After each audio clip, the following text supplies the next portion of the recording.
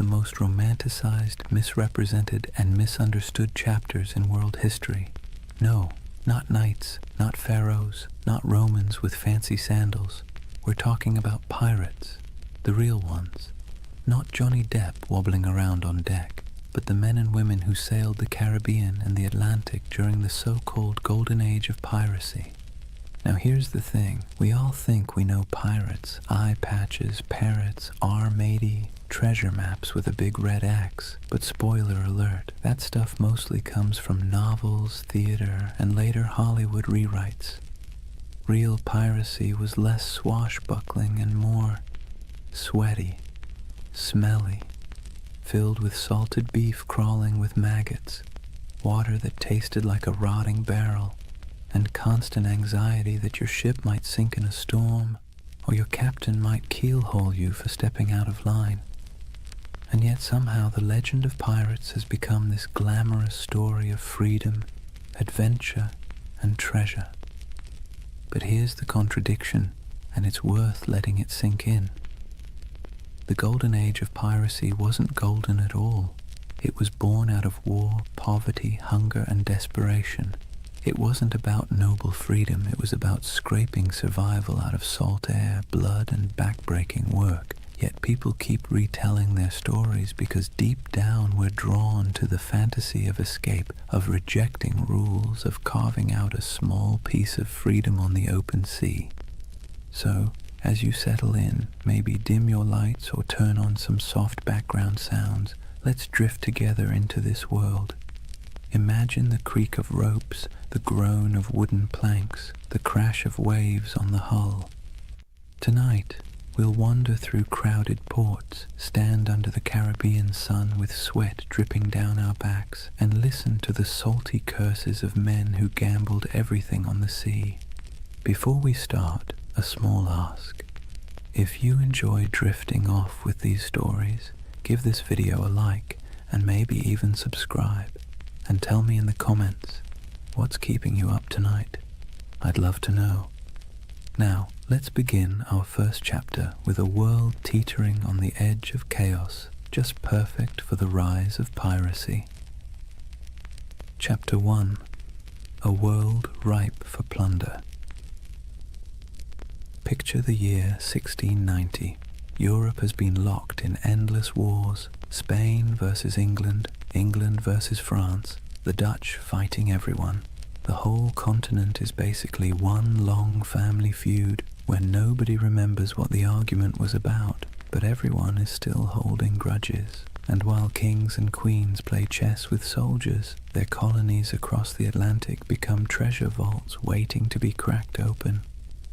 The Caribbean at this time was a furnace, not just from the heat, though the sun baked everything in a way that made even the shadows shimmer, but because it was where European empires collided, traded, and stole from one another. Spanish galleons hauled silver from Peru and Mexico, loading it into massive convoys that lumbered across the ocean toward Spain. English, French, and Dutch merchants sailed their own fleets filled with sugar, rum, tobacco, and enslaved Africans, commodities that would fuel entire economies back in Europe. The ports were alive with contradictions. Imagine standing on the docks of Port Royal in Jamaica around 1700. The smell hits you first: tar, rum, smoke, and human sweat. Dock workers shouted in a dozen languages, sailors stumbled drunk, their shirts stiff with salt, elegant merchants in powdered wigs strutted past barefoot fishermen hauling nets of twitching fish. The soundscape was relentless, donkeys braying, sailors cursing, coins clattering on wooden counters, priests mumbling blessings, cannons occasionally booming in the harbor just to remind everyone who was in charge. And here's the irony. These bustling colonial ports were supposed to be the crown jewels of empire, but they were also perfect breeding grounds for lawlessness. Governments thousands of miles away tried to impose order, but the reality was chaos. Governors took bribes, soldiers deserted, officials looked the other way when merchants smuggled contraband.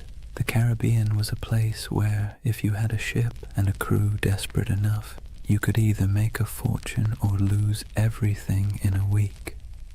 Now think about the sailors themselves. Life at sea under a Royal Navy wasn't glamorous. It was miserable.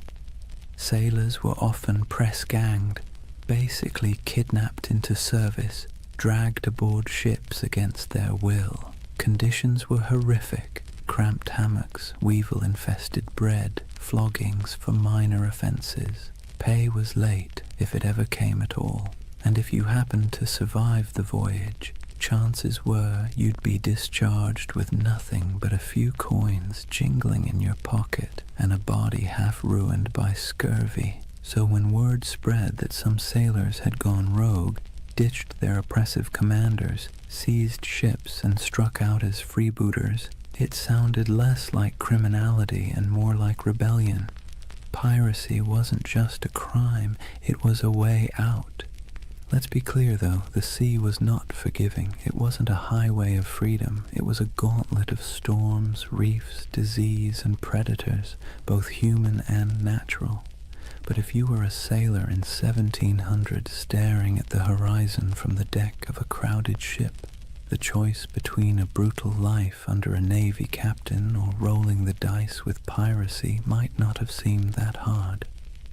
By the turn of the century, the Caribbean had become what you might call a floating economy of risk. On one side, kings, merchants, and governors trying to keep order. On the other side, a growing army of dispossessed sailors, mercenaries, and adventurers who decided order was overrated. All it took was the right moment, a gap in empire, a weakly guarded convoy, a ship with sails trimmed just so, and fortunes could be made overnight. And so, with every galleon groaning under the weight of silver, every sugar plantation coughing up profits, and every port overflowing with sailors who'd had enough of being cheated, the stage was set. The Golden Age of Piracy wasn't born out of nowhere. It was baked into the world itself, into the trade routes, the wars, the greed, and the desperation. The seas were ready, and so were the men who would plunder them. If the late 1600s and early 1700s had a theme, it would be everybody's exhausted, broke, and kind of angry. Europe's great powers had been at each other's throats for decades, and while kings and queens could patch up peace treaties, the wars left a trail of wreckage that stretched across the Atlantic. And in that wreckage, piracy took root. Take Spain, for example. Once upon a time, Spain was the big kid on the block. They had the gold, the silver, the fleets, and the swagger to call themselves masters of the New World. But by the late 1600s, their empire looked less like a shining crown and more like a rusty bucket with holes. Wars drained their coffers, silver shipments were constantly raided, and their ships, once the pride of the seas, were often outdated and slow. Spain still had territory, but its grip was slipping, and everyone else smelled the weakness. England wasn't doing much better. Sure, they were clawing their way toward global power, but back home, ordinary sailors were being tossed around like dice in a rigged game.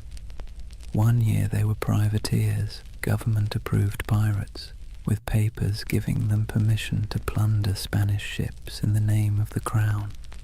Then, suddenly, the war ended. The crown said, "Thanks for your service," and those same men were dumped ashore with no pay, no prospects, and no sympathy. Imagine fighting for your country, risking death a dozen times only to be told you were now just another unemployed vagrant clogging up the docks. The Dutch Republic had its own story. Once dominant traders, their fleets crisscrossed the globe, but wars with England and France chewed through resources, leaving fewer jobs for sailors and merchants. France, meanwhile, under the grandiose reign of Louis XIV, spent lavishly on wars, palaces, and pretty much anything shiny, leaving French colonies stretched thin and their sailors restless. The result? A perfect storm of unemployed seafarers with skills nobody wanted, except in piracy. These weren't random peasants deciding to play pirate for fun. These were trained men, veterans of naval battles, gunners who could load a cannon in seconds, carpenters who could patch a hull under fire, navigators who could steer through reefs in the dark, armies of skilled but bitter men, all with the same problem. No empire wanted to pay them anymore. And here's where it gets ironic. These empires had essentially created their own monsters. When Spain and England handed out letters of marque, those little slips of paper that legalized piracy during wartime, they encouraged men to attack enemy shipping. Privateers like Sir Francis Drake in the 1500s became national heroes. But once peace returned, those same activities suddenly became criminal. Imagine working for Uber, then one day Uber shuts down and declares, by the way, anyone still driving is now a car thief. That's what happened to thousands of seafarers who had been told plunder was patriotic until it wasn't. So what do you do when the wars end? Your government abandons you, and you still have the skills to handle a ship and fire a cannon. You keep doing what you know best, but now for yourself. You keep raiding ships, you keep seizing cargo, you keep living by the sword, or in this case, the cutlass. Piracy wasn't just desperation, it was habit. It was a profession that governments themselves had encouraged and then tried to disown. This collapse of empire control didn't just happen on land. At sea, the very roots of trade were fragile. Convoys of Spanish galleons might be well defended, but smaller ships carrying sugar or rum often sailed alone. Merchant captains wanted profit, not protection, and cutting corners left them exposed. Add in tropical storms that could scatter fleets like confetti, and suddenly the Caribbean looked less like the King's Ocean and more like a buffet table for anyone bold enough to take a bite. And let's not forget the colonies themselves. Governors sent from Europe often cared more about lining their own pockets than enforcing the law. Some even welcomed pirates, so long as they brought in enough gold or shared enough loot. For struggling outposts like Nassau in the Bahamas, pirates weren't a nuisance, they were the economy. It's hard to enforce anti-piracy laws when half your town depends on stolen goods to survive, so piece by piece the mighty grip of empire loosened. Spain couldn't patrol all its waters. England's navy was stretched thin. France was distracted by continental wars. The Dutch were in decline. And into that vacuum sailed the pirates, men who saw the weakness of kings and decided to crown themselves instead. The collapse of empires didn't just make piracy possible, it made it inevitable. The seas were full of treasure. The navies were too thin to guard it, and the men who knew how to seize it had nothing left to lose. Out of that mix came not just scattered rogues, but an entire era, the so-called Golden Age of Piracy, when men and women from a dozen nations chose the black flag over the king's flag. Let's be clear, piracy didn't appear out of thin, salty air. It was the awkward child of privateering, a sort of legal piracy that governments were perfectly happy to use when it suited them. To understand how privateers turned into pirates, you have to look at how the lines between hero of the crown and villain of the seas were about as thin as a ship's rope after a rat problem. Privateering was, in theory, simple. A government at war, say England against Spain, paper saying, "Go ahead, raid enemy ships, keep a cut of the loot, and send us our share." It was piracy, but with paperwork. Sir Francis Drake did it in the 1500s, sacking Spanish ports and coming home loaded with plunder. England called him a knight. Spain called him a criminal. One man's pirate was another man's patriot. Fast forward to the late 1600s, and the system was still in play.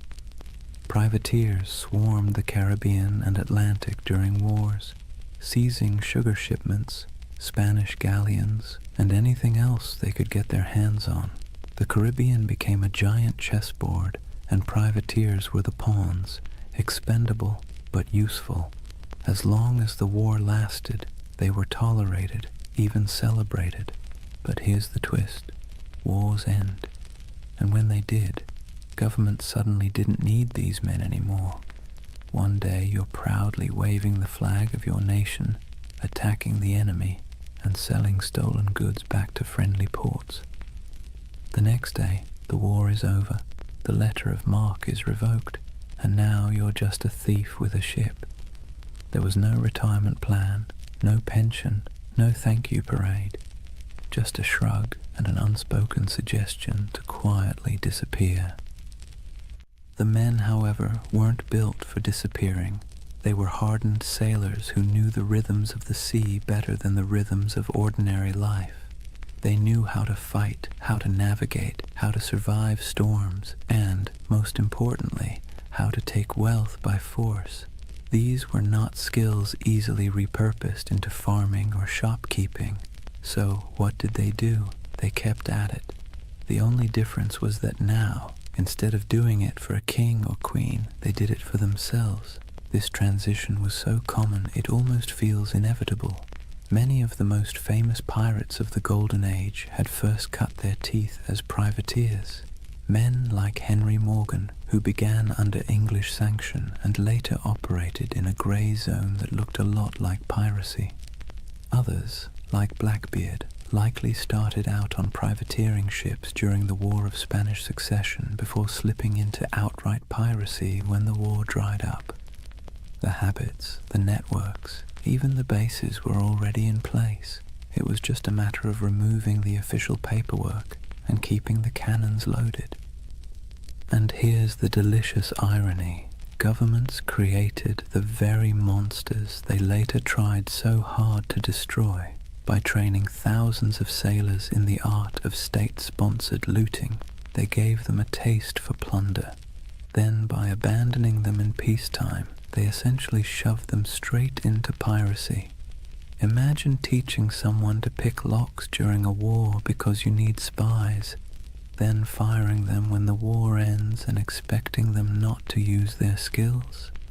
Of course they'll keep picking locks, only now it's your house. There was also the question of identity. Once a man had lived as a privateer, free from the crushing discipline of a navy, sharing loot with his mates, and living by the tides, could he really go back to scrubbing decks under the bark of some lieutenant? Navy life was brutal, punishments were harsh, pay was low, and the class system was rigid. By comparison, the life of piracy, even with its hunger, storms, and risk of hanging, offered more equality and excitement. It wasn't just survival, it was liberation from the grind of the empire. Ports like Port Royal in Jamaica and Tortuga off Hispaniola blurred the line even further. Merchants there didn't care if the goods were captured legally or not. Sugar, silver, rum, if it could be sold, it was welcome. Tavern owners, traders, even governors quietly winked at piracy, especially when it brought wealth into their struggling economies. Some governors even kept pirates as unofficial attack dogs, unofficial allies when convenient, expendable scapegoats when politics shifted. So, from privateers to pirates wasn't a sharp break. It was more like a slow, sloping slide into the inevitable. Men who had been celebrated for plundering Spanish ships found themselves doing the exact same thing, only now branded as criminals. And they embraced it, because what was the alternative? Starvation, subservience, a return to naval whippings and starvation wages? No thank you. Better to live on your own terms, however short that life might be. It's easy now to think of pirates as chaotic rebels who suddenly popped up to terrorize the seas. But really, they were a byproduct of empire, born from its wars, abandoned in its peace, and sustained by its greed.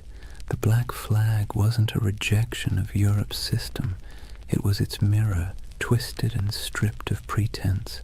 So when we picture those ragged sails appearing on the horizon, it wasn't random lawlessness at sea.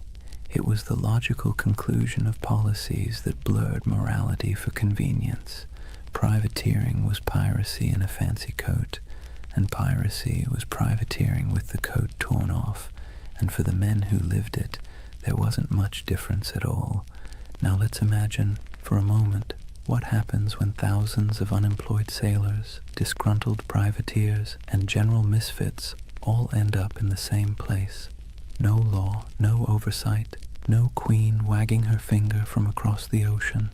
Just wide open seas, islands thick with sugarcane and palm trees, and ports desperate for trade, even if that trade came dripping with blood.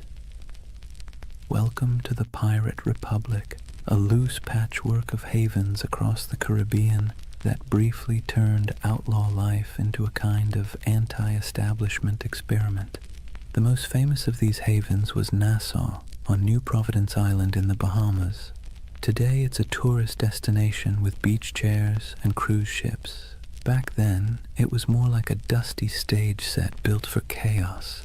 The island's harbor was shallow, perfect for the smaller, nimble pirate ships, but treacherous for the heavier navy vessels. That natural advantage made Nassau nearly untouchable, and so it blossomed into the unofficial capital of piracy. If London was the beating heart of empire, Nassau was the loud, drunken laugh echoing across the Atlantic. Life in Nassau was a strange mix of desperation and freedom.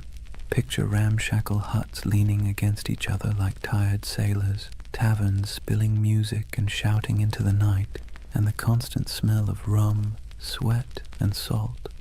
Pirates from every corner of the Atlantic crammed together, English, French, Dutch, African, even a few indigenous sailors who'd escaped the crushing grip of European colonization. The result was something Europe would never have tolerated back home, a society stitched together by outcasts, running on booze, barter, and the occasional cannon. What made it so intoxicating was the sense of equality. A runaway slave could find a berth on a pirate ship and suddenly be treated, at least relatively speaking, like an equal. A woman could dress as a man, grab a cutlass, and carve her place on deck. Anne Bonny and Mary Read, two of the most famous pirates in history, lived that very reality. The rigid hierarchies of Europe, lords and serfs, captains and peasants, broke down in Nassau's taverns. Everyone was broke, everyone was sunburned, everyone was one bad decision away from the noose. That kind of shared peril made for a twisted kind of democracy. And then there was Tortuga off the coast of Hispaniola. French buccaneers had started it as a base in the 17th century, and over time it became another pirate haunt. Tortuga was wilder, less organized than Nassau, but it shared the same energy, a place where authority didn't reach. Port Royal in Jamaica, before an earthquake literally dropped half of it into the sea in 1692, was the original pirate playground. It was called the wickedest city on earth, a place where taverns outnumbered churches and every second house was either a brothel or a gambling den. Imagine Las Vegas, but with more cannons and fewer neon lights. These places weren't just drunk paradises, they were strategic. Pirates needed somewhere to fix ships, sell stolen goods, and recruit new crews. Without havens, piracy would have been short-lived. With them, it flourished. Merchants, governors, and tavern owners often looked the other way, because piracy was good for business. Silver, sugar, indigo, rum, it all flowed into these ports. And once it was in the market, who really cared where it had come from? The world's first free trade zones, if you like, just with more swashbuckling. The dream of the Pirate Republic was intoxicating because it offered what Europe didn't: freedom from rigid social classes, for the sailor who'd been whipped half to death on a navy ship, for the indentured servant who had been treated like disposable property, for the runaway enslaved person. Nassau or Tortuga was a chance to live on your own terms. Yes, those terms often meant short lives, disease, and eventual capture. But for a fleeting moment, the Pirate Republic offered something resembling equality. It was messy, chaotic, and fueled by rum, but it was theirs. It's easy to romanticize this as some proto-democracy at sea, and in truth, pirates weren't building utopias. They fought among themselves, they drank themselves half to death, and they betrayed each other when the loot was good enough. But there was a kernel of something radical here. Ordinary people, most of them poor, illiterate, and cast aside by empire, were writing their own rules. Captains could be voted out. Plunder was divided more fairly than wages in most European jobs, and there was a sense, however fragile, that out here in the Caribbean heat, you weren't just surviving, you were free. Governments, of course, hated it. To them, the Pirate Republic was an insult, a slap in the face of civilization. They saw it as a cancer spreading across the Caribbean, undermining trade and embarrassing the crown. And so, predictably, they began plotting its destruction. But for a brief, shining decade or two, the dream held. A world of tattered sails and lawless harbors, where outcasts became rulers, if only of themselves. So when you hear the phrase Pirate Republic, don't imagine marble halls or noble ideals.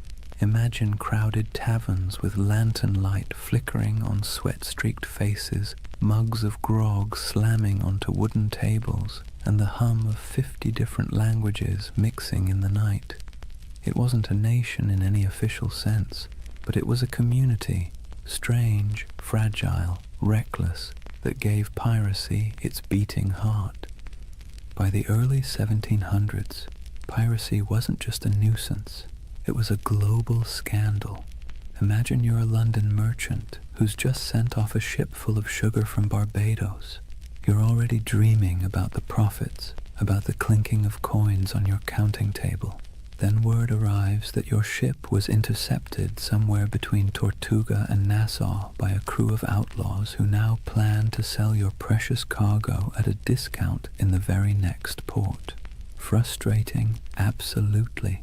Embarrassing, even more so. And it wasn't just London merchants, Dutch traders, French planters, Spanish governors. Everyone had a stake in the Caribbean economy, and pirates cut into all of them like barnacles on a hull. News of piracy spread quickly, carried in letters, pamphlets, and gossip that traveled almost as fast as the ships themselves. In coffee houses in Amsterdam or taverns in Boston, people swapped stories of Blackbeard's blockade of Charleston or of Bartholomew Roberts capturing hundreds of vessels. Pirates became both feared and oddly admired, the same way we talk about celebrities who behave badly. They were disruptive, scandalous, but undeniably fascinating. Governments tried to project strength, but the truth was they were embarrassed. The Caribbean was supposed to be proof of European dominance, a playground of plantations, trade, and naval power. Instead, it was crawling with independent outlaws who mocked imperial authority with every stolen sail. Spain, already stretched thin across its empire, struggled to protect the treasure fleets. England, riding high after victories in European wars, now had to explain why ragged men in patched coats could blockade entire colonial cities. France and the Dutch weren't faring much better. In a world obsessed with image, piracy made the great powers look incompetent. What made it worse was that ordinary people were often rooting for the pirates, at least quietly. Think about it. If you were a poor sailor in Bristol, or an indentured servant in Jamaica, or even a small-town farmer in Virginia, Who would you rather cheer for? The faceless merchants and noble families who controlled your taxes, or the ragtag crews who thumbed their noses at authority and spread the loot, sometimes literally, among the lower classes? Pirates had a populist appeal. They were villains to the elite, but folk heroes to the downtrodden.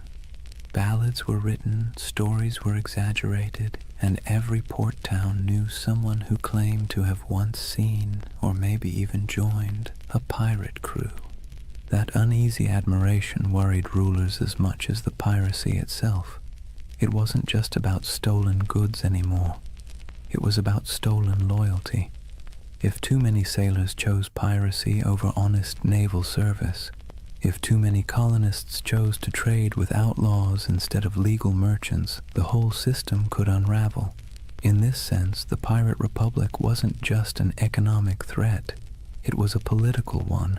It represented a kind of freedom, however messy, that stood in direct contrast to empire.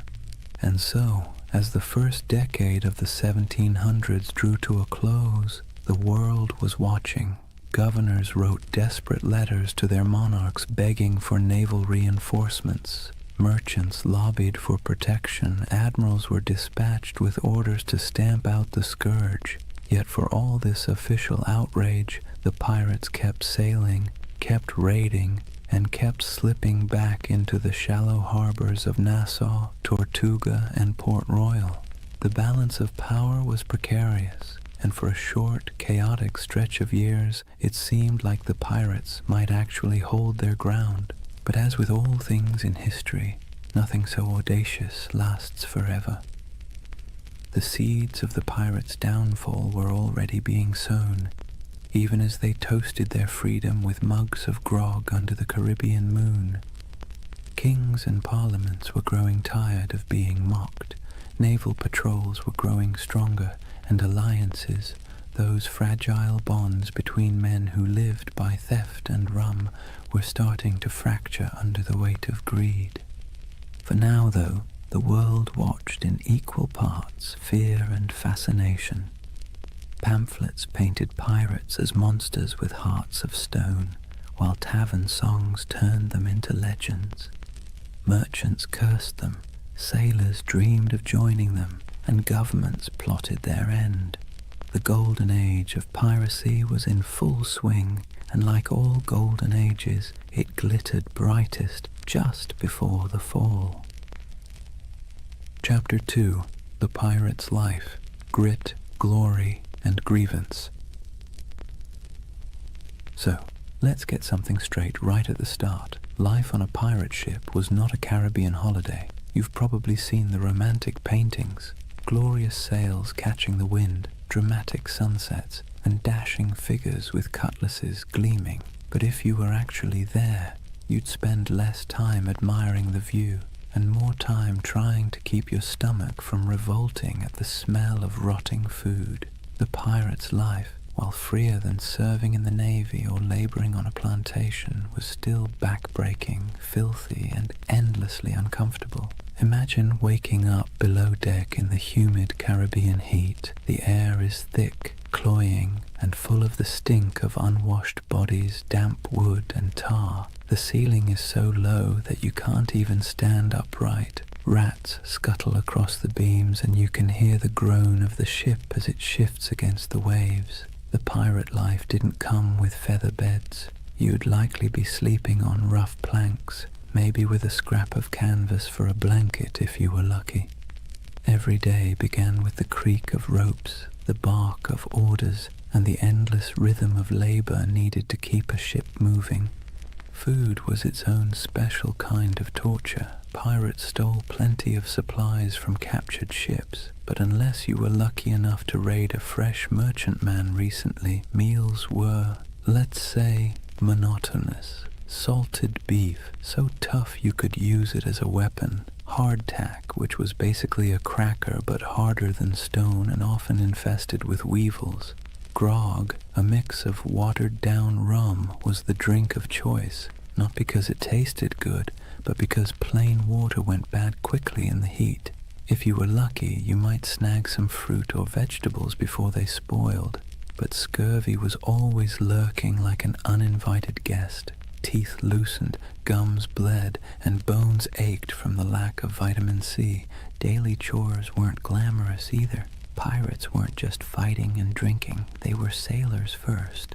That meant scrubbing decks, mending sails, climbing rigging slick with salt spray, and bailing water from the hold during storms. And storms, by the way, were constant reminders that the sea itself was often more dangerous than any enemy. A hurricane could scatter a fleet in hours, leaving survivors clinging to driftwood while their dreams of plunder sank to the bottom.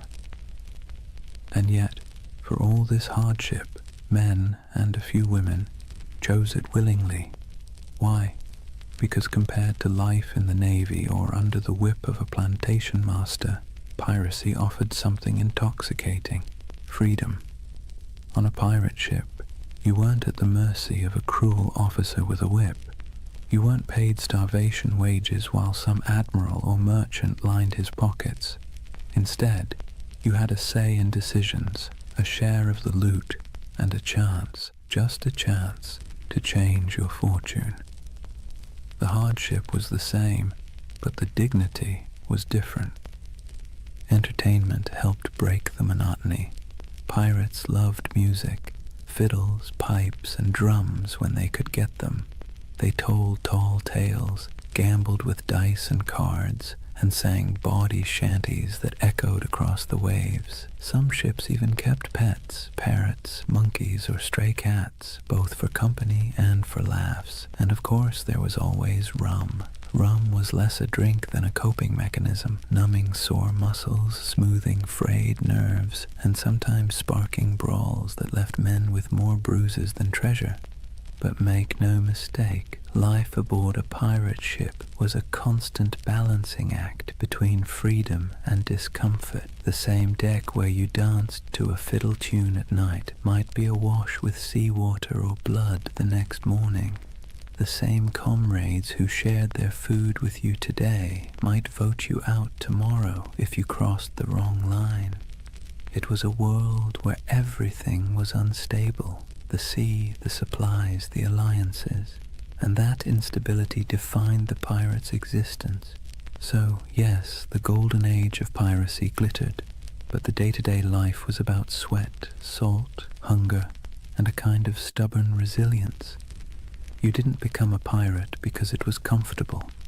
You became one because, for all its stink and danger, it gave you control of your own fate, at least for a while.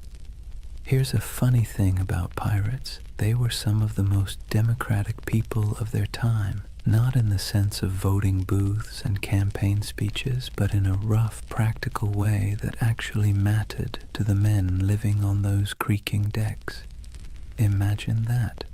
While monarchs squabbled over crowns back in Europe and kings claimed they ruled by divine right, pirates were out on the high seas voting on who got to be in charge. When a crew formed, the first order of business wasn't just raiding a Spanish galleon. It was drawing up what they called the Articles. These were pirate constitutions, handwritten agreements that spelled out everything from how loot would be divided, to punishments for theft, to the share of compensation if you lost a limb in battle. And yes, pirates had a kind of early insurance system. If you lost an arm, you might get 600 pieces of 8, a leg, maybe 800. It wasn't exactly health insurance with a friendly provider, but it was better than what the average soldier got on land, which was nothing at all. The articles also set limits on behavior: no gambling below deck, lights out at a certain hour, no deserting in battle. And yes, they often forbade bringing women on board, though that rule was broken often enough to be almost comical. These weren't arbitrary rules, they were survival tactics. A pirate ship was a pressure cooker of bad food, bad hygiene, and too many strong personalities packed into too small a space. Without rules, things would have descended into chaos faster than you can say. Mutiny. Now, the captain wasn't an untouchable figure like on a Navy ship. Pirate captains were elected by the crew, and they could be voted out just as easily. If a captain was too reckless, too stingy with loot, or just too annoying, the crew could replace him with someone else. This was radical for the 17th and 18th centuries. Imagine a farmhand in Europe marching up to his landlord and saying, "Sorry mate, we've had a vote and you're fired." Unthinkable. But on a pirate ship, that was just Tuesday. Of course, the captain still held real authority in battle. When cannonballs were flying and boarding parties were scrambling across decks, someone had to make quick decisions. But outside of combat, his power was checked by the quartermaster. The quartermaster was like the ship's accountant and judge rolled into one. He handled supplies, settled disputes, and distributed plunder according to the articles. He was the balance to the captain, ensuring one man didn't hoard all the power or all the silver. Speaking of plunder, here's where pirates really stood out. On most navy or merchant ships, ordinary sailors got scraps. Captains and owners took the lion's share. Pirates, by contrast, split loot far more evenly. Yes, captains and officers usually got larger shares, but the gap wasn't massive. A captain might get 2 or 3 shares, while a common sailor got 1. Compare that to the Navy, where a captain could rake in a fortune while the sailors were paid in arrears, if at all. For men used to being at the bottom of the social ladder, this was revolutionary. This system created a sense of buy-in. Everyone had a stake in every raid. Everyone had a voice. It's one reason pirate crews could be so terrifyingly effective. They weren't being flogged into action by some officer. They wanted to fight because victory meant coin jingling in their pockets. Cold, heavy, jangly, deliciously spendable coin. It's tempting to see this pirate democracy as noble or progressive, but let's be clear, it wasn't about ideals. It was about practicality. Pirates knew they lived hard, dangerous lives. They needed a system that kept people motivated, minimized infighting, and gave everyone a reason to stick together when things got ugly. Fair shares and voting rights weren't about enlightenment. They were about survival. Still, there's something oddly charming about it. At a time when peasants were tied to land and sailors in navies were practically prisoners, pirates carved out their own rough republics. Nassau in the Bahamas was famously called a pirate republic, and while that sounds grand, it was mostly a sandy haven of broken-down taverns, makeshift huts, and a whole lot of rum. But for the men who had once been whipped by naval officers or cheated by merchant captains, it was paradise. So picture it, a ship rolling gently on the waves, men gathered on deck, a set of articles being read aloud by lamplight, each pirate nodding, agreeing to the rules, knowing that at least here, on this rough plank of wood floating in a dangerous sea, their voice mattered. It wasn't democracy as we think of it today, but it was a kind of freedom most of them had never known before. One of the most brilliant things pirates ever did wasn't about cannons or cutlasses, it was branding. Pirates understood that half the battle was won before the first shot was fired, and their greatest weapon wasn't always steel, it was fear. They cultivated it, packaged it, and sold it with skulls and crossbones. Let's talk about the Jolly Roger. That iconic black flag wasn't just for show, it was psychological warfare. Picture yourself as a merchant sailor in the Caribbean. You're already nervous. The sea is treacherous, storms are brutal, and half your crew is seasick. Suddenly, you spot a ship on the horizon raising a black flag, its canvas snapping in the wind. Painted on it is a grinning skull, a pair of crossed bones, maybe even an hourglass dripping sand. You know instantly these are not friendly visitors. You have a choice: surrender and hope for mercy, or fight and almost certainly die. And here's the genius. Most merchant crews didn't fight. They gave up. Pirates knew that if they could terrify you into surrender, they could plunder your ship without firing a shot, without losing a man, and without wasting precious gunpowder. The Jolly Roger was essentially the world's first corporate logo, and it worked like a charm. But flags weren't the only symbols. Pirates loved spectacle. Some captains made themselves into walking horror shows. Blackbeard, for example, tied slow-burning fuses into his beard before battle. Imagine a man storming across your deck with his hair literally on fire, eyes wild, smoke curling around his face like some demon from the deep. That's not just intimidation, that's theater. He was turning himself into a nightmare that sailors would retell in every port from Jamaica to London. Superstition also ran deep. These were men who spent their lives on the unpredictable sea, so of course they looked for signs, omens, and rituals. Whistling on board was considered bad luck because it might whistle up a storm. Bananas were famously avoided on ships, tied to tales of vanished vessels and mysterious deaths. Cats, on the other hand, were seen as good luck, their twitching tails thought to calm the winds. Some pirates tattooed symbols for protection, crosses, anchors, mermaids, inked in crude lines that doubled as badges of identity and talismans against doom. Then there were the rituals before battle.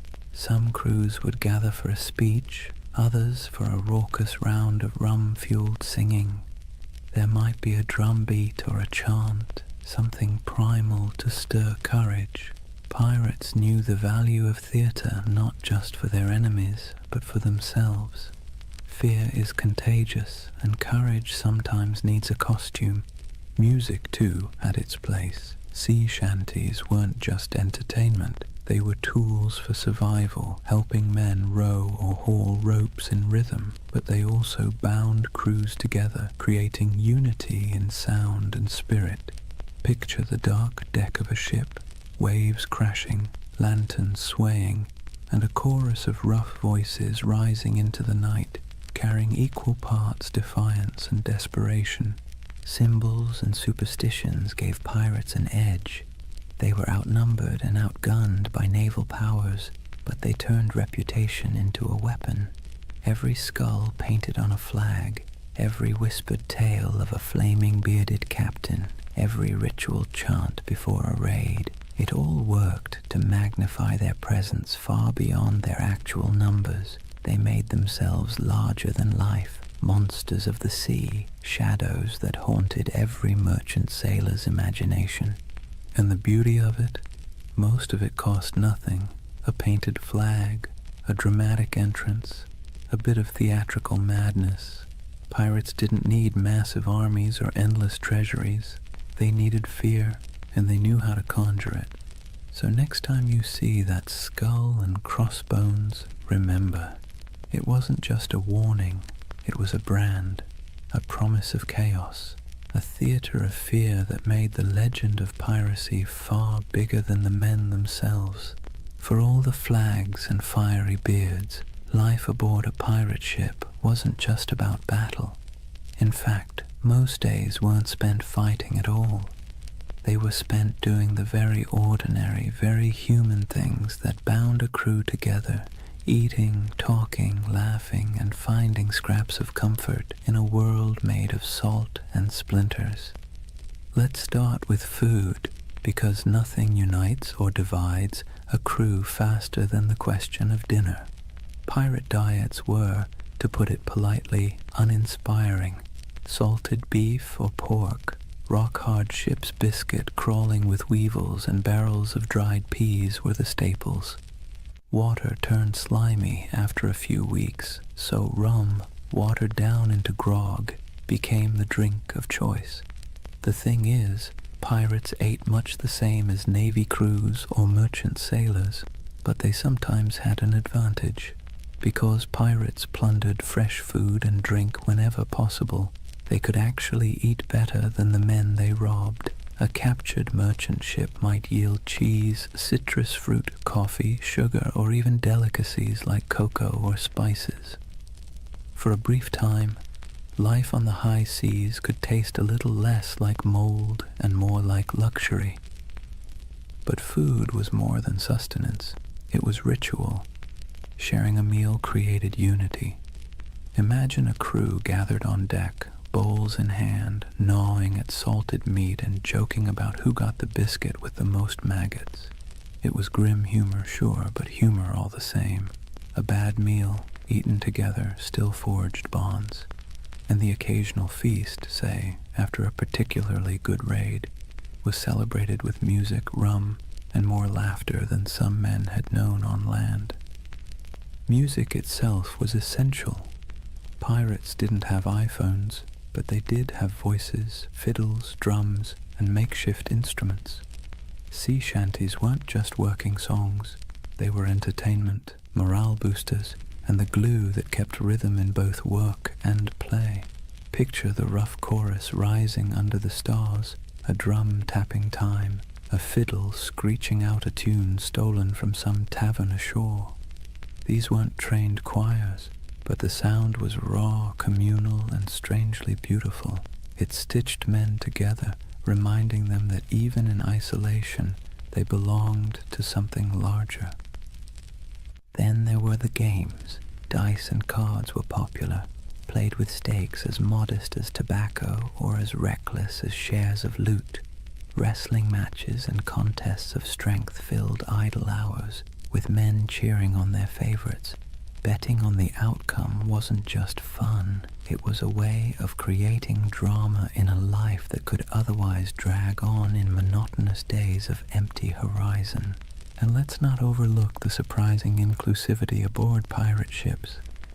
Escaped slaves often joined pirate crews, where they could earn equal shares of plunder instead of chains. Women, though rare, found roles too, sometimes as disguised sailors, sometimes openly accepted as fighters or partners. Life aboard a pirate ship was brutal, but in its own odd way, it offered opportunities for outsiders that rigid societies on land never would. In these small details, the shared meals, the rowdy songs, the roll of dice, we see the human side of piracy. Beneath the myth of cutthroats and raiders was a community of men and women who found ways to survive, to laugh, and even to belong. Their ships were floating worlds, part prison, part family, part workplace, part tavern. And while the dangers of storms, disease, and naval patrols never disappeared, these ordinary moments gave piracy its texture, the rhythm of humanity beneath the roar of cannons. So when you picture pirates, don't just imagine black flags and treasure chests. Imagine the sound of dice clattering on a barrel lid, the smell of salted pork frying in a pan, the laughter of men half drunk on rum, and the scratchy notes of a fiddle floating over the sea at night. That too was the pirate's life, not just violence and fear, but moments of messy, ordinary humanity carved out in the vast loneliness of the ocean. For all the adventure, freedom, and strange democracy of pirate life, you have to ask the question, why did so many men and a few women decide that piracy was worth the risk of hanging, drowning, or dying from scurvy in some forgotten corner of the sea? The answer, as usual, has less to do with romance and more to do with grievance. Pirates were not born with skulls and crossbones on their flags. Most of them were men who had been used, abused, and discarded by the very empires that later called them criminals. Take the average sailor in the early 1700s. His life was a cruel contract, low pay, brutal discipline, and punishments that bordered on torture. The British Navy in particular ran on forced service. Impressment gangs snatched men off the streets, dragging them aboard ships where they might serve years against their will. Once aboard, they were flogged for minor infractions, fed poorly, and often paid late, if at all. It was a life so grim that joining a pirate crew, where you at least got a vote, a share of plunder, and the occasional feast, looked less like criminality and more like opportunity. Then there were the privateers.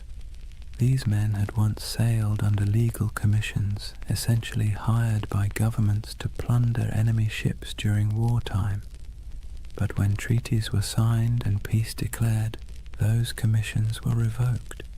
Overnight, skilled sailors became unemployed and unwanted. Some went home to poverty. Others, unwilling to give up the taste of plunder or unable to find work, simply kept raiding. The difference was only paperwork. Yesterday's patriot privateer was today's villainous pirate. Economic desperation played its part too. Europe churned with unemployment, inequality, and waves of displaced workers. Colonies offered work, but much of it was brutal plantation labor or indentured servitude. If you were poor, your choices were few. Toil endlessly for scraps on land, serve miserably in the navy, or gamble your life on piracy, where at least the rewards were immediate, tangible, and occasionally extravagant. Even a short run of luck could mean pockets full of coin, fine clothes stripped from captured merchants, or a chance to live like a king for a few weeks before it all fell apart. And make no mistake, piracy was a protest of sorts. Pirates didn't just steal. They struck at the heart of the empires that had used them. They targeted Spanish treasure fleets, English merchants, and French plantations. Their defiance wasn't couched in noble speeches, but in cannon fire and audacious raids. To kings and governors, they were parasites. To many of the poor, they were folk heroes, men who thumbed their noses at the powers that had left them to starve. But grievances went deeper than economics. Pirates carried personal grudges, captains who had beaten them, navies that had cheated them of wages, merchants who had treated them as expendable. To hoist the black flag was not only to seek fortune, but also to take revenge on a world that had never cared if they lived or died. So when you picture pirates shouting and firing cannons, remember the bitterness beneath it all. Their laughter around the rum barrel was fueled by the knowledge that they had nothing to lose and everything to snatch. Their democracy at sea was born not from lofty ideals, but from anger at systems that had denied them dignity on land. Piracy was grievance turned into lifestyle, protest turned into plunder. That's why the Golden Age of Piracy still lingers in our imagination. Beneath the noise of cannons and the gleam of treasure, it was the story of men who had been pushed too far, who decided that if the world offered them no justice, they would carve out their own, on their own terms, with black flags snapping in the wind. Chapter 3. Legends of the Black Flag. If the first half of piracy's golden age was about survival, grievance, and reinvention, the second half was about faces, human faces, twisted into masks of legend. Because when we talk about pirates, we rarely remember the ordinary nameless sailor swabbing the deck or the hungry man who joined a crew for a share of bread and rum. We remember the icons, the ones whose names still echo like thunder across centuries: Blackbeard, Calico Jack, Anne Bonny, Mary Red, and Bartholomew Roberts. They were larger-than-life figures, painted by both truth and exaggeration, until they became less people and more symbols of defiance. Take Edward Teach, better known as Blackbeard. He understood something fundamental about human nature. Fear gets results. He grew his beard long and black, twisting it into braids tied with slow-burning fuses. Before battle, he would light them so smoke curled around his face, making him look like a demon rising from the sea. The truth? He may have killed fewer men than you'd think, often relying on intimidation to win without a fight. But his legend was so terrifying that many surrendered without firing a shot. It was theater as much as piracy, and it worked. Then there was Calico Jack Rackham, named for his fondness for bright, flamboyant clothing made of calico. He wasn't the most successful pirate, nor the most ruthless, but he had something else: charisma. He cultivated an image of style, flair, and daring, hoisting a version of the Jolly Roger with crossed swords beneath a skull. His exploits were bold but often bungled, yet his story endures because of the people he sailed with. Two of the most famous women pirates in history, Anne Bonny and Mary Red, broke every rule written by their time. Both disguised themselves as men when necessary, fought alongside their crewmates, and shocked the world by simply existing in a profession supposedly reserved for brutal men. They cursed, they carried pistols, and they demanded to be treated as equals. Stories tell of Anne shouting at her fellow pirates during a fight, furious that they were cowering below deck while she and Mary stood on, firing back at attackers. Were all the tales true? Probably not. But the image of two women wielding blades under the black flag has been impossible to forget. And then there was Bartholomew Roberts, Black Bart. Unlike Calico Jack, he was ruthlessly effective. Roberts captured more than 400 ships in his career, making him arguably the most successful pirate of the era. He dressed extravagantly, wore a crimson waistcoat in battle, and carried himself with the stiff pride of a gentleman gone rogue. He turned piracy into a system, drilling his men like a navy and enforcing discipline that other captains might have laughed at. If Blackbeard was terror and Calico Jack was style, then Roberts was efficiency, a man who turned plunder into a full-time industry. These figures didn't just survive, they thrived because they understood the power of story. Pirates lived and died quickly, but their reputations could sail farther than any ship. Merchants whispered their names in fear, tavern-goers retold their exploits in drunken awe, and pamphleteers in London exaggerated every detail to sell more copies. Legends inflated as fast as the sails of a ship in strong wind, until the line between man and myth blurred completely. So when you picture the Golden Age of Piracy, don't just imagine faceless crews swarming merchant ships. Picture these icons at the prow, beards smoking, calico shirts blazing with color, women fighting defiantly against all odds, crimson jackets flashing in the sun. They were performers as much as criminals, masters of spectacle, writing themselves into history by sheer audacity. That's why they endure, not because they lived long lives, they didn't, but because they played their roles so well that centuries later we still remember their stage. If pirates were actors on the stage of the sea, then Edward Teach, Blackbeard, was the undisputed director of horror. He understood better than almost anyone else that violence wasn't always necessary if you could make your enemies believe it was inevitable. His greatest weapon wasn't his cutlass or pistols, but the terrifying image he constructed of himself. Imagine this. You're a weary merchant sailor, your ship heavy with sugar and rum, when you spot a vessel in the distance. Its sails are patched but full, its hull dark and looming, and then you see him. A giant of a man with wild, coal-black hair and a beard so thick it looks like it's swallowing his face. He's tied slow-burning fuses into his braids, sparks spitting, smoke curling around him as if he's stepped straight out of hell. The sight alone is enough to send shivers through the toughest crew. Guns are loaded, cannons are aimed, but more often than not, the merchant ship simply lowers its colors and surrenders. Why fight when the devil himself has shown up to collect? Here's the funny part. For all his terrifying image, Blackbeard wasn't actually the most bloodthirsty pirate.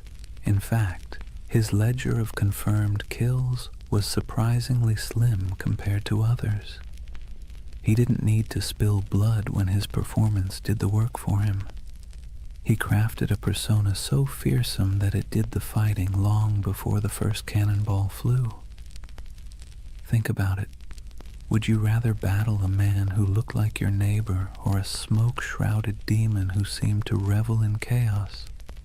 Most captains chose the wiser option and handed over their cargo. Blackbeard also knew the value of spectacle beyond the battlefield. He cultivated stories about himself, feeding into his myth. He'd fire pistols in the air just to startle his own crew. He once blockaded the entire port of Charleston, South Carolina, holding the city hostage until he was supplied with medicine.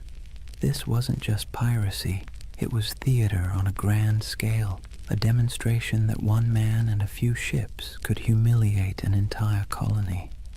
It was both ridiculous and awe-inspiring. But beneath the smoke and noise, Blackbeard was a practical man. He divided plunder with some fairness, treated his crew as partners more than slaves, and knew when to negotiate. He wasn't some mindless brute. He was calculated. His use of fear wasn't just for show. It was a strategy that minimized actual risk. Why fight bloody battles when you can win by reputation alone? Still, his career was short. He rose fast and fell faster. By 1718, the British Crown, tired of his antics and the disruption of trade, decided it had had enough. Lieutenant Robert Maynard lured him into a trap off the coast of North Carolina. In a brutal fight, Blackbeard was shot and slashed repeatedly before finally going down. His severed head was hung from Maynard's ship like a grotesque trophy, a final theatrical image for a man who had lived by performance. And yet, did death end the legend? Not at all. If anything, it sealed it. Blackbeard's ghost was said to haunt the waters where he died, his headless body swimming in the waves, searching for its lost skull. Fishermen swore they saw his spectral ship, the Queen Anne's Revenge, drifting silently across the horizon. Whether or not any of it was true didn't matter. The myth had already outgrown the man. So when you hear the name Blackbeard today, you're not just recalling a pirate.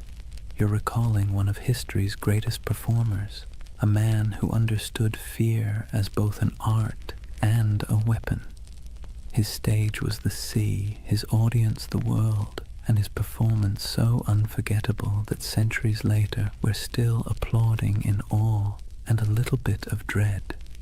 If Blackbeard was the terrifying face of piracy, then John Rackham, better known as Calico Jack, was its fashion icon.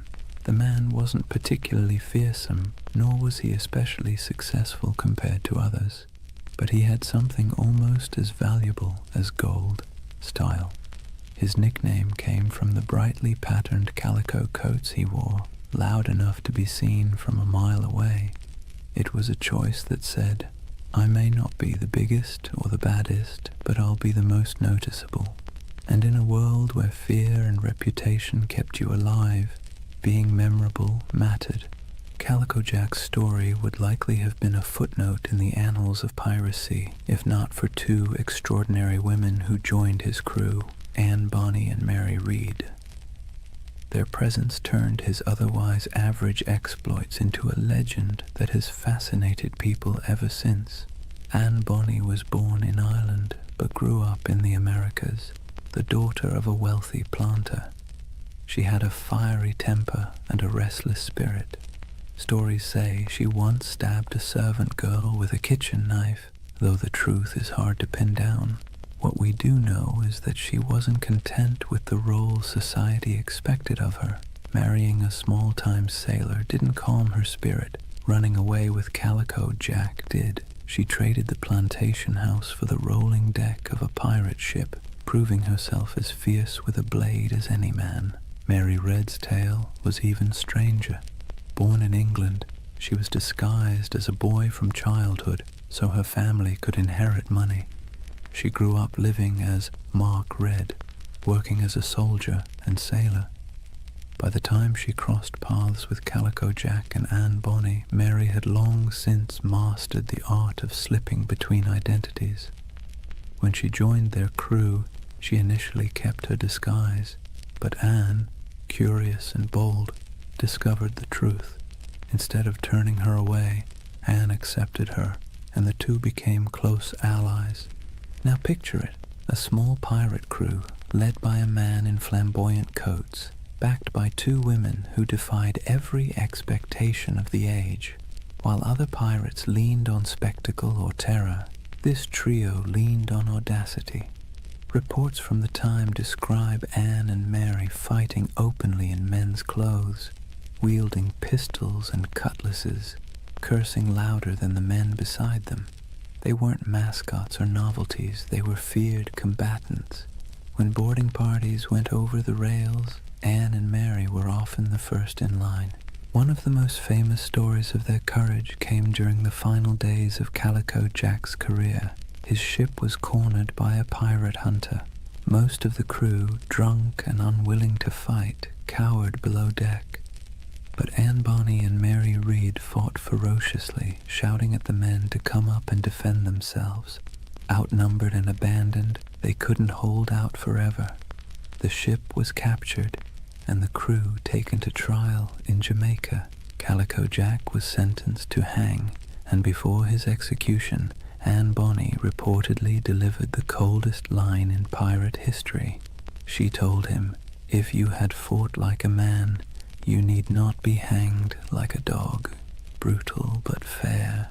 Anne and Mary both escaped the noose by pleading the belly, claiming they were pregnant, which delayed executions. Mary fell ill and died in prison not long after. Anne's fate is more mysterious. Some say her wealthy father intervened to free her, and she lived out her days quietly. Others imagine she slipped back into obscurity, perhaps even finding another ship to sail under a new name. The truth is lost, but the legend remains. Together, Calico Jack, Anne Bonny, and Mary Read embodied a different side of piracy. Not the sheer terror of Blackbeard, but the wild defiance of people unwilling to live within the boundaries society had drawn for them. They weren't the richest or most feared pirates of their age, but they became symbols of rebellion, of choosing freedom over obedience, even if that freedom came at the cost of the gallows. And maybe that's why their story still resonates. Pirates are remembered not just for plunder, but for the dream of living life on your own terms, no matter how brief or dangerous that life might be. When people imagine pirates, they often picture chaos, rowdy drunkards waving swords, shouting curses, and stumbling around the deck. But not all pirates fit that mold. Some, strangely enough, insisted on discipline, manners, and even a touch of elegance. Enter Bartholomew Roberts, also known as Black Bart, the most successful pirate of the Golden Age. Not in legend, but in sheer numbers, the man captured over 400 ships in his career. That's not exaggeration, that's bookkeeping. Roberts wasn't the kind of pirate who stumbled into the life because he liked rum and adventure. He was originally a skilled navigator, forced into piracy when his ship was taken. At first he wanted nothing to do with it, but the pirates saw his talent with charts and stars, and when their captain died, they elected Roberts as the new leader.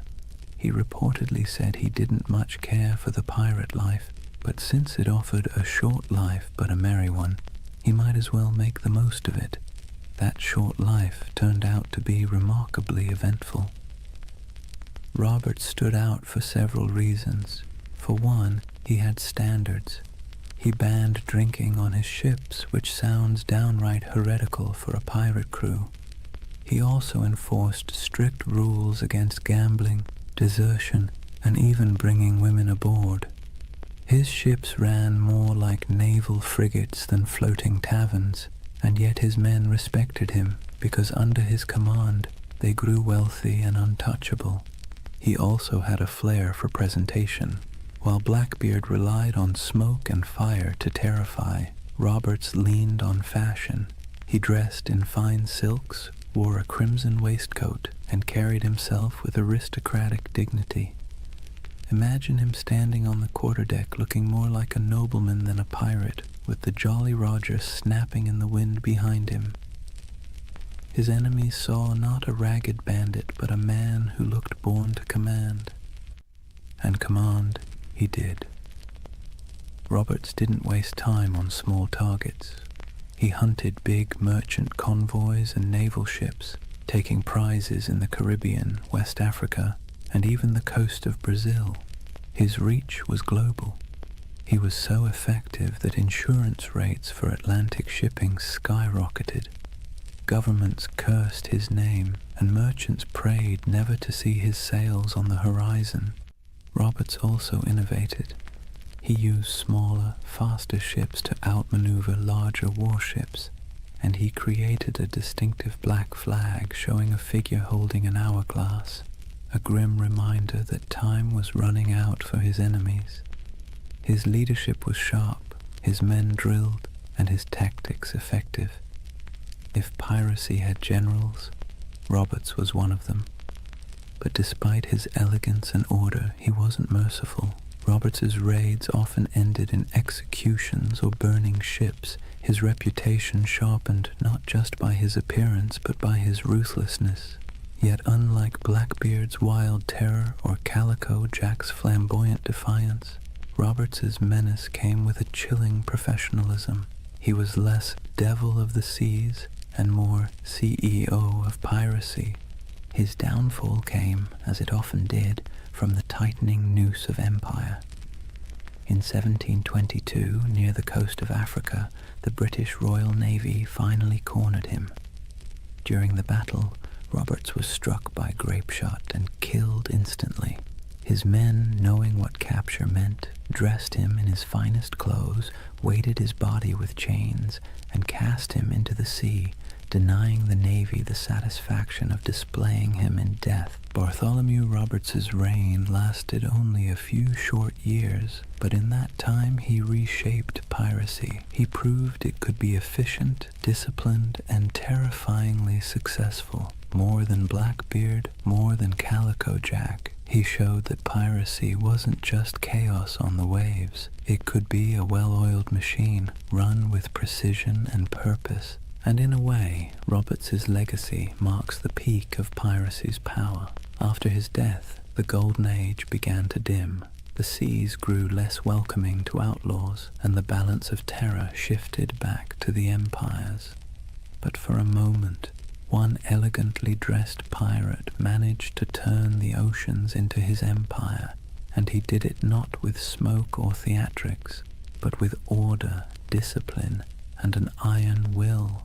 If pirates were remembered only for their hunger, sickness, or sunburn, the Golden Age wouldn't have stuck in our imagination.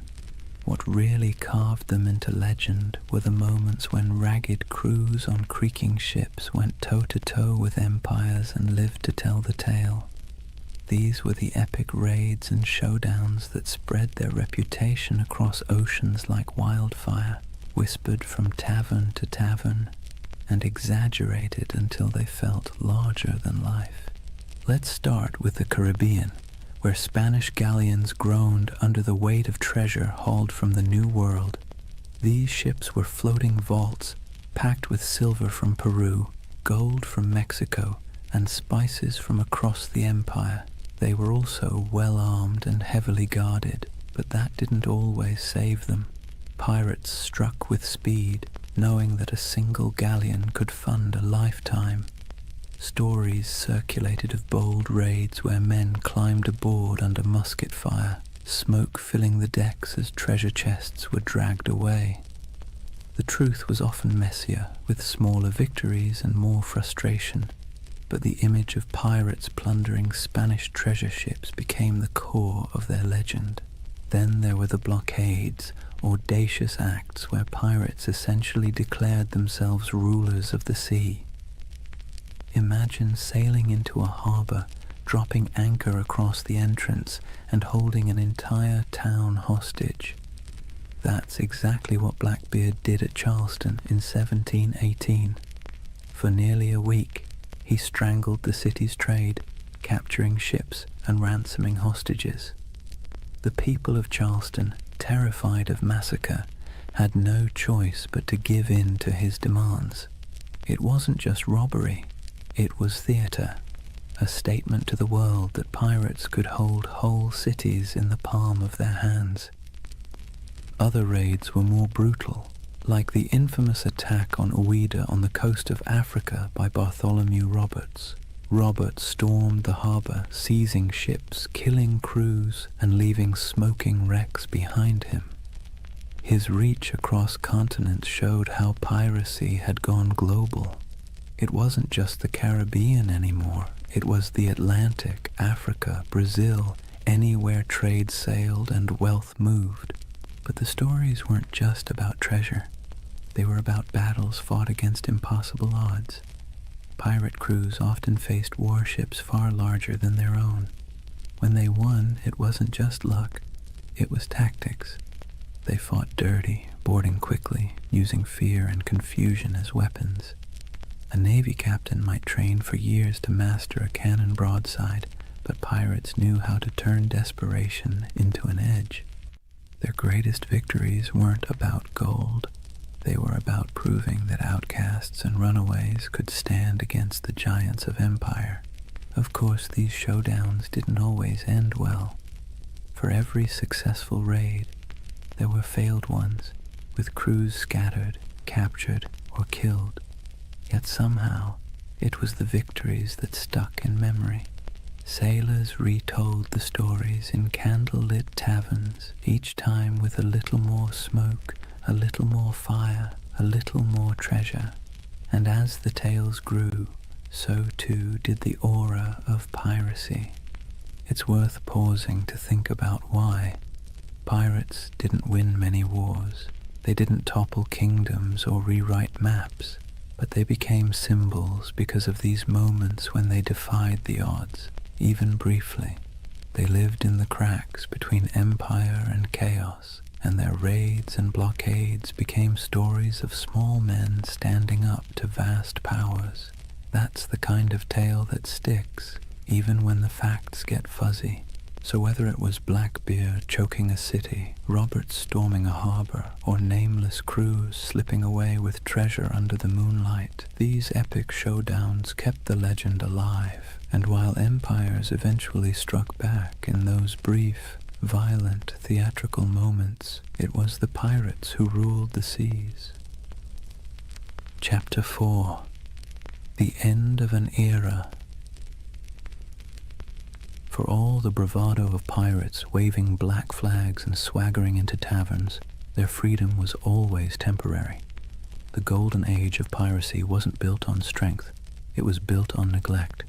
The empires of Europe had been too busy fighting each other to deal with the nuisance of rogue captains. But once the wars settled and merchants began counting their lost profits, the patience snapped. Suddenly, the same kings and governments who once winked at piracy decided it was a scourge that had to be eradicated. Picture the mood in London, Paris, and Madrid in the early 1700s. Merchants stormed into government halls, waving reports of ships lost, insurance rates skyrocketing, and ports paralyzed by blockade. Politicians, who once quietly enjoyed pirate loot filtering through colonial markets, now heard the complaints of bankers and shipping magnates, and when money complained, rulers listened. What followed was a coordinated crackdown, an imperial revenge tour. Naval patrols that once turned a blind eye now prowled the Caribbean.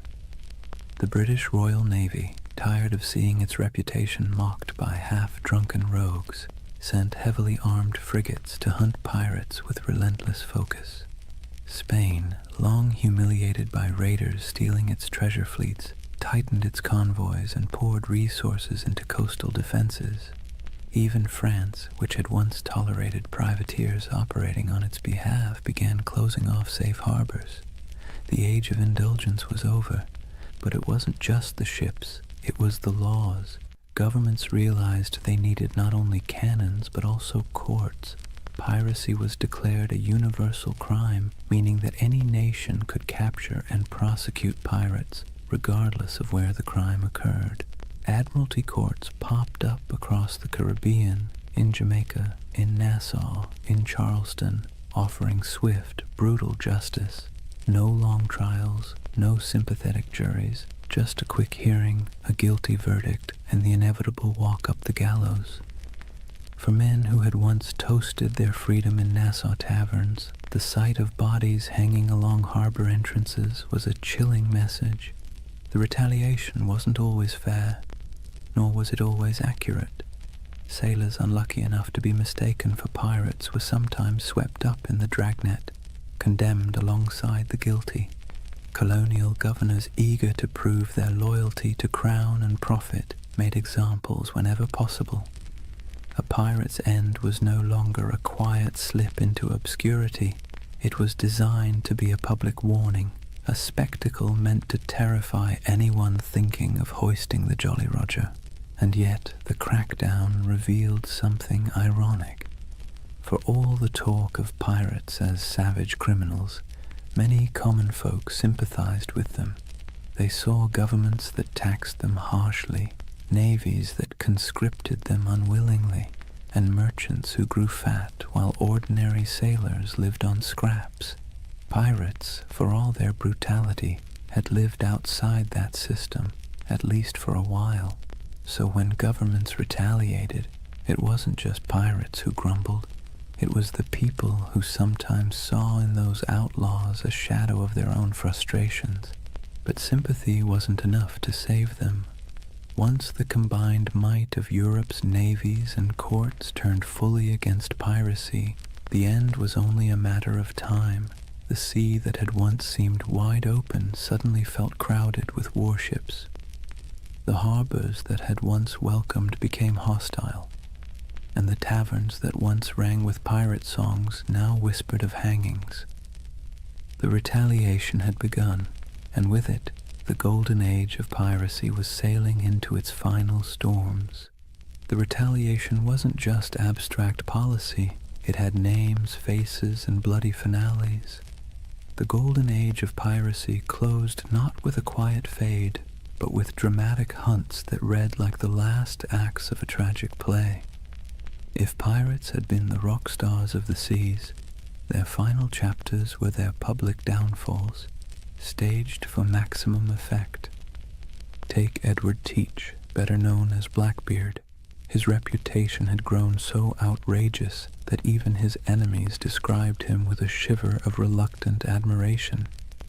He cultivated fear like an artist, braided his beard with smoking fuses, glared from beneath a tangle of hair, and moved through battle with pistols strapped across his chest like a walking arsenal. But in the end, fear was not enough. In November 1718, the British Navy decided Blackbeard had outlived his usefulness as a legend. Lieutenant Robert Maynard sailed out from Virginia with a pair of sloops and cornered him off Ocracoke Island.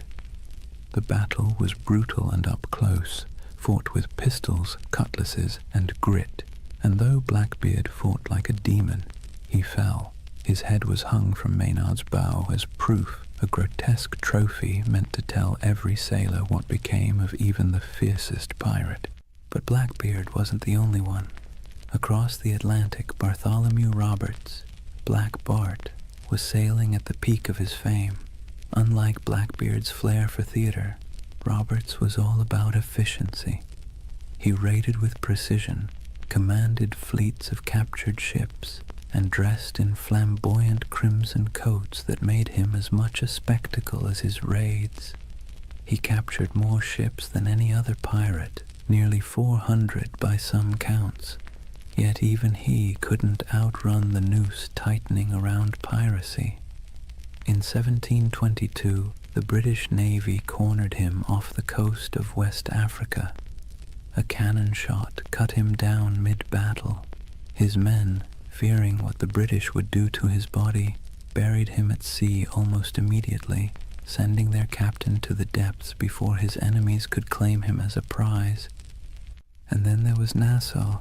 For years it had been the pirates' dreamland, a ramshackle republic of grog shops, makeshift huts, and lawless camaraderie where men and women reinvented themselves under the black flag.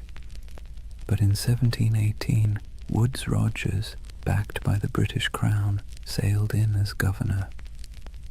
His arrival marked the beginning of the end. Pirates were given a choice: accept a royal pardon and live, or resist and hang. Many, weary of the chase, accepted, others fled, and a handful fought to the bitter end, only to be cut down. The pirate republic evaporated almost overnight, replaced by British order, courts, and gallows. These final hunts didn't just kill individual men, they killed the dream. Piracy had thrived on the cracks between empires, on the moments of chaos when law couldn't keep up with ambition. But as the empires recovered, they sealed those cracks. The end of Blackbeard, the fall of Roberts, and the capture of Nassau were not just events, they were symbols. Symbols that the era of pirates ruling the seas was closing, replaced once again by the iron grip of empire. Still, in taverns and whispered stories, their names lingered. Blackbeard's ghost was said to haunt Ocracoke. Roberts was remembered as the most efficient pirate who ever lived, and Nassau became a half-mythical place, a memory of freedom in an age of order. The final hunts had claimed the bodies, but the legends were already slipping beyond reach, sailing into something no navy could kill: myth. When the nooses were tightened and the bodies left swinging in the Caribbean sun, it wasn't just individual men who were gone, it was a way of life. The end of piracy marked the closing of a strange, brief experiment in freedom and rebellion. But like all endings, it was not complete. Something was lost, yes, but something also remained. So, what was lost? First, the fragile dream of equality at sea. On land, society was suffocatingly rigid. Kings at the top, peasants at the bottom, and 1,000 unspoken rules about who could eat what, wear what, or even look at whom. But on a pirate ship, things were startlingly different. Captains were elected, loot was shared, and even the least skilled sailor had a voice in the Articles of Agreement. When piracy ended, that floating democracy sank with it. Back came the brutal hierarchy of naval life, where sailors were whipped into obedience and officers strutted about like petty kings. The sea, once a frontier of possibility, reverted to another arm of empire. Also lost was the illusion of safe passage for merchant ships. For 2 or 3 decades, the Caribbean and Atlantic had felt like waters where danger lurked behind every horizon. Every fat merchantman sailing out of Havana or Port Royal lived in fear that a black flag might rise from the waves. The end of piracy reassured investors, merchants, and kings, but it also stripped the seas of a strange kind of excitement. The stories that once terrified crews would, in time, thrill readers instead. But for the men who lived it, the sudden absence of that uncertainty was like a silence, comforting to some, suffocating to others. And let's not forget the pirate havens themselves. Nassau, Tortuga, Port Royal, these places lost their wildness. Nassau was brought under British law, Tortuga became just another colonial backwater, and Port Royal, once notorious as the wickedest city on earth, was tamed after earthquakes and hurricanes tore it apart. The rowdy taverns, the lawless marketplaces, the smoky wharves where men from every corner of the Atlantic rubbed shoulders, all faded into memory. In their place came customs officers, naval patrols, and clerks counting barrels of molasses with joyless precision. Yet, for all that was lost, so much remained. Pirates had stamped themselves into the imagination of the world, and that stamp proved impossible to erase.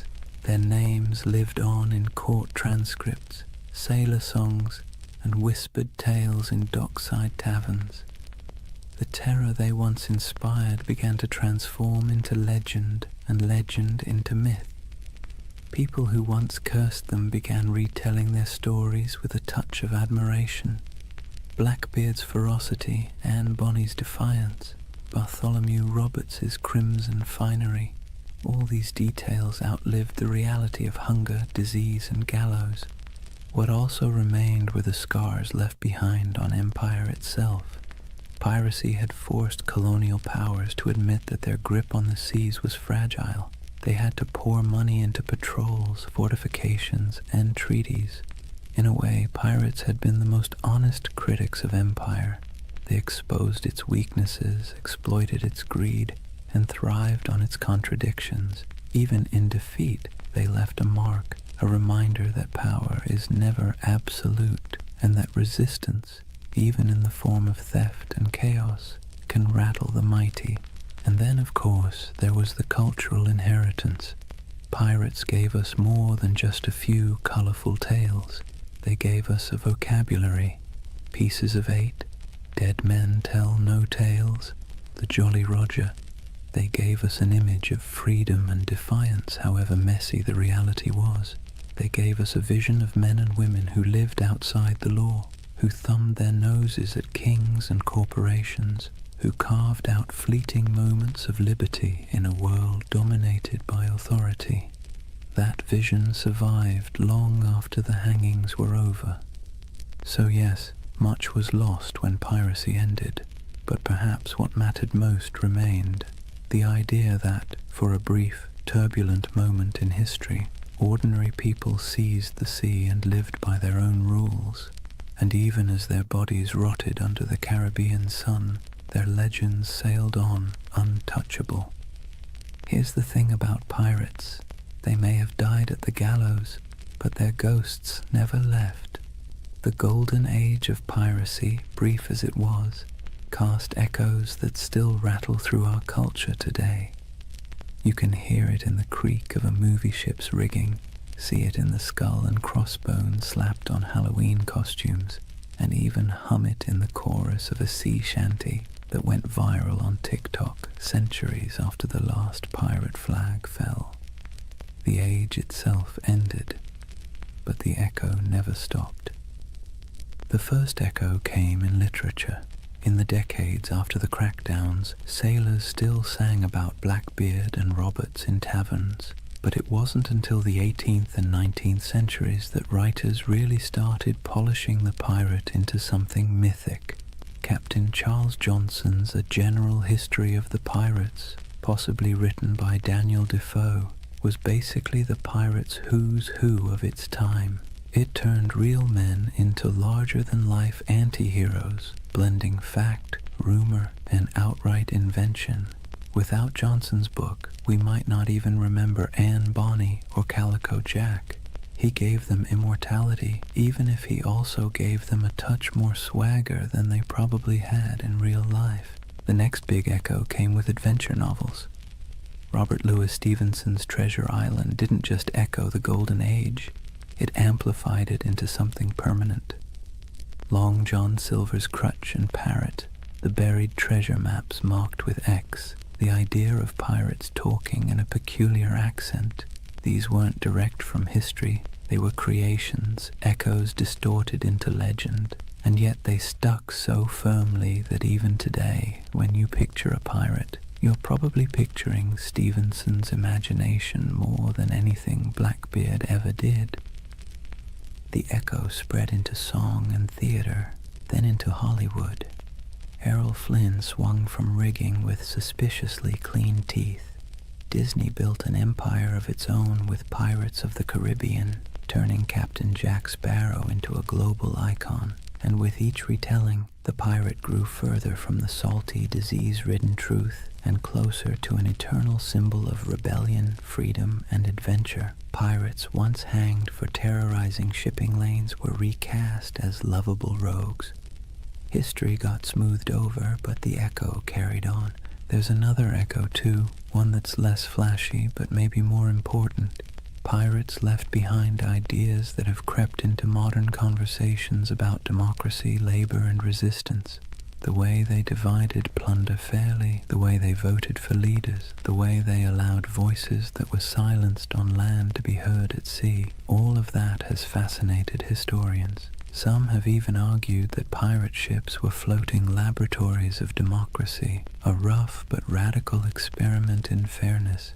The echo of those ideas about equality, about rejecting hierarchy, still has a strange resonance today, whether or not we acknowledge the source.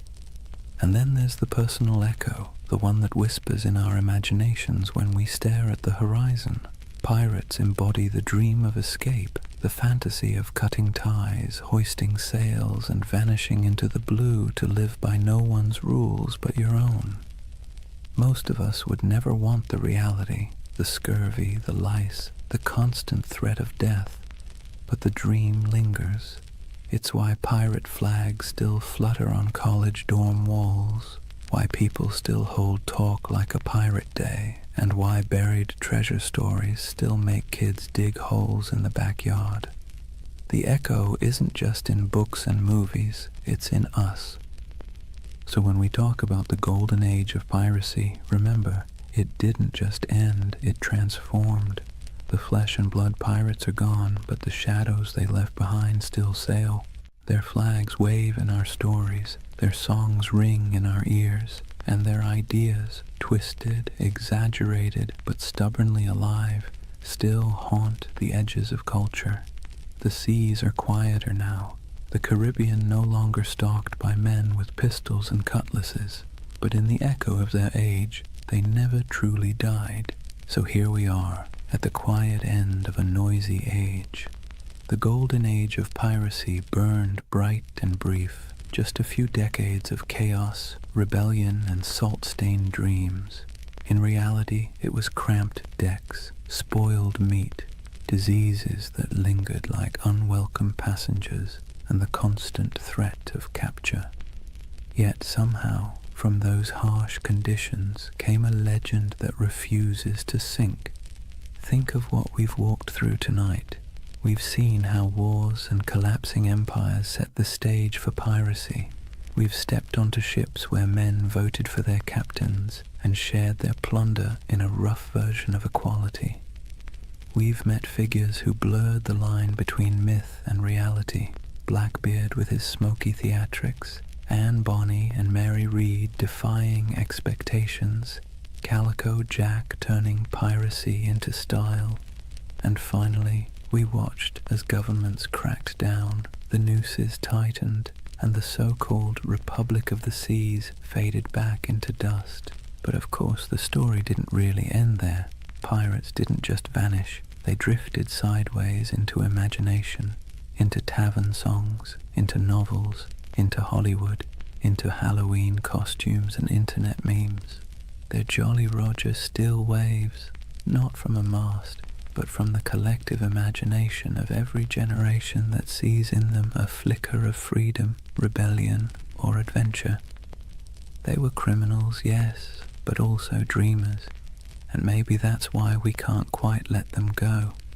As you lie back now, let the rhythm of the waves soften in your mind.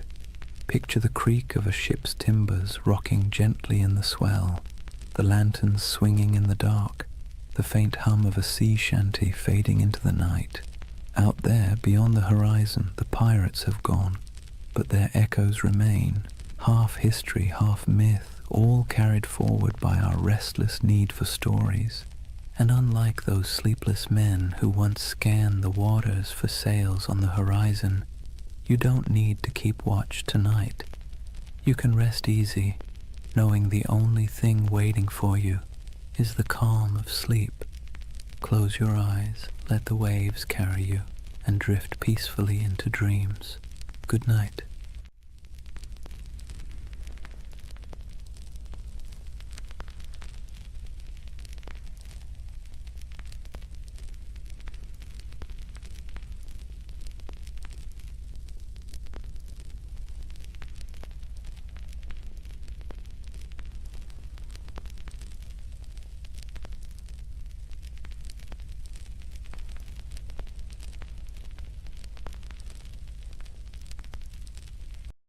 Hey guys, welcome back to the Sleep Atlas. Before we start tonight's journey, take a moment, dim the lights, let the noise of the day dissolve. Wherever you are, you're about to travel somewhere strange, not a place on any official map, but one that lives in whispers, in dust, in the margins of forgotten atlases. This is the story of Tartaria. They say history is written by the victors, but what happens when the victors forget to mention an entire empire? What if there really was a civilization, vast, advanced, beautiful, erased not by time, but by design? A civilization that built cities we can still see, but no longer recognize. Sounds impossible, right? Yet somehow you've probably already seen pieces of it. The old photos of cities with windows buried beneath the streets, the maps labeled Grand Tartary, the ornate architecture that feels out of place as if it belonged to someone else, someone older, someone gone. Now, to be clear, Tartaria isn't a historical fact. It's a theory, a myth, a dream, if you want to be kind. But it's a dream that refuses to die, because at its heart lies something irresistible. The idea that history isn't what we think it is, that we've been handed a world with a few missing chapters, and whether you believe the myth or not, it's hard not to feel something when you see it. So tonight, we're going to drift through that myth together, through maps, ruins, and half-buried cities, through stories of explorers and erased empires, through the dusty edges of history where imagination and memory blur together. And if you fall asleep along the way, that's fine. That's kind of the point. For more journeys through history to help you sleep, please subscribe to the Sleep Atlas. And hey, what's keeping you up tonight? Let me know in the comments. Alright, let's begin.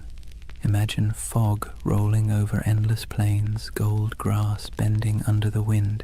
You stand before a vast land that feels both ancient and impossible, somewhere between Asia and memory, somewhere once called Tartaria. Chapter 1. The Empire That Never Was, or was it? They called it Grand Tartary. On maps from the 17th and 18th centuries, it sprawled across nearly half of Asia, an empire stretching from the icy edges of Siberia to the mountains of Tibet, from the Pacific all the way to the Caspian Sea.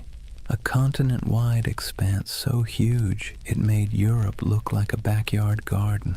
But here's the strange thing. When you look closer, it doesn't behave like any other empire on the map. No clear capital, no list of rulers, just a name, Tartaria, floating over deserts and steppes, surrounded by decorative drawings of camels and horsemen. The cartographers might as well have written, "Here be mystery." And yet, for hundreds of years, Western mapmakers copied that name again and again. Tartaria, Grand Tartary, the Great Tartar Empire. Sometimes they drew castles or cities with minarets. Sometimes they left it blank, as if even they didn't know what they were depicting. So what was Tartaria, according to the official story? Nothing. The word Tartary was simply a European catch-all term for the unknown lands of Central and Northern Asia. The people who lived there, Tatars, Mongols, Siberian tribes, were lumped together under one convenient label. To the Europeans of the 1600s, it was the great blurry East, wild, uncivilized, and beyond comprehension. But to modern eyes, it doesn't look like nothing.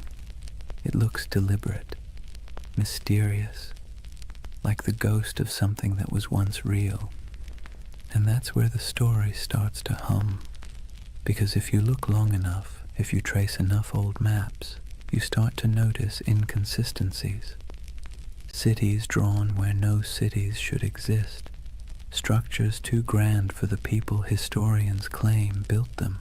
Ruins that don't seem to fit their supposed age. Some believe those ruins were Tartarian, that an advanced civilization, older than Rome, older even than Egypt, once stretched across the world. They say its architecture was sophisticated, its technology almost magical, free energy, perfect symmetry, towering buildings powered not by fire or water but by something lost, something we can no longer name. It sounds absurd, but then you see the photos, black and white images from the late 19th century, cities under construction except everything already looks finished, cathedral-sized buildings supposedly built in a decade, though even modern machinery would struggle. Streets half-buried, windows below ground level, as if the earth itself had swallowed the first floors. That's where the mud flood theory enters. According to believers, some great cataclysm, maybe natural, maybe man-made, swept across the world in the 1800s, burying entire cities in mud and erasing all evidence of this lost empire. When humanity dug out afterward, we inherited the world we think we built. In other words, the Victorians didn't build all those ornate cities. They unearthed them. It's easy to roll your eyes, but it's also strangely poetic, because even if Tartaria never existed, the feeling behind it, that something monumental was lost, is very real. And part of why this myth persists is because, well, history does lose things. Entire civilizations have vanished before. The Minoans, the Indus Valley, the Olmecs, people who built incredible cities, traded across oceans, and then disappeared, leaving nothing but stones and speculation. So maybe the idea of Tartaria isn't so far-fetched. Maybe it's a reflection of that same human ache, the need to fill in the gaps with something beautiful. Imagine wandering through a European city at dusk. The sky is pale gold, pigeons circle over rooftops. You walk down a street where the buildings rise like cathedrals, domes, arches, pillars carved in perfect balance. It all feels too good, too symmetrical, too ancient to have been born in the soot and smoke of the industrial age. For a moment you wonder, did we build this, or did we inherit it? The theory of Tartaria taps into that quiet doubt, the sense that somewhere along the way, humanity rebooted, restarted, forgot, and the mud flood is a metaphor for time, for amnesia, for the way civilizations bury their own pasts under layers of progress. It's an idea that's equal parts eerie and comforting, because if there really was a forgotten golden age, maybe the world isn't as random as it seems. Maybe we've been here before. Maybe we'll find it again. And even if it's all a myth, it's a myth that asks good questions. Who decides what counts as history? How much of what we know is just the version that survived? So as we drift deeper into the story, try not to worry about what's true or false. Just imagine the possibility. A civilization erased not by war, not by time, but by forgetting. A memory whispered by wind over empty plains. The empire that never was, or maybe the one we no longer remember. Imagine you're an explorer in the late 1700s. You've left behind the comfortable parlours of London or Paris, the powdered wigs, the smoky taverns, the endless debates about civilization and progress. You're trudging through a landscape so vast it feels like the sky itself is falling toward the horizon. This is the world early explorers called Tartary. Endless plains, windswept deserts, forests that swallow sound. You could ride for weeks without seeing a soul, yet somehow you never feel alone. There's something in the air, the sense that once something grand was here, something old, something that had the decency to leave quietly. Western explorers were baffled by what they found. Vast stone ruins scattered through Central Asia, half-buried fortresses, walls that seemed to go nowhere. Nomadic tribes spoke of ancient cities lost to storms and floods, old temples built by hands they could no longer name. And yet, in their journals, these explorers rarely admitted confusion. Europeans of the Enlightenment were not fans of mystery. They preferred tidy explanations. Primitive people, ancient ruins, nothing to see here. Still, a few of them couldn't quite let it go. In 1755, the English geographer Emmanuel Bowen published a map labeling nearly the entire interior of Asia as Great Tartary. To the west lay Little Tartary, and further south, Independent Tartary. Even China was labeled part of the Great Tartar Empire. Historians later claimed it was simply ignorance. Cartographers didn't know what else to call it. But if you're a conspiracy-minded insomniac scrolling through old atlases at 3 a.m., it starts to look deliberate, like someone drew a curtain over half the world and wrote, "Don't ask." Those maps became the backbone of the Tartarian legend. The idea that there was once a sprawling civilization across Siberia and Central Asia, erased from history and memory alike. And when explorers traveled through those regions, what they described often sounded contradictory. They found nomadic tribes living in tents, herders, hunters, perfectly ordinary people. But they also found traces of things that didn't fit. Ancient irrigation systems, half-buried brickworks, strange mounds that hinted at forgotten settlements. The farther they went, the more surreal it became. In Siberia, there were reports of colossal ruins swallowed by forests. In Mongolia, strange carvings and fortifications half lost to the sands. Some described crumbling citadels near the Altai Mountains, built of stone so precisely fitted it might as well have been cast, not carved. To modern historians, it's no great mystery. Remnants of older cultures, Turkic kingdoms, Mongol fortresses. But to the romantically inclined, it's something else. Evidence, perhaps, of a civilization that once ruled these lands, far older and more advanced than the textbooks admit. And then there's the emptiness, the eerie, silent expanse that made even hardened travelers uneasy. Take the accounts of Peter Simon Pallas, a German naturalist who explored Russia and Siberia in the 1770s. He described vast areas devoid of inhabitants, where ruined settlements lay beside abandoned mines and decayed fortifications. He mentioned rivers cutting through landscapes that seemed to have been reshaped by catastrophe, as though floods or mudslides had swept entire cities away. When his journals were published in Europe, readers found them haunting. The image of a land once filled with life, now reduced to wind and silence. It's here that the myth of the mud flood starts to germinate.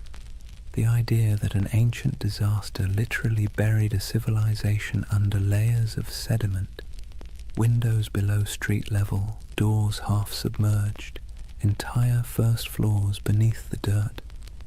For believers, that wasn't just geology, it was evidence. And if you've ever walked through an old city, St. Petersburg, Prague, even San Francisco, you might have noticed it too.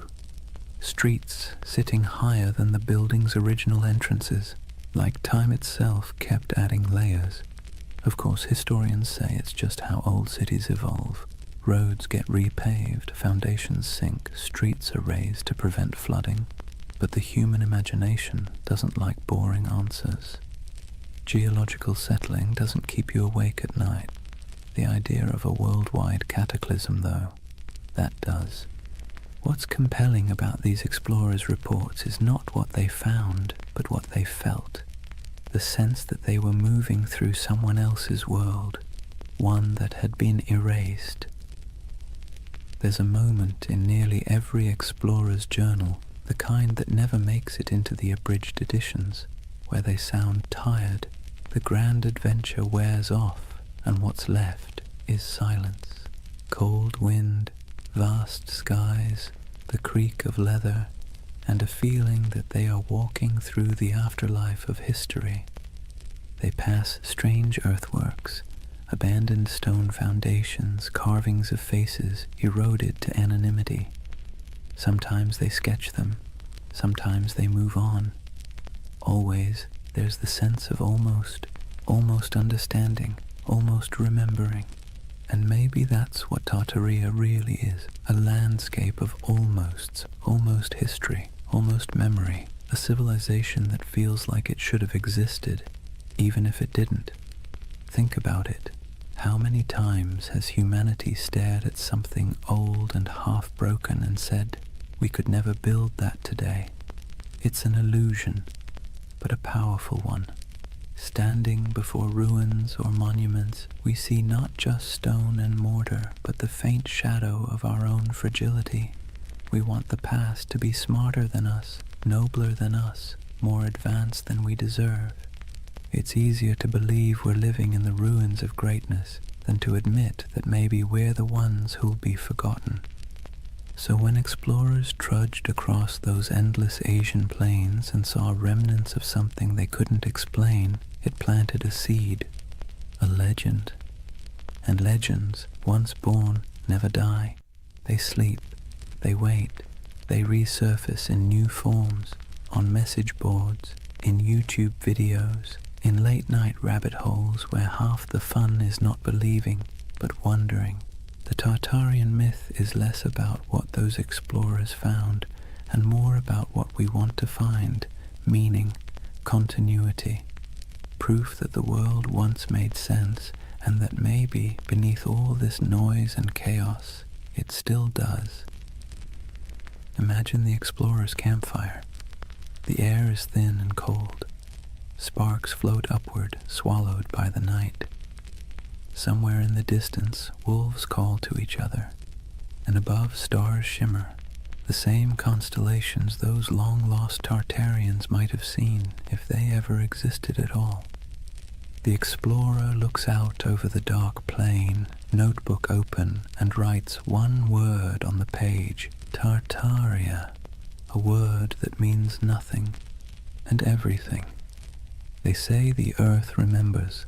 Every stone, every layer of dirt, every foundation buried beneath a modern street is a diary, written in silence.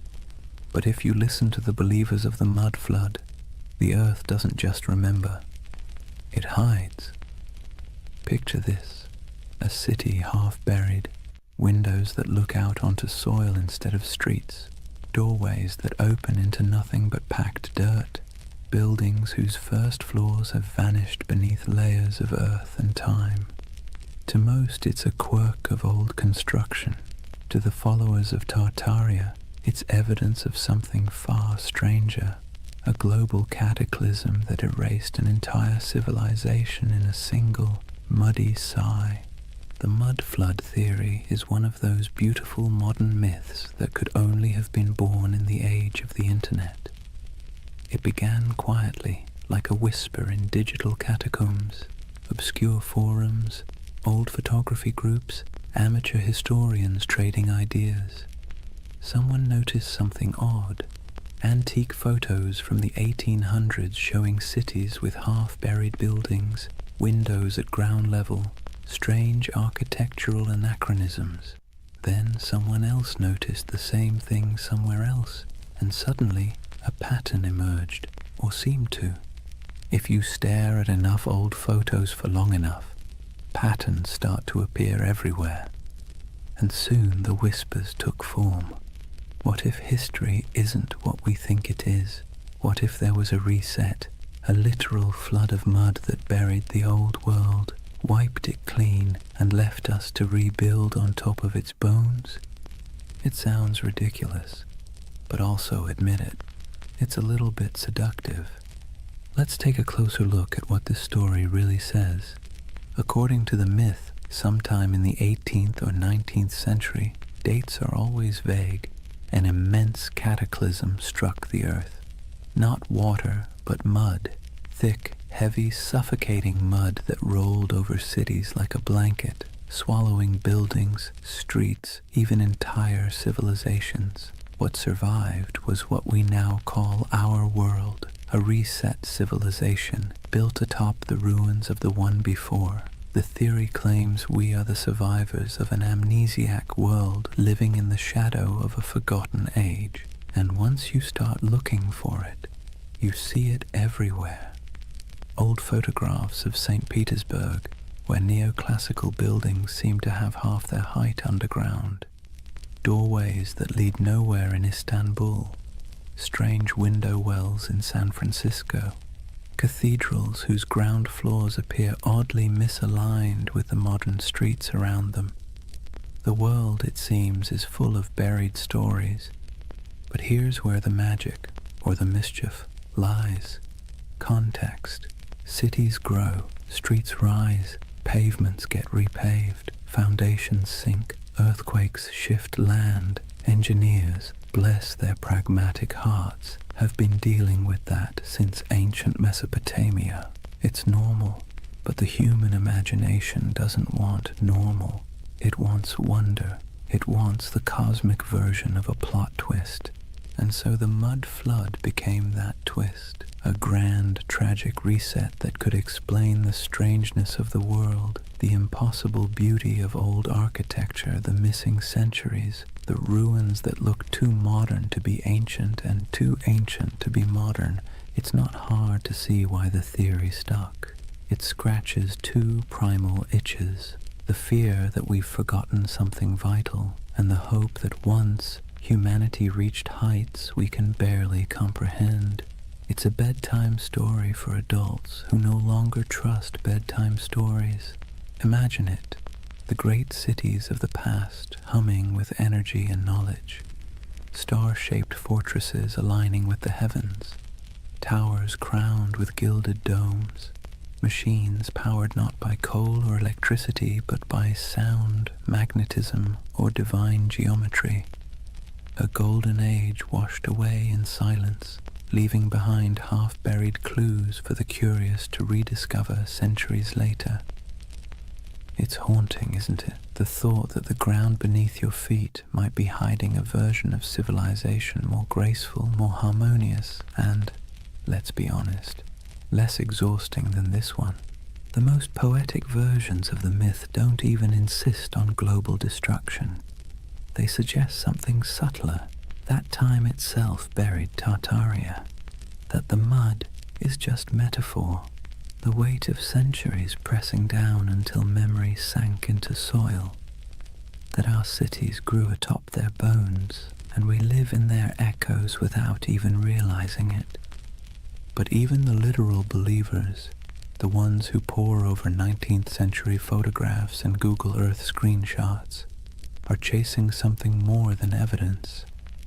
They're chasing awe, the sense that the world is not yet fully explained, that maybe, just maybe, there are still secrets hiding in plain sight.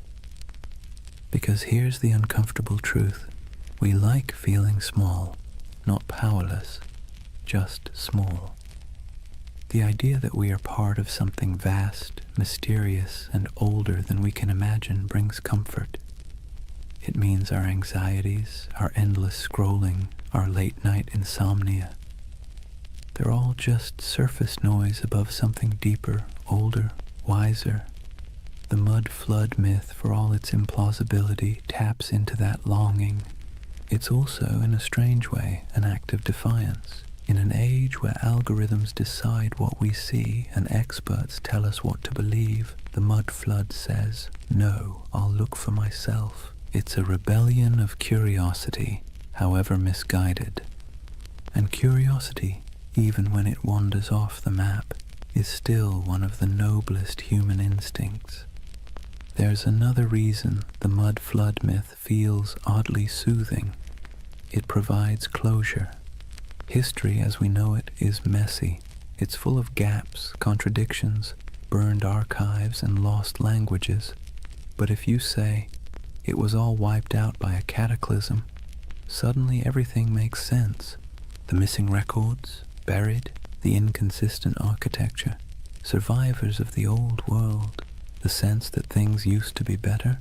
Proof of what we lost. It's a complete narrative, simple, self-contained, emotionally satisfying. And if you whisper it softly enough, it almost sounds plausible. But let's pause for a moment. Imagine walking through one of these mud flood cities today. St. Petersburg in winter, snow falling over pale facades, the streets gleaming under the dim orange glow of street lamps. You pass a row of 18th century buildings, their ground floors half below street level, the windows dark and shuttered. And for a second, just a second, you feel it. The hum of something ancient, the faint vibration of time layered upon time. You know rationally that the explanation is boring, centuries of road repairs and architectural evolution. But your imagination doesn't care. It leans closer, it listens, it wants to believe. That's the quiet power of myths like Tartaria. They live not in evidence, but in emotion. And emotion, not logic, is what builds civilizations, or stories of them. So when someone insists the world was buried in mud a few hundred years ago, it's tempting to laugh, but look closer, and you'll see what they're really saying. They're mourning something they can't name. They're trying to make peace with the feeling that something's missing. That modern life, bright, loud, and efficient, feels a little hollow, as if the real story is still underground. And maybe, in a metaphorical way, it is. Not beneath our cities, but beneath our certainty. History is the soil we stand on, and every generation adds another layer. The deeper you dig, the older the questions get, until eventually you realize that the mud was never hiding the past. It was making it. The world is built on burial, and everything beautiful is, in some sense, reclaimed from the dirt. So maybe Tartaria was never an empire at all. Maybe it's an idea, a longing for the lost wholeness of things. Or maybe it's just a very elaborate excuse for why so many basements flood in spring. Take your pick. Either way, as the night deepens and your thoughts drift like dust in lamplight, the question lingers: if an entire civilization could be buried under centuries of mud and forgetfulness, would we even recognize it when we uncovered it? Or would we mistake it for ruins of our own? It's a strange thing, how ruins can feel alive. You walk among them and swear you can hear breathing. Not loud, not human, but the slow exhale of stone, the whisper of time smoothing edges and swallowing stories. That's the allure of forgotten grandeur, the feeling that the past isn't gone, just drowsing, half buried, half awake, waiting for someone to notice. When people speak of Tartaria, they don't imagine mud and dust. They imagine beauty, colossal arches, glittering domes, towers capped with orbs of gold, and wide boulevards aligned with the stars. They imagine symmetry, harmony, perfection, the world before we made it messy.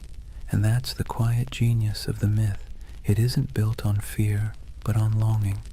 You've seen it, even if you didn't recognize it. The grand railway stations built in the 19th century, dripping with ornament that seems almost too elegant for its purpose. The courthouses with domes that look more celestial than civic. The cathedrals rising from cobblestone streets like frozen thunderclaps of devotion. You stand before these buildings and wonder, who built this, and why don't we build like this anymore? That question is the ember that keeps Tartaria glowing in the imagination, because it feels wrong that we've forgotten how to make beauty on that scale. It feels wrong that we can't carve marble with such grace, or erect domes that kiss the clouds. And when something feels wrong, the human mind looks for a story to explain it. Tartaria becomes that story, a civilization that mastered form, function, and soul, then vanished without a trace. Some say those old buildings are Tartarian relics, that the ornate facades of St. Petersburg, Paris, Chicago, and even San Francisco are remnants of the same world, a world whose architecture was an act of faith. That the reason we can't replicate it now is because the knowledge was erased, the formulas for harmony, for proportion, for power drawn from geometry, gone, buried under new blueprints and the hum of electric wires. Of course, historians roll their eyes at this. They'll tell you, patiently, that these buildings were designed by very real architects, that neoclassicism was an artistic movement, not evidence of a hidden empire, that the beauty of those domes and arches came not from secret knowledge, but from mathematics, sweat, and a lot of unpaid apprentices. And they're right, technically. But here's the thing. Beauty doesn't care about technicalities. The Tartarian myth persists because these buildings feel different. They hum at a frequency modern architecture doesn't. Walk past a concrete office block and your mind slides off it. Walk past a century-old opera house and you slow down without meaning to. You feel something, a pulse. Maybe it's nostalgia, maybe it's resonance, maybe it's just the echo of a time when craftsmanship was an act of worship. But whatever it is, it feels alive. Imagine standing at twilight in front of one of those old structures. The stone glows amber.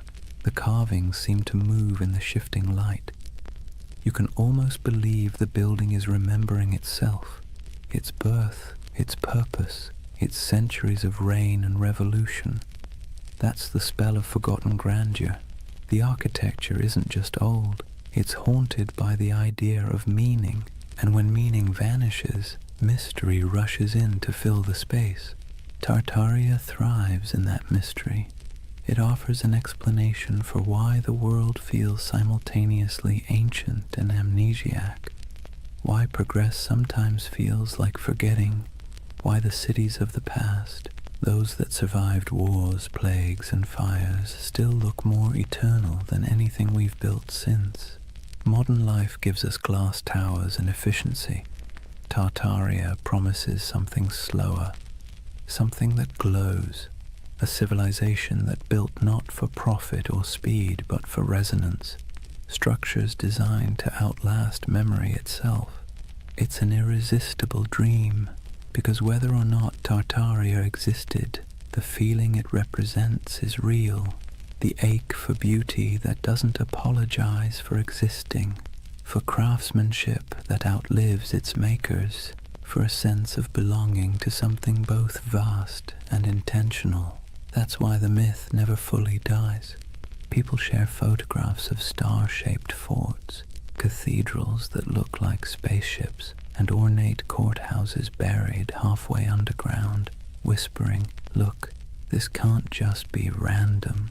And maybe they're right, though not in the way they think, because what they're really seeing isn't proof of a lost empire. It's proof of a lost mindset. A time when humanity built upward and outward with a kind of faith we've since replaced with convenience. Take St. Isaac's Cathedral in St. Petersburg. It looks like it shouldn't exist. A colossal dome balanced on rows of red granite columns covered in gold that blazes even through fog. Inside, the marble floors mirror the heavens, and the ceilings are painted with saints so vivid they seem alive. Visitors describe it as overwhelming, transcendent, but the Tartarian imagination sees something else, evidence. They ask how such grandeur could be built in the early 1800s by hand in a place that was supposedly swamp and snow. They ask why the foundations look so deep, as if the building once stood taller. Historians give answers: scaffolding, imported granite, decades of work. But believers see a gap, and gaps, as we know, are where myths thrive. It's comforting in a way, because when you believe in Tartaria, you believe that someone once got it right, that the world once understood balance, proportion, light, and energy, that humans long ago built in tune with the earth instead of against it. It's a prettier story than the truth that history is mostly a series of accidents that occasionally produce beauty by mistake. And yet, even if the story is wrong, the emotion behind it is not. There's something deeply human about looking at ruins and imagining paradise, about standing in front of a crumbling palace and whispering, "Who were you? What did you know that we've forgotten?" We do this everywhere. In the jungles of Cambodia, staring at Angkor Wat, in the deserts of Egypt, under the shadow of the pyramids, in the mountains of Peru, among the terraces of Machu Picchu. We look at beauty that endures and assume it must have come from a civilization wiser than ours. Maybe it didn't, but maybe the impulse to think so says more about us than about them. Because really, the myth of Tartaria isn't about lost knowledge, it's about lost reverence. We miss believing that beauty meant something, that it wasn't an accessory, but a form of truth. That stone could hold memory, and domes could sing. So when you see those impossible old buildings and feel that small, unexplainable ache, don't rush to fill it with conspiracy. Let it linger.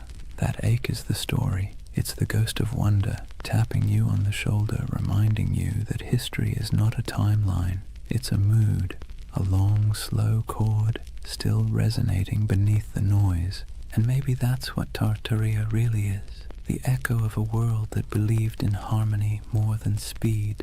A civilization of imagination, built not in stone, but in longing. So as you drift deeper into this story, eyes heavy, thoughts softening, remember this. Whether Tartaria was real or not, the beauty it promises was.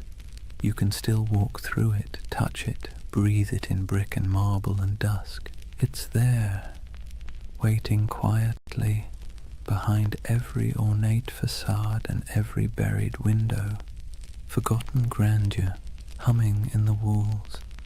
There's something strange about ideas that shouldn't survive, yet somehow do. Tartaria is one of them. Every few decades it slips back into conversation like a ghost that refuses to stay buried. A whisper here, a map there, a photograph that feels off. Too ornate, too advanced, too forgotten. It persists not because it's proven, but because it's beautiful.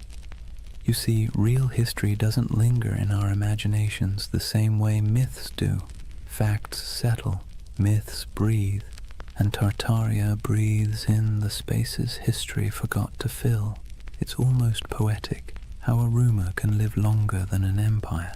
How a half-remembered word on an antique map, Tartary, can spark entire worlds in the modern mind. Because the truth is, humans don't remember data, we remember stories. And this one, it's irresistible. A world erased, a golden age hidden beneath our feet. The paradox of Tartaria is that it survives precisely because it never existed. A real empire would have ended, decayed, been replaced, but something that never was can never truly die. It hovers in imagination, endlessly renewable, unprovable, untouchable.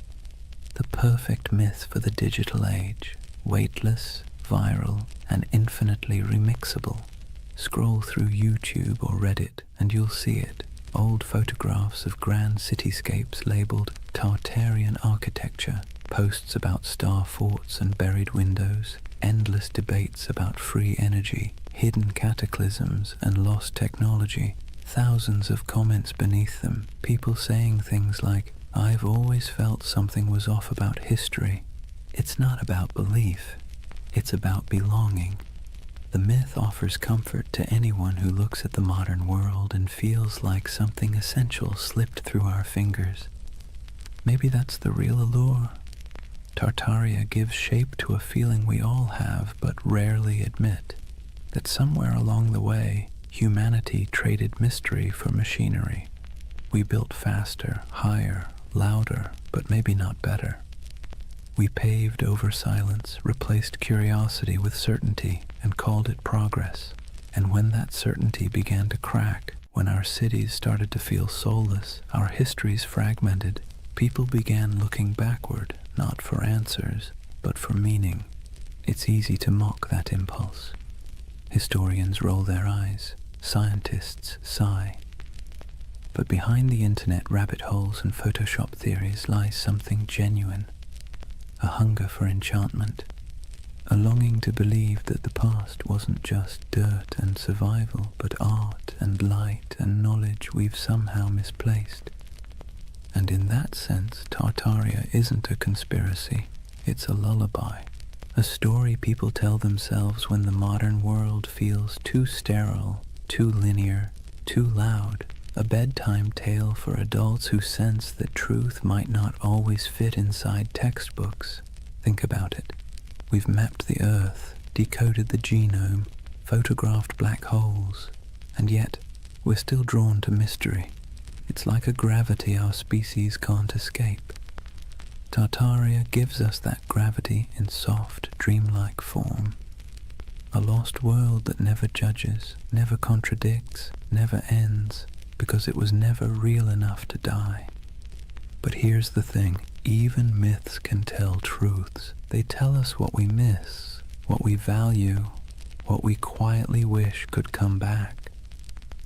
When people imagine Tartaria, what they're really longing for isn't a lost empire, it's coherence. A sense that the world once made sense, that knowledge was sacred, that beauty and purpose weren't at odds. In a way, Tartaria is less about history and more about therapy, a collective daydream for a civilization that feels spiritually jet-lagged. We scroll through endless feeds, flickering between wars, gadgets, and memes, and somewhere inside a voice whispers, "Wasn't there supposed to be more than this?" Tartaria answers softly, "Yes, there was, or maybe there could have been." And so the myth persists, traveling through forums and documentaries and late-night conversations, wrapping itself in fog and marble. It survives because it speaks to something the Enlightenment forgot, that mystery itself has value, that not knowing is sometimes more comforting than knowing. But here's the paradox. Tartaria's greatest gift isn't in proving itself true. It's in reminding us that belief is part of what makes us human, that even in an age of algorithms, we still crave wonder. We still want to stand before something vast and say, "I don't understand, but it feels sacred." Maybe that's why late at night you find yourself staring at photos of old cities, their streets glimmering with gaslight, their domes fading into fog, and feel that tug in your chest. It's not nostalgia for Tartaria. It's nostalgia for awe, for the feeling of being small beneath something magnificent, something that doesn't explain itself. So as you lie there now, the room dim, the hum of the modern world soft around you, imagine that somewhere, beneath centuries of soil, beneath stories and skepticism, there's a quiet city still dreaming. Its towers shimmer faintly under the weight of time. Its fountains murmur in forgotten languages, and if you listen long enough, you can almost hear it, the heartbeat of the world before we named it. They called it Tartaria. Maybe it never was, but its echo, soft, patient, luminous, still lingers. Drift with it for a while. Let the questions fade. You don't need answers tonight, only the wonder. Chapter 2. The Real Tartars, Nomads, Empires, and Misunderstood Worlds. Let's take a breath. We've wandered through the fog of myth, through maps that hum with impossible empires and ruins that seem to remember more than they should. But now it's time to peel back the dream and look at the ground beneath it, the soil, the wind, and the people who actually lived there. Because behind every legend lies something real, even if it's been twisted beyond recognition. So let's step out onto the steppe. Imagine yourself standing somewhere between Russia, Mongolia, and Kazakhstan. Not today, but thousands of years ago. There are no borders here, no lines on a map, no marble cities, just horizon, an ocean of grass rolling under a sky so wide it makes you dizzy. The air smells like dust and horses. The sound of wind is constant, threading through tall stalks of feather grass. This is the birthplace of what Europe once called Tartary. Not a single empire, but a world of motion, a civilization without walls. To Western minds, this landscape always felt alien. How could a people rule without cities? How could a culture thrive without monuments? To the steppe nomads, that question would have sounded absurd. Their monuments were movement. Their empire was the horizon itself. Centuries before anyone drew Tartaria on a map, there were the Scythians, archers and horsemen who painted their bodies, buried their dead in golden tombs, and drank fermented mare's milk. The Greeks feared them, the Persians tried to conquer them, and yet they moved like smoke, impossible to hold. Herodotus called them a people who have no towns, no walls, no fixed abode, as if that made them lesser. But in truth, it made them free. The Scythians mastered the horse long before Rome even dreamed of chariots. They stitched their world together with leather, not mortar. They carried fire in bronze cauldrons, slept beneath felt tents, and worshipped gods of wind, sun, and sky. To them, the land wasn't empty. It was alive, a vast breathing plain where everything connected through motion and story. After the Scythians came the Sarmatians, then the Huns, then the Turkic Khaganates. The names shifted, but the rhythm stayed the same. Nomads rising like storms, surging westward, reshaping everything in their path. They raided, traded, intermarried, and vanished into the mist again, leaving behind only graves and legends. And so, by the time medieval mapmakers in Europe began sketching the world, this enormous, ungovernable space had already become a myth. To them it was a blank, the unknown lands beyond the Christian world, filled with monsters, giants, and Tartars. That word, Tartar, wasn't even theirs. It came from outsiders, likely twisted from the name of a Turkic tribe, the Tatars, with a dash of poetic menace added. Medieval Europeans thought it sounded like Tartarus, the Greek underworld, so they called these nomads Tartars, as if they'd come from hell itself. You can almost hear the shiver in the name, but the truth was far more complicated and far more interesting. These weren't demons, they were people. Traders, horsemen, mothers, poets. They lived lives as rich as any Roman senators, just measured differently. Picture a nomadic camp at sunset. The steppe glows gold.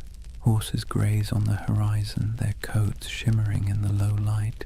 Fires crackle as women stir pots of milk and millet. Children chase each other between felt tents, yurts, their laughter carried by the wind. Men return from herding, their bows slung over shoulders, dust clinging to their boots. The air smells faintly of smoke and grass. Somewhere, a throat singer begins a low, resonant song, and the notes ripple across the plain like the hum of the earth itself. This was their Rome. Not a city of marble, but of motion and memory. And to them the West's obsession with stone walls would have seemed as strange as worshipping stillness. But as centuries rolled on, stillness began to win. Empires like China, Persia, and eventually Russia pushed outward, trying to tame the steppe. They built forts, drew borders, demanded tribute. The nomads resisted, then adapted. They traded horses for silk, hides for grain, freedom for survival. Slowly, their infinite world began to shrink. By the time European explorers stumbled across these lands in the 17th and 18th centuries, the old steppe empires were fading. The Scythians were long gone. The Mongols' great Khanates had fractured. The once fluid borders had hardened into lines on parchment, and those lines, curved by ignorance, exaggerated by imagination, became the first maps of Tartary. To the west, it looked like a mystery, an empire that wasn't quite there, a vast, seemingly empty space once teeming with civilizations that had vanished. But to those who lived there, it wasn't emptiness, it was memory. The bones of ancestors beneath the grass, the hum of stories in the wind, the echo of hoofbeats across the centuries. And maybe that's where the myth begins to make sense, because when you stand on a plain that stretches to the horizon in every direction, it's easy to believe that time itself might fold here, that something ancient could still be sleeping under the soil. Perhaps the world didn't erase Tartaria at all. Perhaps it just forgot how to see it. Let's be honest, Europe never really understood Asia, not in the Middle Ages, not in the Renaissance, and arguably not even now. For centuries, the lands east of Moscow and west of China were less a geographic reality and more a psychological one, an enormous blank space where anything could exist. And in that blankness, the idea of Tartary began to grow like a mirage. Imagine a candlelit room in Venice, sometime around the 14th century. A mapmaker hunches over his parchment, hands stained with ink. On the table beside him lie fragments of rumors, sailors' tales, merchant gossip, and a half-remembered account of a man named Marco Polo, who claimed to have seen palaces of gold and cities of stone somewhere beyond the horizon. He dips his quill and begins to draw. Europe is clear. So is Africa mostly. But once he crosses the Ural Mountains, the lines begin to blur. His hand hesitates. What lies beyond? He's never been there. No one he trusts has either. So he fills the void the way humans always do. He imagines. He writes Tartaria in sprawling letters across the page, large enough to cover thousands of miles. Because what else can you do when you're staring into the unknown? For Europeans, Tartary became a convenient label, an umbrella term for everything east of civilization and west of comprehension. It wasn't a nation, it was a category, a way to point at a map and say, this belongs to the others. But here's the funny thing. The more they tried to define it, the more mysterious it became. In the 13th century, when the Mongols exploded across Eurasia like a thunderstorm, Europe finally came face to face with the so-called Tartars. Villages burned, kingdoms crumbled, and word of unstoppable horsemen spread faster than the riders themselves. To a continent already steeped in superstition, it must have felt like the end of the world. Priests whispered that the horsemen were the scourge of God, a punishment for human sin. Chroniclers described them as monsters with faces of beasts and hearts of iron. And yet, when the first diplomatic envoys actually met them, they found something unexpected: organization, bureaucracy, even tolerance. The Mongol Empire, at its height, ran on order, not chaos. Messengers carried official seals, merchants moved safely under Mongol protection, and conquered cities often kept their own rulers so long as they paid tribute. The great Khans weren't savages, they were administrators. Ruthless ones, sure, but methodical. But Europe didn't want to believe that.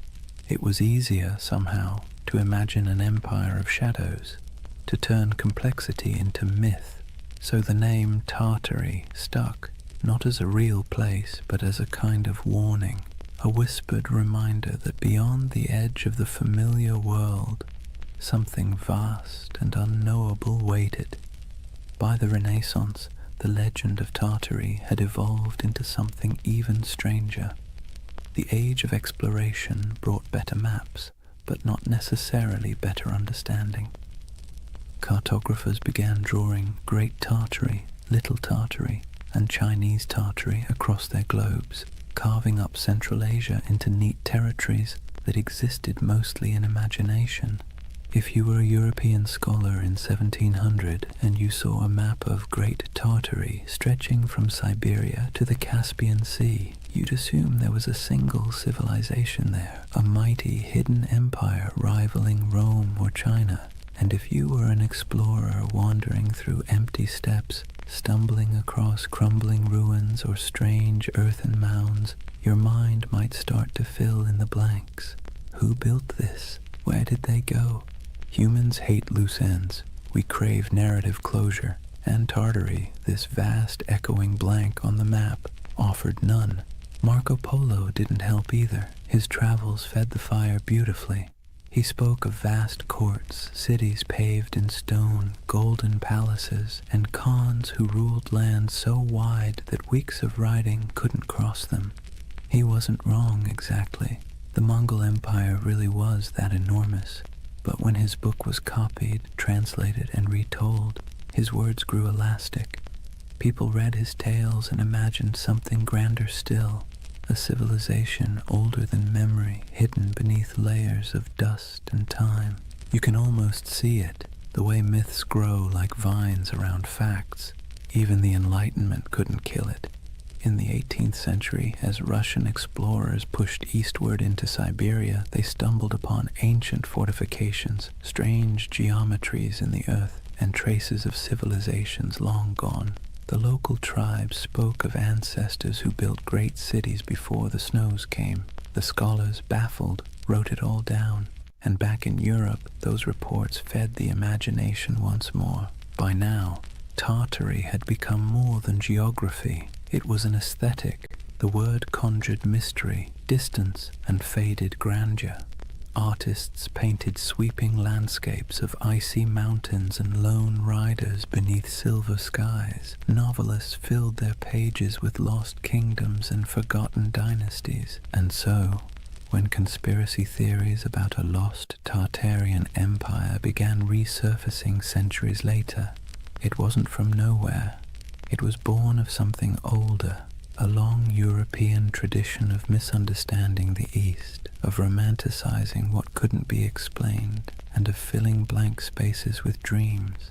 Maps, after all, are never neutral.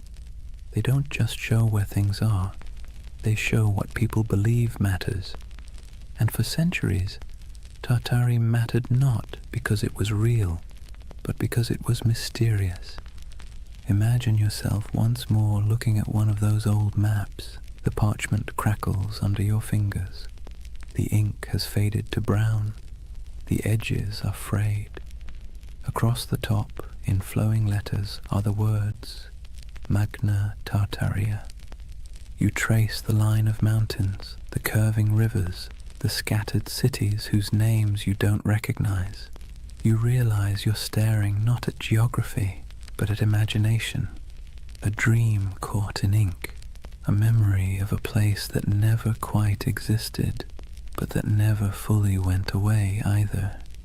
And maybe that's why Tartaria still captures people today. It wasn't born in a lab or on a message board. It was born in candlelight on parchment, in the minds of men who couldn't stand not knowing. A story that began as cartography became mythology. And mythology, as history always proves, has a way of outlasting the truth. Picture a road that isn't really a road. It's not marked by signs or asphalt or tidy lines of direction. Instead, it's an invisible web of paths, camel tracks winding through dunes, mountain passes marked by cairns, river barges drifting under starlight. This was the Silk Road. Not one road, but thousands, threading together China, Persia, India, Byzantium, and everything in between. And somewhere in the middle of that vast tangle lay the ghost of Tartary. The Silk Road was less about silk than it was about exchange. Of goods, yes, but also of ideas, stories, and beliefs. Every caravan that set out carried more than fabric and spices. It carried imagination. The West dreamed of the East as a place of wonder, while the East saw the West as a land of restless curiosity. And where those two imaginations met, right there, in the open steppes of Central Asia, the myth of Tartary quietly took root. Imagine the rhythm of a caravan, bells jingling from camel necks, dust swirling beneath hooves, a merchant humming softly, half to himself, half to keep his pace. At night, when the fires burned low, stories flowed like wine, tales of lost cities swallowed by sand, temples of gold hidden in the desert, empires that rose and vanished before the next dawn. Every traveler added a new layer to the legend, and the Silk Road became less a trade route than a whispering gallery of the world's dreams. Now let's be clear, there were empires here, real ones. The Scythians, Parthians, Sogdians, Kushans, and of course the Mongols, civilizations that thrived for centuries, building fortresses, minting coins, and carving art that fused Greek realism with Persian geometry and Indian grace. These were the real architects of what Europe would later call Tartary. But to a traveler passing through, the borders blurred. One city's language faded into another's. One god's statue looked suspiciously like a god from somewhere else. The world felt unified and strange all at once. The Silk Road had a way of softening distinctions. It made neighbors of distant worlds. Greek philosophers' ideas found their way into Buddhist monasteries. Chinese silk wrapped Roman senators. Persian astronomers charted the same stars that guided caravans across the steppe. But myths travel even faster than silk. When a merchant from Samarkand sold a roll of fabric in Venice, he didn't just trade goods, he traded worlds. He told stories of the East so dazzling they didn't sound real. Cities with towers of glass, he might say, rivers that shimmer like silver. Men who lived 200 years, and back home, when he unpacked his profits and poured himself a drink, he probably heard equally absurd stories about the West. It's easy to forget that for most of human history, distance was a form of magic. The farther away something was, the more fantastical it became. And no distance loomed larger in the European mind than that mysterious space labeled Tartary. Through this swirling exchange, Tartary became a kind of mythic glue, a word that held together the fragments of a world too vast to comprehend. Think of it like this. When a Venetian mapmaker in 1500 scribbled Tartaria across the center of his globe, he wasn't really describing a political entity. He was describing everything between Europe and China, between knowledge and ignorance, between history and imagination. And here's where things get interesting. While Europe imagined Tartary as an exotic wilderness, the people who actually lived there were building connections that shaped the ancient world. The Sogdians, for instance, traders from what's now Uzbekistan, ran a network of trade colonies so extensive that historians sometimes call them the FedEx of the Silk Road. They spoke multiple languages, mediated between empires, and filled their homes with art from every culture they touched. A single Sogdian mural might show an Indian goddess, a Persian king, and a Chinese dragon all sharing the same painted wall. To them, Tartary wasn't a mystery, it was home. And yet, this multicultural world also sowed the seeds for misunderstanding. When distant observers caught glimpses of it, they didn't see the nuances. They saw only the grandeur, the temples, the stone roads, the fortified cities, and assumed it must belong to a single empire. That assumption, multiplied over centuries, became the illusion of the great Tartarian civilization. Even today, the ruins scattered across Central Asia, stone walls buried in sand, intricate tile work crumbling in forgotten courtyards, feed that same longing. People look at them and wonder, Who built this?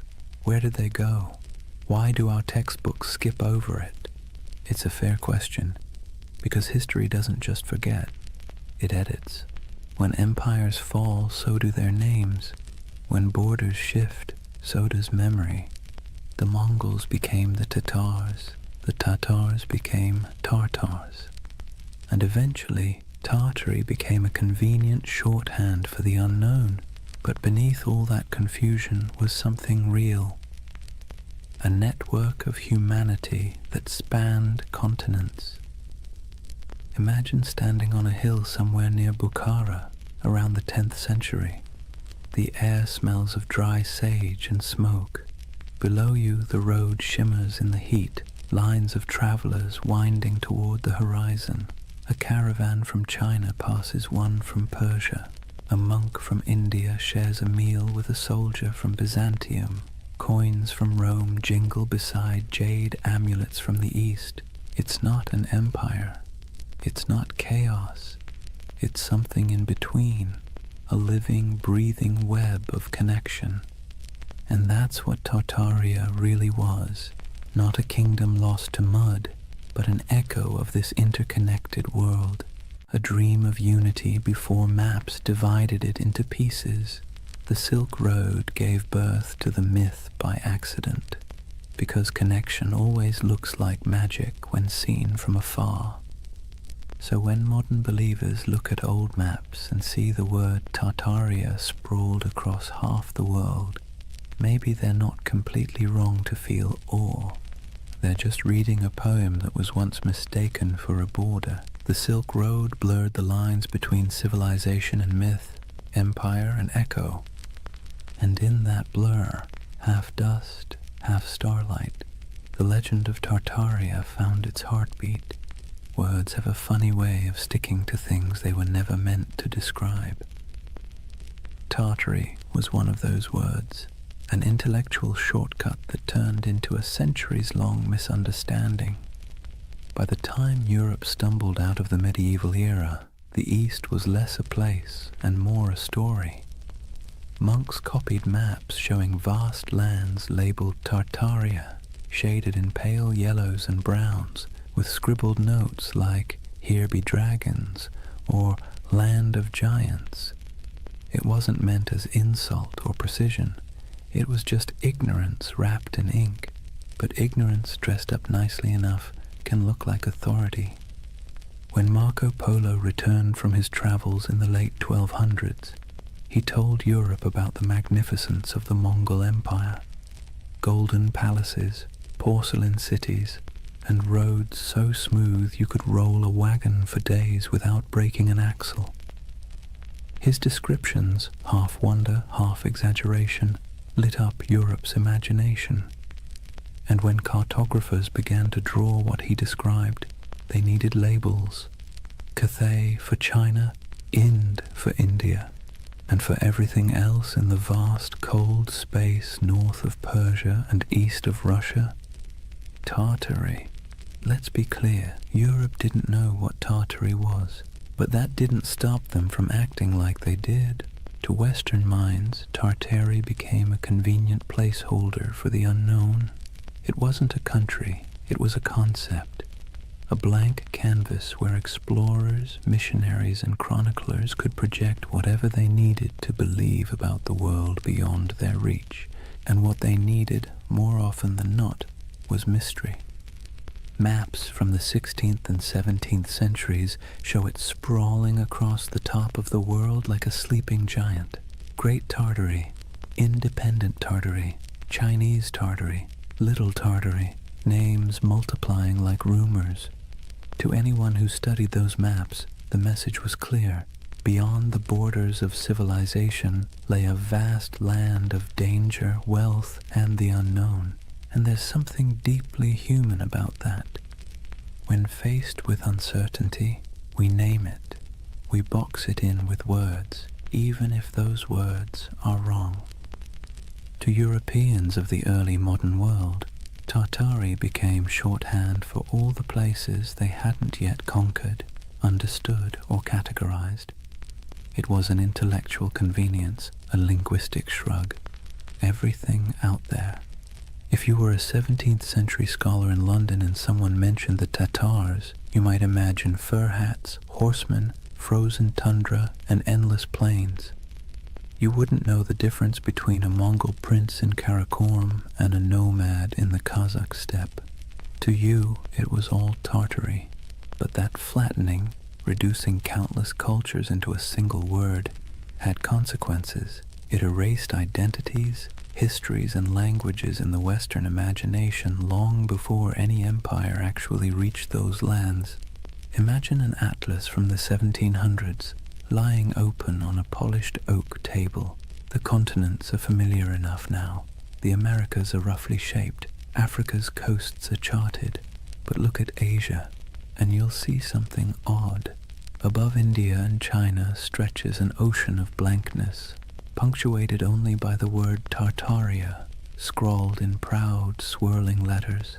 No cities marked, no rivers traced, just emptiness.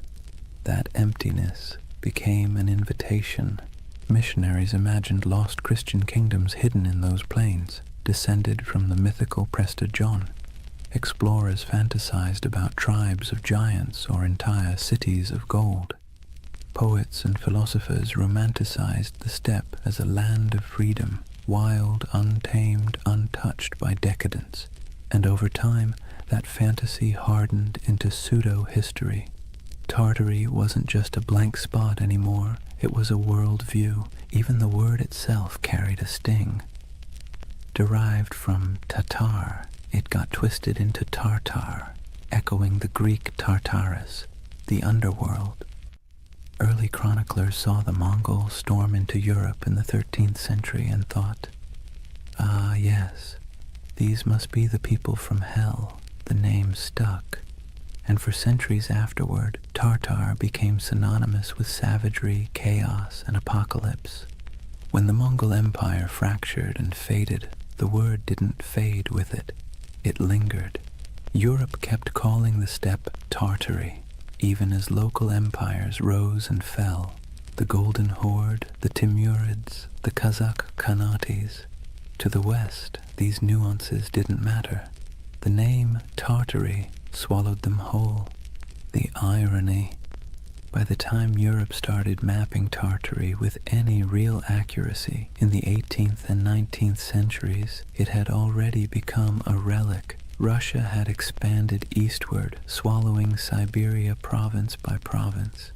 Qing China had claimed the west, and yet the word persisted, echoing in atlases long after it had lost any real meaning.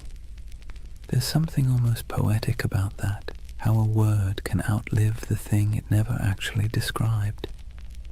And it's here that the modern myth of Tartaria quietly germinated, because when those old maps resurfaced centuries later, digitized, color-corrected, and posted online, they seemed to show something uncanny. A vast empire covering half the world, cities we've never heard of. Borders that no modern historian could explain. To the curious eye, it looked less like a cartographic mistake and more like a cover-up. Why don't they teach this in school? People asked. How could such a massive empire just vanish? But the answer, as with most things, is simpler and somehow more mysterious. It didn't vanish. It never existed. Not as one empire, anyway. What vanished was understanding. What collapsed was the web of meaning connecting the real places, Siberia, Mongolia, Central Asia, to the word Tartary. The West's misunderstanding created a ghost, and the modern age brought that ghost back to life. There's an eerie beauty in that, a reminder that myths don't die. They just wait for technology to resurrect them. When you look at one of those antique maps, ink faded to sepia, the parchment curled at the edges, you can almost feel the hum of it, not as evidence of a conspiracy, but as a fossil of imagination. Tartary wasn't a lie. It was a mirror. It reflected Europe's fears, desires, and limits. and like all mirrors, the longer you stare into it, the more it stares back. By the dawn of the 18th century, the old mystery of Tartary was about to meet its slow death, not in battle, not in flames, but in bureaucracy, in borders drawn, treaties signed, and maps updated by men who preferred paperwork to poetry. It wasn't an erasure in the way myths like to imagine. No secret cataclysm, no forbidden knowledge sealed away by shadowy elites. It was something quieter, more mundane, and somehow more tragic. Tartary was about to be swallowed, not by time, but by empire. Let's set the stage. The year is 1721. Peter the Great has just declared the Russian Empire. He's reformed the army, modernized the navy, shaved the beards off his nobles, and built a brand new capital, St. Petersburg, on a swamp that would one day gleam like a mirror of Europe itself. Russia, once the frontier of the old Tartarian wilderness, now saw itself as its conqueror. And conquest, as Peter understood, was as much about naming as it was about fighting. Where the maps once said Tartaria, Russia began writing Siberia, Yakutsk, Omsk, Irkutsk. The empty spaces of imagination were replaced with administrative precision, governors, garrisons, and census records. You can almost hear the scratching of quills replacing the crack of hooves across the steppe. This was empire by cartography.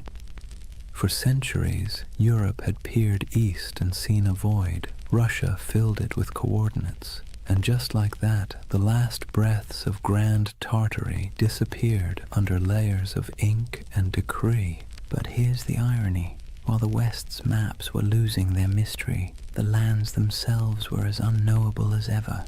Siberia wasn't tamed. It was endured. Frozen rivers, taiga forests, mountains that chewed up expeditions and spat them out as legends. To the empire, it was a treasure chest of resources, furs, minerals, and later oil. But to the people living there, it was home. The native tribes, the Evenki, Buryats, Yakuts, and dozens more, didn't think of themselves as Tartarians or Russians. They were simply themselves, and yet, in the tidy world of European cartographers, they became footnotes to someone else's empire. Take a moment to picture a Russian expedition in the mid-17th century, trudging through snow so bright it hurts to look at. The air burns the lungs, the dogs pant steam. A Cossack officer marks a new river on a map, proud that he's bringing civilization to the wilderness. But behind him, an old shaman watches silently, knowing that the land doesn't belong to anyone who needs to draw it to believe it's real. That's how Tartary truly vanished, not by disaster, but by documentation. The Enlightenment had arrived, and mystery was no longer fashionable. The world had to be measured, categorized, and explained. A single romantic name like Tartaria didn't fit into that neat little system. It was too vague, too mythic, too medieval. By the early 19th century, Tartary lingered only as a kind of ghost word on maps, an anachronism that survived in outdated atlases or in the minds of travelers who still preferred fantasy to geography. You might find Chinese Tartary scribbled across what is now Xinjiang, or independent Tartary hovering somewhere over Kazakhstan, but it was already fading, the ink almost apologetic. What had once stretched across half the known world was reduced to a linguistic relic, an old world word for a world that no longer existed. But this quiet death of Tartary created a strange paradox. By removing the name, the empires of the 18th and 19th centuries thought they were clarifying history. In truth, they erased a mystery so thoroughly that, centuries later, people would come looking for it again. Because that's the thing about erasure, it always leaves an outline. In the modern age, when digital archaeologists started poring over antique maps, The rediscovery of Tartaria didn't feel like uncovering a lie. It felt like uncovering a secret. Here was proof, they thought, that something immense had once existed and been scrubbed from the record. The irony? They weren't wrong about the erasure. They were just wrong about what was erased.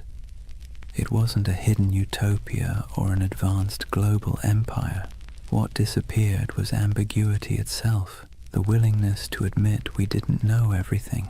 The 18th century push for rational order, scientific mapping, and imperial control smoothed the rough edges of the world, and in doing so, it flattened mystery into history.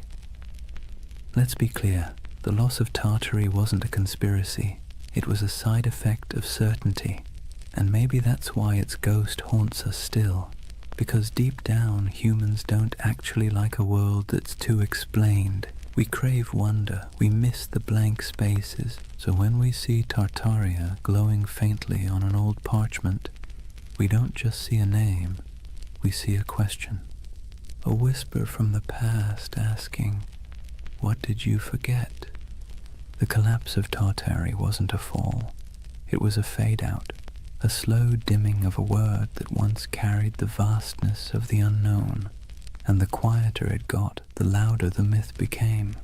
By the time Russia completed its imperial expansion across Asia, by the time the British, French, and Qing empires carved their pieces of the East, Tartary had been buried not under mud, but under maps. And centuries later, when people began brushing that dust away, what they found wasn't evidence of a lost civilization. It was evidence of our collective imagination still alive and searching.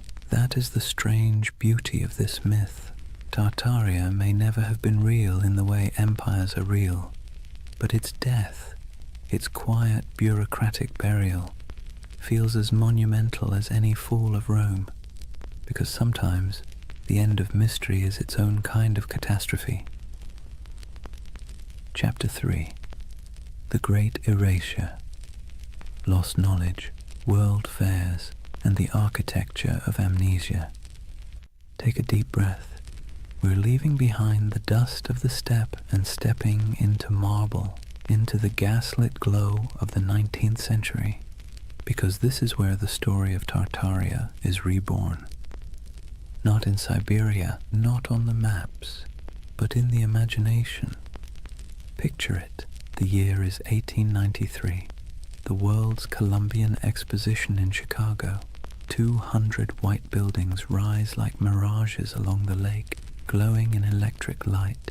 Domes, arches, columns, architecture so grand that people literally wept when they saw it. It looked ancient, impossible, like something from a forgotten golden age resurrected overnight. And here's the kicker. It was built overnight. A team of architects and laborers had thrown up that entire city in less than 2 years. They called it the White City. To the public, it was a triumph of modernity, but to later eyes it looked suspiciously like something else. Massive domed palaces, ornate fountains, obelisks, colonnades stretching into mist. It looked ancient, yes, but not Greek, not Roman. It looked out of time. Now fast forward a century. A man sitting at his computer zooms in on old photos of the fair. He pauses. He notices something strange. The buildings look far too advanced for their time, he thinks. Too perfect, too grand. And then he finds something even stranger. After the fair ended, almost every single building was demolished, burned, scrapped, gone.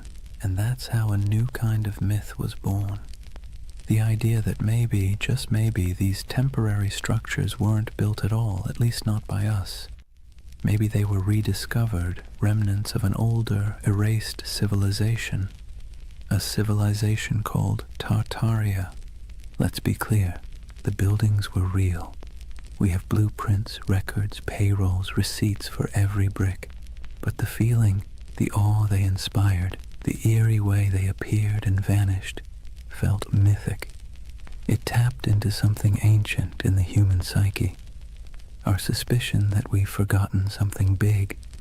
And once that suspicion took root, it spread. Soon people began noticing Tartarian architecture everywhere. Those impossible domes in St. Petersburg, the Capitol building in Washington, the palace-like train stations of Paris, even the city halls of small American towns. Weren't they all too ornate, too advanced for their supposed era?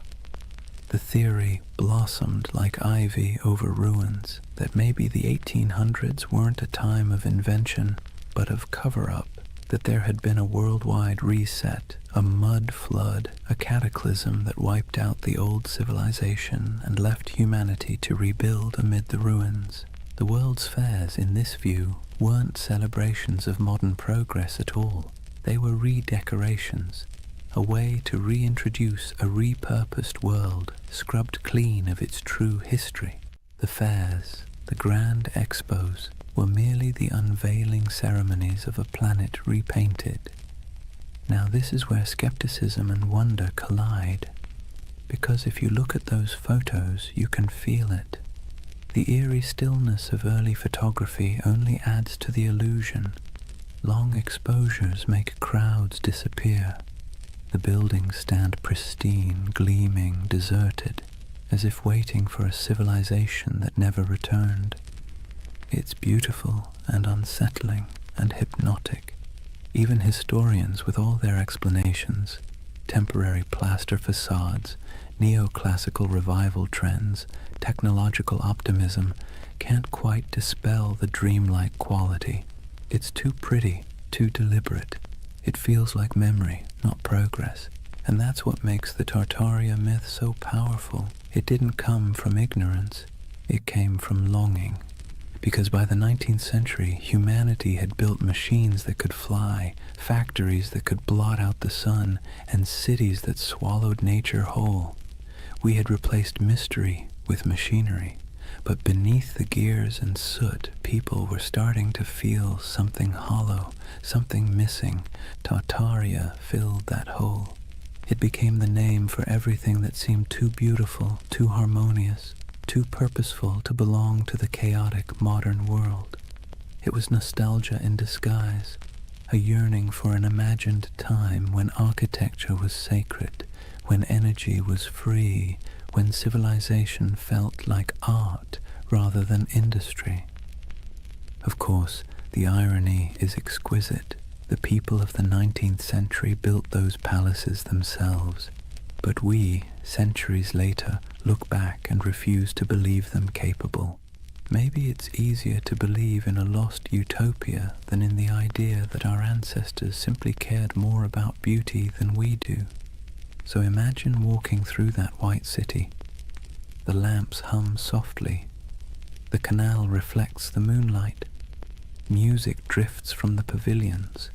You hear the shuffle of dresses, the murmur of voices, the click of carriage wheels, and for a moment you can almost believe the myth that you've stumbled into the remains of a vanished empire, briefly resurrected for one last dance before fading again into legend. That's the strange charm of Tartaria. It doesn't matter if it's real. What matters is how it makes you feel, because beneath every conspiracy is a heartbeat, the desire to belong to something greater, to touch a truth the textbooks forgot to mention. And so, through the flickering gaslights of the 19th century, the dream of Tartaria returned, not in stone, but in spirit, not as an empire rediscovered, but as a memory resurrected. Let's be honest for a moment. Modern architecture doesn't exactly make the heart sing. Steel boxes, glass towers, angles sharp enough to injure your soul.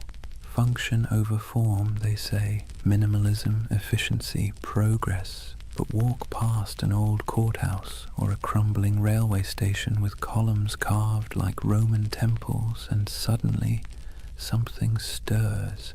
It feels like memory. Not your memory, but someone's. And that's exactly where Tartaria hides, in that emotional shadow between nostalgia and doubt. See, the 19th century didn't just give us new machines, it gave us new eyes. Photography froze the world for the first time. Urbanization made old beauty vanish beneath brick and smog. And as the industrial age thundered forward, the West began quietly rewriting itself, paving over not just landscapes, but the very story of civilization. This was the age of erasure disguised as progress.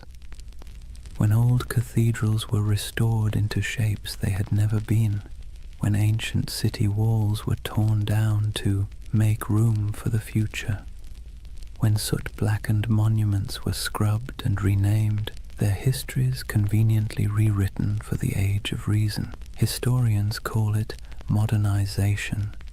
Tartaria believers call it cover-up. Now, let's pause and take a breath, because this is where myth and history start blending like watercolor. The truth is simpler, but also sadder. It wasn't a conspiracy, it was forgetfulness. The 1800s were obsessed with the new: steam, glass, iron, materials that seemed to promise immortality. The faster technology advanced, the more the past looked like an inconvenience. When people demolished centuries-old buildings to make room for factories or boulevards, they didn't think they were erasing history. They thought they were improving it. But here's the paradox.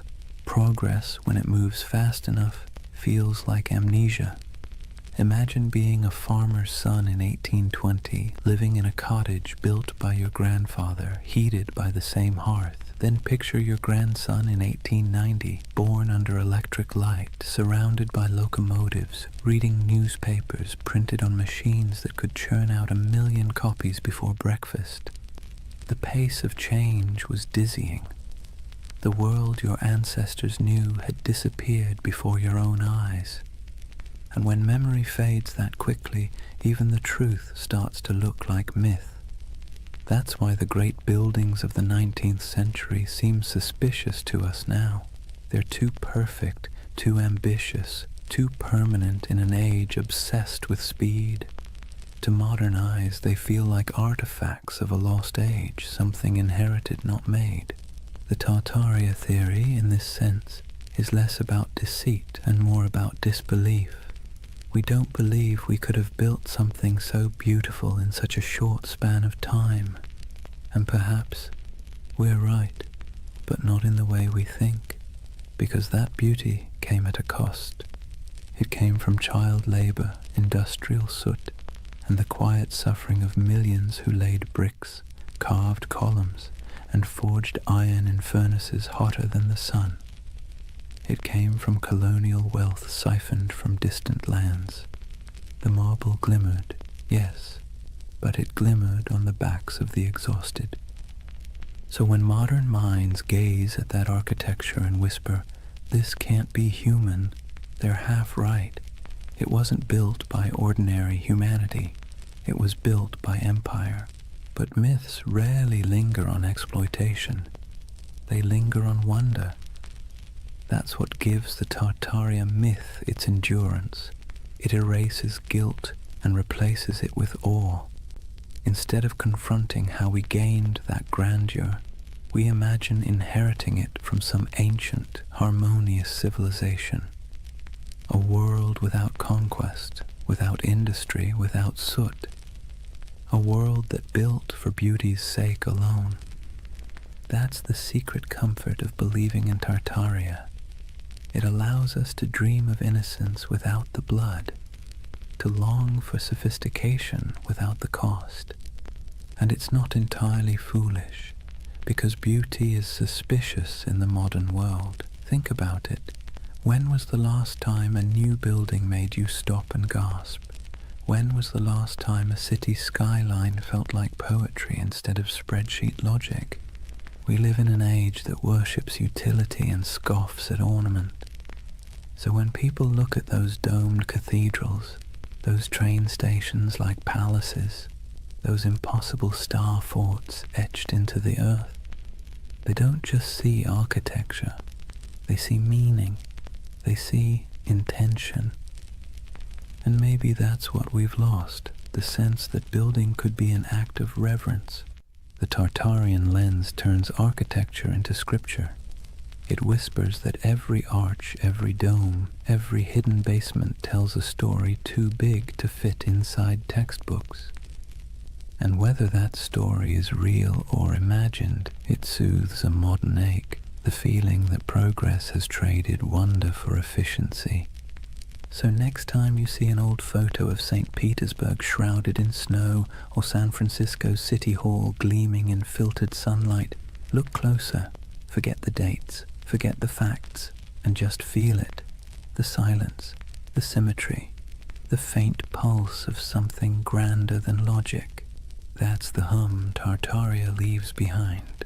The ghost frequency of a civilization that may never have existed, but still haunts us with the possibility that it did.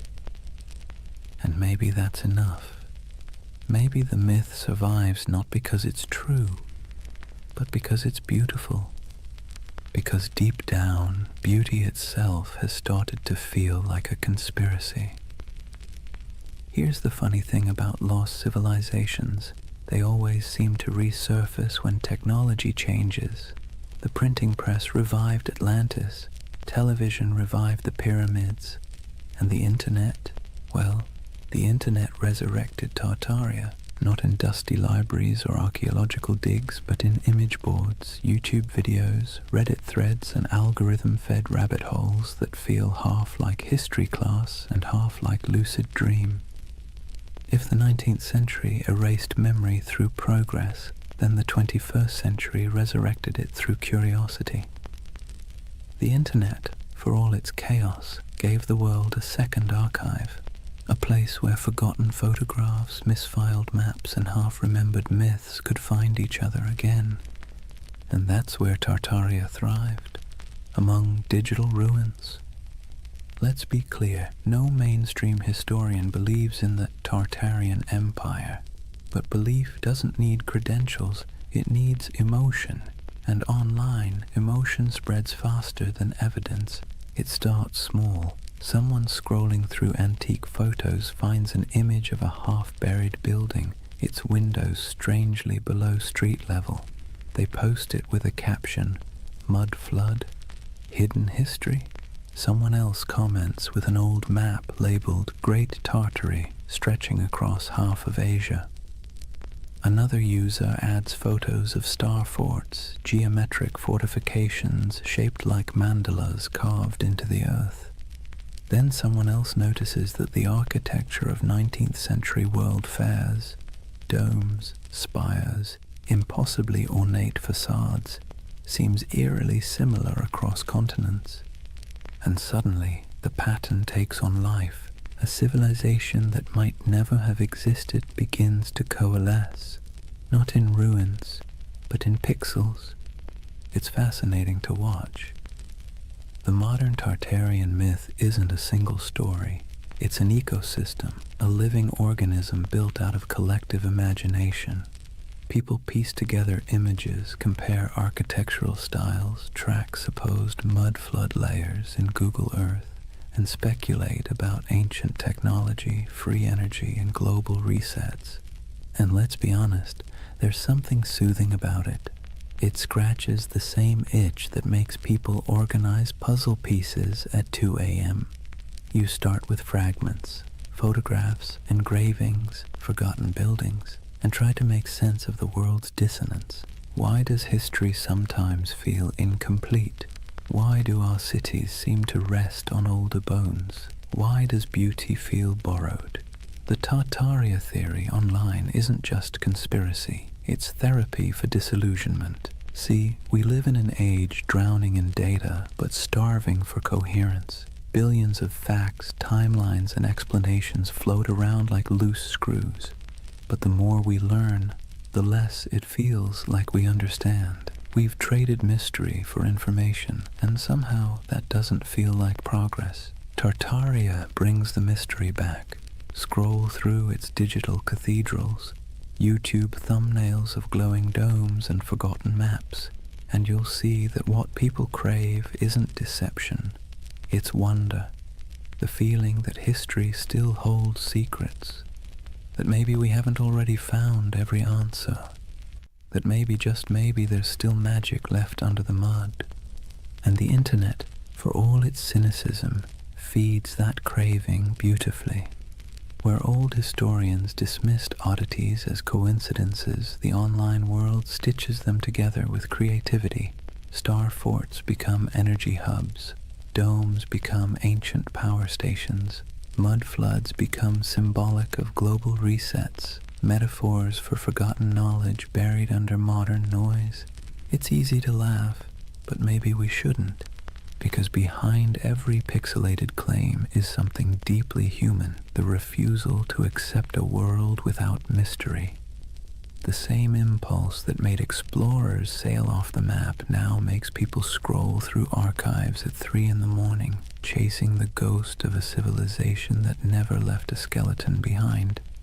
And there's something else, an aesthetic truth. Look at those old photos, the sepia skies, the faint haze, the impossible scale of those buildings.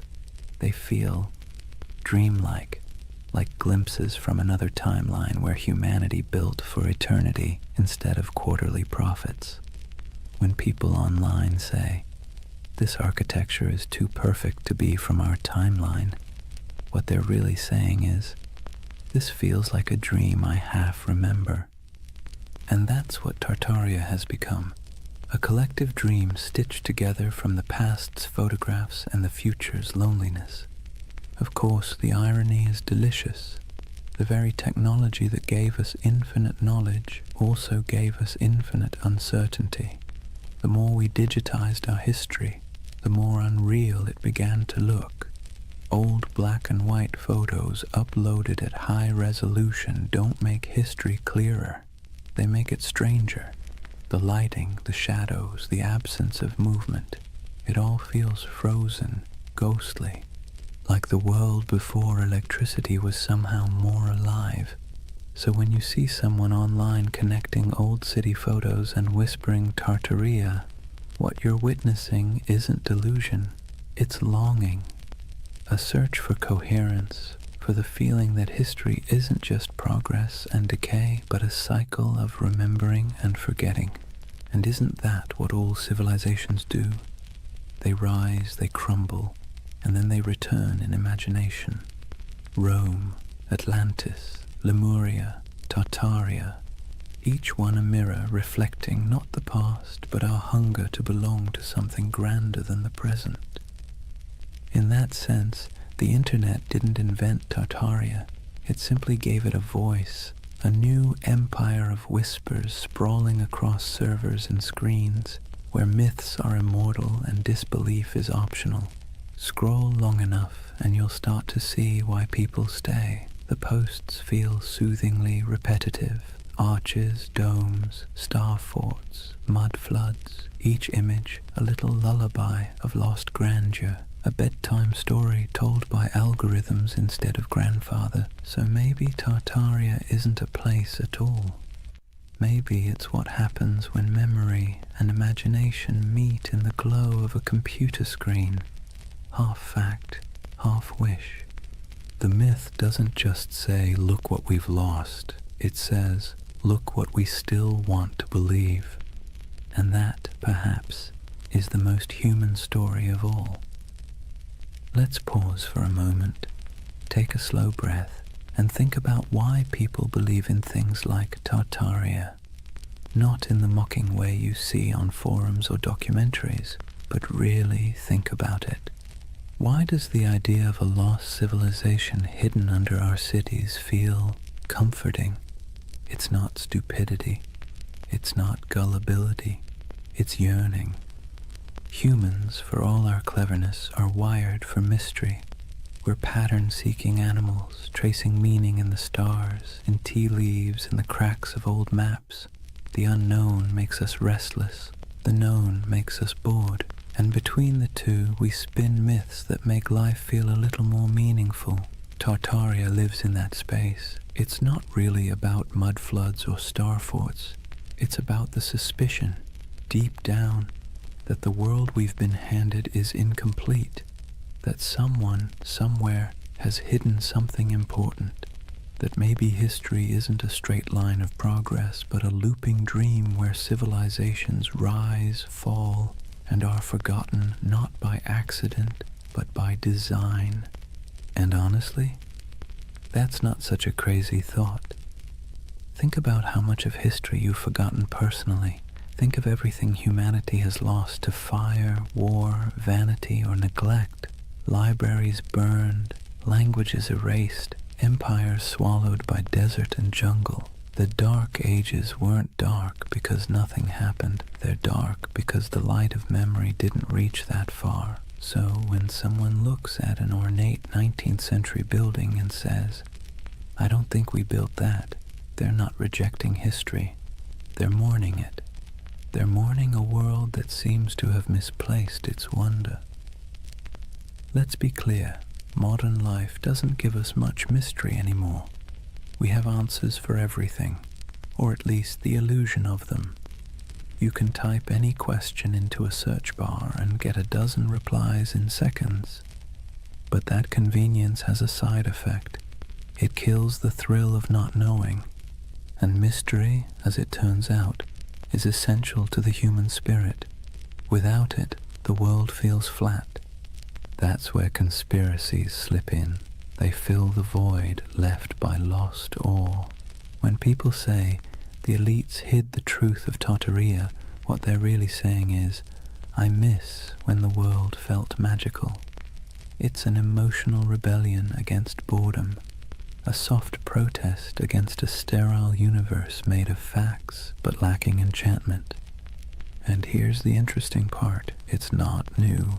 Every age invents its lost golden age. The Greeks dreamed of Atlantis, the Victorians romanticized Lemuria, the 20th century turned the Mayans into cosmic prophets, and now in the digital age we have Tartaria, an empire of dreams built on archives and algorithms. Each generation looks backward and imagines perfection because it's easier than imagining perfection ahead. We do it because the past is safe. It can't disappoint us anymore. Psychologically, belief in a hidden civilization like Tartaria scratches multiple itches at once.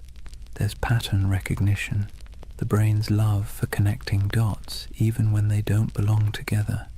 There's narrative control, the soothing illusion that the world makes sense, that nothing happens by accident. And there's nostalgia, the bittersweet ache for a world that may never have existed, but should have. And then there's trust.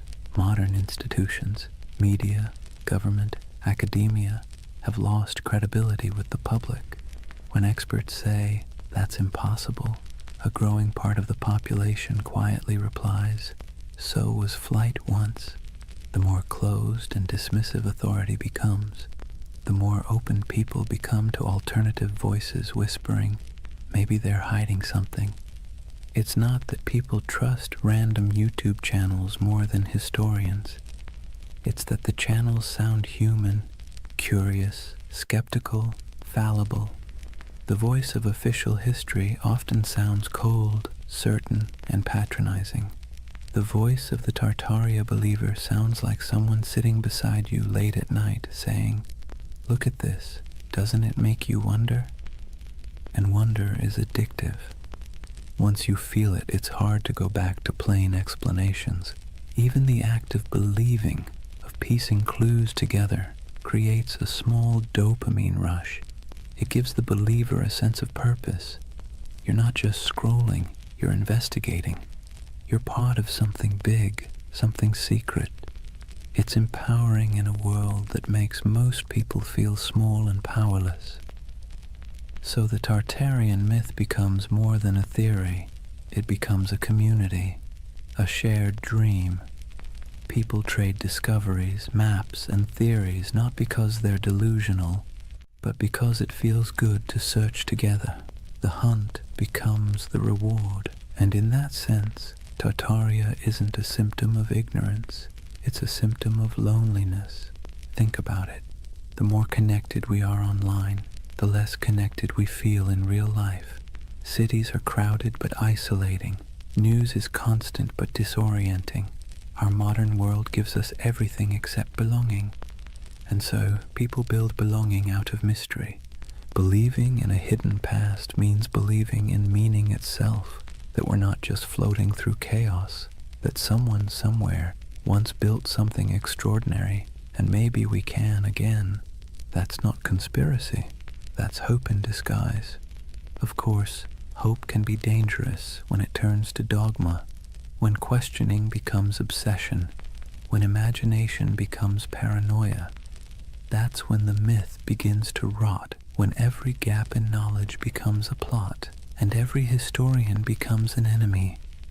That's when wonder collapses into fear. But before that point, before the cynicism sets in, there's something oddly beautiful about it. People standing in awe before old cathedrals and asking, how did they do it? People digging through archives at midnight, convinced that history still has secrets. It's easy to mock that. Harder to admit that it's the same impulse that built science, art, and philosophy in the first place. Curiosity is the ember. Myth is just the smoke. So the Tartarian believers, in a strange way, are modern heirs to the ancient dreamers, the ones who stared at the stars and saw gods, the ones who saw order in chaos. They're not historians, but they are human. They want the past to matter. They want the present to make sense. And maybe that's why Tartaria lingers.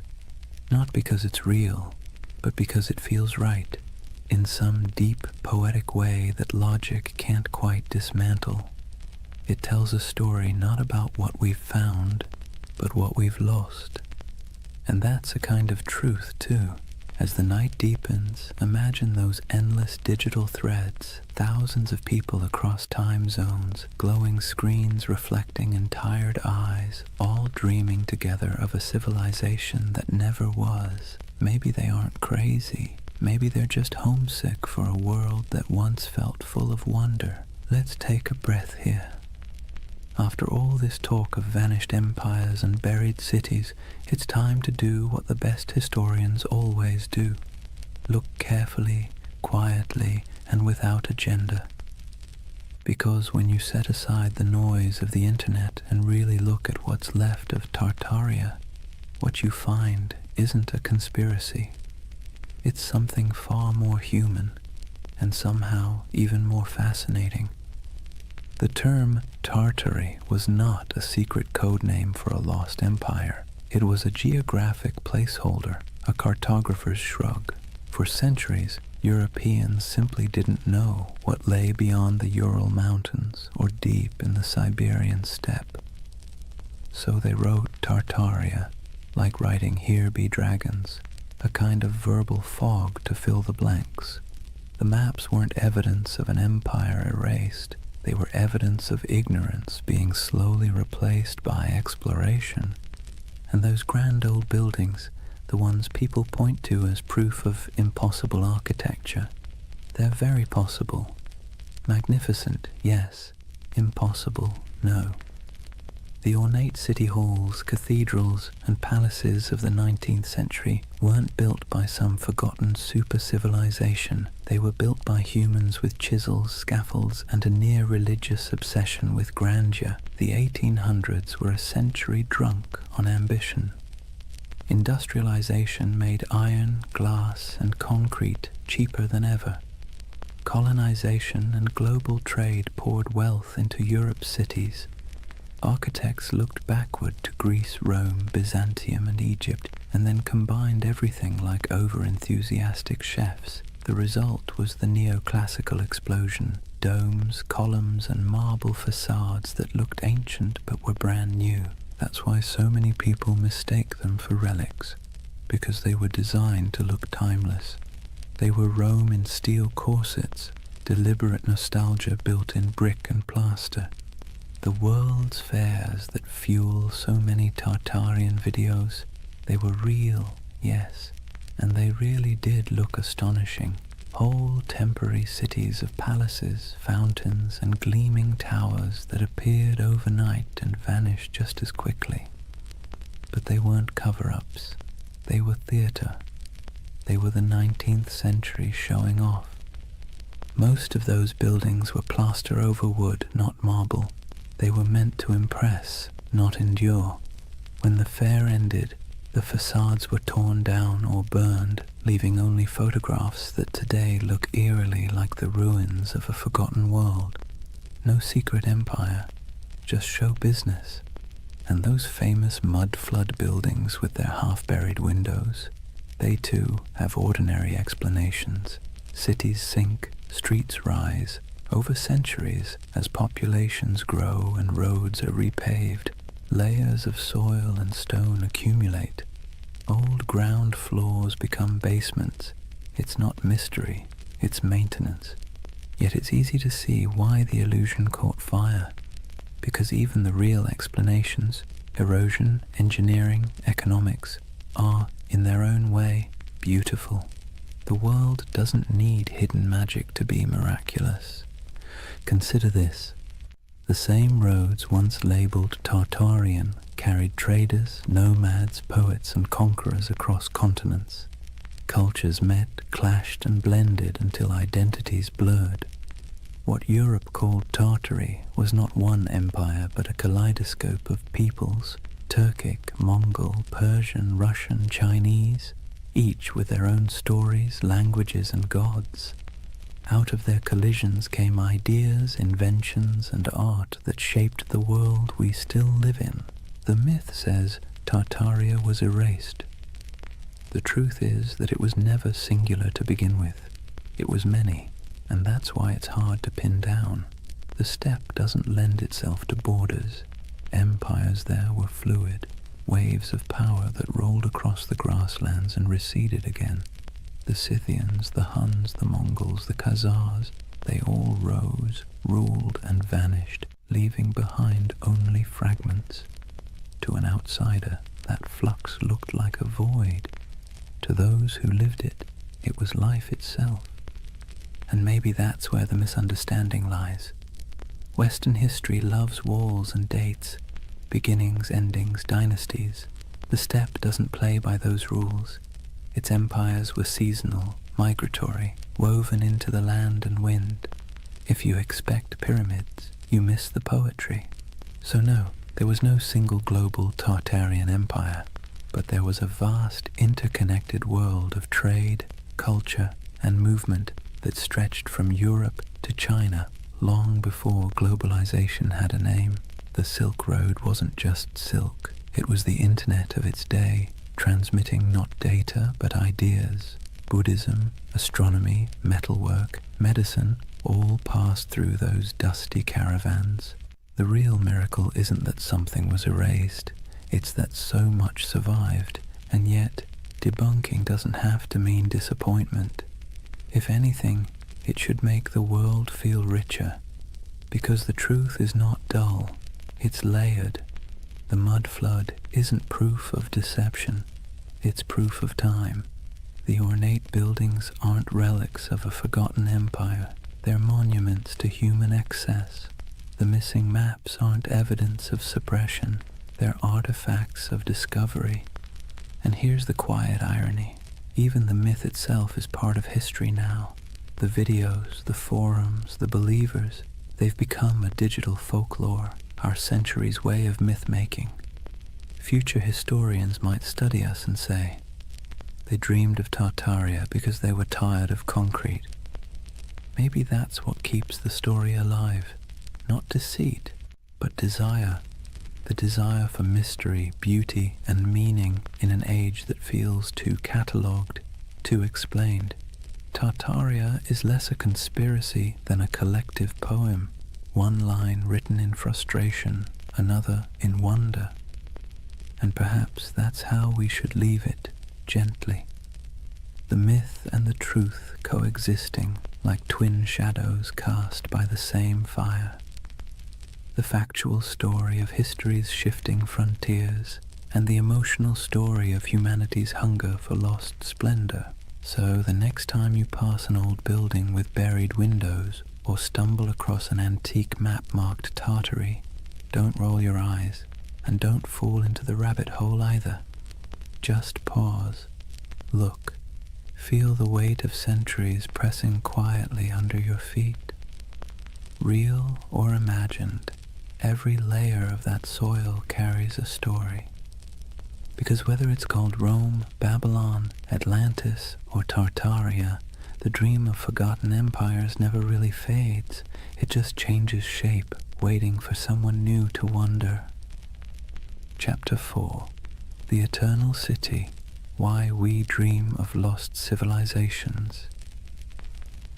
Take a moment, close your eyes, and imagine you're standing in the ruins of a city that never existed. The stones are warm beneath your feet. The air hums faintly with the echo of 1,000 unrecorded stories, and the wind brushes against carved columns whose builders' names were never written down. It's a dream, but somehow it feels truer than waking. That's the strange comfort of Tartaria. Even after we've picked apart the facts, even after the history books have closed the case, the idea lingers, the notion that somewhere, sometime, humanity built something magnificent, a civilization unified, enlightened, and then, inexplicably, erased. It's the same instinct that makes us search for Atlantis, or Lemuria, or the lost library of Alexandria. A quiet yearning that whispers, maybe we used to know more, maybe we were better once. And let's be clear, this isn't foolishness, it's longing. Believing in Tartaria isn't really about maps or mud floods. It's about something deeper, the ache for lost harmony, for order in the chaos of modern life. When we look around at endless screens, broken systems, and cynical politics, it's easy to imagine that somewhere in the past, people had it figured out, that there was a time when beauty and wisdom ruled, before we traded them for convenience. The myth gives that feeling a shape. Tartaria becomes a mirror for what we think we've lost, a golden age we can project our frustrations onto, a fantasy of unity against the fragmentation of the modern world. But here's the curious twist. Myths like Tartaria comfort us because they're out of reach. They can't be disproven in a way that satisfies the heart. The less we know, the more space the imagination has to wander. That's what myths do best. They thrive in the gaps, the shadows between facts. Think about how the story feels, not just what it says. Tartaria isn't told in sharp, factual sentences. It's whispered in forums late at night by people who sound more wistful than conspiratorial. They're not shouting about domination. They're sighing about what might have been. It's not paranoia, it's melancholy.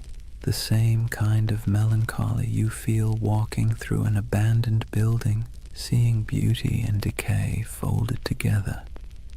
There's a paradox at the heart of this comfort. We know modern life is more advanced than any age before it, yet it rarely feels that way. We have the internet, medicine, spaceflight, instant communication, but we also have loneliness, burnout, and an undercurrent of loss. The myth of a vanished civilization fills that emotional void.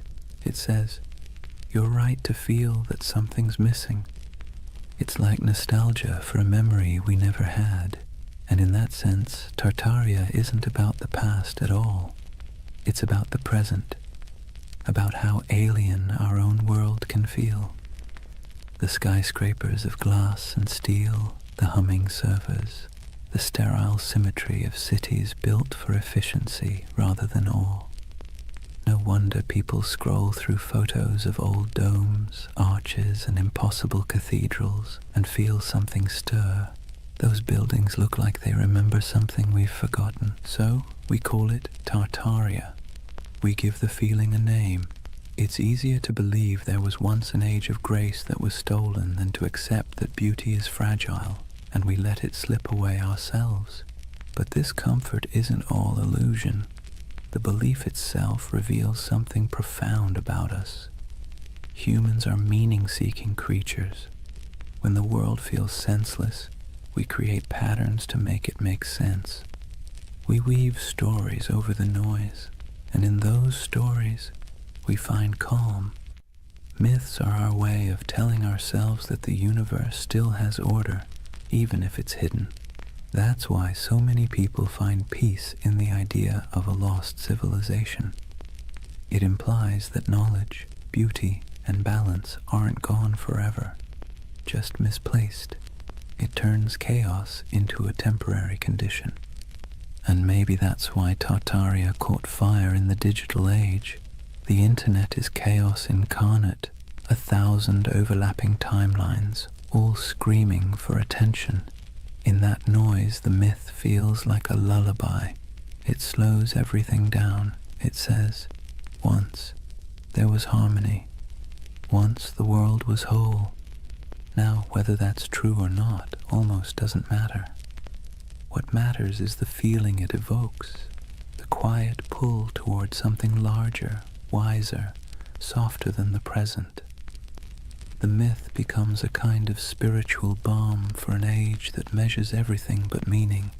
Imagine yourself late at night, scrolling through photos of ornate ruins, strange domes, or cities half buried in snow. You feel that twinge, that recognition without memory. The beauty is haunting, not because it hides a secret empire, but because it reminds you that time erases, and yet somehow we still search for permanence. That search, that ache, is what keeps myths alive. They aren't about fooling ourselves. They're about coping, finding wonder again in a world that's forgotten how to dream. And maybe that's the greatest comfort of all. Tartaria might not have existed on a map, but it exists in us, in that quiet place between curiosity and longing, where we still hope that something grand and good once stood before the mud, before the noise, before the forgetting.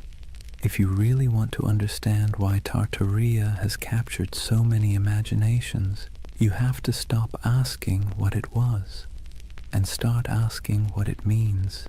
Because myths, like mirrors, don't just reflect the world, they reflect us. When people talk about Tartaria, they're not just discussing lost cities or forgotten empires. They're projecting themselves, their hopes, their doubts, their nostalgia, onto a blank canvas of the past.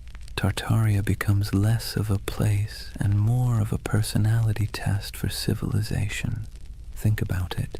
To some, Tartaria represents a golden age of harmony and beauty, proof that humanity once lived in balance with nature and technology.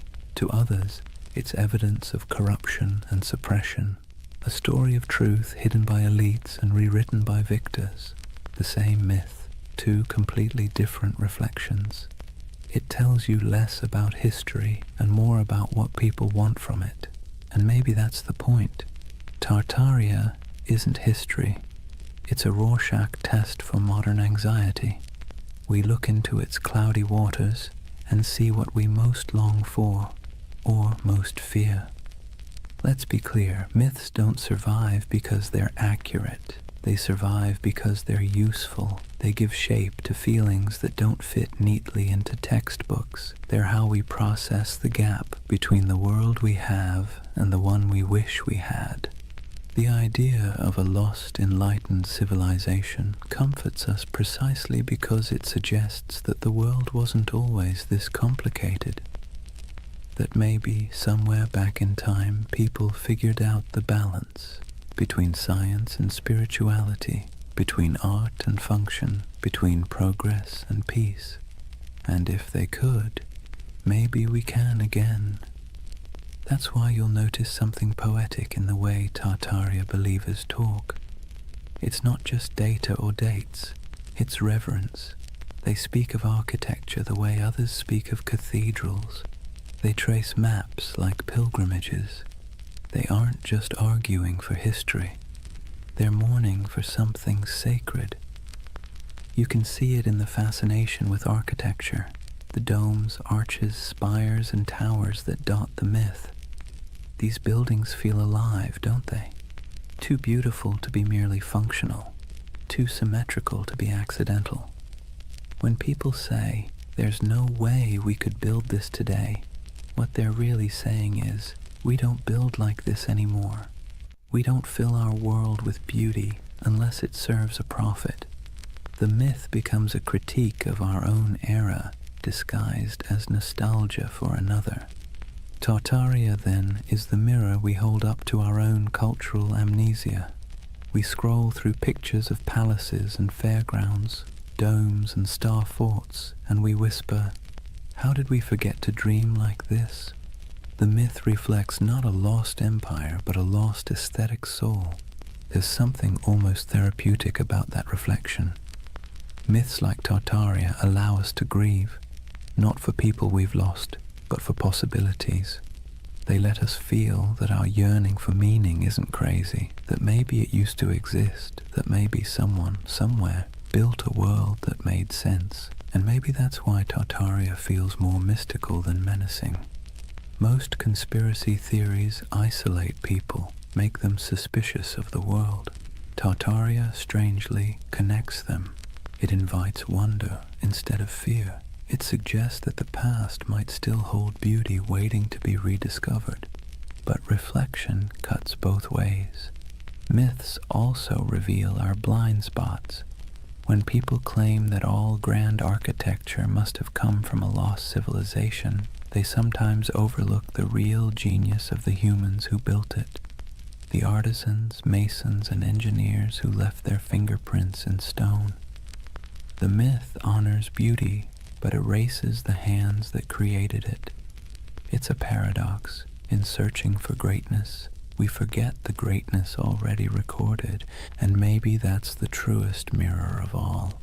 We live in an age obsessed with rediscovery, yet blind to what's in plain sight. We chase mysteries across continents while ignoring the ones humming beneath our feet, the hidden systems, the forgotten craftsmanship, the quiet brilliance of ordinary people.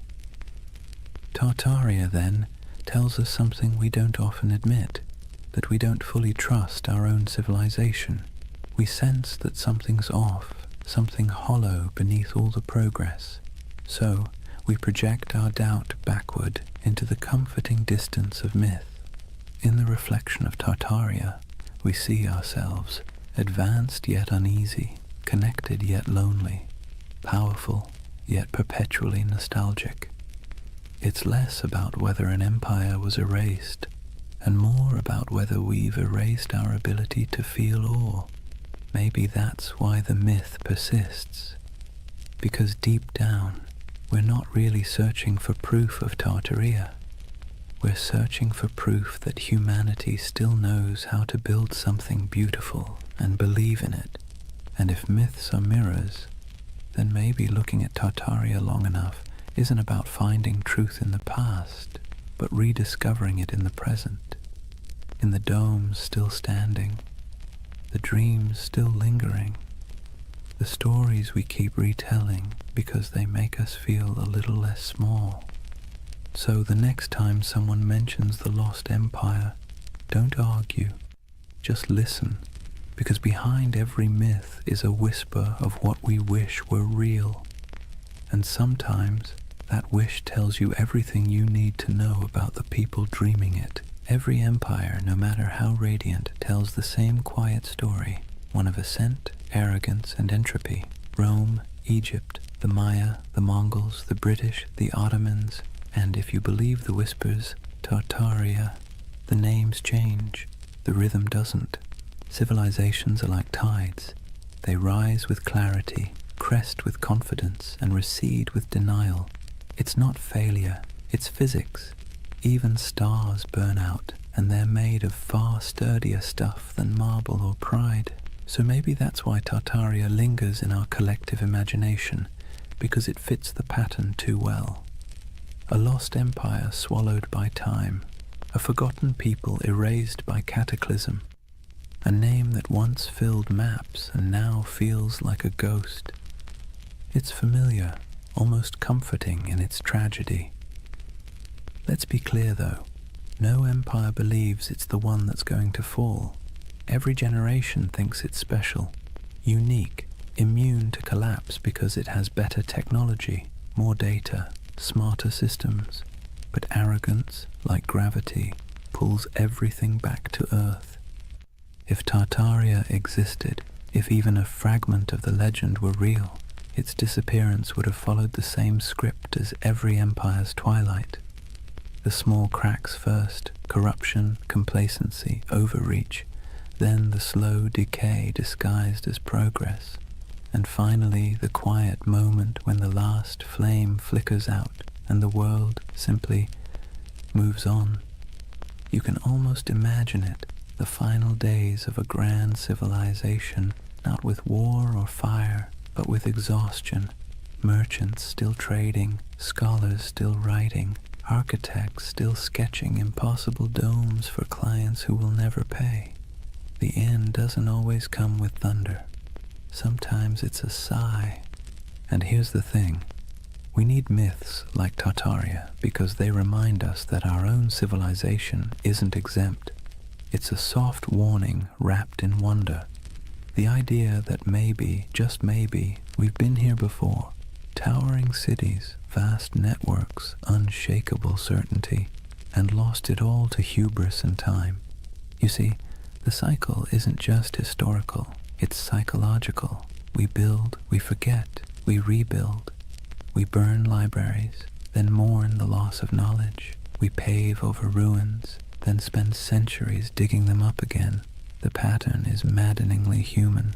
The Greeks had a term for this, anarchiklosis, the cycle of government and decay.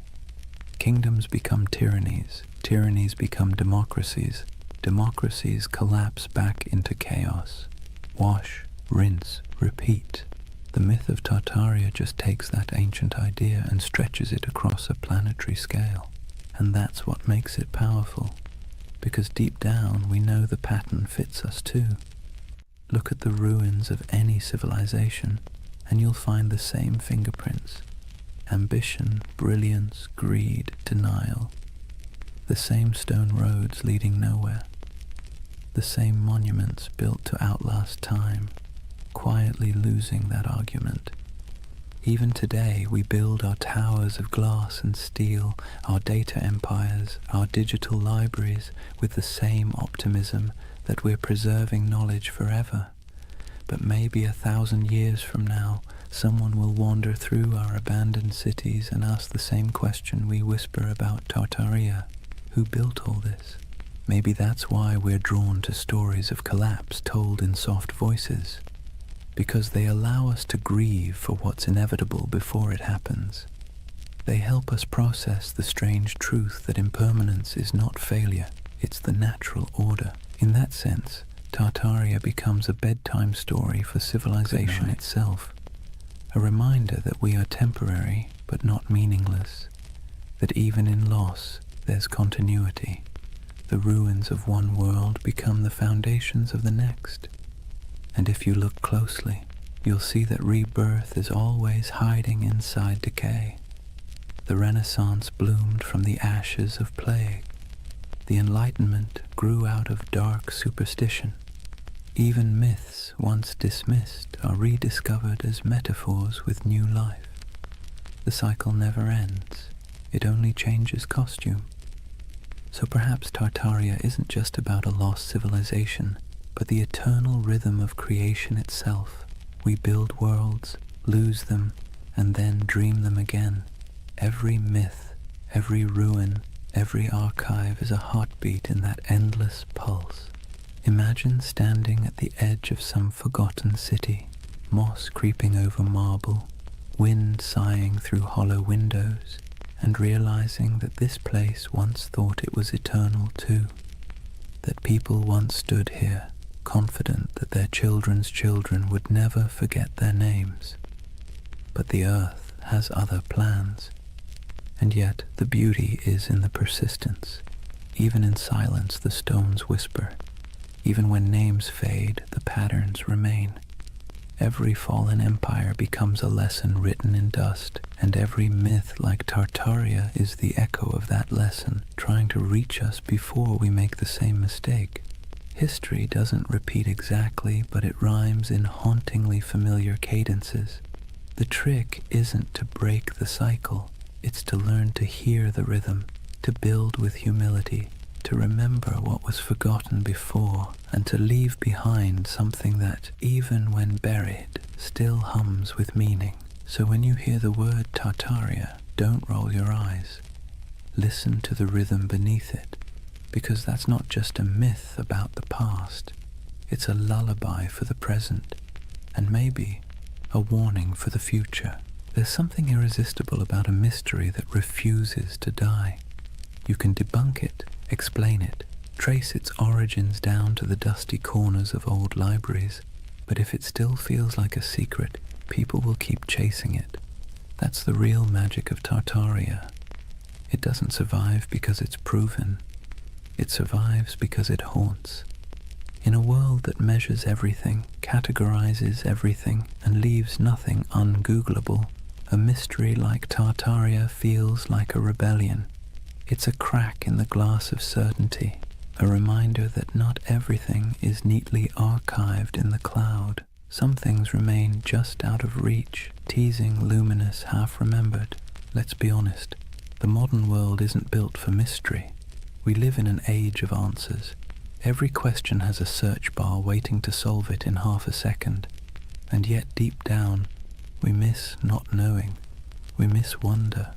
We miss the feeling that the world is bigger than our understanding. Tartaria gives us that feeling back.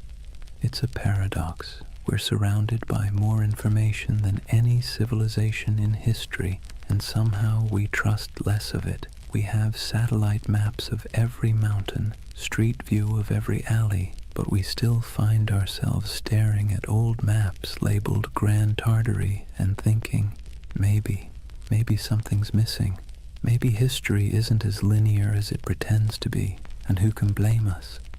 The past is always a little blurry, like a photograph printed from a damaged negative. Historians do their best to fill the gaps, but even the most rigorous scholarship leaves shadows. Tartaria slips into those shadows, into the empty spaces between what we know and what we feel. There's also a quiet beauty in unanswered questions. They remind us that curiosity itself is a form of connection. When someone spends years digging through forgotten archives, zooming into grainy satellite images, or exploring the ruins of an abandoned palace, they're not just chasing facts, they're chasing wonder. They're trying to feel something vast and timeless, something that hums beneath the noise of everyday life. Tartaria gives people permission to believe that the world might still hold secrets. That's why even skeptics can't quite bring themselves to dismiss it entirely, because even if it's not true in a historical sense, it's true in a psychological one. It's the same impulse that made ancient people draw constellations in the stars, to impose meaning on the infinite and find comfort in the patterns. Imagine yourself walking through an old European city at night. The cobblestones glisten after rain. Gas lamps flicker against the carved faces of forgotten gods on building facades. You look up, and the skyline feels impossibly ancient. Arches, domes, and spires stacked like a dream you can't quite interpret. You don't know who built it. You don't need to. The mystery itself is enough. It's like hearing a song in a language you don't understand but somehow recognize. Tartaria lives in that feeling. The hum between knowing and not knowing. The soft echo of lost craftsmanship, the sense that time might be a loop and we're just tracing paths our ancestors already walked. And the irony is, the more we learn about history, the more mysterious it becomes. Every discovery opens 10 new questions. Every answer reveals how much we don't know. The ruins of Göbekli Tepe pushed back the dawn of civilization by thousands of years. The Antikythera mechanism rewrote what we thought the ancients could build. Maybe Tartaria doesn't exist, but the idea that civilizations rise and vanish, leaving traces we mistake for impossibilities, isn't so far-fetched after all. Even the skeptics, the scientists, the historians, they're chasing the same thing as the dreamers. They just call it research instead of mystery. But deep down, it's the same hunger to understand what came before, to find meaning in the ruins. There's a gentle wisdom in letting some mysteries remain mysterious.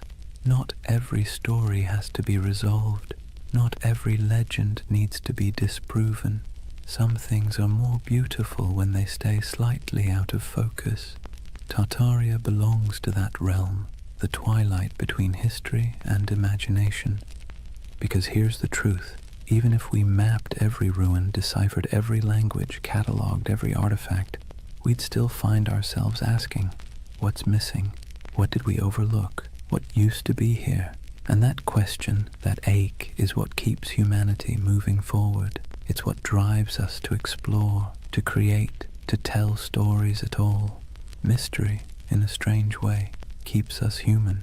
It reminds us that we don't control everything, that there are still edges to the map, and in a world that feels increasingly small, that's a comfort. So if you ever feel the pull of Tartaria, the urge to look at an old map and imagine lost cities under the soil, buried glass domes beneath the ice, vanished languages whispered through time, don't resist it. It's not foolishness, it's memory dressed as wonder. It's the part of you that still wants to believe there's more to the story, because there always is. Imagine drifting in that half-awake space between dreaming and memory, the kind where time doesn't quite make sense and faces blur into landscapes. That's what the myth of Tartaria feels like, a collective dream stitched together from ruins, half-forgotten books, and the quiet yearning that maybe, just maybe, humanity once built something beautiful and lost it. Not just an empire, but an idea. Tartaria isn't really about maps or mud floods.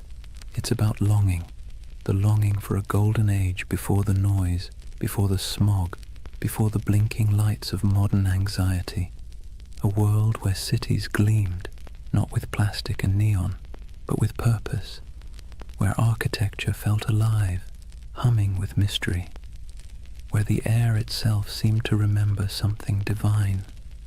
When people talk about Tartaria, they're really talking about home, a home they've never seen but somehow recognize. It's tempting, isn't it, to imagine that once there was a civilization so advanced it left behind the blueprints of paradise, smooth white marble gleaming under perpetual sunlight, towers spiraling toward the heavens, not in arrogance but in harmony, streets where water flowed instead of traffic, and knowledge wasn't locked in institutions but breathed like air. The myth whispers that maybe humanity peaked, fell, and forgot, and maybe we're just children trying to remember the lullaby our ancestors sang before the storm. Let's be clear though, Tartaria, as the internet tells it, probably didn't exist, but the feeling of it does. That's what matters. Because myths are just dreams that cultures refuse to wake up from. They serve a purpose, especially in times like ours, when everything feels impermanent, synthetic, and accelerated. Tartaria slows the world down. It reminds us of the beauty of mystery, craftsmanship, and the sense that not everything has to be profit or progress. There's a kind of poetic justice in the way this myth took shape online, in the strangest corners of the internet. A digital ghost story for the digital age. Scroll long enough through photos of ornate buildings with impossible domes and buried windows, and you'll feel it too, that little flicker of awe. Even if your rational mind rolls its eyes, your imagination leans in. What if, it whispers, what if this really was part of something greater? The myth resonates because we're surrounded by ruins and don't realize it. The old train stations, the opera houses, the abandoned civic buildings with ceilings painted like cathedrals, they still stand, silent and out of place. They belong to an age that believed in permanence, in beauty as a civic duty, and compared to that, our world of glass and rectangles feels hollow. Tartaria becomes a name we give that feeling, the ache for artistry, for meaning carved in stone. But beneath the aesthetic nostalgia is something deeper, a memory not of buildings, but of belonging. When people say they erased Tartaria, what they're really mourning is the loss of connection, the sense that we were part of something coherent, meaningful, and vast. We feel fragmented now, nations arguing, truths dissolving, the past rewritten every week on social media. Tartaria becomes a symbol of unity we've misplaced, the dream that once we all spoke the same unspoken language, the language of creation instead of consumption. Maybe that's why the myth refuses to die. It's not a conspiracy, it's a yearning, a collective homesickness for a world that valued wisdom over noise. Whether it's a literal memory or a psychological echo doesn't matter. Myths like this are emotional fossils. They preserve what facts forget. If you strip away the maps and theories, what remains is something tender. The belief that we can do better, that humanity once built something sublime, not through domination, but through understanding, and that maybe we can again. It's less about recovering a lost empire and more about remembering how to build meaning into our world. And maybe, in a strange roundabout way, the myth is right. There was a flood, a metaphorical one, the flood of time, technology, and forgetfulness. It buried not cities, but attention. It drowned not buildings, but wonder. And now, through whispers of Tartaria, people are trying to dig it back up. Not the structures, but the feeling of awe they carried. Picture the end of the dream, an endless step at dusk. The horizon glows gold, and somewhere in the distance, faint towers shimmer through the haze. They're not ruins, not anymore, just echoes of possibility. You start walking toward them, though you know you'll never reach them. That's Tartaria, not a destination, but a direction. Not history, but hope. And as you drift toward sleep, remember this. Every civilization is both a memory and a prophecy. What we imagine today shapes what we build tomorrow. So maybe Tartaria isn't behind us. It's ahead, waiting to be remembered not as a lost empire, but as an invitation to build again, but slower, kinder, wiser, to carve beauty into the world and mean it this time. Because deep down, that's all the myth ever wanted, to remind us that the most eternal things aren't marble or empire, but imagination itself. The quiet, persistent dream that we came from something extraordinary, and that we can still be. So now, as the story fades and the dream of Tartaria settles like evening mist, take a moment, breathe slowly, let the world around you grow quiet. The hum of the present softens, and for a brief, weightless instant, it feels as though time itself exhales. What have we really been chasing tonight? A vanished empire? A mystery hidden in maps and marble? Or something smaller, quieter? Something that hums inside us when we stare at old buildings and feel inexplicably that we've been here before? Tartaria may never have existed on any official timeline, but in another sense, it's never stopped existing.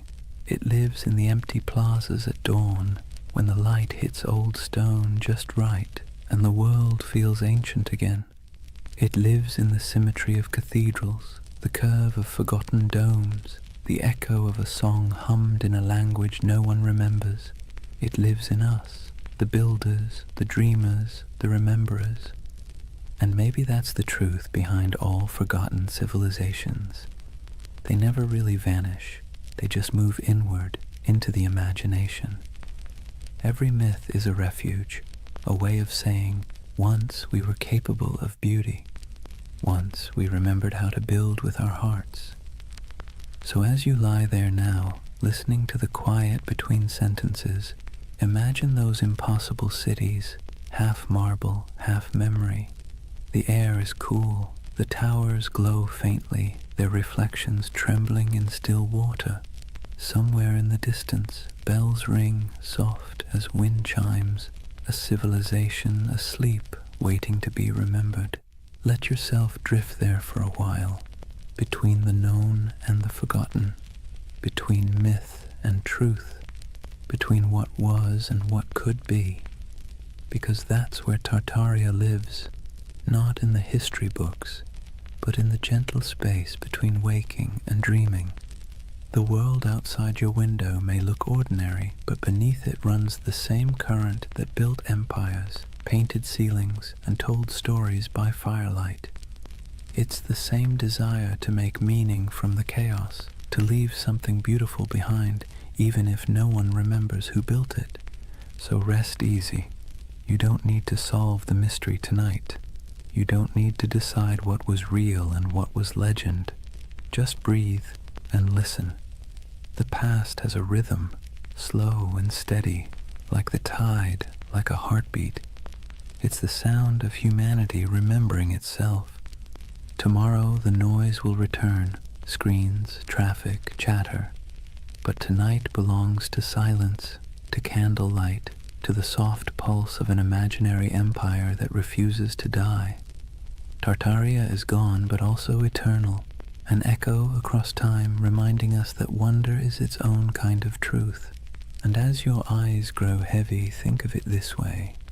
Maybe the greatest lost civilization isn't buried under mud or stone. Maybe it's the one inside us, waiting to be uncovered again. A world built not from power, but from awe. Good night, dreamer. Sleep well under ancient skies. And if you find yourself walking through those shining cities again, don't rush. Stay a while. The empire of imagination is always open.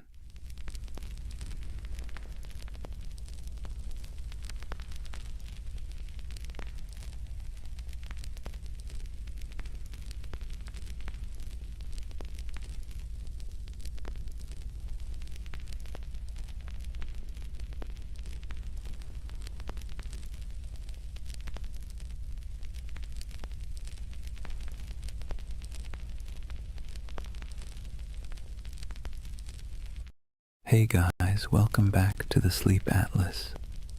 Tonight, we're wandering into one of those stories that sits somewhere between history and myth, the kind that makes textbooks squirm but conspiracy theorists cheer. We're talking about the Anunnaki, the ancient gods of Mesopotamia, the so-called Great Ones, whose names have echoed for thousands of years. Now, before you picture little green men zipping around in flying saucers, let's be clear. The Anunnaki weren't dreamt up by modern sci-fi. They were very real to the people of ancient Mesopotamia, the Sumerians, Akkadians, Babylonians, and Assyrians, who lived their entire lives believing these beings were watching, judging, and occasionally meddling in their affairs. These gods weren't distant. They weren't serene. They were moody, demanding, and sometimes alarmingly human in their behavior. But here's the twist. In the last few decades, the Anunnaki have been rebranded, plucked out of their ancient temples and repackaged as spacefaring engineers who supposedly created humanity. You've probably seen them pop up on late-night cable documentaries with dramatic music, or in corners of the internet promising that the truth is out there. On one hand, that's entertaining. On the other, it's a perfect reminder that myths are slippery. They change to fit whatever worries and wonders we carry. So tonight, I'm going to tell you their story. The real story, as much as we can piece together from clay tablets, broken myths, and a lot of scholarly head-scratching. We'll wander through the fields of Mesopotamia where ordinary farmers sweated under the sun, convinced that every harvest was a divine test. We'll meet kings who built entire cities just to brag that the Anunnaki approved of them. We'll listen to myths where gods squabbled, punished, and occasionally spared humanity. And yes, we'll peek into the modern fascination with aliens because apparently every ancient thing eventually gets abducted by sci-fi. But don't worry, this isn't a lecture. Think of it as a long, meandering, nighttime walk through a world that feels both impossibly distant and strangely familiar. So, dim the lights, maybe pull a blanket a little tighter, and let's drift together into the land between rivers and gods. And before we begin, let me ask, what's keeping you up tonight? Let me know in the comments. I'd love to hear where in the world you're listening from. Settle in. Let's start at the beginning. Chapter 1. Life under the watchful eyes of the gods. Imagine yourself standing in the wide open plain of Mesopotamia, the land between the rivers, the Tigris to the east and the Euphrates to the west. The horizon stretches flat and endless, broken only by the shimmer of heat and the twisting bodies of those unpredictable rivers. The air is heavy, thick with dust and the smell of damp reeds. Somewhere in the distance, a donkey brays, and over all of it, an invisible weight hangs in the air, the belief that the Anunnaki are watching. To the people who lived here thousands of years ago, the rivers weren't just water, they were divine moods made liquid. A generous flood meant the Anunnaki were pleased, a drought meant they were angry, a sudden storm that flattened your barley fields. That was a cosmic tantrum, the gods reminding you who really ran the show. Every harvest, every illness, every successful birth or sudden death was interpreted as a sign that the Anunnaki were either blessing or punishing humanity. Daily life unfolded under this constant sense of scrutiny. Farmers trudged barefoot through muddy fields, wooden plows dragged by weary oxen. Every furrow cut into the soil was not just work, but an offering, an unspoken prayer that the Anunnaki would let the grain grow. Scribes bent over clay tablets in the shade of temples, scratching wedge-shaped symbols into wet clay, convinced that the gods valued their careful accounting of grain, beer, and taxes. Mothers tucked their children into reed mats at night with stories of Inanna and Enlil, half myth, half warning, because even bedtime carried reminders that the gods were keeping score. The landscape itself reinforced the idea. Towering ziggurats rose above flat mud-brick cities, stepped pyramids painted in bright colors that have long since faded. To climb one was to ascend closer to the heavens, to the Anunnaki who supposedly convened in their council chambers above. At the base, ordinary people shuffled forward with offerings, bowls of grain, jars of beer, bleating goats, hoping that their small sacrifice might earn a flicker of divine favor. And through it all, the question lingered: were the gods ever satisfied? The answer, most of the time, was no. If the Anunnaki were pleased, life was merely tolerable. If they were displeased, life became unbearable.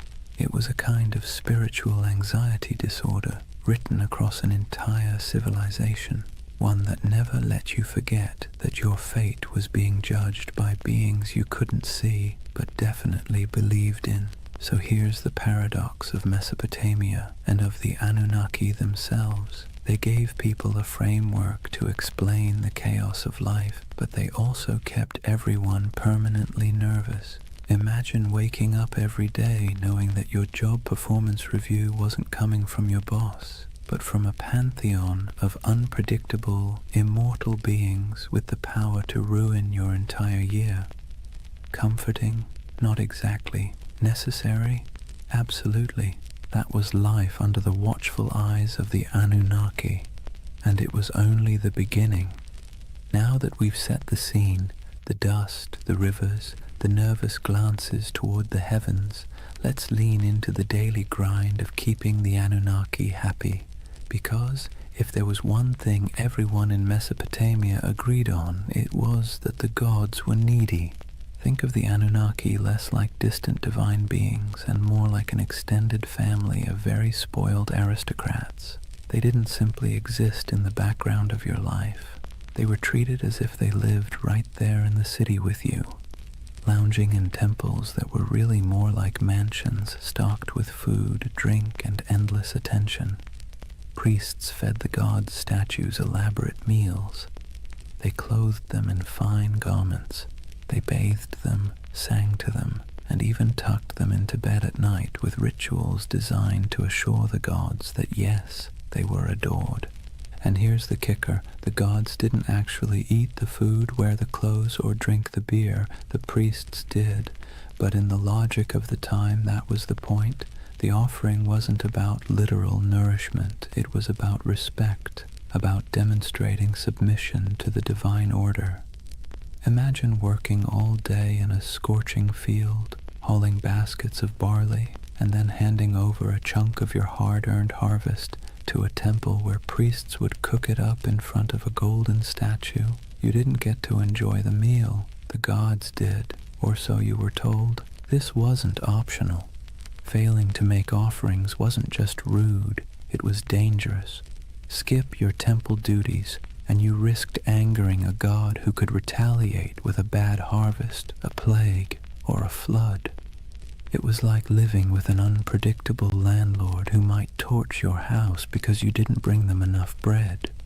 And so, day after day, people dragged their grain, their livestock, their jars of beer, and their prayers into the temple courtyards, hoping the divine egos were stroked enough to leave them in peace. Markets reflected this cycle of giving and appeasing. Merchants sold incense imported from far-off lands, exotic woods for temple furnishings, and precious stones for idol adornment. Whole industries thrived not because people needed goods for themselves, but because the gods supposedly needed them. The economy of worship was real, and it was heavy. And then there were the rituals, constant, exhausting, and often bewildering. Priests performed chants, sacrifices, and ceremonies to interpret the gods' moods. Ordinary people had little say in the process. They simply trusted or feared that the professionals got it right. Was the river about to flood? Only the gods knew. Was a plague looming? Better pay for a ritual just in case. Imagine the anxiety. You might lose your family, your crops, your city, not because of something you did wrong in the field, but because a priest forgot to wash a statue properly before a ritual. This constant pressure shaped how people thought about themselves. You weren't just a farmer, a merchant, or a craftsman. You were a servant of the gods, and your work was always under review. The Anunnaki weren't the kind of bosses who praised your effort either. At best, they ignored you. At worst, they punished you for reasons you could never quite understand. And yet there was comfort too. As strange as it sounds, the ritual obligations gave life structure. There was a rhythm to the year, festivals, sacrifices, processions, moments when the whole city gathered together in noisy, colorful celebrations. For a while, the pressure of survival melted into shared relief. Beer flowed, music played, incense smoke curled into the sky, and people could convince themselves that the Anunnaki might actually be pleased for once. But make no mistake, the weight of worship was heavy. It pressed down on every meal, every harvest, every family gathering. It meant living in a world where you never really owned your life. You were always making payments upward, into the hands of gods who demanded much and explained little. Civilization, in other words, came with a permanent divine subscription fee. So when you picture Mesopotamian life, don't just imagine mud brick houses and busy bazaars. Picture the temples looming above everything, casting long shadows across the city. Picture priests bustling through courtyards, chanting prayers and carrying offerings. And picture the ordinary farmer at the gate, holding a bowl of barley with cracked hands, hoping that this small gift would keep the Anunnaki's attention fixed somewhere else. That was the weight of worship, a constant burden, heavy as the mud brick walls themselves, shaping every breath of life in the land between the rivers. If temples were the stage for grand rituals, then the family was where belief in the Anunnaki seeped into the most ordinary corners of life. From the moment you were born in Mesopotamia, you were wrapped in layers of tradition, law, and stories that all reminded you the gods were watching and you had better behave. Picture a household, mud brick walls enclosing a small courtyard with reed mats laid out for sitting and sleeping. The air smells faintly of cooking grain, sheep dung burned for fuel, and maybe onions sizzling in oil if the family was lucky enough to afford them. Life here was simple, cramped, and endlessly repetitive. Yet, hovering over every task, grinding flour, weaving wool, teaching children their chores, was the belief that the Anunnaki were present, judging not just cities or kings, but households too. Families were patriarchal, meaning the oldest male ruled the home, and his authority was framed not as personal power, but as divine order. Fathers were seen as enforcers of a structure that supposedly mirrored the cosmic hierarchy. Just as gods ruled over humans, men ruled over their families. Hammurabi's famous law code spelled this out with brutal clarity. Wives owed obedience, children owed respect, and failure to comply could bring harsh consequences. This wasn't just social convention. It was written into the laws that claimed divine backing from the gods themselves. Mothers carried their own weight, of course. They were the backbone of the household, weaving, grinding, managing food stores, raising children, and passing on the stories that glued the family's beliefs together. Bedtime wasn't a cozy session of fairy tales. It was an education in fear and respect. Children were told myths of Inanna descending to the underworld, of Enlil sending storms, of the Anunnaki judging souls in the afterlife. These stories weren't entertainment so much as early compliance training. The message was clear: live properly or the gods will notice. Children's lives reflected this constant training. Boys learned the family trade early, whether that meant trudging in the fields, selling goods in the marketplace, or, if you were very lucky, scratching cuneiform signs into clay tablets under the harsh eye of a schoolmaster. Girls learned weaving, cooking, and managing the household, roles that prepared them to keep the rhythm of worship alive in the next generation. Even play wasn't free of divine oversight. Children carved little clay figurines of gods and heroes used in games that blurred the line between fun and reverence. Faith wasn't just whispered in prayers, it was baked into family rituals. Before meals, small offerings of grain or beer might be set aside for the household gods. Amulets were hung by doorways to ward off demons. Protective charms shaped like little snarling figures were placed in bedrooms, especially near infants. Birth itself was wrapped in ritual. Women prayed to Ninhursag, goddess of fertility, to protect mother and child, while midwives muttered incantations to keep evil spirits away. From the very first breath, life was understood as a fragile gift, one that could be snatched away if the Anunnaki weren't appeased. And here's the thing, families weren't just private units, they were miniature reflections of the larger city and its hierarchy. Just as kings claimed authority from the gods to rule nations, Fathers claimed authority from the gods to rule homes. The same logic that justified empires justified bedtime discipline. Civilization and family structure grew up hand in hand, each reinforcing the other, all under the Anunnaki's restless gaze. Of course, within this strict system there were still moments of warmth. Picture a mother teaching her daughter how to weave, her hands guiding the thread through the loom. Picture a father showing his son how to plant barley, pressing the seeds into the soil with calloused fingers. Picture siblings squabbling in the courtyard, stealing figs, chasing each other until their laughter echoed against mud brick walls. These were human moments, timeless and familiar, lived out under the shadow of divine expectation. So when you think of Mesopotamian families, don't imagine cozy equality or freedom of choice. Imagine order, hierarchy, and obligation, structured from the top down, from the Anunnaki themselves to the smallest child in the household.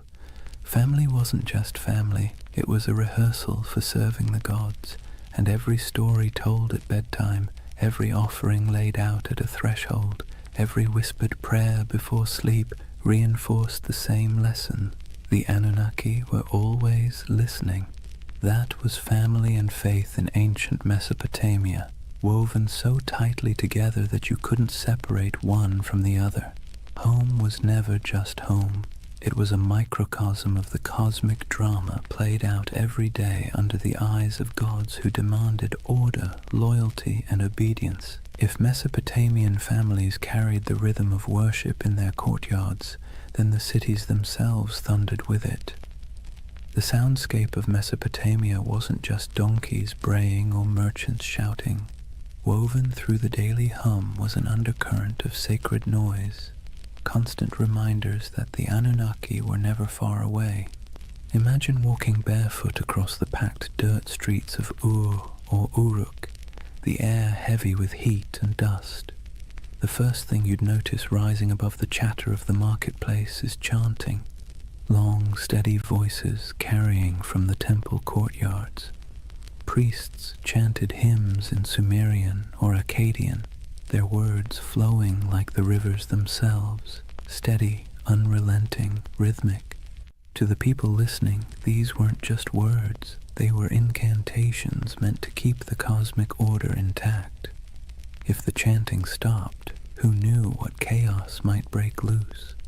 Temples were alive with activity. Incense smoldered, releasing thick curls of smoke that clung to the air, sweet and sharp at the same time. The scent was meant to please the gods, but for ordinary people walking by, it was a reminder that the divine was close enough to smell.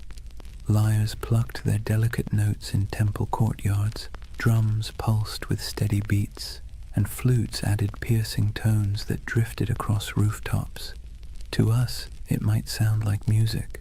To them, it was more like maintenance, a sound system designed to keep the Anunnaki pacified. And it wasn't just priests who contributed to the sacred soundscape. Festivals turned entire cities into orchestras of devotion. Imagine crowds gathering for a procession, voices rising together in chants, bells clanging, animals bellowing as they were led toward sacrifice. The ziggurat loomed above it all, terraces echoing with footsteps as priests climbed higher to offer food, drink, and prayers to the gods at the summit shrine. From miles away, travelers could hear the echo of music, the low murmur of thousands of voices, and know they were approaching a city where gods were fed daily like pampered royals. But the sounds weren't always grand. Sometimes they were intimate and unsettling. Picture a priest muttering over the body of a sick child, reciting spells to chase away spirits. Picture whispered prayers at dusk, entire families speaking softly into the night air as oil lamps flickered. Picture the hush that fell when an omen was announced, the crowd quieting to hear the words that might decide whether the gods were pleased or furious. In these moments, sound wasn't background, it was the bridge between humans and the Anunnaki. The irony is that these sounds, sacred chants, booming drums, whispered prayers, blurred together with the noise of the city. A donkey braying outside a temple, a merchant shouting about his wares as priests sacrificed a goat, children laughing while incense smoke rose into the sky. The sacred and the ordinary overlapped constantly, like two melodies played at the same time. For Mesopotamians, there was no separation between daily life and sacred life. Every sound was part of the same chorus, one directed at keeping the gods content. So, when you imagine Mesopotamia, don't just picture silent ruins or dusty tablets in a museum. Picture a city alive with sound, chanting voices echoing from ziggurats, music rising from temples, prayers whispered in homes, markets buzzing with life. And beneath it all, the steady, unsettling hum of belief, the sense that every sound you made was heard, judged, and recorded by the Anunnaki. That was the soundscape of Mesopotamia, sacred and ordinary, human and divine, blending into one endless hymn beneath the gaze of restless gods. So far we've walked the fields, stepped into homes, and stood in the courtyards of temples. But if there's one thread tying all of Mesopotamian life together under the watch of the Anunnaki, it's struggle. Not dramatic Hollywood-style struggle, more like the constant grinding kind. The kind that wears you down day after day until survival itself feels like an act of worship. Imagine yourself as an ordinary farmer standing ankle-deep in a muddy canal, sweat dripping into your eyes as the sun beats down. The water that gives life to your crops also threatens to destroy them, either by flooding too much or not enough. You dig ditches, patch walls, and mutter prayers, hoping Enki might spare you this season. Your back aches, your hands blister, and still the work never stops. Each seed you plant is not just a gamble with the soil, it's a plea to the gods. Or imagine being a craftsman, hunched over a clay tablet, shaping wedge-shaped marks into wet clay. Maybe you're writing receipts, tallying debts, or recording temple rations. The work is tedious, your teacher strict, your mistakes punished, and yet every stroke of your stylus feels like part of something bigger. You're not just tracking grain, you're participating in a divine system where the Anunnaki themselves are imagined to weigh human worth in records and decrees. Disease lurked in the background too. Cities were crowded, hot and filthy, and illness spread quickly. If someone in your family fell sick, you didn't think of germs, you thought of angry gods or lurking demons. Maybe it was punishment, maybe it was bad luck, maybe both. Priests muttered incantations over the feverish burned incense and offered sacrifices. Sometimes it worked, sometimes it didn't. Either way, you believed your life was being tallied by powers you couldn't see. And then there was the simple, unshakable anxiety of living in a land where nothing stayed stable for long. Floods, droughts, raids from neighbors, every threat felt like it came with divine approval or divine neglect. You might work tirelessly, live faithfully, and still watch your field wash away overnight. It's no wonder that Mesopotamian myths constantly circle back to the same themes. Humans struggling, gods displeased, chaos always around the corner. But within that struggle, there was resilience. People endured. They dug new canals after floods, rebuilt homes after raids, prayed louder after disasters. Families bound themselves tightly together. Neighbors leaned on one another in the marketplace, and communities clung to rituals that gave their world meaning. The Anunnaki may have loomed like stern overseers, but the people found ways to keep living, laughing, and even celebrating in the cracks between their hardships. So, when you picture Mesopotamia under the eyes of the Anunnaki, don't imagine endless golden fields or carefree abundance. Imagine sweat-soaked tunics, cracked hands, and weary faces that still lifted toward the ziggurat at dawn. Imagine humanity trying, failing, and trying again, all while believing that somewhere, far above or deep below, the Anunnaki were watching, measuring, and deciding their fate.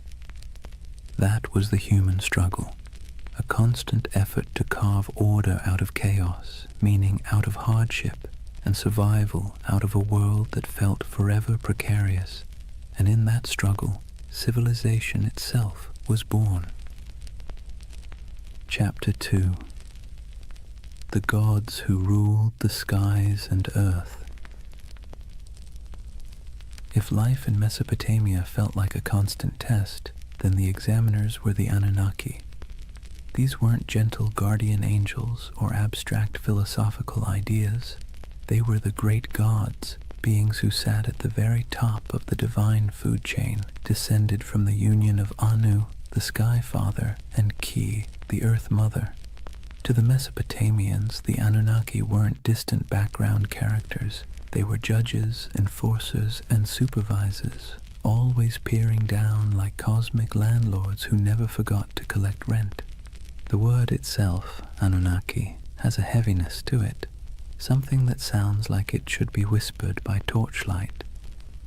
Ancient scribes described them as the 50 great gods, though their numbers shifted depending on which city you asked. Some texts placed them in the heavens, others in the underworld.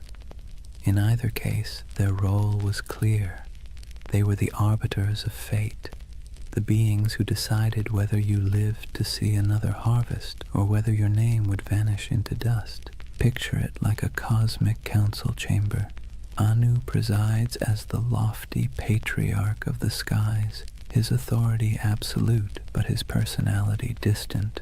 He isn't the kind of god you chat with about personal problems. He's the one who sets the tone, like a CEO you've never met, but whose name sits on every memo.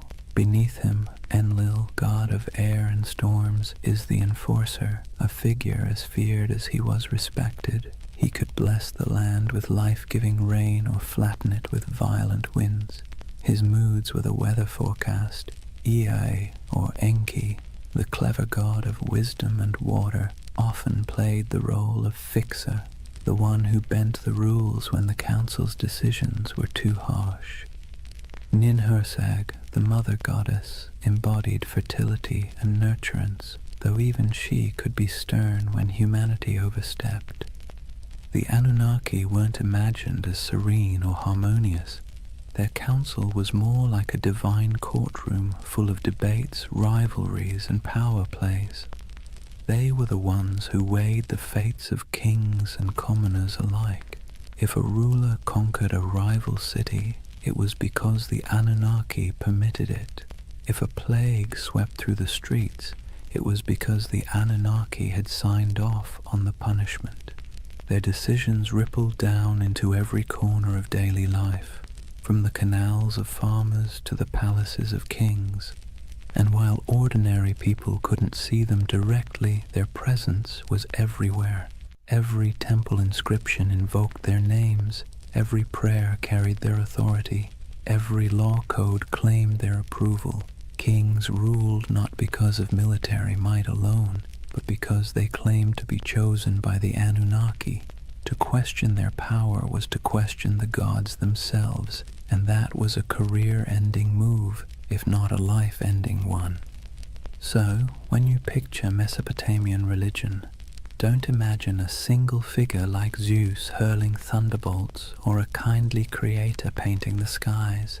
Imagine a boardroom full of moody, powerful beings, each with their own agenda, each wielding immense influence over humanity.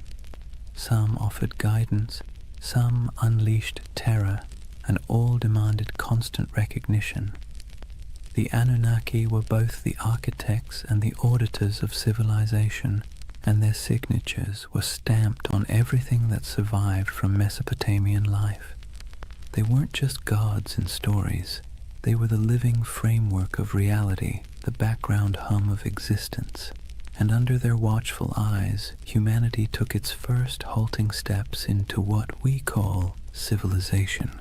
If the Anunnaki were the great gods of Mesopotamia, then their stories were the epic sagas that gave life meaning and, frankly, kept people both entertained and terrified.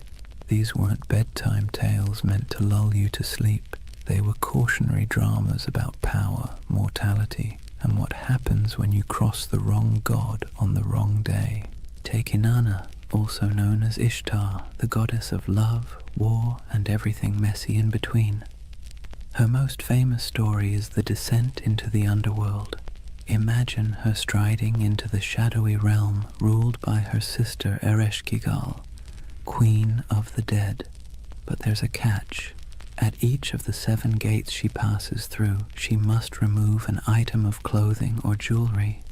By the time she arrives before her sister, she's stripped bare, not just physically, but of her power and protection, and the Anunnaki, acting as judges in the underworld, condemn her. She's struck down, lifeless, and the world above begins to wither without her presence. Only through divine trickery and intervention does she return, but not without a price. Her lover, Dumuzi, is dragged down to take her place for part of the year. It's a story about death and rebirth, about the cycles of fertility and decay, but also about how even the mightiest goddess isn't immune to the stern judgments of the Anunnaki.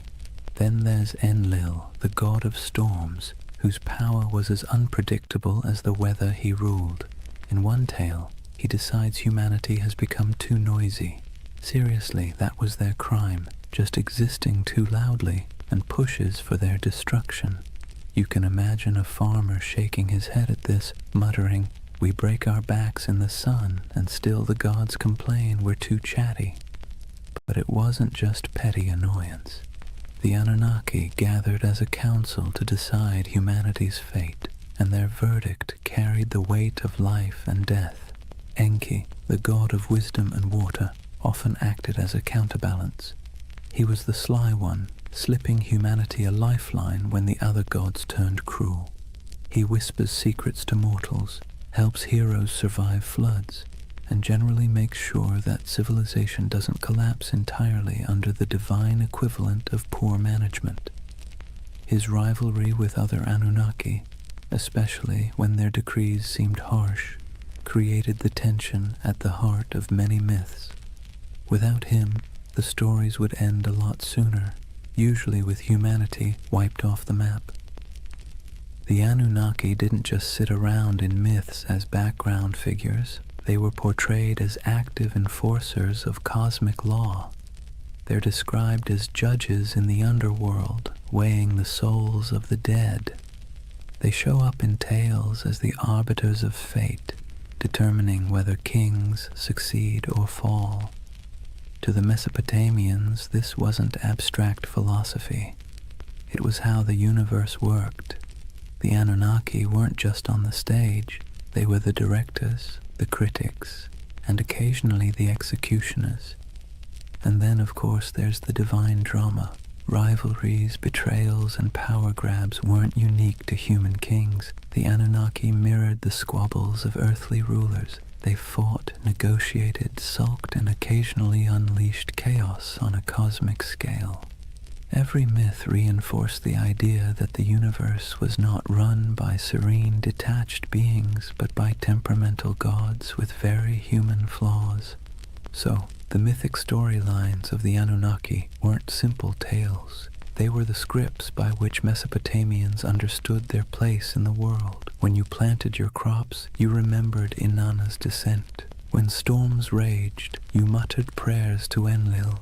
When you needed a glimmer of hope, you looked to Enki. These stories explained why life was fragile, why the gods were fickle, and why survival always felt like it balanced on the edge of divine whim.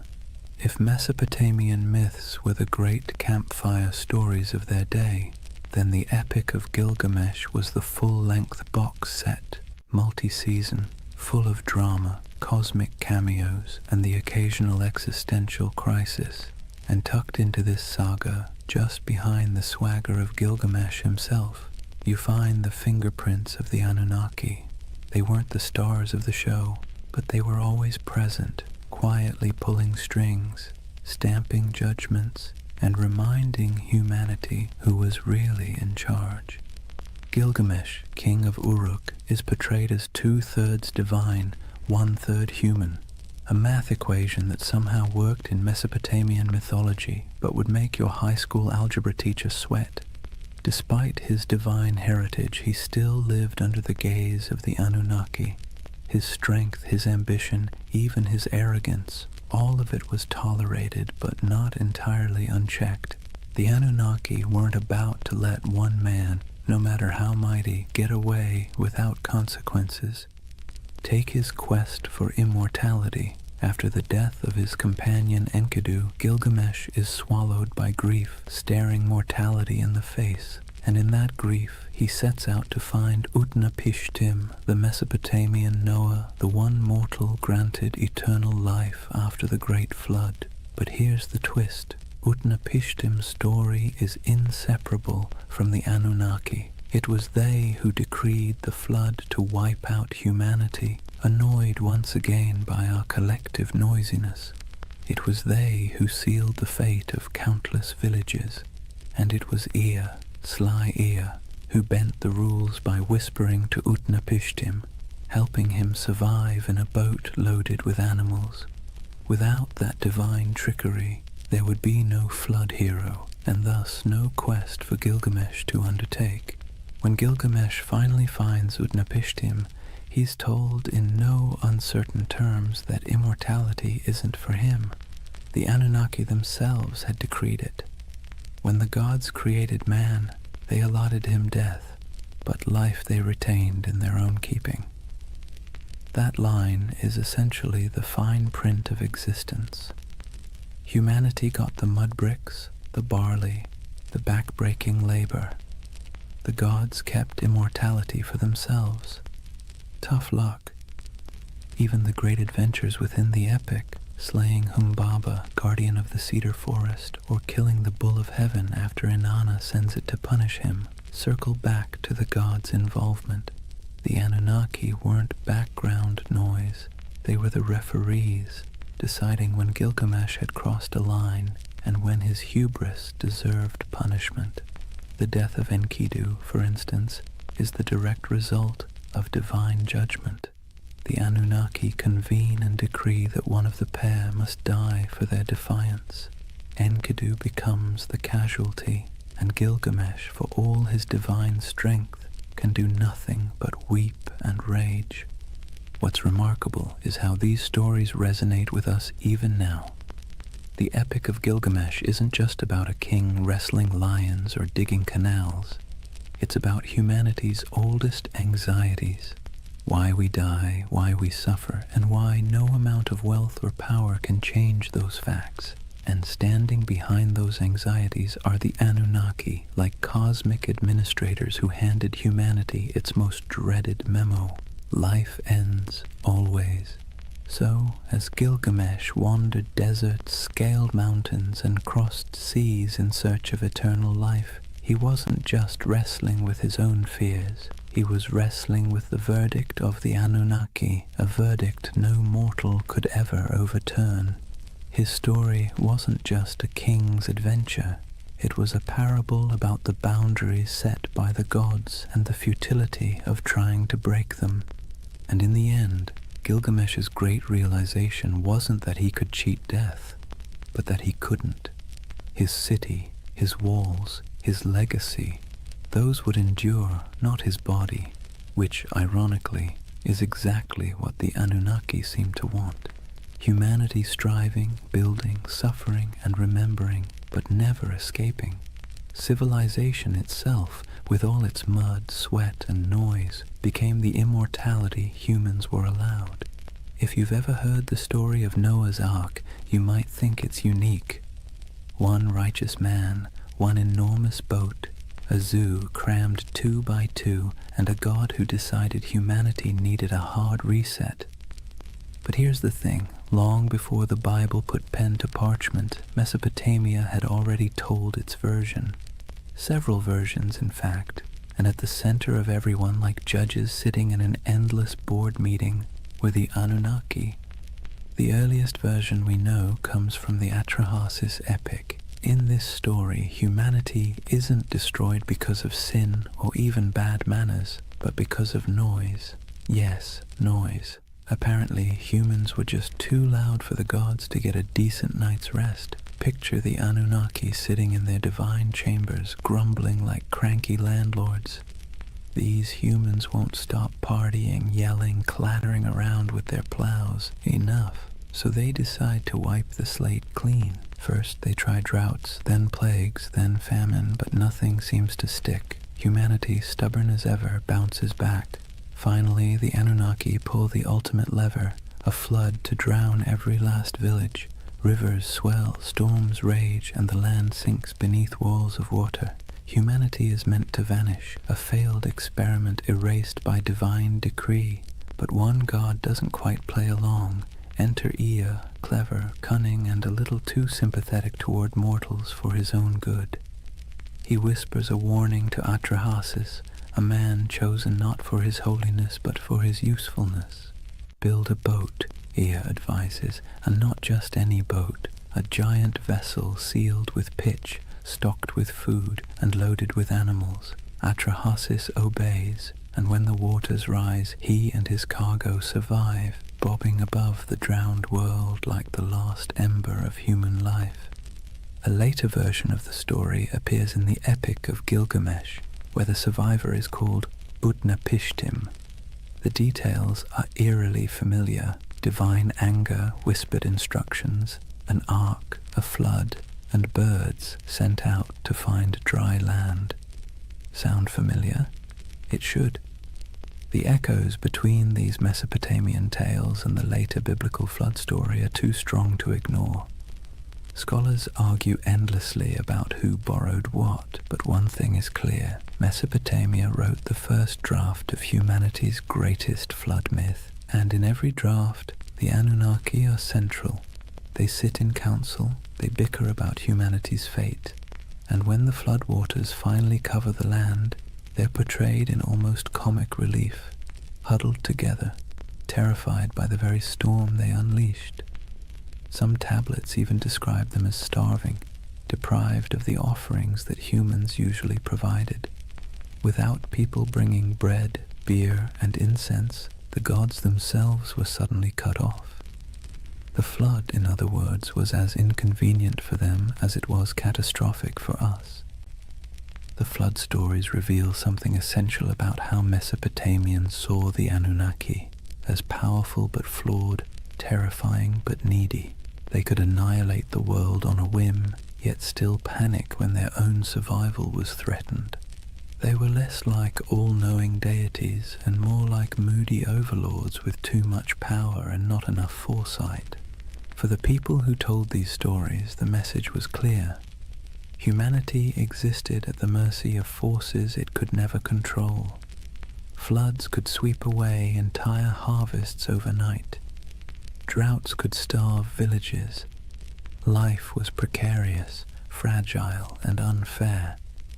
By embedding those anxieties into myth, the Mesopotamians made sense of the chaos. The Anunnaki weren't just random forces of nature. They were personalities you could bargain with, flatter, or, if you were lucky, find an ear to outwit on your behalf. And maybe that's why the flood myth has lasted so long. It resonates with the most basic human fear, that everything we've built, everything we've struggled for, can be washed away in an instant.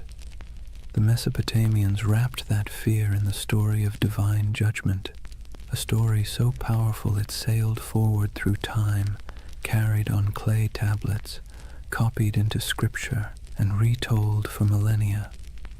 So the flood wasn't just water rising, it was a story of humanity's fragility, the gods' capriciousness, and the desperate hope that someone, anyone, might survive to start over again.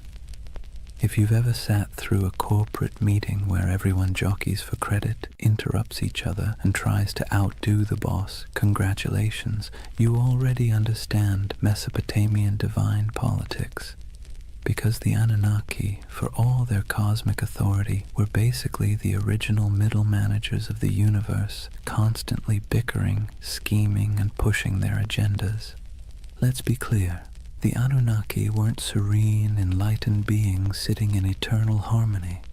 They were more like a council of city-states writ large. Each had their turf, their loyalties, and their grudges. When they gathered, it wasn't kumbaya around the celestial campfire.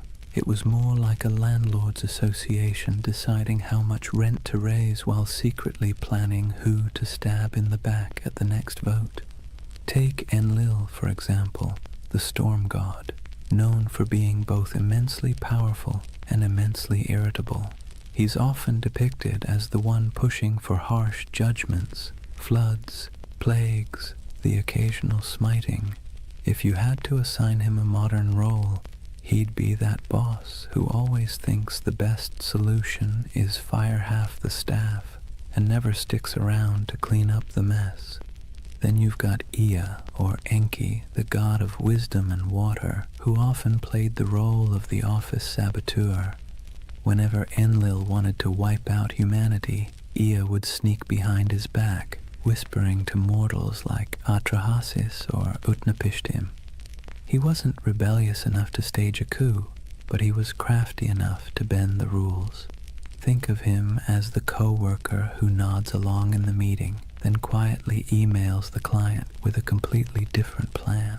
And of course, Inanna, also known as Ishtar, the goddess of love, war, and chaos incarnate. She didn't just play politics, she was politics. One moment she's seducing rivals, the next she's unleashing the bull of heaven on Uruk, because Gilgamesh bruised her ego. If the Anunnaki had a group chat, you can bet Inanna was the one sending messages in all caps at 3 a.m. This divine drama mirrored human politics almost perfectly. Kings invoked the Anunnaki to justify their wars. Priests claimed to interpret the gods' wishes, usually in ways that happened to benefit their city. When two cities fought, it wasn't just about irrigation canals or trade routes. It was framed as their gods battling too.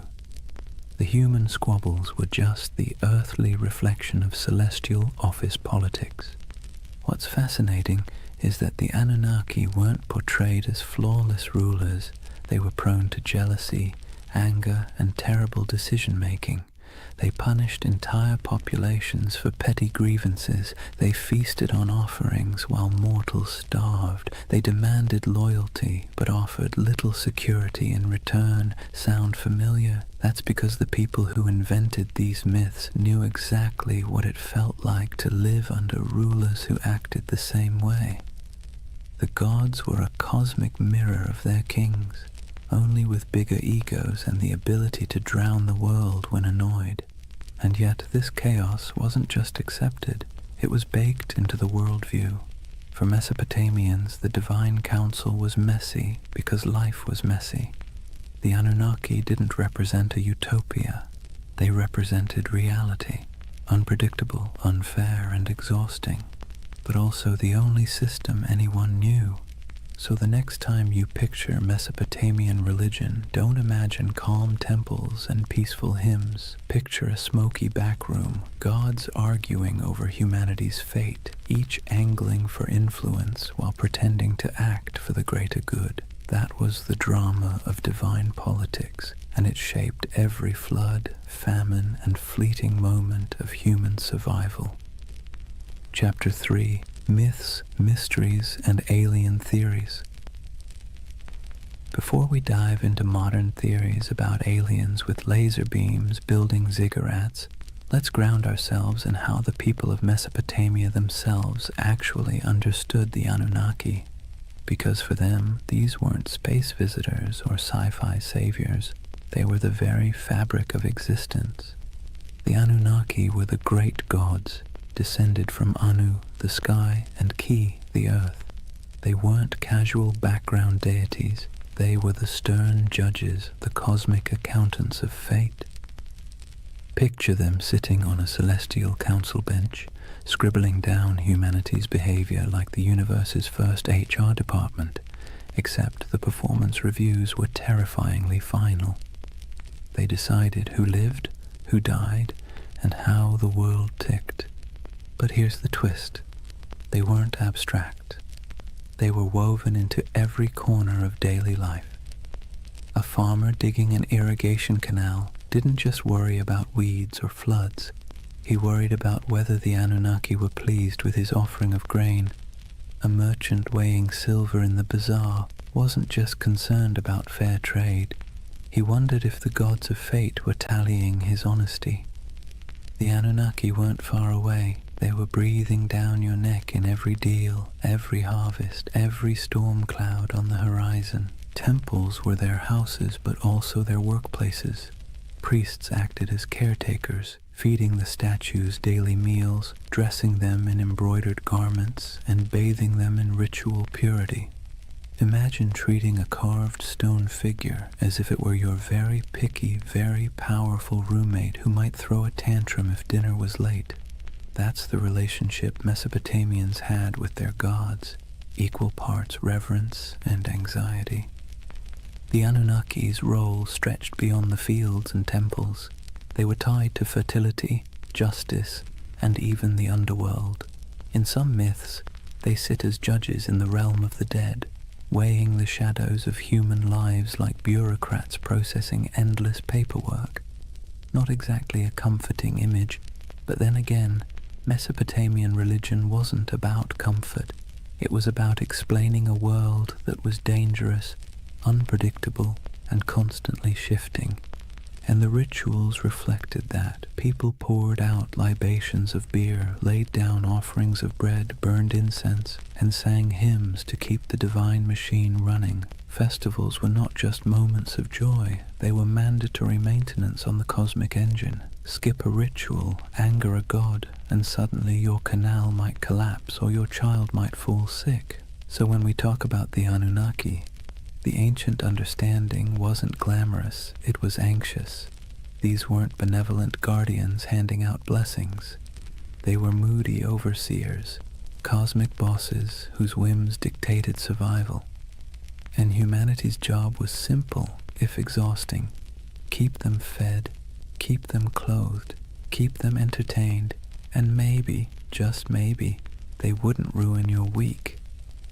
In other words, the Anunnaki were less about lofty spirituality and more about survival management.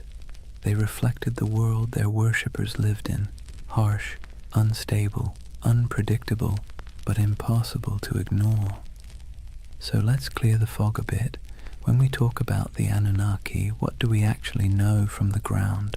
What's been dug up, baked in clay, and translated by bleary-eyed archaeologists squinting at wedge-shaped cuneiform? Because while modern theories tend to leap straight into sci-fi territory, the ancient sources are both more grounded and, in some ways, more fascinating. The word Anunnaki itself pops up across thousands of years of Mesopotamian texts, from Sumerian myths to Babylonian epics. These weren't obscure fringe deities whispered about in one dusty tablet. They were front and center, woven into the very structure of Mesopotamian religion. They appear in the Enuma Elish, the Babylonian creation story, their judges in underworld texts, their name dropped in royal inscriptions, invoked as divine witnesses to treaties and curses. If you lived in Mesopotamia, you would have heard their names the way we hear the law or the government. Archaeologists have unearthed thousands of cuneiform tablets that mention them. Some are myths, some are hymns. Others are dry administrative lists where the Anunnaki show up as the divine recipients of offerings, bread, beer, livestock, and occasionally the odd luxury good. Imagine seeing your gods listed alongside taxes in a spreadsheet carved into clay. That's how real they were to the people of the time. Visually, the evidence is trickier. Unlike Egyptian gods with instantly recognizable animal heads, the Anunnaki weren't locked into one iconography. Sometimes they're represented as human-like figures in elaborate robes with horned crowns, a symbol of divinity. Other times, they're mentioned collectively, more as a divine council than as individuals with distinct faces. Reliefs from places like Assyria show gods flanking sacred trees, holding ritual objects, or hovering in winged forms. Whether every winged figure should be read as Anunnaki is debated, but what's certain is that these divine images were meant to remind worshippers of cosmic hierarchy, gods above, humans below, no exceptions. Then there are the ziggurats themselves, the massive step temples that dominated Mesopotamian skylines. While we can't slap a label on the bricks reading Anunnaki headquarters, the texts make clear these structures were dedicated to them and their kin. Priests, trained scribes, and entire economic systems revolved around the upkeep of these temples. Archaeological digs at Ur, Uruk, and Babylon show storehouses stuffed with offerings, workshops producing ritual goods, and courtyards where processions would wind past colossal altars. These weren't quaint little shrines. They were institutions, part Wall Street, part Vatican, part government office, all in the name of gods like the Anunnaki. Of course, the tablets don't answer every question. They leave gaps. Frustrating gaps that modern minds love to fill with speculation. Did the Anunnaki descend from the heavens in some dazzling moment of contact? The texts never say that. Did they genetically engineer humans in a laboratory? No mention. What they do say is that the Anunnaki were the arbiters of fate, the enforcers of divine will, and the ever-watchful overseers of human existence. They're described as present in the underworld, as the ones who decree destinies, and as an assembly that even other gods had to respect. The challenge and the beauty of the archaeological evidence is that it roots the Anunnaki firmly in the ancient imagination without giving us neat answers. What survives is clay, dry, cracked tablets that were once wet mud in the hands of scribes. Reliefs chipped out of palace walls, broken statues that once carried offerings, the echoes of rituals performed in smoke-filled courtyards. The Anunnaki live on through these fragments, like a puzzle with half the pieces missing, and maybe that's why they remain so compelling, because the evidence is enough to prove they were central to Mesopotamian life, but not enough to fully explain them, which leaves space, too much space, for centuries of speculation, from serious scholarship to, well, let's just say, less serious theories about alien overlords building irrigation canals. Now, here's where things take a sharp turn from dusty tablets to late-night cable television. For thousands of years, the Anunnaki lived quietly in broken clay fragments and forgotten ziggurats. Then the 20th century rolled around, and suddenly they were recast as cosmic engineers from another star system. The gods of the underworld became astronauts, and the myths of Mesopotamia were rebranded as ancient history's greatest cover-up. The name most associated with this reimagining is Zecharia Sitchin, a writer who in the 1970s published a series of books claiming that the Anunnaki weren't just gods. They were extraterrestrials from a mysterious 12th planet he called Nibiru. According to his interpretation of Sumerian texts, these beings came to Earth hundreds of thousands of years ago, mined gold to repair their failing atmosphere, and genetically engineered humanity as a labor force. Essentially, humans are the original interns in someone else's cosmic business plan. Sitchin's book sold like hot bread in a Mesopotamian market. They tapped into a cultural moment when UFOs, space exploration, and Cold War paranoia made alien narratives irresistible. His Anunnaki weren't just mythic figures. They were proof, he claimed, that our origins weren't entirely our own. The gods of Sumer weren't metaphors, they were visitors, technicians, and in some versions, slave masters. And conveniently, they promised to return someday, which gave the whole story a nice mix of biblical prophecy and sci-fi cliffhanger. From there, the Anunnaki leapt into popular culture. They became staples in documentaries, internet forums, video games, and conspiracy theories. You've probably seen them lurking in the background of the History Channel's Ancient Aliens, their horned crowns swapped for astronaut helmets in digital recreations. They pop up in books arguing that ancient architecture, the pyramids, Stonehenge, Machu Picchu, was the handiwork of godlike beings with advanced technology. Never mind that the Sumerians never claimed their ziggurats were rocket launch pads. The imagery proved too enticing for modern imaginations. The Anunnaki as aliens theory has sticking power because it blends two irresistible ideas, that the gods were real and that humans didn't climb the ladder of civilization entirely on their own. It offers mystery, grandeur, and, let's be honest, a touch of flattery. Because if aliens engineered us, then clearly we're special, or at least somebody's favorite experiment. Of course, historians and archaeologists roll their eyes hard enough to sprain something when these theories come up. There's no tablet that says, by the way, we came from planet Nibiru. There's no evidence of spaceports in Ur or genetic labs in Babylon. The texts talk about floods, fate, rituals, and divine councils, not interstellar travel. But for many people, that's part of the fun.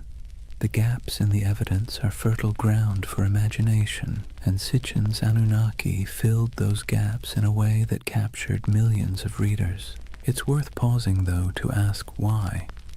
Why did the Anunnaki, of all the gods in human history, become the poster children for alien theories? Why not the Greek Olympians, or the Norse pantheon, or the Aztec deities? Partly it's because Mesopotamia is so old. These myths stretch back to the dawn of writing, which makes them feel like they contain hidden truths, the first draft of humanity's story. And partly it's because the Anunnaki were always portrayed as remote, judgmental overseers, an image that lends itself easily to the idea of superior beings from elsewhere. So, in the modern imagination, the Anunnaki have been rebranded, no longer just the moody gods of grain and flood. They're star travelers, geneticists, and absentee landlords of Earth. Whether you buy it or not, you have to admit, it's a heck of a career change for a bunch of ancient underworld judges. So, let's weigh the scales. On one side, we have archaeologists with dirt under their fingernails, carefully piecing together tablets baked 5,000 years ago. On the other, we have modern storytellers claiming the Anunnaki were gold-mining astronauts with a taste for human DNA. Which side is right? Well, that depends on whether you prefer your history served with clay dust or with tinfoil hats. First, the debunking side. Professional Assyriologists, those are the folks who actually read cuneiform, not just squint at it until it looks like spaceships, are nearly unanimous. The alien Anunnaki theory has no basis in the texts.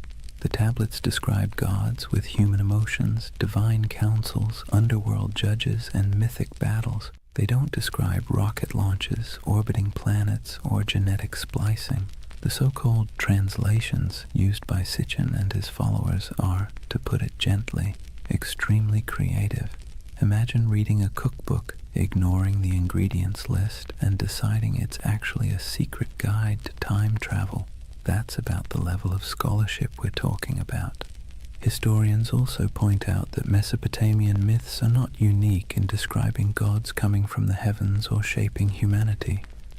Nearly every culture personified natural forces, storms, floods, fertility, death, as divine beings. The Anunnaki fit neatly into this pattern. Their role as overseers of fate and cosmic order makes sense in a world where rivers could make or break your survival overnight. They were not literal engineers from outer space. They were metaphors dressed in horned crowns. And yet, here's where the believing side makes its case, not necessarily because the evidence is strong, but because the allure is irresistible. People love mysteries. We love the idea that official history only tells part of the story, and we especially love the idea that ancient civilizations had secrets we can barely comprehend. The Anunnaki as aliens theory scratches all those itches. It takes the gaps, the missing pieces in the archaeological record, and fills them with rockets, DNA labs, and interstellar empires. And let's be honest, the official scholarly version isn't exactly sexy. The Anunnaki were stern gods who oversaw the underworld and enforced cosmic order doesn't exactly sell 1 million paperbacks. The Anunnaki were aliens who built humanity as their labor force and promised to return. Now that gets you a book deal, a History Channel interview, and a lifetime supply of conference invitations. What's fascinating is how both sides talk past each other. Scholars insist, rightly, that there's no evidence for aliens. Believers insist, also rightly in their own way, that the mysteries of Mesopotamia leave plenty of room for speculation. And between those poles, the Anunnaki themselves sit in silence, their names carved into clay, waiting for us to argue over them. Maybe that's the real takeaway here. Not whether they were gods, judges, or astronauts, but the fact that the Anunnaki are still sparking debate thousands of years later. They're still being reinterpreted, reshaped, and reimagined to suit the anxieties and fascinations of every age, whether that's Bronze Age farmers worrying about floods, or modern readers worrying about aliens in the night sky. So are they aliens? Almost certainly not. Are they fascinating? Absolutely. And in the end, whether you lean on the side of clay tablets or cosmic spaceships, you're participating in the same tradition the Mesopotamians started, using stories to make sense of a world that always feels a little bit out of our control. Here's the thing, whether you side with the cautious archaeologists or the ancient astronaut crowd, one fact is undeniable. The Anunnaki have staying power. Thousands of gods have come and gone, their names forgotten, their temples reduced to rubble, but somehow the Anunnaki still loom in our imagination, stubbornly refusing to fade. Why? What is it about this particular group of deities that continues to haunt us? Part of the answer lies in timing. The Anunnaki belong to the very earliest chapters of human history. When we talk about them, we're not just talking about some late add-on to mythology. We're talking about gods that walked hand in hand with the invention of writing, cities, and law. They're baked into the foundations of civilization itself. To imagine them is to imagine the dawn of human organization, when the rules of existence were still being scribbled on clay for the very first time. That alone gives them an aura of primordial authority. Another part is their personality. Unlike distant creator gods who retreat into the heavens after making the world, the Anunnaki were meddlesome. They judged, they punished, they demanded offerings. They were nosy landlords of human destiny, constantly keeping score. And let's be clear, that resonates because it feels familiar. Who hasn't felt like life is governed by forces beyond your control, demanding rent, setting impossible rules, and punishing you when you fall short? The Anunnaki embody that eternal human anxiety that someone powerful is watching and that your fate is never entirely your own. Then there's the modern twist. Once writers like Sitchin recast them as aliens, the Anunnaki slipped neatly into our age of science fiction. Suddenly they weren't just gods in dusty temples. They were interstellar overlords, genetic engineers, perhaps even visitors who might return. That storyline dovetails perfectly with our cultural obsessions, UFO sightings, government cover-ups, the dream that humanity's origin story has a cosmic footnote. The Anunnaki became flexible enough to serve both the skeptic and the dreamer, the scholar and the conspiracy theorist. But maybe the deepest reason they captivate us is because they stand at the intersection of myth and mystery. They are ancient enough to feel weighty, mysterious enough to feel open-ended, and human enough to feel relatable. They bridge the gap between the world we know and the world we suspect might exist just beyond our understanding. Whether as gods, symbols, or aliens, the Anunnaki invite us to ask big questions about control, destiny, and the possibility that humanity isn't entirely steering its own ship. And so they linger on broken tablets in dusty museums, on the shelves of UFO bookstores, in memes, podcasts, video games, and documentaries. They've outlived the cities that once worshipped them, and they'll probably outlive our own stories too, because the Anunnaki aren't just gods of the underworld, they're gods of imagination, and that, in the end, might be the only immortality any deity truly needs. Chapter 4. Legacy, Splendor, and Echoes in Time. If you were a Mesopotamian king, life wasn't just about managing crops or worrying about canal maintenance. That was for everyone else. Your main job, besides bragging in stone, was to convince people that the Anunnaki were firmly in your corner. Ruling wasn't just politics, it was theater, and the Anunnaki were the ultimate stage props. Step into the palace of a Babylonian ruler and look at the walls. Carvings show the king standing tall, flanked by divine symbols, winged discs, horned crowns, stars etched above his head. These weren't decorative doodles. They were bold advertisements. The message was simple. I don't just rule because I say so. I rule because the gods, the Anunnaki themselves, have given me the keys to the kingdom.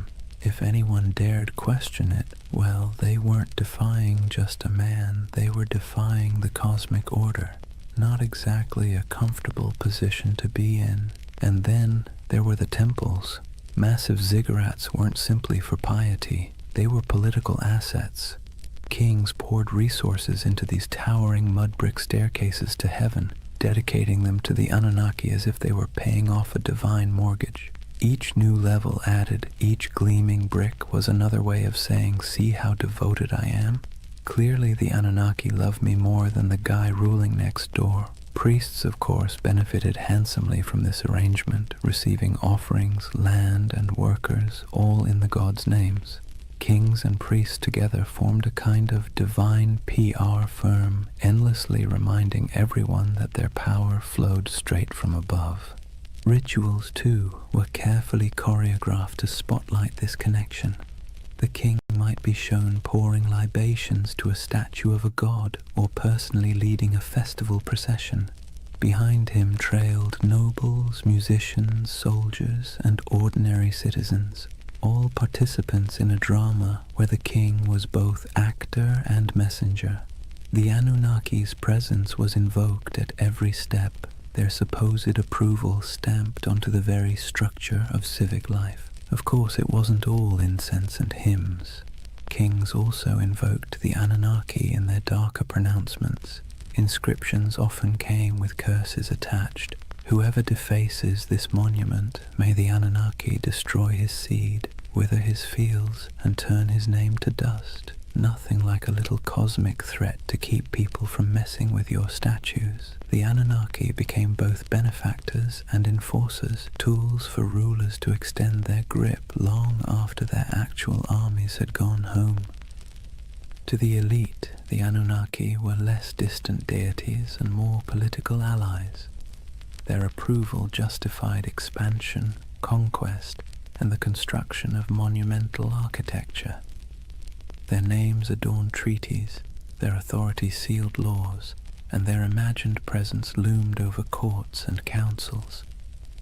Ordinary Mesopotamians might have seen the Anunnaki as stern judges of fate, but for kings they were a brand, one you invested in heavily because without it your power was just another mud-brick palace waiting to crumble.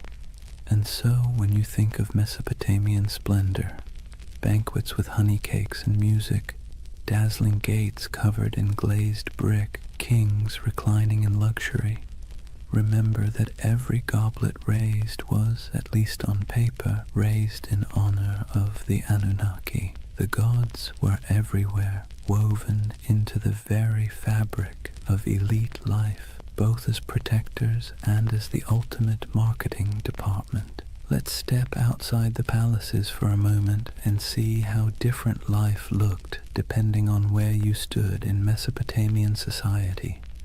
Because while kings and nobles could commission inscriptions boasting about their cozy relationship with the Anunnaki, ordinary people experienced those gods in very different, far less glamorous ways. Start with the farmer. He rises before dawn, trudges barefoot through mud, and pours out a portion of his precious grain as an offering.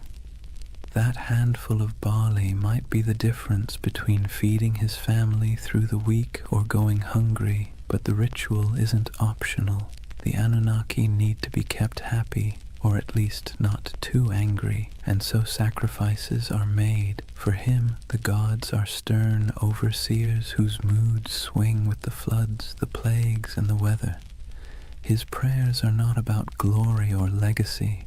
They are desperate petitions for rain, for healthy crops, for the survival of his children. Now step into the temple courtyard.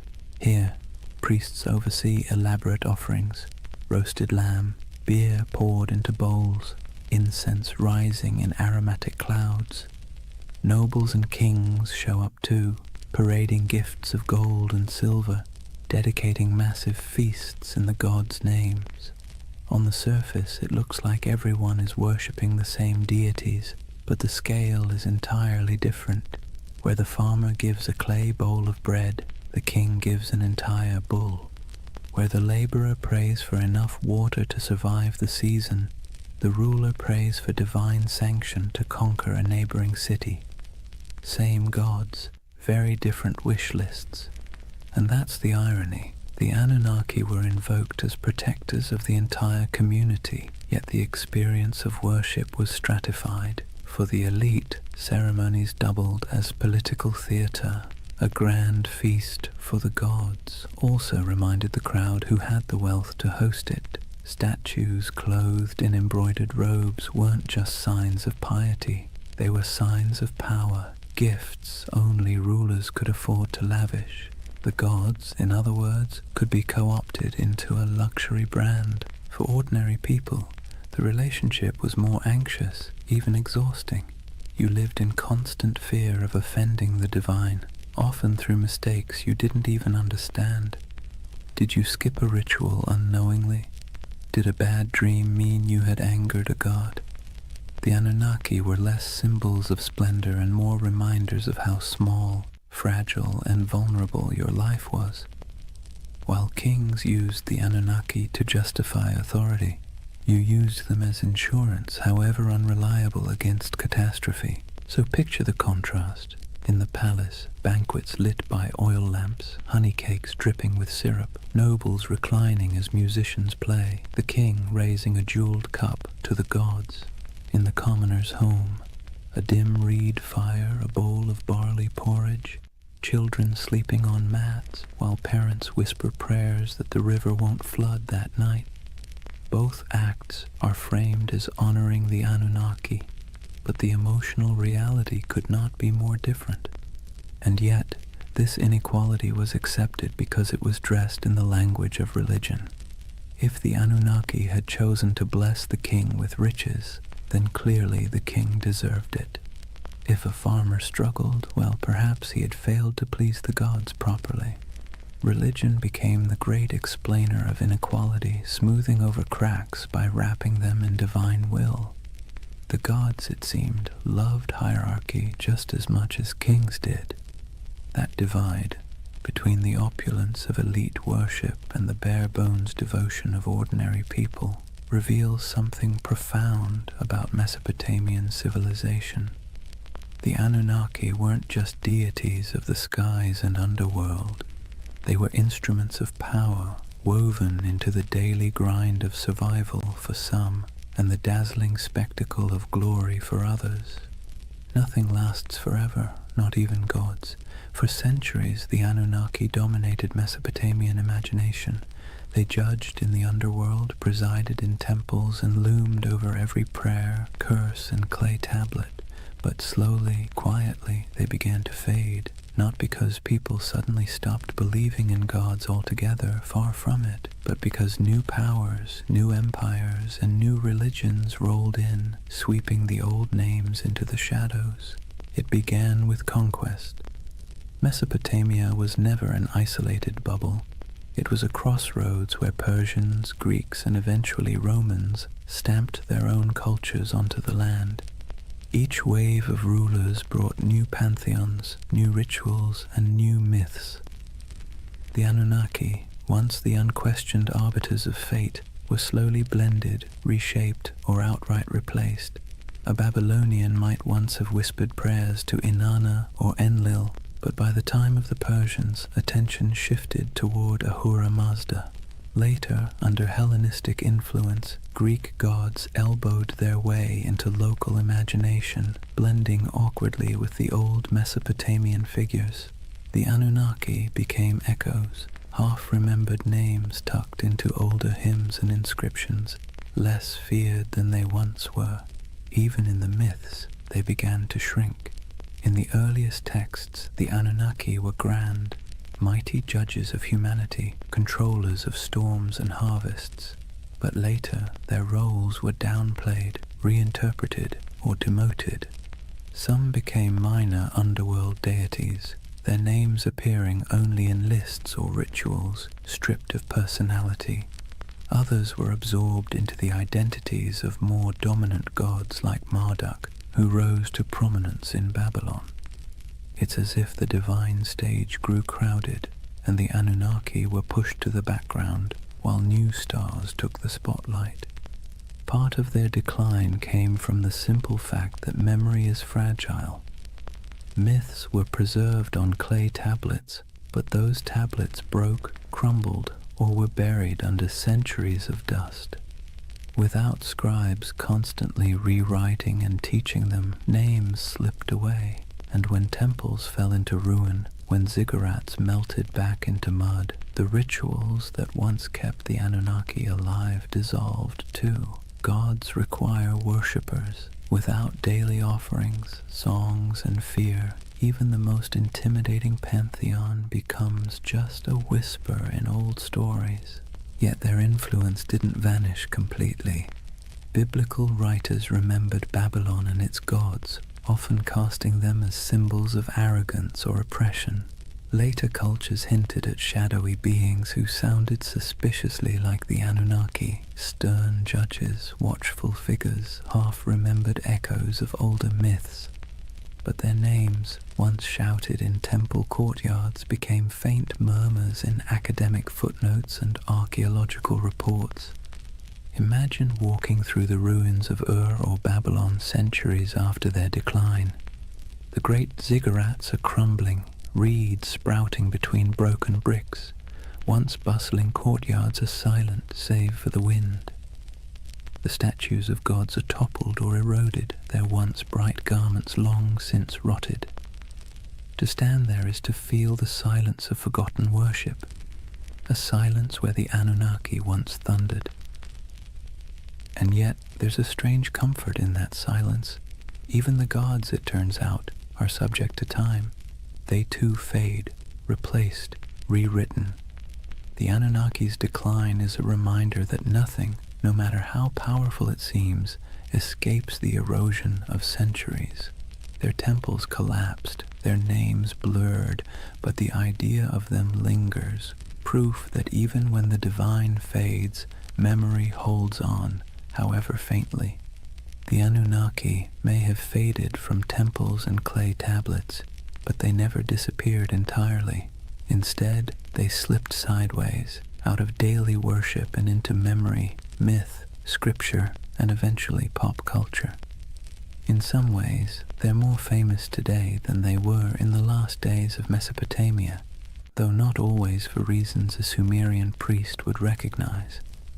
Let's start with the Bible. The Hebrew writers who lived through exile in Babylon didn't forget the overwhelming presence of Mesopotamian gods. They may not have name-dropped the Anunnaki directly, but echoes of their imagery crept in.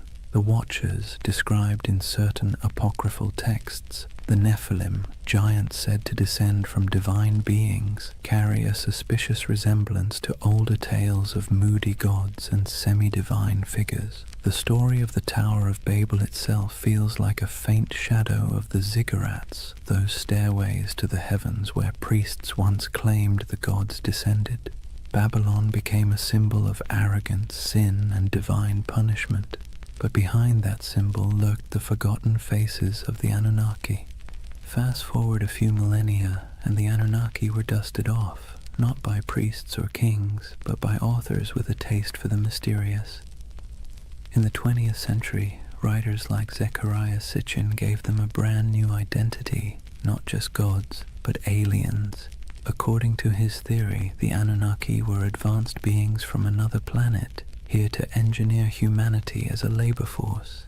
Never mind that Mesopotamian texts say no such thing. This reimagining stuck, feeding directly into the world of ancient astronaut theories. Suddenly, the Anunnaki weren't forgotten deities of grain and underworld judgment. They were interstellar overlords with spaceships, genetic labs, and a taste for gold. Do scholars roll their eyes at this? Absolutely. Archaeologists point out that Sumerian inscriptions mention plenty of gods, but none of them arrive in rockets or dabble in DNA splicing. Still, the theory has traction because it taps into a deep human itch, the sense that our past hides secrets, that civilization began not just with mud and sweat, but with some kind of hidden intervention. The Anunnaki, rebranded as cosmic engineers, became perfect fodder for late-night documentaries, YouTube rabbit holes, and endless speculation about what if. And it didn't stop with conspiracy books. The Anunnaki found their way into movies, video games, and novels. They appear as shadowy gods in fantasy series, as alien overlords in science fiction, as mysterious powers in role-playing games. Their very name carries weight, ancient, strange, vaguely menacing. You don't even need to know who they were to feel a flicker of intrigue when you hear it. It's ironic, really. In Mesopotamia, the Anunnaki were feared as judges, overseers, the divine middle management who ensured humanity never forgot its place. Today, they're debated in podcasts, plastered across memes, and occasionally turned into boss battles on a PlayStation screen. From temple chants to digital avatars, that's quite a career arc for a pantheon. But here's the bigger question. Why do they still haunt us? Why do people, thousands of years later, still turn to the Anunnaki as symbols of hidden knowledge, ancient power, or cosmic conspiracy? Maybe it's because they embody both sides of human imagination, the sacred and the strange, the myth and the mystery. They were never gentle gods. They were moody, demanding, unpredictable. In that sense, they feel closer to us than the serene, distant gods of later traditions. They remind us of a time when the divine was messy, imperfect, and perhaps a little terrifying. And in that imperfection, they remain endlessly fascinating. So whether you see them as forgotten deities, misunderstood myths, or interstellar overlords with questionable management skills, the Anunnaki endure. They're still here, not in temples of mud brick, but in our stories, our media, our restless curiosity, and maybe that's their real legacy. Not the rituals of the past, but the questions they leave us with in the present. So here we are, at the end of a long walk through the world of the Anunnaki. From their thunderous presence in Mesopotamian temples to their quiet afterlife in pop culture, they have proved to be more than just forgotten gods. They are a mirror of how humans explain the unexplainable, manage fear, and weave stories to make sense of chaos. Think about what the Anunnaki represented to the people who first told their stories. They were the ones who judged the living and the dead, who decided whether floods would come, who weighed the worth of humanity day after day. They were terrifying, yes, but they were also familiar. They quarreled like humans, demanded food and drink like humans, punished and forgave like humans. In their flaws, they reflected the world of their worshippers. Life in Mesopotamia was harsh, unpredictable, and full of petty dramas, so naturally their gods were too. Fast forward to today, and the Anunnaki still serve the same role, just in a different costume. Some people see them as symbols of divine mystery, others as aliens with secret blueprints for human evolution, others as archetypes of forgotten myths. But underneath those interpretations is the same impulse, the need to believe that our world is not random, that there are forces, whether gods, aliens, or fate, shaping our story. And here's the irony. In searching for the Anunnaki, what we really uncover is ourselves. Our hopes, our fears, our longing for meaning. Whether in temple hymns, clay inscriptions, or late-night conspiracy videos, the Anunnaki are less about the gods and more about the humans who imagined them. They tell us that from the very beginning, we've been restless. We've wanted answers, we've wanted control, and when the rivers of life flooded or dried, we looked upward, to the sky, to the gods, to the stars, and tried to explain it. So why do they still haunt our imagination? Maybe because they embody the uneasy truth of civilization, that progress comes with anxiety, that knowledge comes with questions we can't quite answer, that power, whether divine or human, is always precarious. The Anunnaki remind us that even at the dawn of history, people wrestled with the same feelings we carry today: awe, fear, wonder, doubt. And as you drift into sleep tonight, let that thought settle in gently. The Anunnaki may be gone, their names eroded by time, their temples reduced to dust, but the echoes of their stories still ripple through us, not as warnings from stern gods, but as reminders of our own humanity. The rivers rise and fall, empires bloom and crumble, gods fade, then return in new disguises. Yet the rhythm of life carries on. In the quiet of your own night, you don't need to worry about divine judges weighing your worth. You can rest easy, knowing you are part of a story that stretches back to those ancient voices who once whispered prayers under starlit Mesopotamian skies. They too feared the night, they too searched for meaning, and in that connection, across thousands of years, maybe we find the most peaceful truth of all. We've always been human, and we've always been looking up. And so, we come to the end of our long journey with the Anunnaki. We've walked the muddy fields of Mesopotamia under their watchful gaze, sat in the courtyards of ziggurats while priests chanted, listened to myths of floods, heroes and gods who judged humanity like a never-ending performance review. We've seen them fade into dust, only to reappear in new disguises, as echoes in scripture, as theories of alien visitors, as symbols of mystery and power. What's remarkable is not that the Anunnaki vanished, but that they never truly left. They live on in the stories we tell, in the patterns of our thought, in the restless curiosity that keeps humans forever asking, what if? They are a reminder that civilization itself began with questions, with awe, with fear, with the desire to turn chaos into order. And in their myths, we can still hear the heartbeat of the first cities, the first prayers, the first sleepless nights. But unlike those ancient people lying awake under reed roofs, fearing floods, demons, and divine wrath, you don't need to worry tonight. The Anunnaki may have been restless gods who never slept, but you can.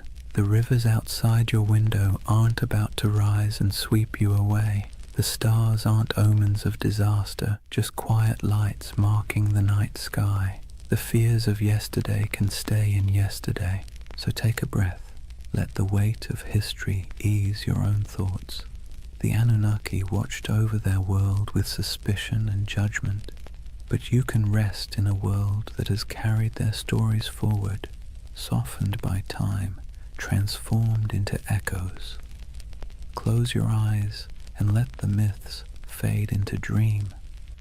The gods may never have slept, but tonight you can.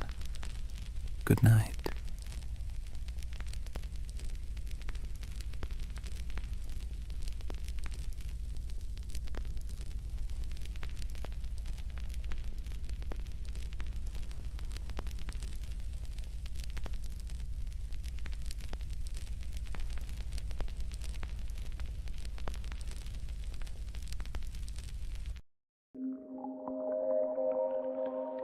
Sometimes history hides things so enormous that we only notice them when we leave the planet.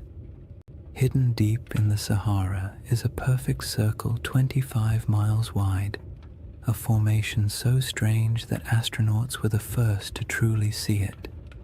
Yet despite its size, its symmetry, and its eerie resemblance to a giant eye staring straight up through the sand, no one can fully explain how it formed.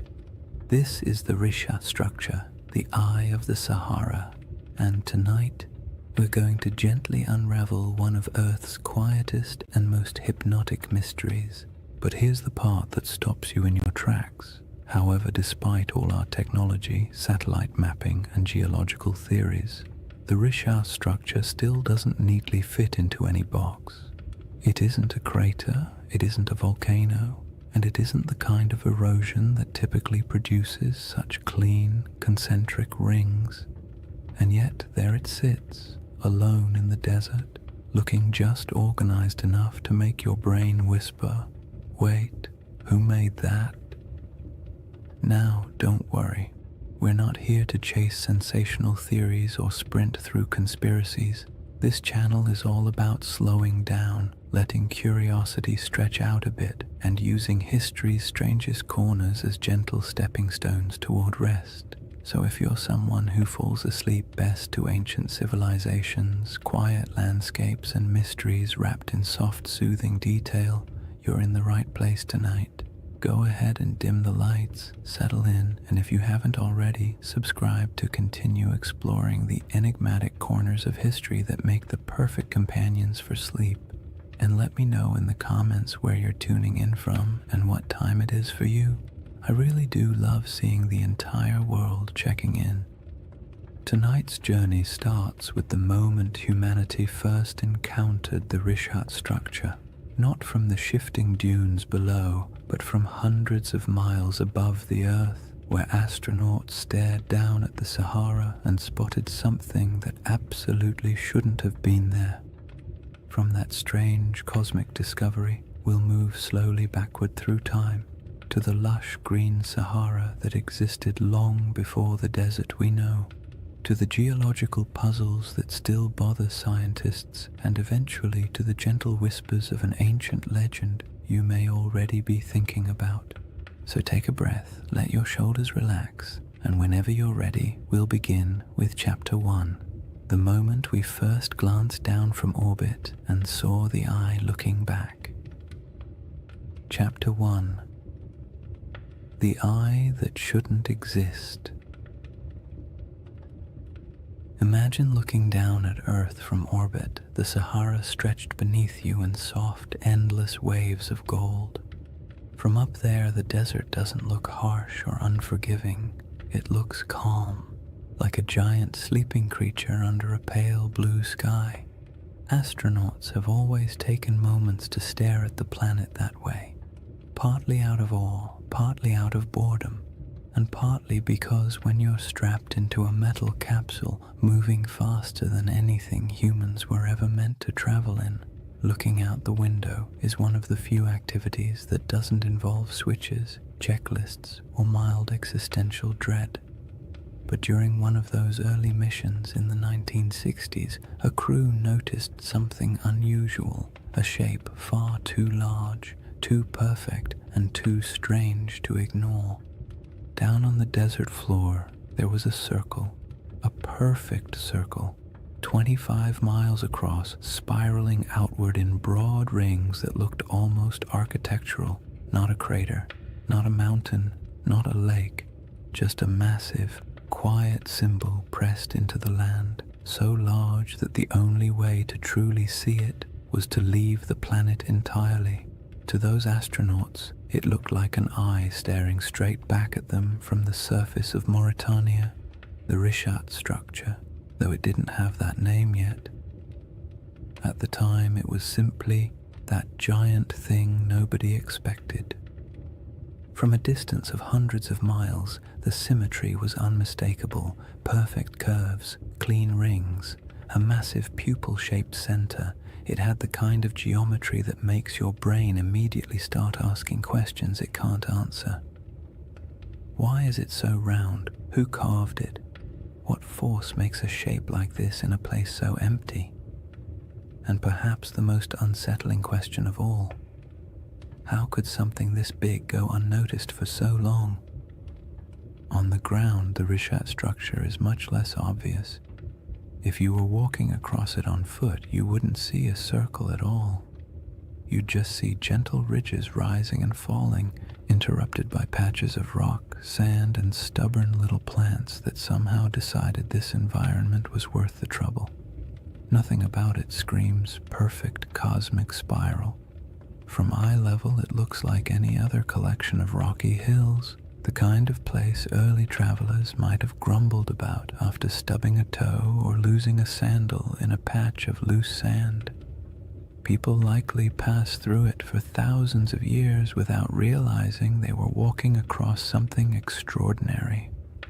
And that contrast, invisible from below, unavoidable from above, is part of what makes the Richat structure so hypnotic. It's a feature you can only understand by stepping back far enough to see the pattern. It quietly resists being known, as if it only reveals itself to observers who approach from the right angle, with the right distance, and the right amount of patience. Scientists naturally tried to classify it the moment the images came down from orbit. Their job, after all, is to put everything neatly into categories, like very polite librarians of the natural world.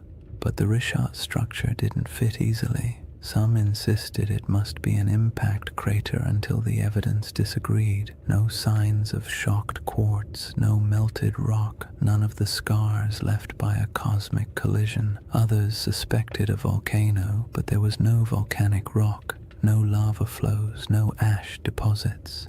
Then came theories of uplift, erosion, domes, collapses, each one working nicely for the first few sentences before quietly falling apart upon closer inspection.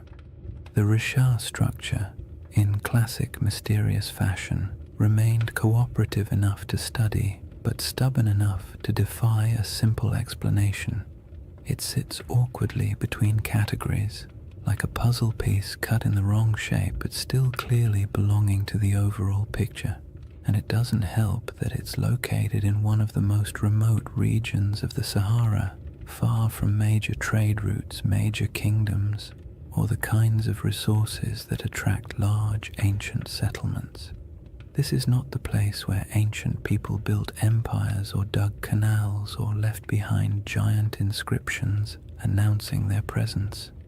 It's a place of wind, silence, heat, and sand, the kind of environment that erases evidence as quickly as humans can create it.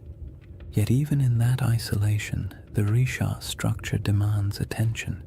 It is too large to ignore, too precise to dismiss, and too quiet to fully understand. You look at it and it feels like a riddle you weren't meant to solve on the first attempt. The desert around it stretches endlessly, dunes rising and falling like slow-motion waves, while the structure itself sits calmly in the center, a spiral carved into a world of shifting sand. There is a strange comfort in its stillness, as if it has been watching changes for far longer than humans have been paying attention, waiting patiently for someone to finally look down and notice. People naturally draw comparisons to ancient tales, especially the ones involving circular cities and lost civilizations swallowed by disaster. Humans are not subtle when it comes to pattern recognition. You show us a shape that even vaguely resembles something familiar, and our imaginations sprint ahead with enthusiasm. A structure with concentric rings in northwest Africa, larger than many ancient cities. The connections write themselves, but resisting those assumptions for now helps us appreciate just how odd the Risha structure is on its own terms. We don't need myths yet. The geology alone is strange enough to occupy the mind, and perhaps the most compelling detail is this. The Risha structure did not emerge in the desert we see today. It predates the dunes, the dryness, the isolation. It formed long before this region became a barren expanse, back when the land was green, watery, and alive. Understanding what this place used to look like changes everything about how we interpret the structure, because the environment around it wasn't always harsh silence. There was a time when this region held rivers, lakes, animals, and early humans whose daily lives unfolded under a sky that seems impossible when compared to the Sahara's modern emptiness. The Risha structure watched all of that. It watched ecosystems rise and fall, climates swing from wet to dry and back again, people migrate across its slopes, and entire landscapes vanish beneath shifting dunes.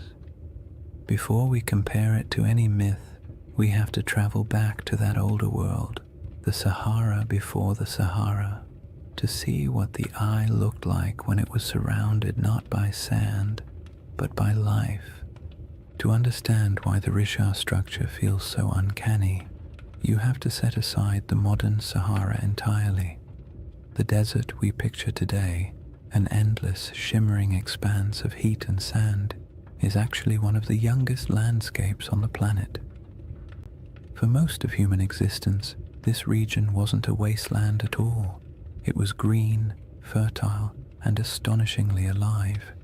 Picture wide grasslands rolling out to the horizon, with clusters of acacia trees and patches of wetlands where birds gathered in noisy flocks. Picture rivers meandering through valleys, carrying cool water across a landscape thick with the smell of damp soil after summer rains. And somewhere in the middle of all that, the Risha structure sat quietly, not as an isolated monument in an empty desert, but as part of a thriving environment full of sounds, movement, and human life. This ancient green Sahara wasn't a brief, lucky moment in history.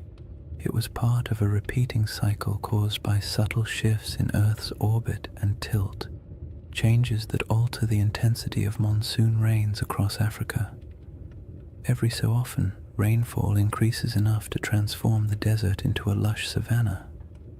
During these humid periods, lakes stretch across thousands of square miles, rivers intersect the plains, and the entire landscape becomes something you'd associate more with national parks than the modern Sahara. One of these lakes, Lake Megachad, grew so large it dwarfed most modern bodies of water. Today it's reduced to a fraction of its former size, but the ancient shoreline is still visible from space, ghostly arcs etched into the ground. People lived in this green Sahara, not mythical super beings or forgotten high-tech civilizations, just ordinary families doing the same things humans have always done. Carrying water, tending fires, raising children, arguing about small chores, making tools because stores wouldn't exist for another 10,000 years. They carved rock art showing giraffes, cattle, and hunters. They painted scenes of life that would feel familiar even now. Herders guiding animals, groups traveling together, children playing near pools of water. These paintings sit today in silent caves and overhangs, reminders that the desert once held a different world entirely. In that greener age, the Risha structure would have been part of daily life, not an object of wonder, not a sacred shape, not a giant spiral people tried to decode. Just land from the ground. The structure doesn't appear circular. You only see ridges and slopes, gentle arcs rising and falling like the ribs of a giant slowly sleeping beneath the surface. Early humans would have walked across it without a second thought. Maybe they used its higher points as lookout spots to scan for animals. Maybe they sheltered in its inner valleys when storms rolled through. Maybe they avoided certain parts out of superstition, or maybe they never thought about it at all. Most likely it was simply background scenery, the same way we barely notice the hills near our own towns unless someone points out their shape. But even if it blended into the landscape, the Rishat structure would have quietly shaped the rhythm of life around it. The ridges could have guided migration paths. Water might have pooled in certain low areas after seasonal rains. Vegetation could have grown thicker in pockets where moisture collected. For thousands of years, people and animals would have used the structure without realizing they were interacting with something that would one day puzzle scientists, entice researchers, and inspire late-night conversations about lost civilizations and ancient catastrophes. As the climate shifted and rainfall declined, the green Sahara slowly began to fade. Lakes shrank, rivers dried, vegetation withered. The smell of earth after rain became less common. Migration stretched longer as people followed dwindling water sources, and eventually dunes crept across the landscape, swallowing paths, burying campsites, and erasing nearly all traces of the world that had existed before. What's haunting about this transformation is how quickly it happened in geological terms. A few thousand years, an eye blink in Earth's timeline, was all it took to turn a thriving ecosystem into one of the largest deserts on the planet. The people who lived here would have witnessed that shift firsthand. Generation by generation, they watched lakes retreat, animals disperse, and once reliable seasonal patterns collapse. Oral traditions from various African cultures still contain echoes of climates changing, waters disappearing, or ancestral migrations driven by environmental upheaval. Stories stretch and distort across centuries, of course, but they often carry a spark of truth at their core. And it's not unreasonable to imagine that somewhere in the long, layered history of this region, memories of a circular landform in a once wet landscape might have eventually become a distant, reshaped legend. When modern researchers study the Sahara's ancient lakes and rivers, they often describe them as ghost waterways, because their traces linger beneath the dunes like faint scars, visible only from satellite images or through careful ground surveys. It's peaceful in a strange way to picture these lost rivers running across land that now feels so desolate. The desert is quiet, but beneath that quiet are the outlines of ecosystems that once flourished. The Risha structure existed during all of those cycles. It watched water fill basins, watched wetlands grow thick with life, watched grass return and then die away. It endured storms, sun, wind, and the slow grinding force of erosion. There's something soothing about how unbothered the structure is by all these changes. Landscapes rise and fall, climates swing wildly, civilizations appear and vanish, and the Risha structure simply remains. It doesn't tell its own story. It doesn't announce its presence. It doesn't offer answers. It's just there, a constant in a world where almost nothing else is. And understanding that ancient environment is essential because it sets the stage for the real puzzle, how this enormous circular formation came to be in the first place. The scientific explanations, volcanic uplift, erosion, collapsed domes, answer some questions while raising others. Each theory seems convincing until you begin to examine the details. The Risha structure looks simple from orbit, but grows more complicated the closer you approach it, like a calm surface hiding a tangled set of mysteries beneath. Now that the Sahara's old green world is clear in your mind, the geological puzzle becomes even more intriguing, because any explanation has to account not only for the structure's shape, but for how incredibly long it has stood unchanged through shifting climates and changing environments. The puzzle sits before us, layer after stubborn layer.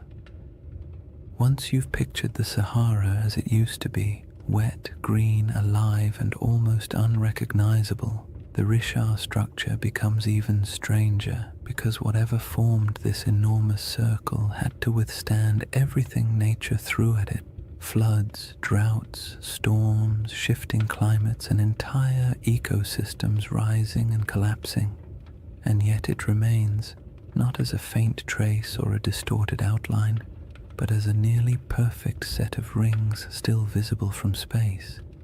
That kind of durability demands an explanation, and scientists have certainly tried to provide one.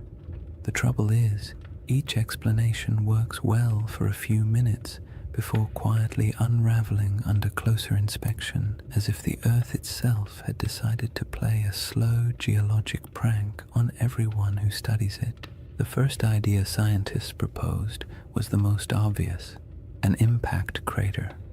Something big, something dramatic, something that would have made an enormous noise if anyone had been around to hear it.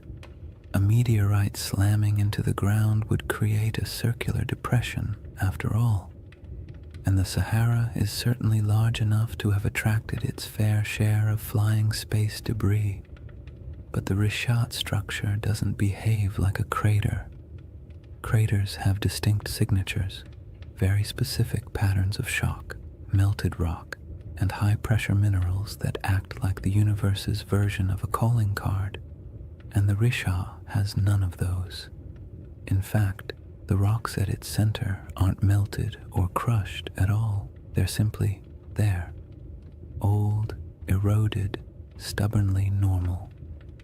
Not the sort of rocks you'd expect to find at the scene of a cosmic collision. So the meteor theory quietly excused itself from the conversation, and the next geological explanation stepped forward: a volcanic eruption.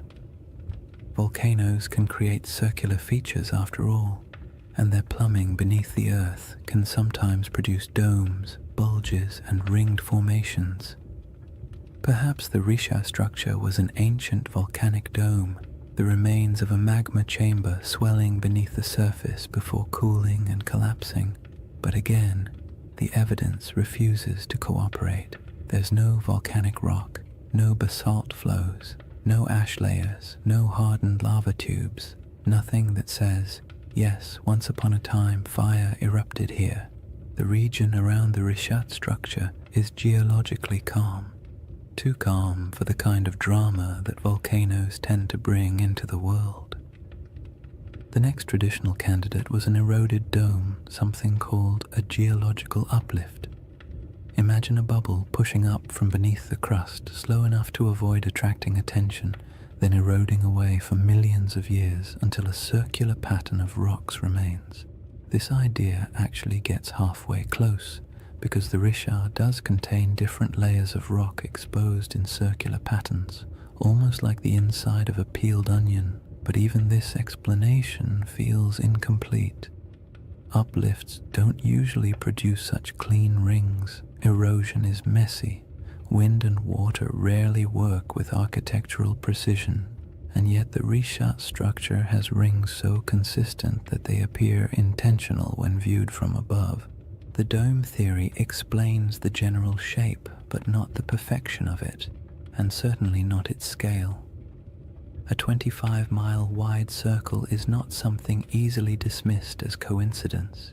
Even erosion has its limits when it comes to symmetry, and geologists who typically love tidy classifications had to admit the Richat structure was mostly behaving but not entirely cooperating, like a student turning in homework that looks suspiciously too neat compared to their handwriting in class. Then there's the age problem.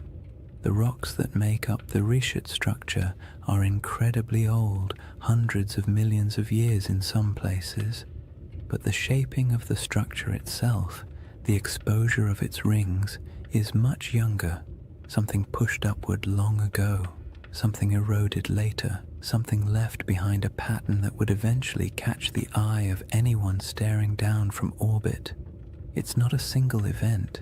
It's a series of long, slow, overlapping processes, each stretching far beyond the human timeline, and yet even knowing that, the structure feels too deliberate. The more scientists studied it, the more the Richat structure revealed small curiosities. The center is oddly flattened. Some ring segments are more pronounced than others. The patterns of quartzite and softer stone alternate in ways that feel as though nature was following a set of instructions. But nature doesn't usually draw in spirals or circles unless something dramatic is happening. Impact, volcanism, collapse.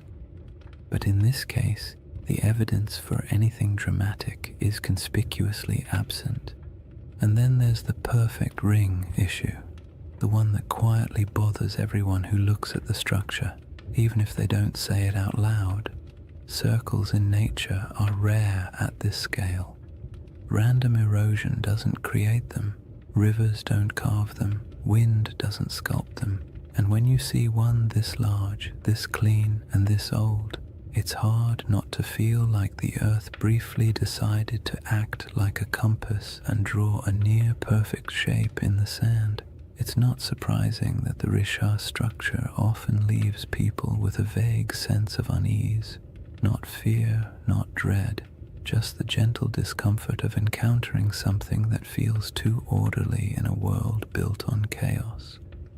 Geologically, the best explanation we currently have is that the Richat structure started as a circular uplift, a dome of ancient rock that rose slowly from the earth long before humans existed. Over tens of millions of years, wind and water eroded the softer materials, leaving behind harder rings of quartzite that resisted erosion.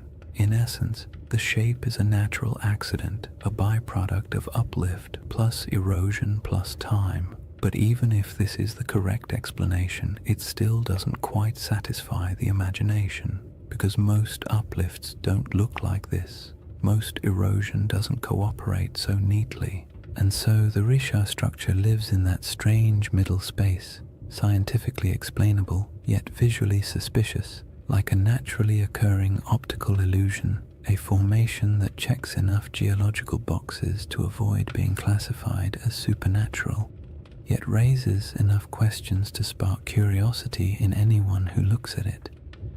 It's the kind of feature that almost begs for a story or a legend, something to give meaning to its shape, even if that meaning exists only in the human mind.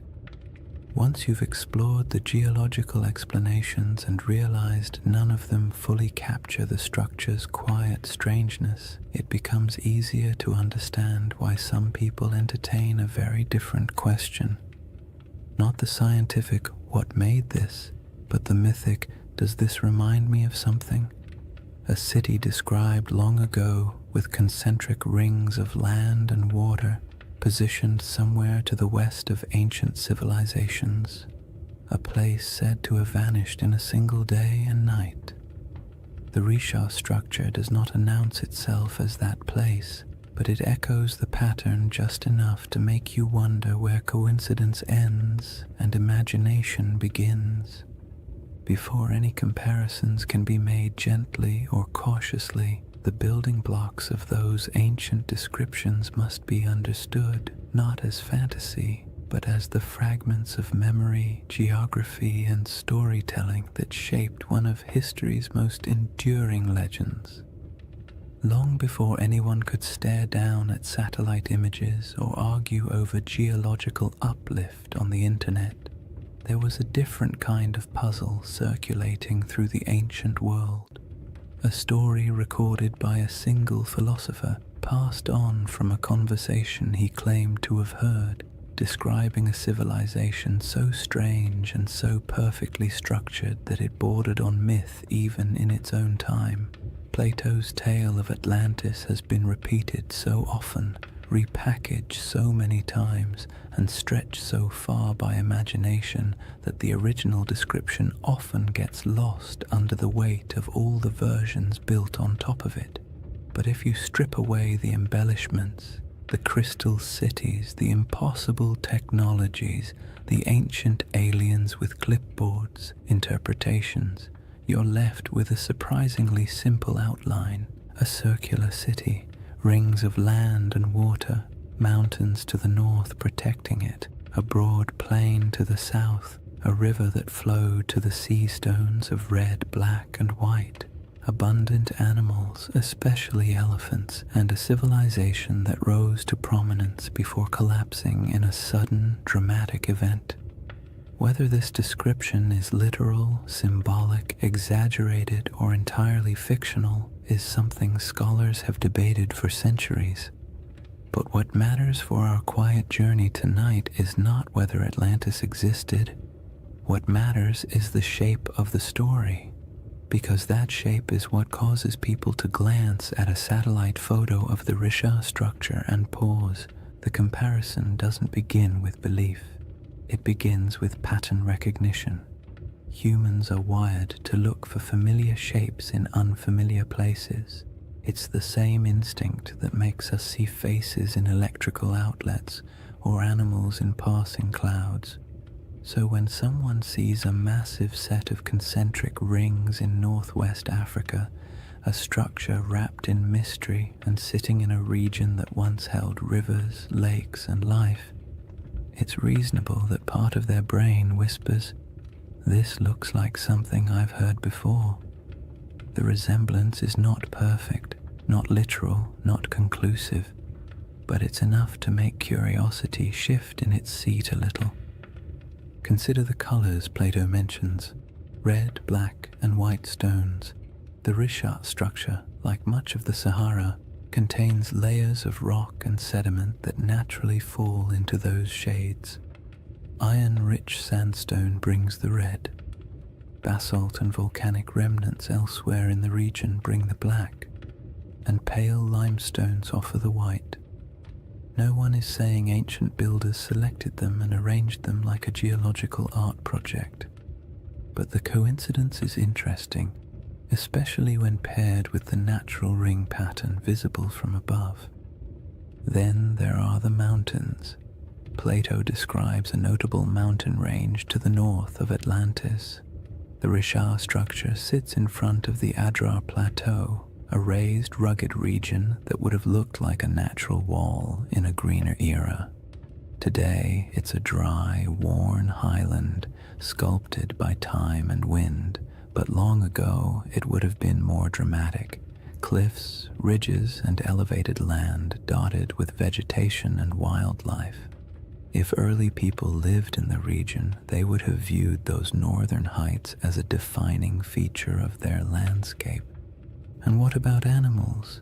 This part always surprises people because they imagine the Sahara as permanently empty. But during the African humid period, elephants were plentiful. So were giraffes, rhinos, crocodiles, and countless other species. Elephants weren't just passing through, they were thriving. Some rock art across the Sahara shows entire herds, depicted with the casual familiarity of people who lived alongside them. So yes, if someone had described this region during one of its greener eras, full of elephants, would have been an accurate statement. The river connection is where things become both interesting and gentle in their ambiguity. In a lush Sahara, a river system could have flowed westward toward the Atlantic. Some ancient channels still appear faintly beneath the modern desert, traced by satellite radar and geological surveys. These channels hint that at least some rivers once traveled across areas that are now sand and stone. Whether any of them connected near the Richat structure is debated, but the possibility is not unreasonable. In a world where climates shifted dramatically, waterways did too. It's worth saying calmly and clearly, none of these correlations prove anything. They simply show why the mind wanders toward the comparison. The Richat structure does not need Atlantis to be interesting. Its mystery stands fully on its own. But when the circular shape, the colors, the mountains, the animals, and the long-lost rivers all quietly line up with parts of an old story, your thoughts naturally drift toward the what-if of it all.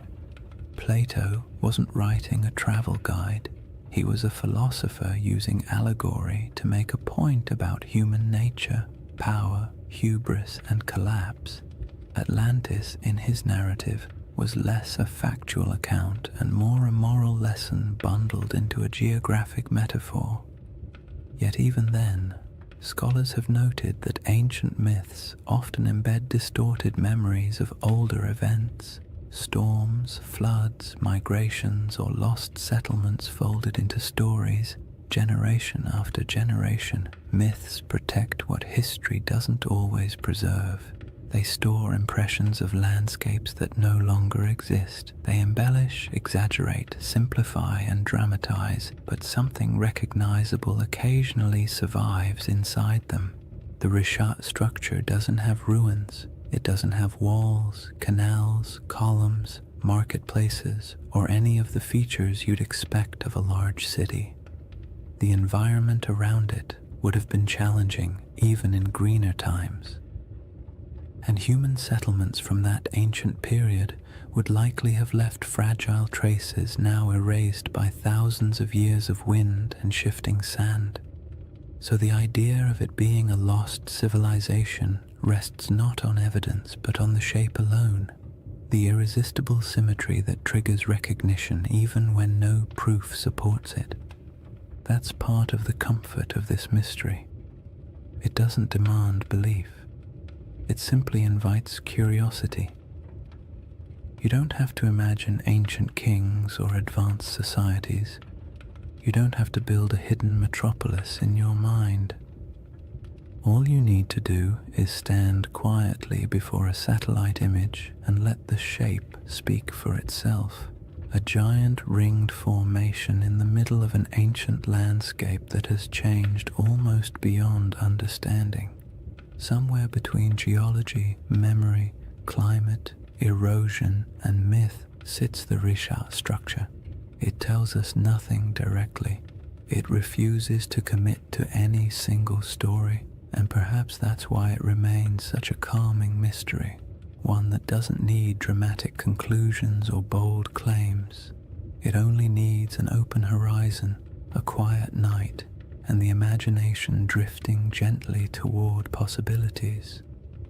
Chapter 2 begins with the world that once surrounded this structure, a world of forgotten lakes, shifting climates, and early peoples who lived in a Sahara that doesn't resemble the one we know today. Chapter 2: A Lost World Buried in Sand. To step into the next layer of the Richat mystery, you have to imagine a Sahara that feels almost impossible compared to the one we know today.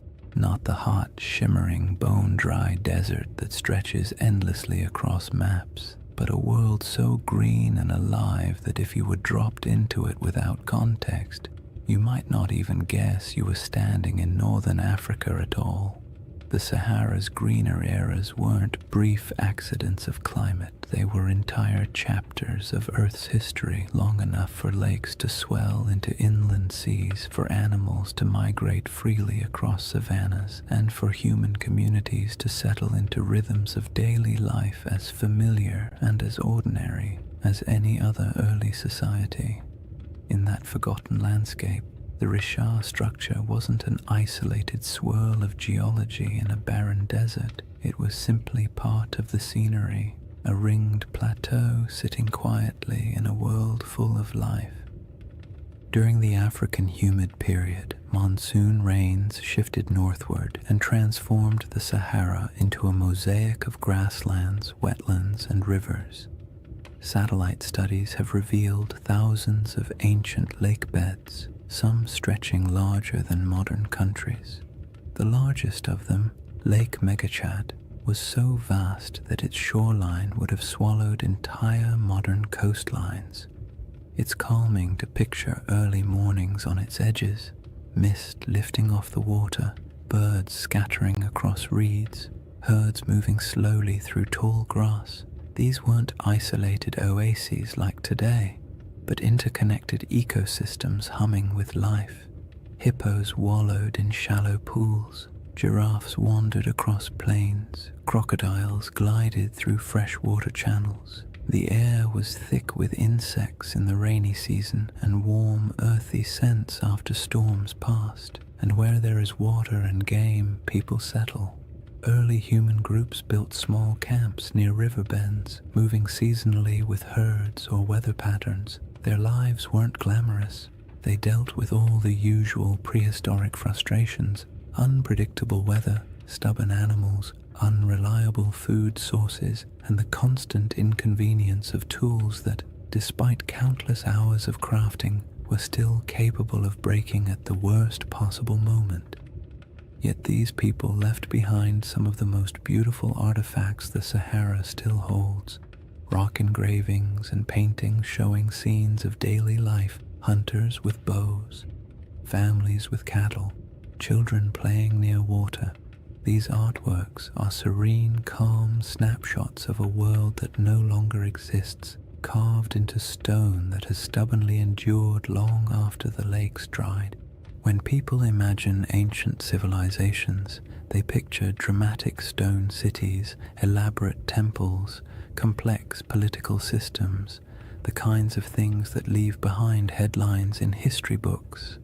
But most ancient people, including those who lived in the Green Sahara, were just trying to get through the week without too much trouble.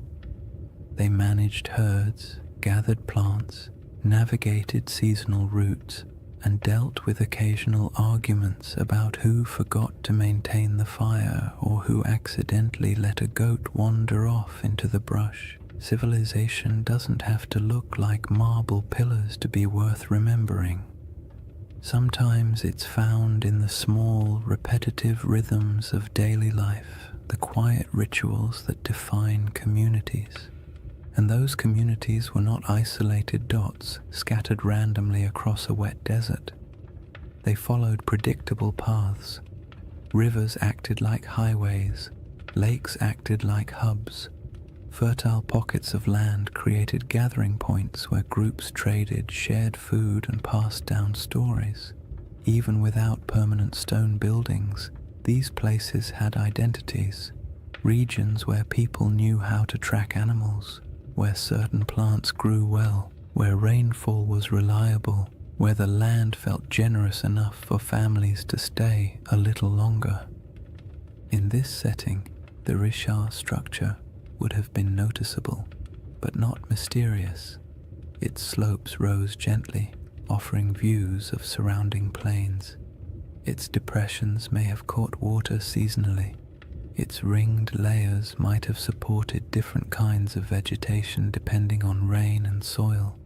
People could have camped along its edges, used its higher ground for scouting, or traveled across it without realizing they were walking across an enormous circular formation that future generations would discover only from space. It was a feature of the land, not a legend, a place you pass through while thinking about practical concerns, shelter, food, weather, instead of trying to decode the terrain beneath your feet.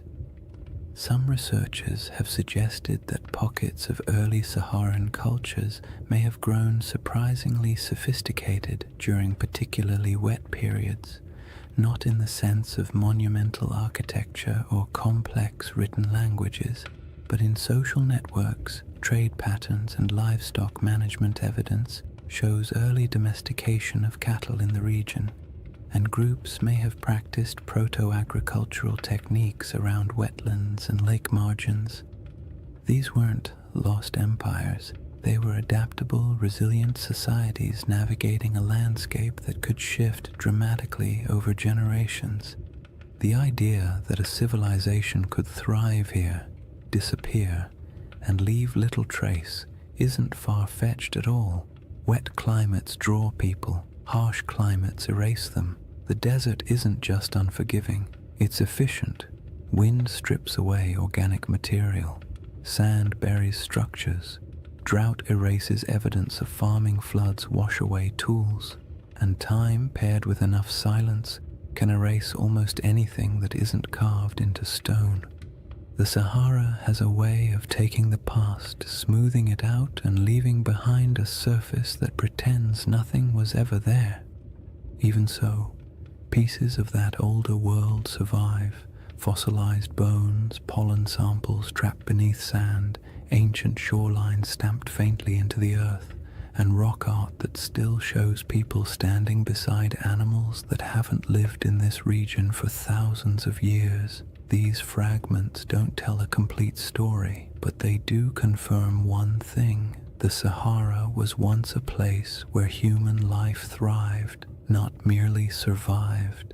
And in that world, the Risha structure might have been a landmark of sorts, a subtle gate in the landscape, a recognizable formation people used to orient themselves, not a secret, not a holy site, and not the center of anything monumental, just a distinctive feature in a land full of water and vegetation. The idea that early groups might have navigated by it is peaceful to imagine. Small bands of families moving across plains, spotting the familiar rise of the rings in the distance, and knowing they were approaching water or shade or simply a place they'd passed through many times before. When the climate shifted and the world dried, those routes disappeared. Lakes shrank into nothing. Rivers retreated and carved new paths underground. Families moved south or west, following food and water. Eventually, the Risha structure went from living landmark to abandoned plateau, then to forgotten geology swallowed by the earliest dunes. There are no written records, no monuments, no grand architectural remains from this era, just silence and the faint memory of a world washed away by time. The civilizations of the Green Sahara weren't lost in a dramatic catastrophe. They faded gradually, quietly, as the rains weakened and the land transformed, and that gradual fading matters when we begin comparing ancient descriptions, lost worlds, and the shape of stories that survived long after the land itself changed beyond recognition. The timeline of that fading, and how closely it lines up with certain ancient myths, forms the next layer in the riddle. When people hear the word Atlantis, they often imagine something impossibly ancient, a civilization so old it might as well have existed when mammoths were still wandering around, being large, shaggy inconveniences. But Plato didn't describe Atlantis as a civilization from the dawn of time. He dated its downfall to around 9,600 BCE, a period surprisingly close to the end of the last ice age and, as it happens, surprisingly close to the moment when the Sahara began shifting into one of its long, humid phases. The more you compare his proposed timeline with the environmental data, the more you notice an odd overlap, not in details or certainty, but in rhythm. And rhythm is often what ancient memories preserve best. Geologists studying the African humid period estimate that around 10,000 BCE, rainfall began increasing dramatically across North Africa.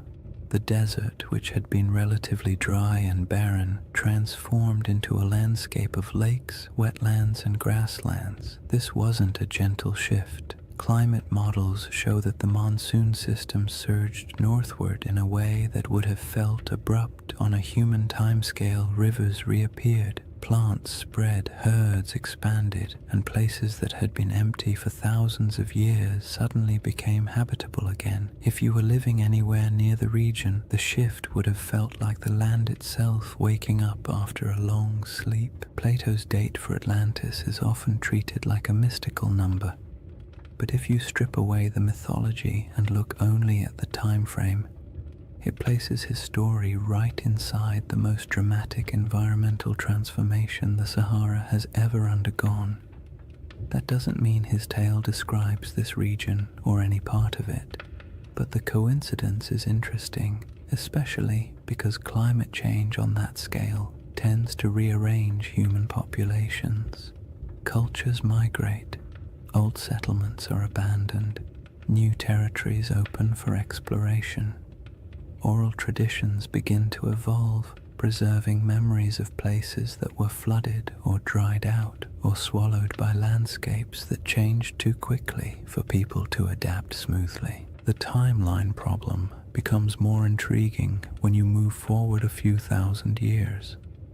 Between roughly 7,000 and 5,000 BCE, the Sahara was at the peak of its green transformation. Lakes were plentiful.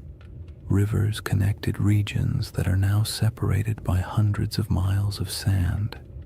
The climate was stable enough that people began developing more complex subsistence strategies, managing herds, experimenting with early forms of cultivation, and forming social groups large enough to leave meaningful traces in rock art and archaeological deposits. This period of stability lasted longer than many ancient civilizations. For thousands of years, life in the Sahara was predictable enough for generations to grow up without ever knowing anything except abundant water, warm seasons, and a landscape that supported human life easily. When conditions are that reliable for that long, people tend to form stories about belonging, about identity, about who they are and how their world works. And when environmental changes finally disrupt those patterns, the departure from what once felt normal can echo through oral traditions for centuries. Around 5000 BCE, rainfall began to decline, slowly at first, then more dramatically. Rivers shrank, lakes retreated, grasslands thinned. People who had lived in certain places for generations found themselves forced to move, one small migration at a time. What's striking about this timeline is how well it fits what many ancient myths tend to describe. Not sudden apocalypses, but drawn-out declines, landscapes that once supported life losing their balance. Cultures forced to let go of familiar places, worlds shrinking gradually in ways that felt both natural and tragic. Plato described Atlantis as falling in a moment of sudden catastrophe, but his narrative was shaped by philosophical goals, not meteorological accuracy. When you strip the moral and symbolic layers away, you're left with a simple suggestion: an old civilization, once vibrant, lost to changing conditions long before recorded history. You don't need a supernatural event to produce a memory like that. All you need is a shifting climate. But the timeline problem isn't just about the humid period itself. It's also about the ancient coastline. During the era Plato places Atlantis, sea levels were dramatically lower. Coastlines extended far beyond their modern boundaries. Large parts of West Africa that are now underwater would have been exposed as dry land. Rivers would have flowed along different paths. estuaries, marshes, and coastal plains would have existed where the ocean now rests. If someone in the deep past described a coastal landscape, that description would make little sense today unless you knew where the shoreline used to be. This matters because many interpretations of Plato's story assume that his geography reflects the world we see now, when in reality none of the modern coastlines apply. What he described could have been based on something that existed thousands of years before the Sahara dried, in a world with rivers and lakes stretching across land that is now considered lifeless. The Risha structure itself sits inland today, but in an earlier era, with different river networks and different coastlines, it might not have felt nearly as isolated. Human perception of geography is always shaped by local experience. A river can feel like a highway. A lake can feel like a boundary. A plateau can feel like a landmark that divides territories. When climates shift, those familiar markers vanish, but the stories about them can persist long after the landscape has changed beyond recognition. The most compelling part of this timeline overlap isn't the idea that Atlantis maps onto the Sahara, it's the realization that human memory, especially oral tradition, often stretches back further than we assume. Cultures pass down stories of floods, droughts, migrations, and disappearing lands without needing exact dates or written scripts. These stories evolve, take on symbolic meaning, and sometimes become cautionary tales, but the seeds of truth often remain embedded in the narrative. A changing coastline becomes a city swallowed by the sea. A drying river becomes the fall of a once great kingdom. A shifting climate becomes a punishment from the gods.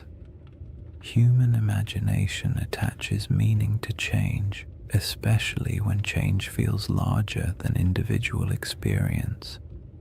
The Risha structure sits quietly in the middle of this enormous timeline, a geological constant in a world that refused to stay still. Ancient people may have lived near it when the land was green. Their descendants may have moved away when the desert expanded. Their grandchildren may have carried memories of lost lakes or vanished rivers into stories told over fires in distant regions. Those stories may have drifted into different cultures over thousands of years, and by the time someone like Plato heard fragments of them, much of the original context would have faded, leaving only symbols and shapes. The timeline problem is not really a problem at all. It's a reminder. The Sahara we know today is young. The world Plato described was older than most of the settlements humans would later build. And between those eras, countless stories were lost, reshaped, or retold. When you compare timelines, climates, and ancient memories, the idea of a forgotten world in North Africa stops sounding fantastical and begins to sound quietly like something entirely plausible in a landscape that has reinvented itself so many times. The next piece of the puzzle lies in the maps, reports, and strange hints left by ancient writers who claimed that distant peoples lived beyond the Pillars of Hercules, in lands most Greeks had never seen. These records aren't proof, but they are clues, echoes of a world few modern people realize ever existed. Long before satellites, long before compasses, and long before anyone tried to draw the Sahara from anything resembling first-hand experience, ancient geographers took their best guesses about the world beyond familiar coastlines. Their maps were charmingly confident and wildly inaccurate, full of creatures that never existed, coastlines that wandered like drunk serpents, and entire regions labeled with vague phrases like lands unknown or people of strange appearance. Yet even within that imaginative chaos, certain patterns appear again and again. rumors of distant nations beyond the Pillars of Hercules, stories of tall tribes, strange settlements, and river systems far to the west that no Greek or Egyptian explorer had ever reached. These fragments don't offer facts. They offer echoes, traces of a world remembered through second-hand conversations, traveling merchants, and stories that had already aged long before they were written down. Herodotus, often called the father of history and sometimes less generously the father of wildly entertaining exaggerations, wrote about mysterious peoples living beyond the familiar reaches of North Africa. He described tribes who were unusually tall, unusually pale, or unusually skilled at activities no one else could verify.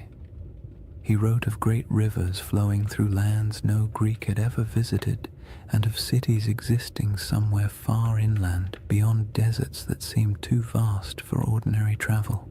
His accounts mix truth, rumor, and a healthy dose of "someone told me this, so here you go," but they reveal something important. The regions west of Egypt and Carthage were known to ancient writers only through layers of retelling and misunderstanding. They existed in the Greek imagination as distant, half-seen places where strange things could plausibly happen. Cartographers, centuries later, drew maps that included a massive region labeled as Libya or Ethiopia, words that covered almost everything south and west of the Mediterranean. Even when the rest of the world began to take shape on parchment, the Sahara remained a blank expanse into which map-makers poured their guesses. Some thought it held great inland seas. Others believed it was home to tribal confederations wealthy in minerals.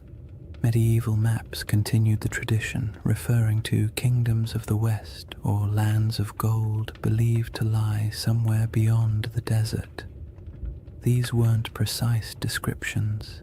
They were memories filtered through trade routes, travelers' claims, and stories that drifted through cultures like windblown sand. The most interesting thing about these early references is not their accuracy, but their persistence. For thousands of years, people believed that lost polities existed somewhere in the interior of Africa.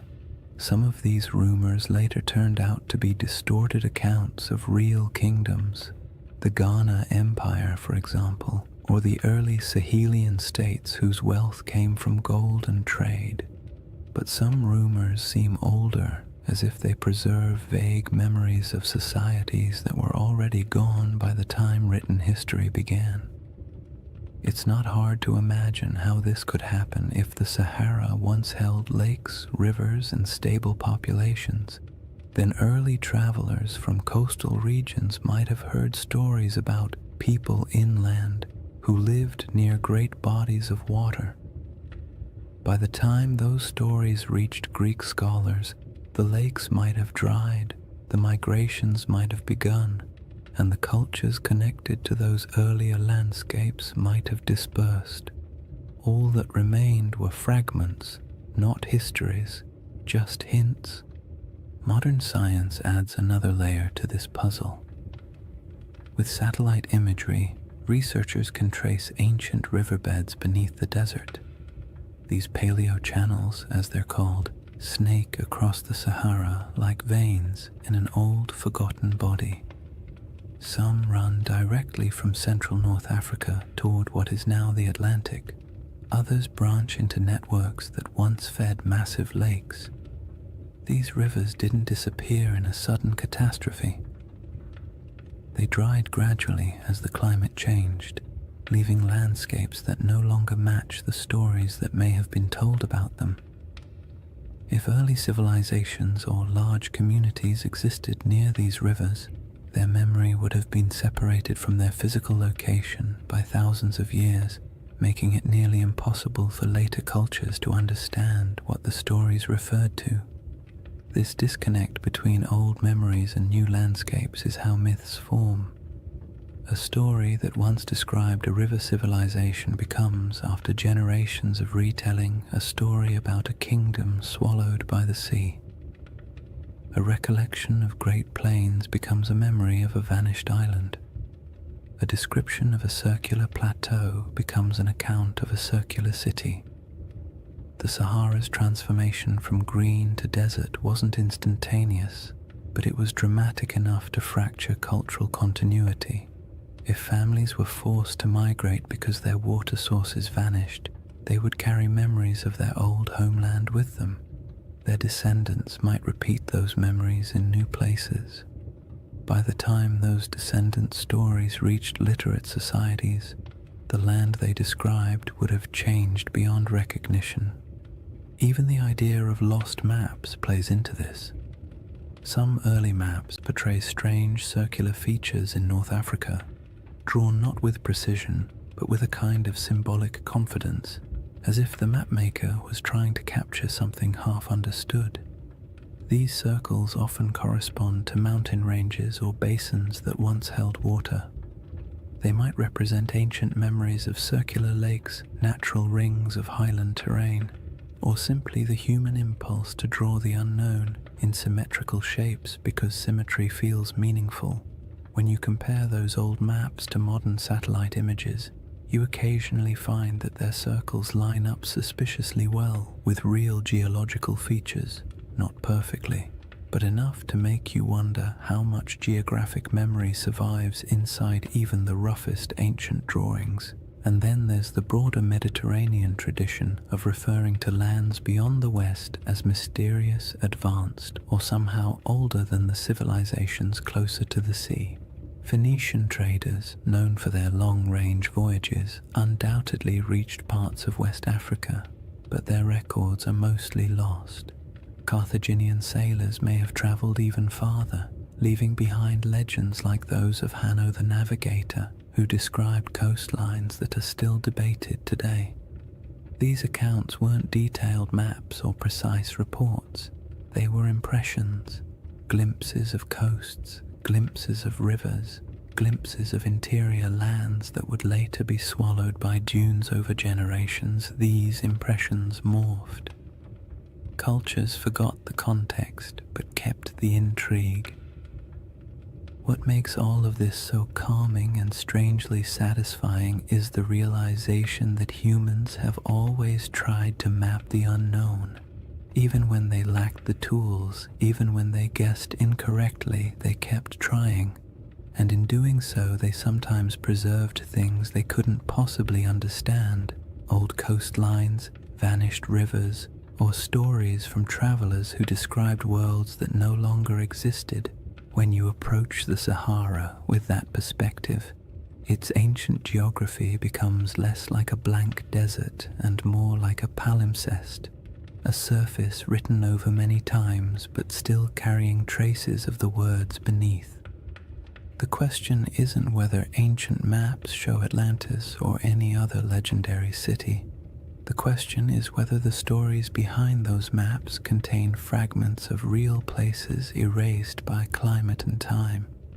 In a world where the Sahara once supported thriving cultures and vast waterways, it's not unreasonable to imagine that memories of those lost communities could drift across centuries, eventually arriving in distorted form on the pages of ancient writers. The final piece of this chapter lies in the moment when all those rivers dried and the green Sahara collapsed into the desert we know now. A transformation so dramatic that it could easily have become the seed of legends about worlds swallowed, lands lost, and civilizations fading into silence. When people imagine worlds disappearing, they usually picture sudden disasters, walls of water, earthquakes splitting the earth, angry gods sweeping civilizations into the sea. But the Sahara didn't collapse in a single night. Its transformation from a green, living landscape into a vast desert was quieter, slower, and far more unsettling. It wasn't a dramatic catastrophe, it was a gradual unraveling of an entire ecosystem, a process so steady and so relentless that it might have felt to the people living through it like the land itself was breathing out for the last time. This slow-motion disaster is one of the most profound environmental changes in human history. and its echoes still shape our perception of ancient worlds. The end of the African humid period began subtly. Rains that had once arrived predictably started coming later.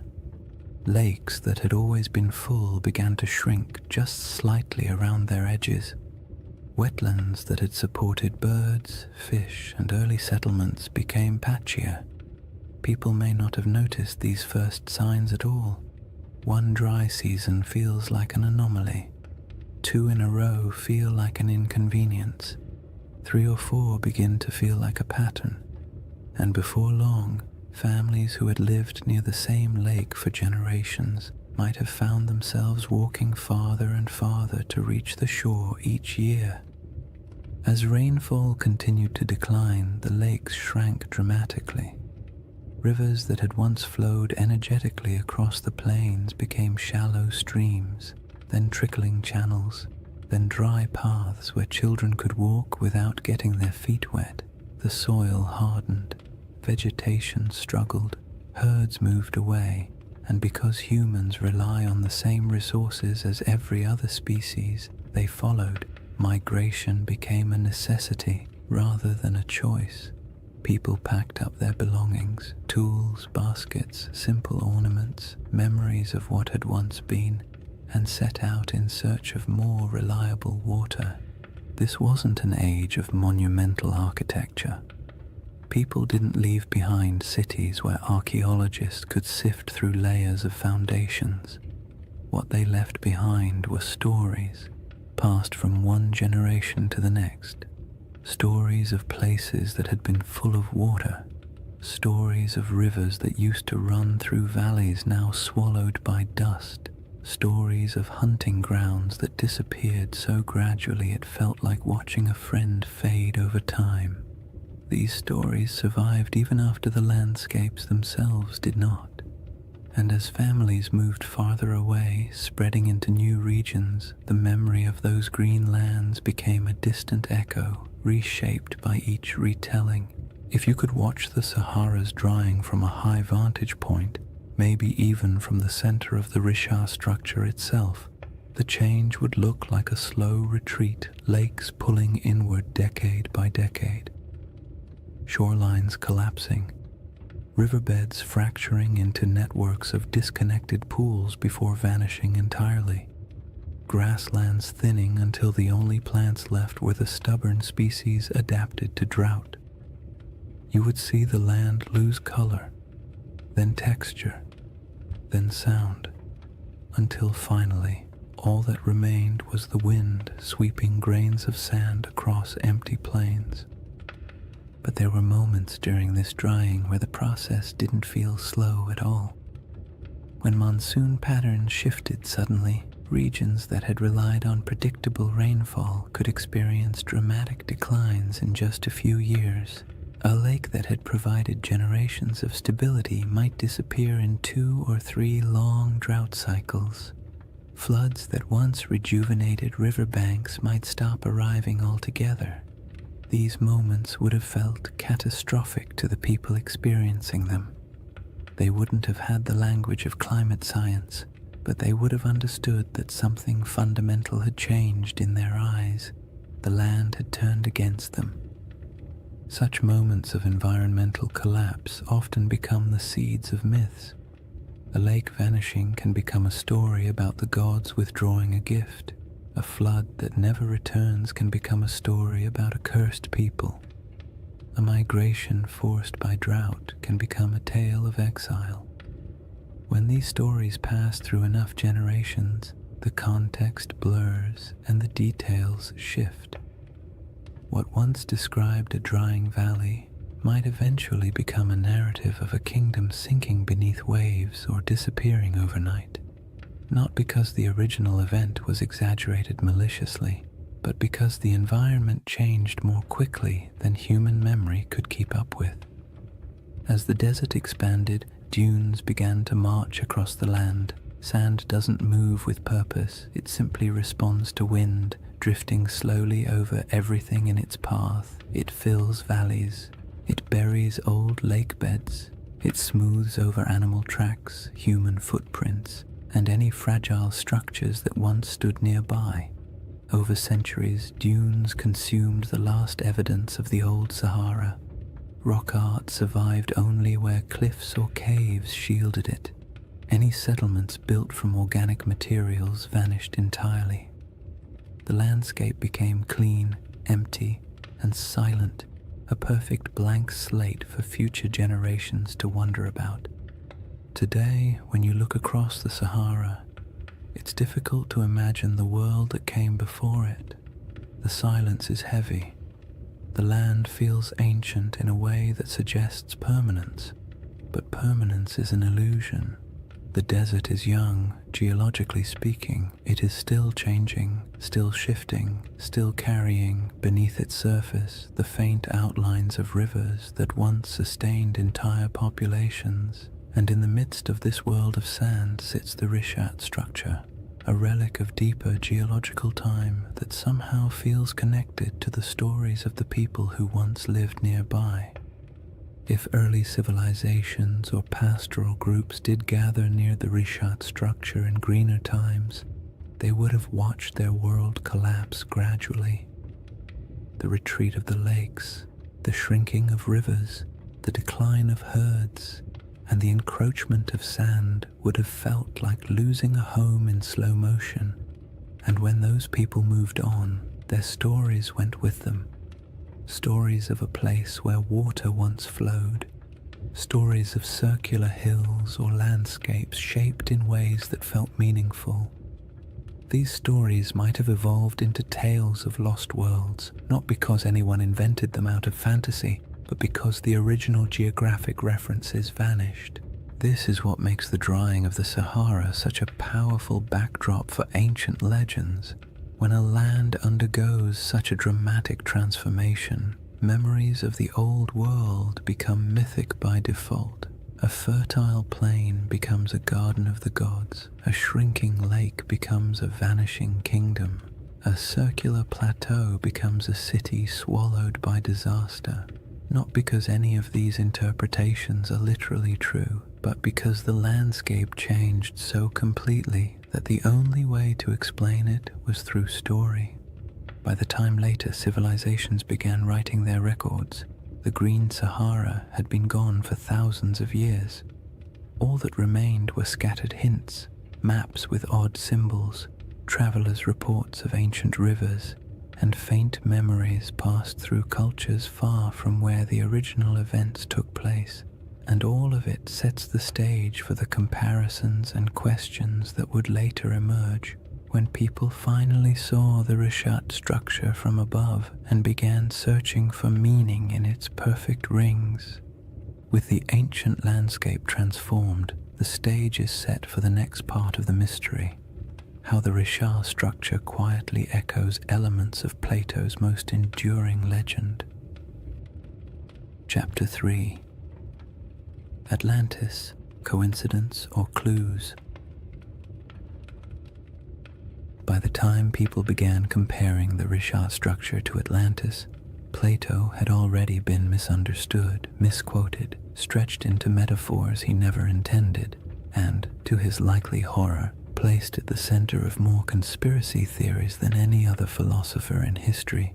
Yet at the core of his tale is a surprisingly compact list of details, simple descriptions that, when read plainly, don't sound like mystical riddle poetry or coded allegory. They sound like someone describing a place, a very specific place with very specific features. Whether he meant it literally, symbolically, or somewhere between the two is a debate scholars love to have, usually over too much coffee, but the details themselves are straightforward enough to explore calmly. The centerpiece of Plato's description is the shape. Atlantis, he wrote, was arranged in concentric rings, alternating circles of land and water, each perfectly circular, each surrounding the next. This is the detail that grabs people instantly because most landscapes do not naturally arrange themselves into rings, and when you see a 25-mile-wide circular formation in northwest Africa, your brain taps you on the shoulder and whispers, Huh, interesting. Plato describes 3 rings of water and 2 of land, though he also notes that parts of the outer sections were later modified by the Atlanteans themselves, which means even in his own story, the shape wasn't necessarily pristine or untouched. When you compare this to the Richard structure, you naturally see a resemblance, not a perfect match, not a one-to-one replication, but a visual echo, a geological rhythm that resembles a narrative rhythm. Next come the mountains. To the north of Atlantis, Plato describes a notable mountain range, high, sheltering, and rich with rivers. The Rishat structure sits in front of the Adrar Plateau, a rugged highland that, in a greener era, would have looked like a natural barrier protecting the region from northern winds. Today it looks like ancient stone sculpted by ages of dryness, but 10,000 years ago those elevations would have been covered in vegetation, dotted with water sources, and significantly more imposing. The match isn't perfect, but it's enough to make you tilt your head slightly. Plato then mentions the plain to the south, long, level, fertile. In his account, this plain was one of the defining features of the Atlantean realm, not the center city, but the agricultural heartland that supported it. In the modern Sahara, fertile plains feel like a strange fantasy, but during the African humid period, they were very real. Vast stretches of land south of the Richat structure once held grasslands, wetlands, and seasonal rivers. The environment shifted dramatically with each cycle of climate change, but during the greener ages the region could have supported exactly the kind of plains Plato describes. Whether he was referencing this area or somewhere entirely different is impossible to say, but the environmental context overlaps in interesting ways. One of the most striking details Plato gives is about the materials used in Atlantis.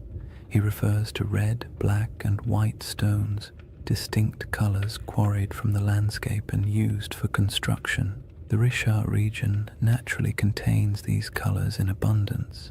Iron-rich sandstones provide reds, dark volcanic rocks and basalts provide blacks, pale limestones and quartzites provide whites. Again, this doesn't prove anything at all. It simply means the palette Plato described exists in the region, which is more of a quiet coincidence than a revelation. But it's the accumulation of quiet coincidences that tends to capture people's attention. Then there is the detail about elephants. Plato notes that the island of Atlantis had many elephants, not a few, not occasional sightings, but many today. The idea of elephants in the Sahara feels absurd, a contradiction to the very concept of a desert. But the Green Sahara held elephants in abundance. Rock art across the region depicts entire herds with casual familiarity. Fossil evidence confirms that elephants ranged widely across North Africa during humid periods. For most of human history, elephants were not exotic in this region. They were part of the everyday ecosystem, so when Plato casually mentions them, it aligns comfortably with what we know about the Sahara's long-lost environment. Plato also describes a freshwater well at the center of the city, providing clean water even as the outer rings filled with seawater. This detail feels mythic at first, but it also reflects a basic geographic truth. Many circular landforms, especially those rising from domed uplift, often have central depressions or areas where water collects. The Richat structure's core is lower than its outer rings, and though it holds no water today, in a wetter climate it may have held springs or temporary ponds after seasonal rains. Early humans could have used such features for drinking water. As climates changed, memories of these water sources might have been folded into later stories. The river to the sea detail is where the puzzle grows delicate. Plato describes a channel from the city to the ocean, allowing ships to pass through the rings. The Richat structure is inland today, very inland, but ancient river systems in the region once flowed toward the Atlantic. Satellite imagery captures paleo channels that trace ancient waterways westward. The landforms no longer match these paths because the Sahara has reshaped itself repeatedly, but it is not impossible that rivers once connected this region to coastal plains that have since eroded, drowned, or shifted beneath rising sea levels. All these details create a gentle sensation. Not belief, not certainty, just curiosity. Plato's list is simple enough that it can't be mapped cleanly onto any one place. It can describe a landscape long gone, a symbolic metaphor, or a region badly distorted by oral tradition before ever reaching Greek ears. His text leaves just enough room for interpretation and just enough specificity to make pattern-seeking minds perk up when they see a satellite photo of the Risha structure. The most important thing to remember is that Plato was not attempting to write a historical documentary. He wasn't giving coordinates or providing an atlas. His story was part philosophical argument, part political commentary, and part inherited memory. He may have drawn from older Egyptian traditions or misunderstood travel accounts or combined several cultural memories into one dramatic narrative. But within that narrative lies a pattern: rings, plains, mountains, colors, elephants, rivers that align loosely, gently, and intriguingly with what once existed in parts of North Africa. What makes this segment of the mystery so soothing to explore is the absence of pressure. You don't need the Risha structure to be Atlantis. You don't need the description to match perfectly. All you need is the simple awareness that Plato left a list of clues describing a place that may have existed in the deep past, a place shaped by water, climate, geography, and memory. And when you place those clues beside a quiet, circular geological formation surrounded by a desert that used to be alive, it becomes easy to drift into a state of gentle wonder, the kind that invites curiosity without demanding conclusions. Once you've examined Plato's clues and quietly accepted that some of them line up with the Rishat structure in a pleasantly suspicious way, the next step is to look at the smaller oddities, the details that don't prove anything on their own but linger in the mind like faint fingerprints on ancient glass. These are the features that make researchers pause, tilt their heads slightly, and say something academic like, "Well, that's interesting." They don't demand conclusions, they simply refuse to be ignored. One of the strangest among them is the presence of ancient salt deposits inside the Risha structure. In a desert environment where rain is scarce and water evaporates quickly, salt isn't surprising by itself. What is surprising is the suggestion that the salt layers within the structure formed through processes involving ancient water bodies. Some geologists have pointed out that portions of the Risha contain evaporate deposits, minerals that form when water sits, lingers, and evaporates over long stretches of time. This doesn't mean the Risha was once a lake, but it does hint that water interacted with its geology in ways that aren't immediately obvious from the modern climate.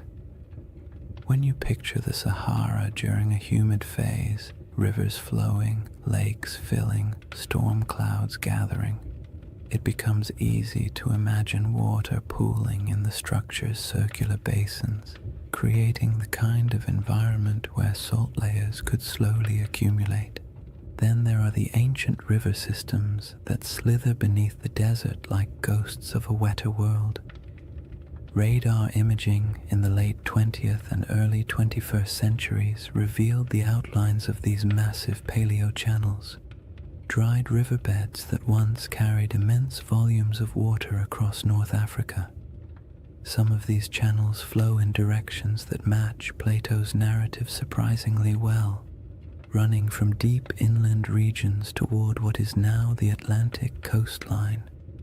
In modern geography, the Richard structure sits far from the sea, but in the world of 10,000 or even 8,000 years ago, the landscape would have been dramatically different. Coastlines were altered, deltas shifted, and river networks created pathways across regions that are now hostile to life. When you consider these ancient waterways, the idea of a circular formation once connected to a westward flowing system becomes far less far-fetched. Another curiosity is the distribution of ancient fauna across the region, especially elephants. Plato goes out of his way to mention that Atlantis had many elephants, as though their presence was noteworthy, and it would have been if you were writing for an audience in classical Greece, where elephants were known but rarely encountered. But in the Green Sahara, elephants weren't exotic at all. Fossil evidence shows they roamed freely across vast stretches of North Africa. Rock art carved by prehistoric peoples depicts them with a kind of casual familiarity, often standing near lakes or grazing beside herds of cattle. The presence of elephants in Plato's narrative doesn't align with modern geography, but it aligns beautifully with the prehistoric Sahara, suggesting that the imagery in his account may have been drawn from memories of a much earlier landscape. Tools and artifacts found throughout Mauritania add another layer of quiet intrigue. Archaeologists have uncovered stone tools, habitation traces, and remnants of early human activity around regions adjacent to the Richard structure. None of these finds point to an advanced or monumental civilization, but they confirm that humans lived, traveled, and worked in the area long before the desert swallowed it. Simple stone tools may not inspire the same imagination as grand ruins, but they indicate human presence. People exploring the ridges, hunting across the plains, or gathering plants near seasonal water. And while these finds don't match the grandeur of Plato's Atlantis, they contribute to a broader truth. This land was not always empty. Then there's the matter of erosion patterns. The Richard structure's rings are composed of alternating layers of hard quartzite and softer sandstone. Over millions of years, erosion carved the concentric ridges into their present shape. The science here is solid, yet the level of preservation, how clearly the rings remain visible after such immense timescales, is quietly surprising. Erosion usually softens shapes, blurs lines, and creates irregular patterns. The Richard's rings are worn but still strikingly coherent. They have a kind of stubborn symmetry, the sort that feels almost architectural even though it is entirely natural.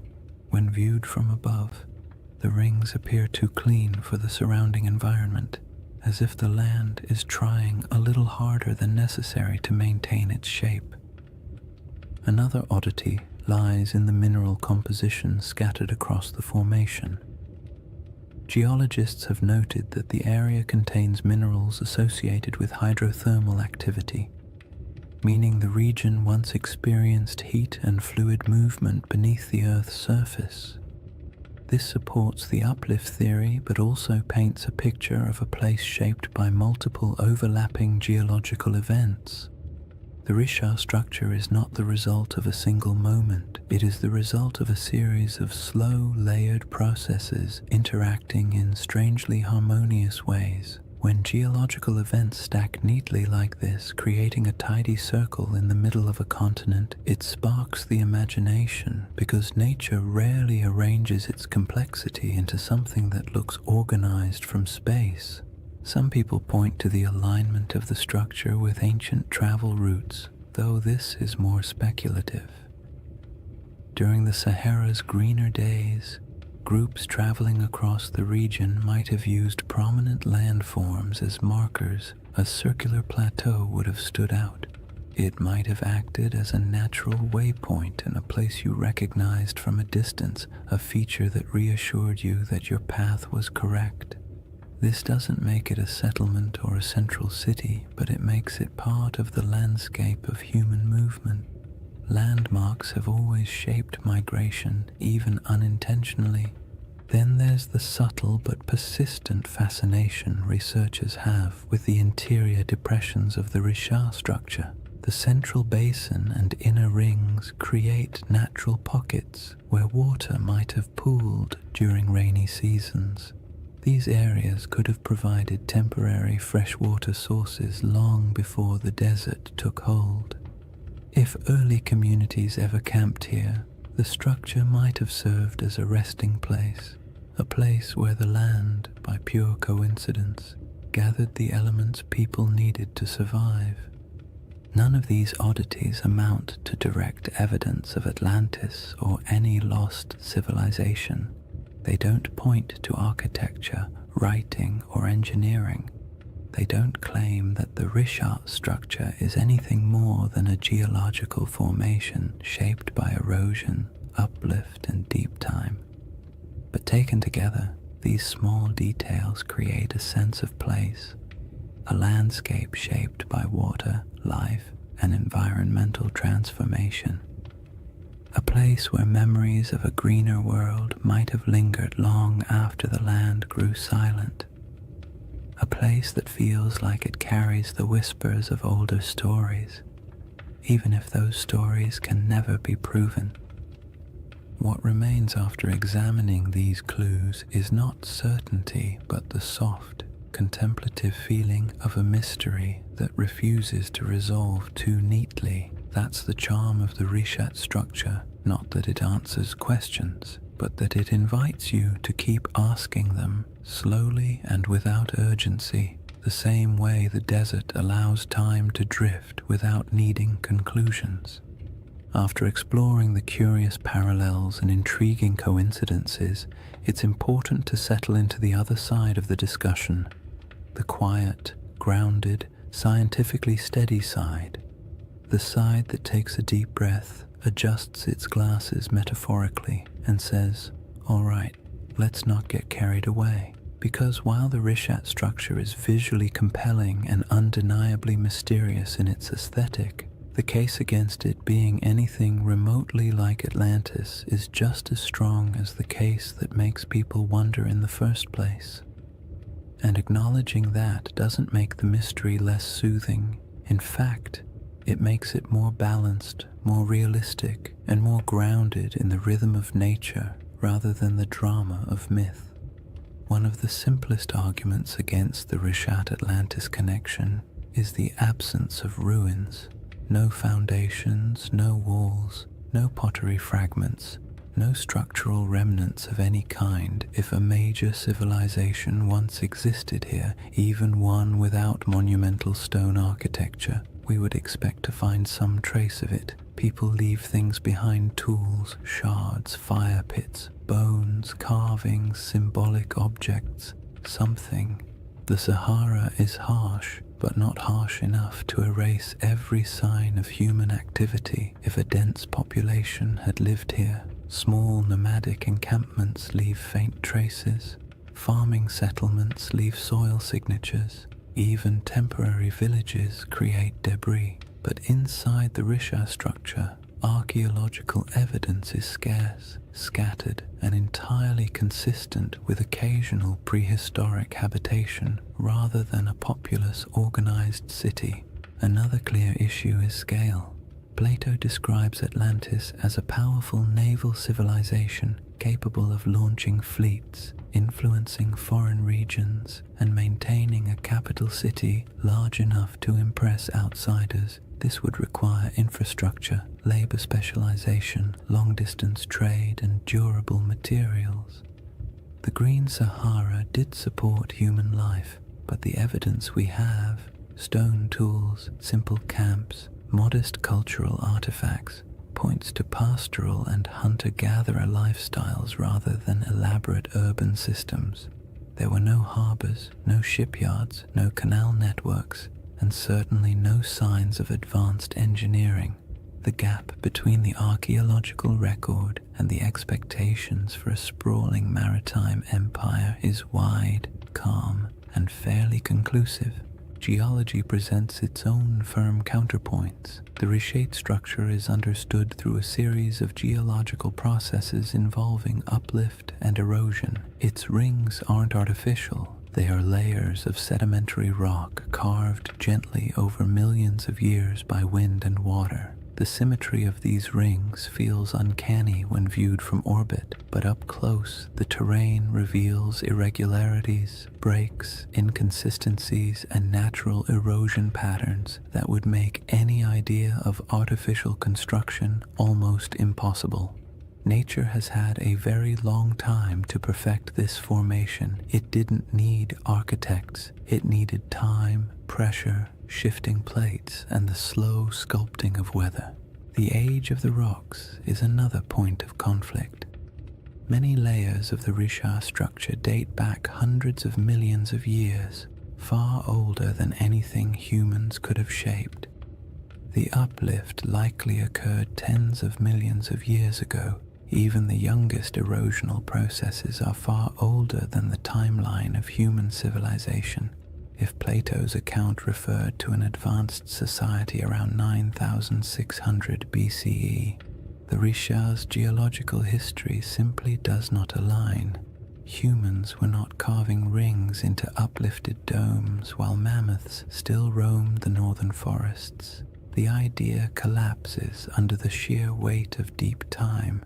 There is also the question of context. Atlantis, as Plato describes it, was a hub of Atlantic navigation, a power that interacted with Mediterranean societies, but the Richat structure sits far inland, even accounting for ancient coastlines.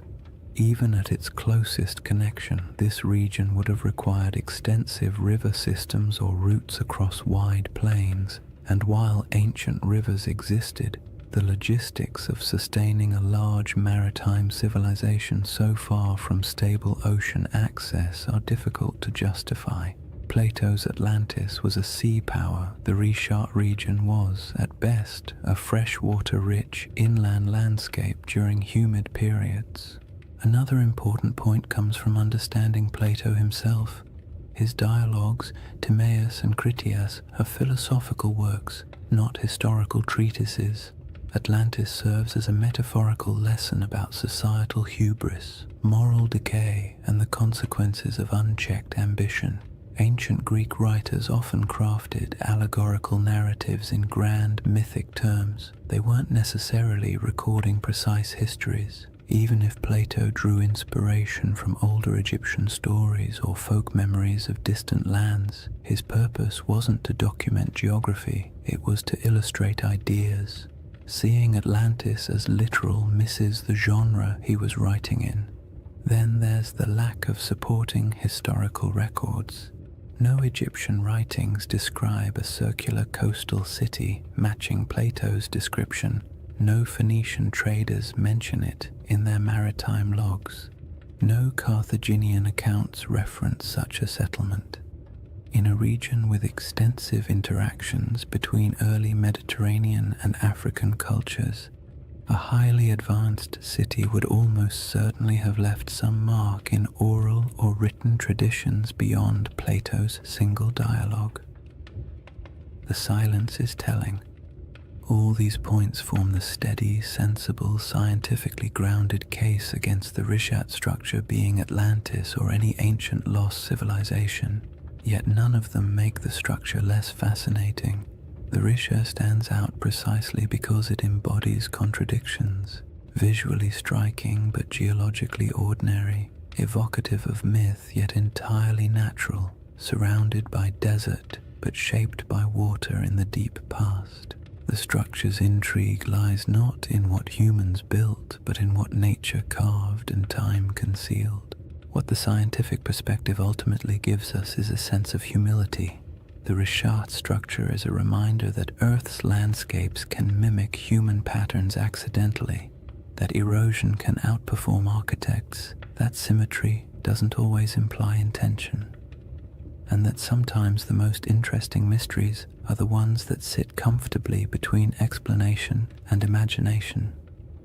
There is a quiet comfort in acknowledging what the Rishat structure is not, because it allows us to appreciate what it is: a monumental geological formation shaped entirely by natural processes, yet somehow capable of whispering to the part of the human mind that loves stories of lost worlds.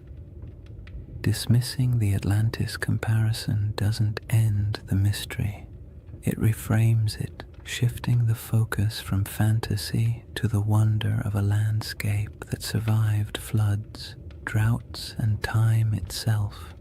And somewhere between geological certainty and mythic speculation lies a middle path, a gentle possibility that doesn't require lost empires or supernatural disasters. Only the simple fact that landscapes change, memories drift, and stories evolve across generations. That quiet middle ground forms the foundation for the next part of this chapter.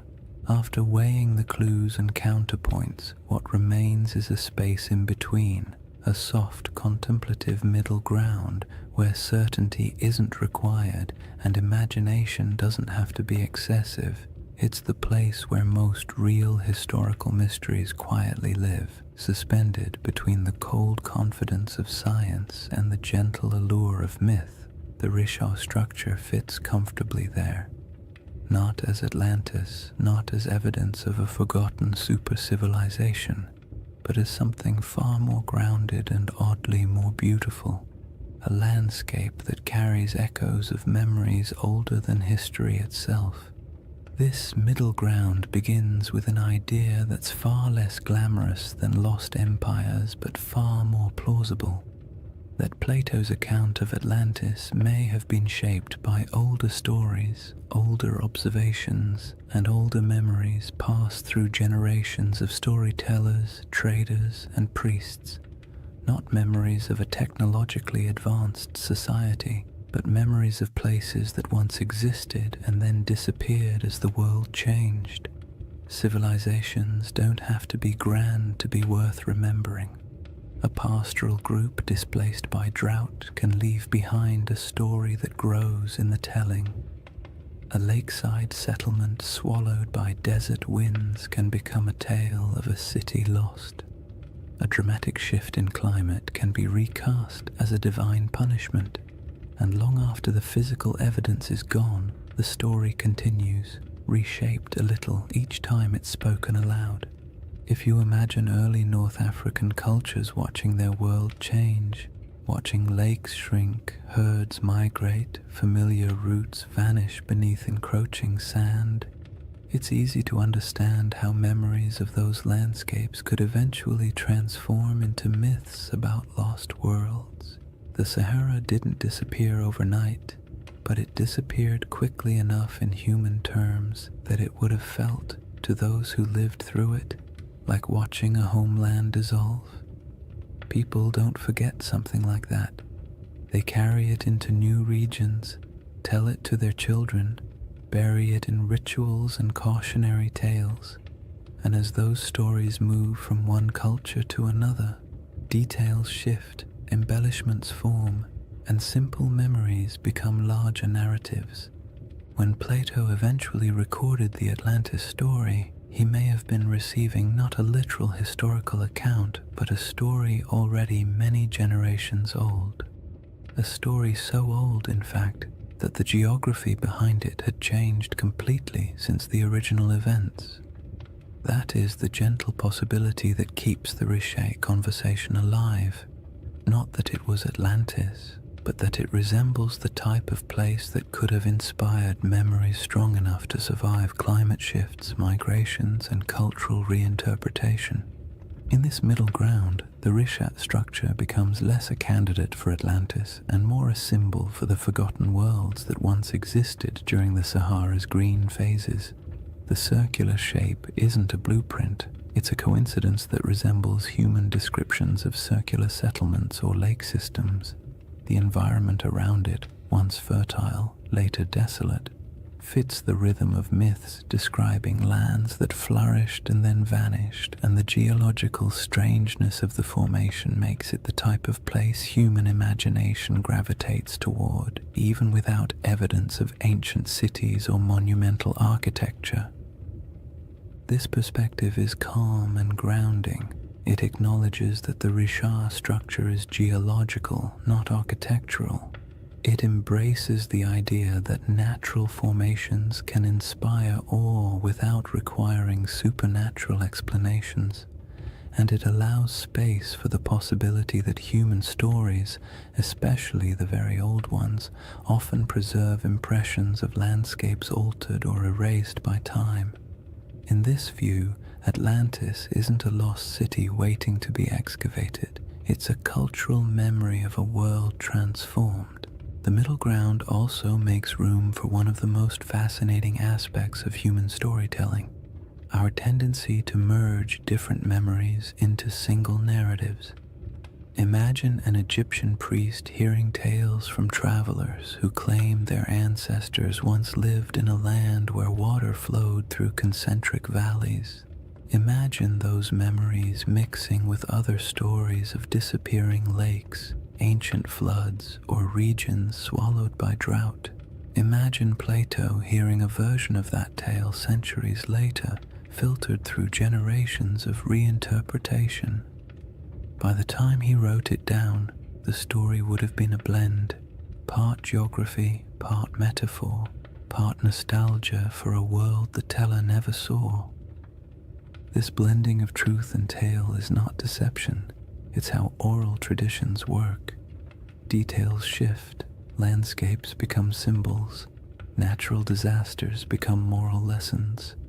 A story meant to explain why the world changed becomes a story explaining why people must be humble. Even today, we do this without realizing it. We condense complex events into simple narratives because simple narratives are easier to remember, easier to teach, and easier to carry into the future.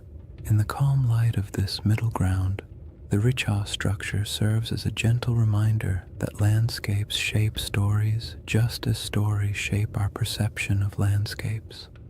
The structure's rings might have meant nothing to the people who walked across it thousands of years ago, but to someone hearing a distorted account of those landscapes generations later, the image of a circular landform might have blossomed into something mythic, not because the Richat structure was Atlantis, but because it felt like the kind of place myths grow from, strange, memorable, and entirely out of step with its surroundings.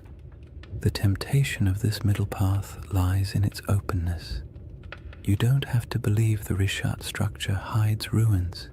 You don't have to assume ancient people built concentric canals. You don't even have to decide whether Atlantis existed as a literal place.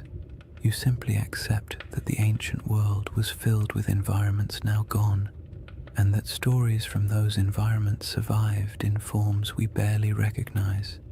The Richat structure becomes one of many possible inspirations, not the answer, but an echo. There's something soothing about mysteries that don't demand solutions. They allow your mind to drift without needing to arrive anywhere specific.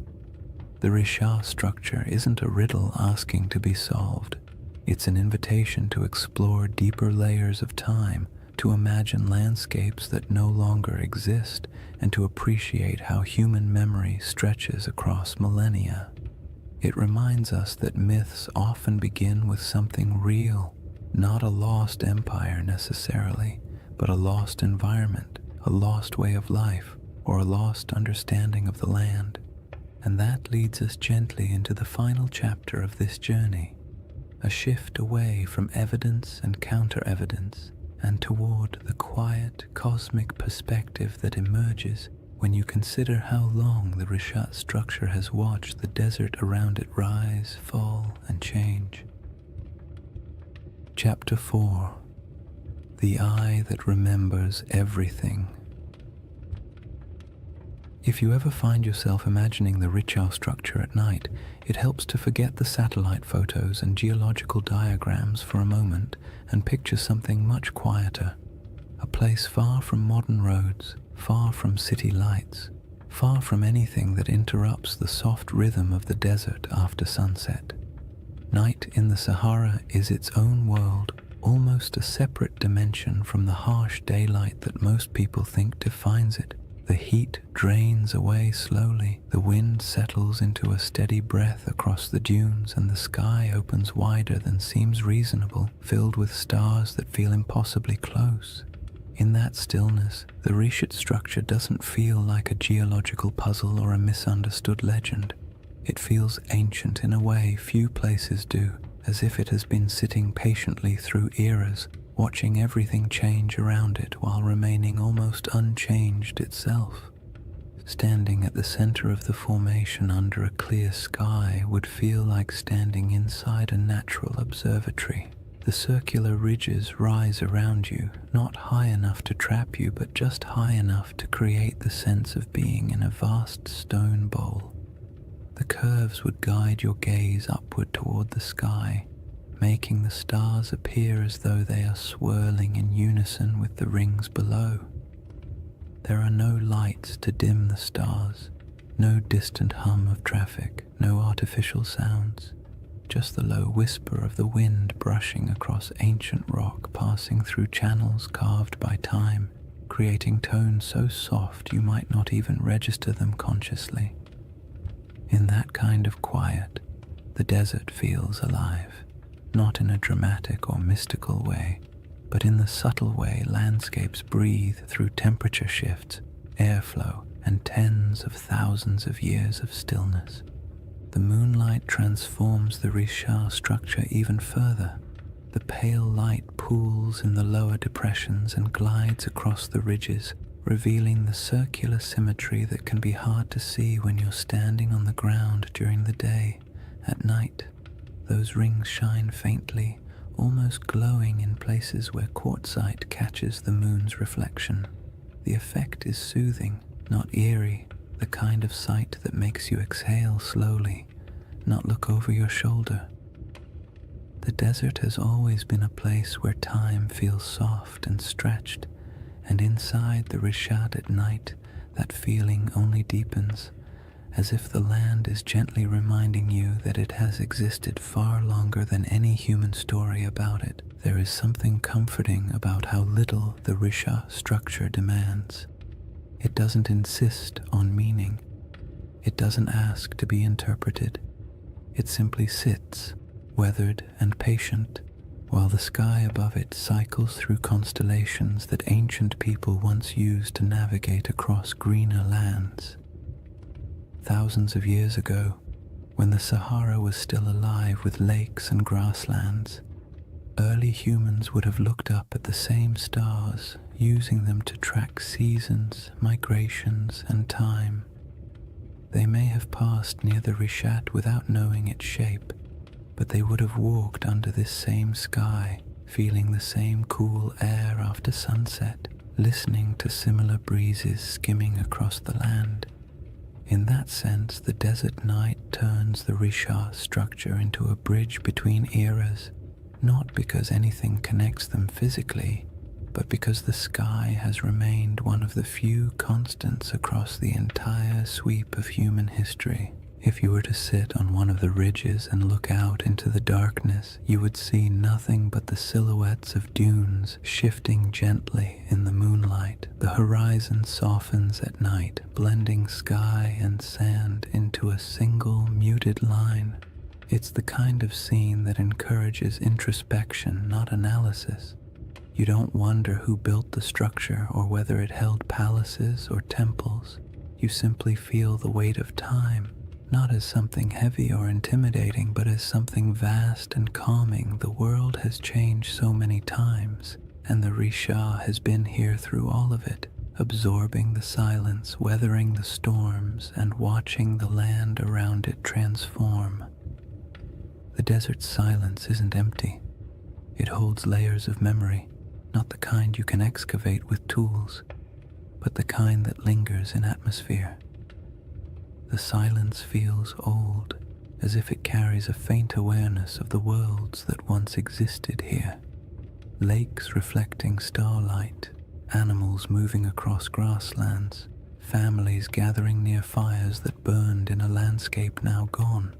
The nighttime air feels thick with that invisible history, yet it doesn't demand your attention. It simply exists, like a soft background hum. The stars above the Rishat structure appear especially dense because of the region's extreme remoteness. The Milky Way stretches overhead like a pale river of light, echoing the rivers that once flowed across the Sahara during its humid phases. The longer you look, the more constellations seem to reveal themselves, and the more the structure on the ground feels connected to the cosmos above. The rings of the Rishat mirror the vast circular patterns in the sky, the arcs of the galaxy, the curvature of the horizon, the slow rotation of the Earth itself. It creates a sense of gentle symmetry between Earth and sky, a reminder that humans have always found meaning in patterns even when those patterns were accidental. It's easy to understand why people feel drawn to connect this ancient formation with legends. Standing inside the Risha at night could make anyone feel the urge to tell a story, not a sensational one, but a quiet one about the persistence of the land, the fragility of memory, and the way nature sometimes creates shapes that feel like symbols. In the soft glow of the moon, the structure doesn't look artificial, but it does look intentional in a way only nature at its most patient can achieve. What makes the Risha structure so soothing at night is the way it absorbs human curiosity without answering it. You can wonder about its origins, its place in mythology, its connection to past climates, or whether ancient people ever felt a hint of awe when passing near it. But the structure offers nothing back except the gentle assurance that it will still be here long after our questions fade into silence. In that sense, it becomes a reminder not of lost civilizations, but of time's quiet endurance, the slow, steady processes that shape the Earth far beyond human timelines.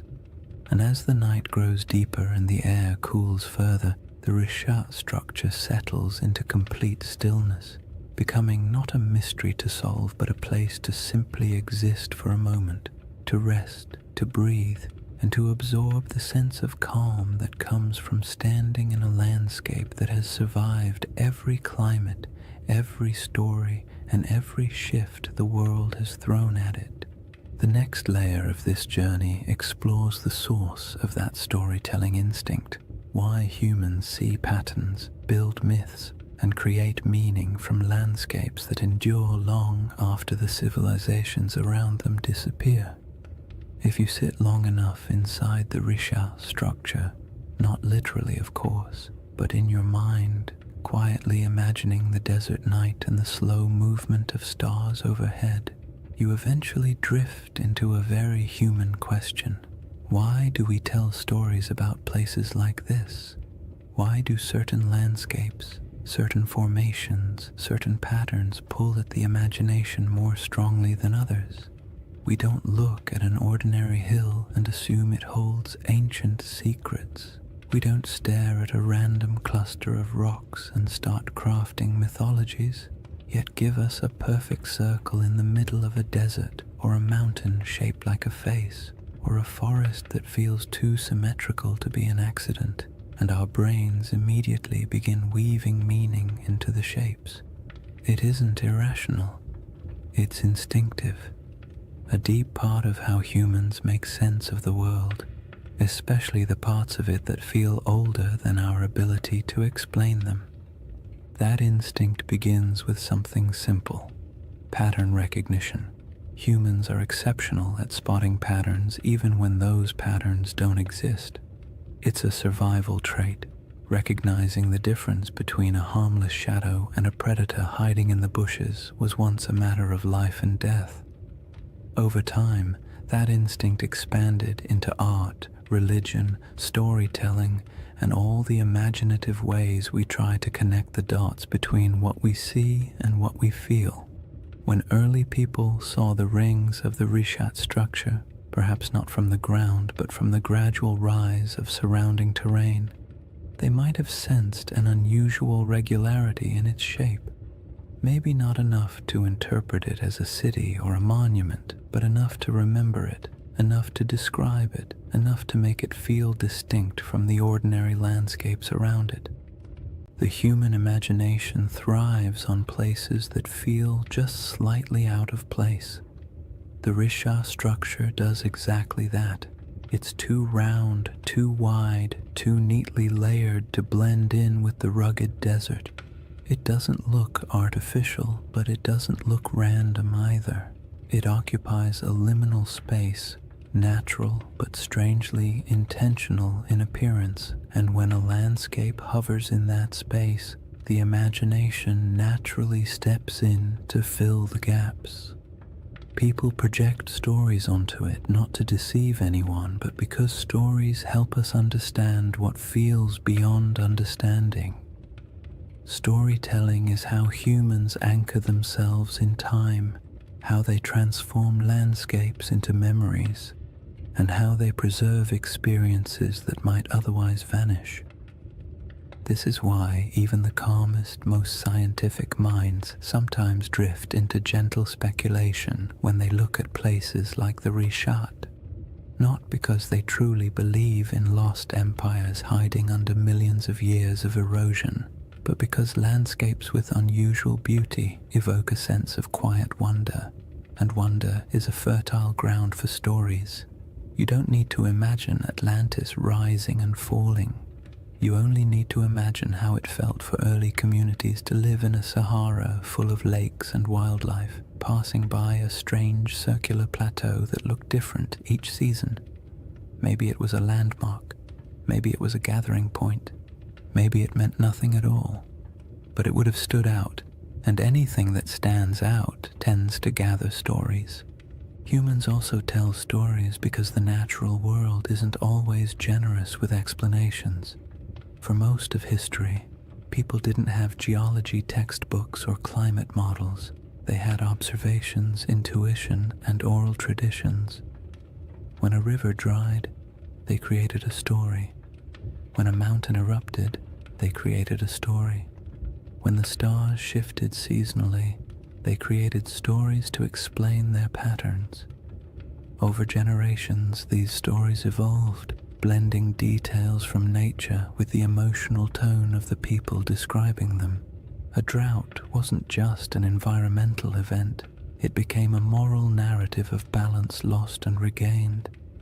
A vanished lake wasn't just climate change, it became a tale of a great flood or a divine warning or a forgotten world swallowed by forces beyond human control. It isn't surprising that the Rishat structure, surrounded by a desert shaped by one of the most dramatic climate transformations in human prehistory, inspires curiosity bordering on myth. Long before Plato wrote about Atlantis, people across the Sahara would have witnessed environmental shifts so profound they could barely describe them. Shrinking lakes, migrating animals, the slow invasion of sand, these experiences leave emotional impressions. A landscape that once supported entire populations can fade into silence within a few generations, and when that happens, the stories that form afterward are rarely literal accounts. They become metaphors for loss, change, and the fragility of human presence. The act of storytelling also brings comfort. It creates order in places where nature seems chaotic. It offers meaning in events that feel senseless, and it allows cultures to pass knowledge from one generation to the next. A story about a lost world isn't just entertainment.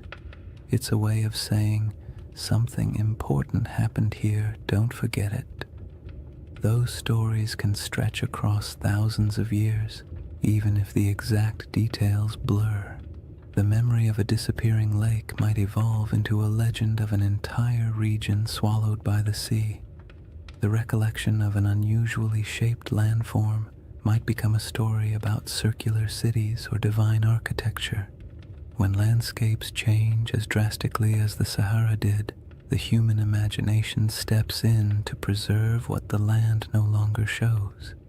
What's interesting is that the imagination doesn't only reach backward, it also reaches upward. Humans have always linked earthly landscapes with the sky. The circular shape of the Risha structure mirrors patterns in the heavens, orbits, celestial spheres, the arc of the Milky Way.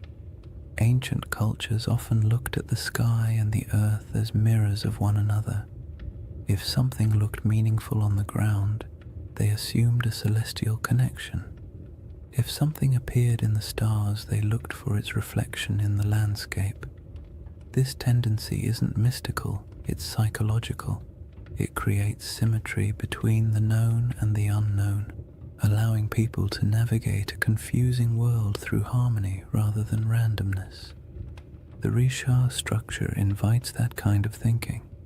At night, when the stars swirl overhead and the rings below form a gentle spiral of shadow and light, it becomes easy to understand how the human imagination might link the two, not through elaborate theories, but through quiet intuition, through the simple feeling that a place shaped in circles must hold a story shaped in circles, through the awareness that landscapes sometimes look like symbols even when they are not, through the natural desire to connect the visible world with the invisible past.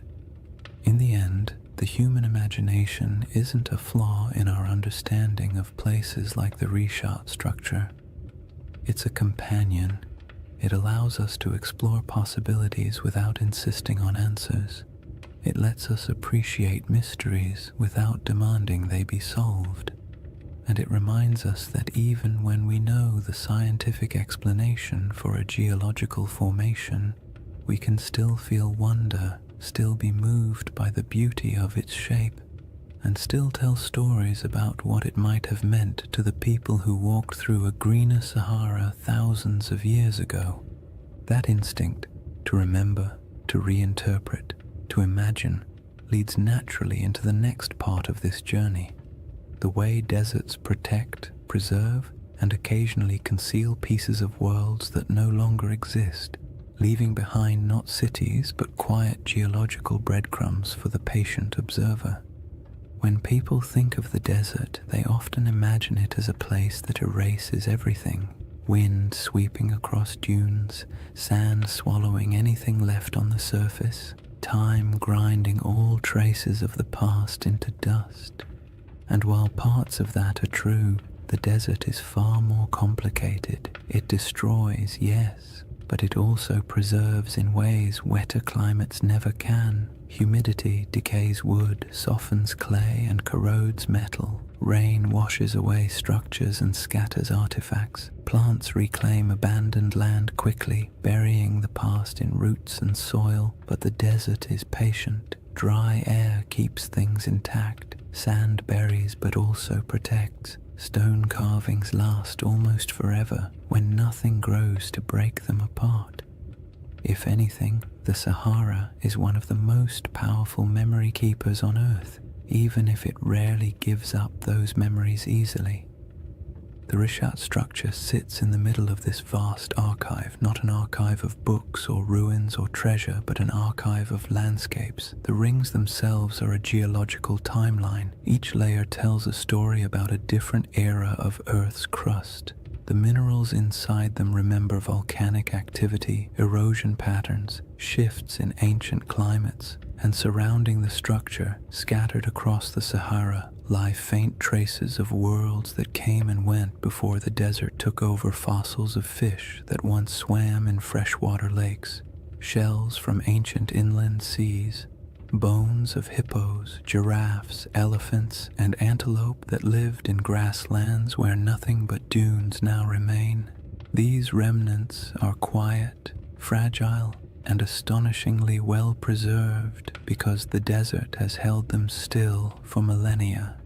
Even more delicate objects survive in surprising numbers. Stone tools left behind by early humans who walked across plains now buried under dunes, arrowheads, blades, grinding stones, small carvings. They're scattered, not concentrated, evidence of lives lived lightly on the land, following herds, collecting plants, moving when the seasons demanded it. None of these objects tell a story of a centralized city or a monumental culture, but they do tell the story of human persistence in a world that was constantly shifting around them.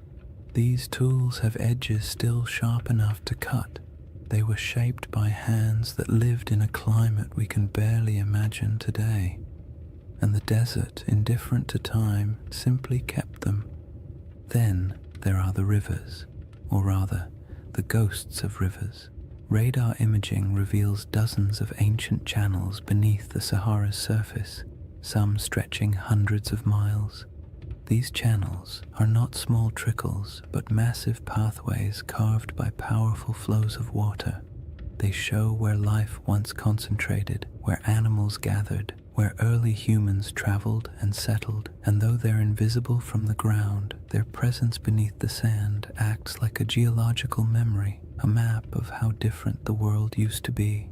Long after lakes vanished and grasslands withered, the shapes of these channels remained, buried but intact. The desert also preserves what might be called emotional landscapes, the subtle, atmospheric memory of places people once inhabited.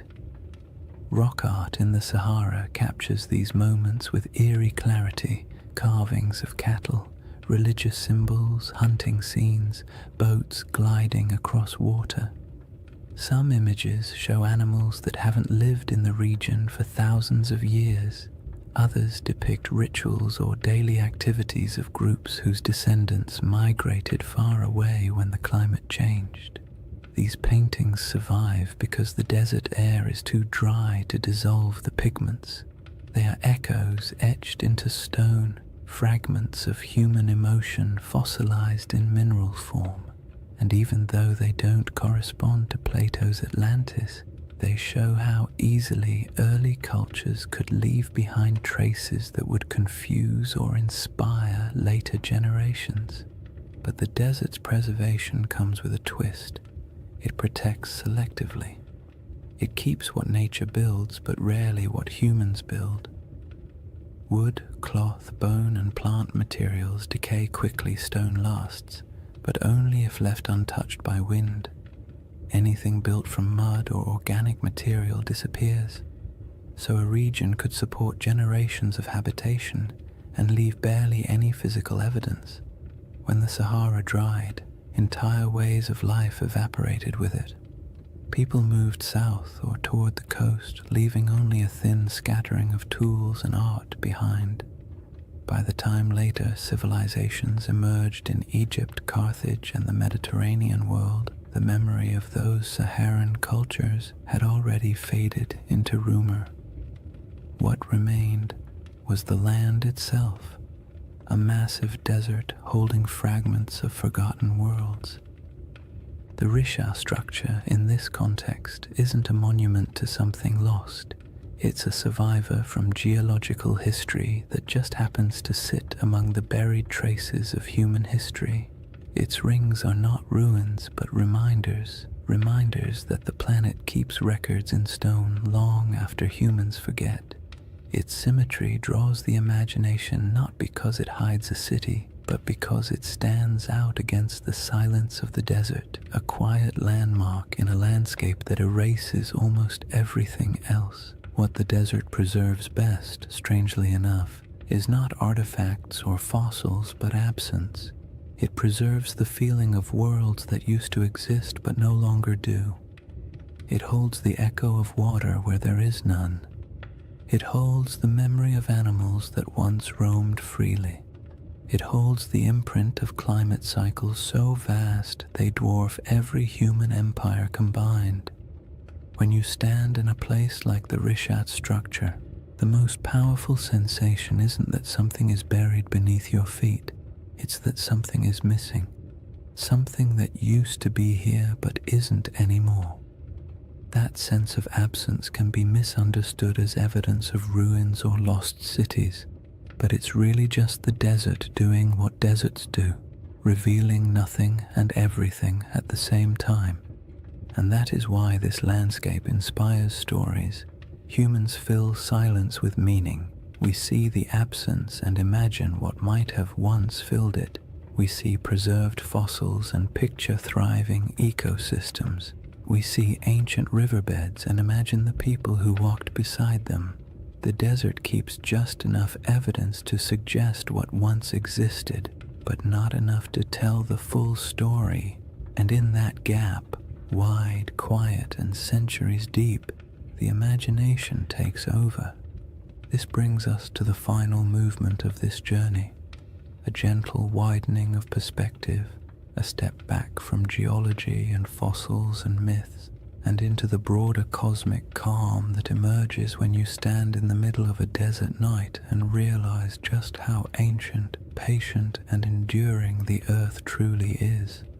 When you step back from all the theories, the geology, the ancient climates, and the quiet wonders preserved by the desert, the Risha structure becomes something simpler.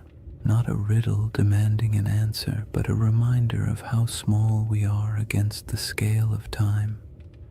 Standing in the middle of its rings, especially under the night sky, you can feel the weight of millions of years pressing gently around you, not in a frightening way, but in a calming, grounding way, the kind that makes your breath slow down without you meaning to, as if the land itself is inviting you to let go of the need for certainty. Because the truth is, the Rishat structure doesn't care what we believe about it. It existed long before humans tried to make sense of it, and it will exist long after our stories fade. The desert has watched entire civilizations rise and fall at its edges, while the eye of Africa simply remained what it always was, a geological formation shaped by pressures, erosion, and deep time. And yet, for something so indifferent, it has a remarkable ability to hold our attention, to stir our imagination, to make us lean forward and whisper, "What if?" That what if doesn't need to be answered. It's enough that the question exists. It's enough that something in a quiet corner of the Sahara can evoke wonder in people who will never stand beside it. We don't need Atlantis for the Risha to matter. We don't need a lost empire or buried ruins. The formation is compelling precisely because it sits on the edge of the known and the unknown, part science, part mystery, part myth, part memory.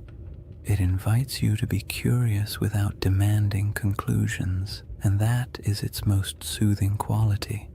If you imagine the Risha at its quietest moment, perhaps just before dawn, when the stars begin to fade but the sun hasn't yet lifted over the dunes, the entire landscape feels suspended. The air is cool, still carrying the desert's nighttime clarity. The sky brightens slowly, revealing the faint outlines of the rings around you. The first light washes over the ridges, turning the stone soft shades of blue and gold. In this moment, it feels as though the structure is waking up, though of course it never sleeps.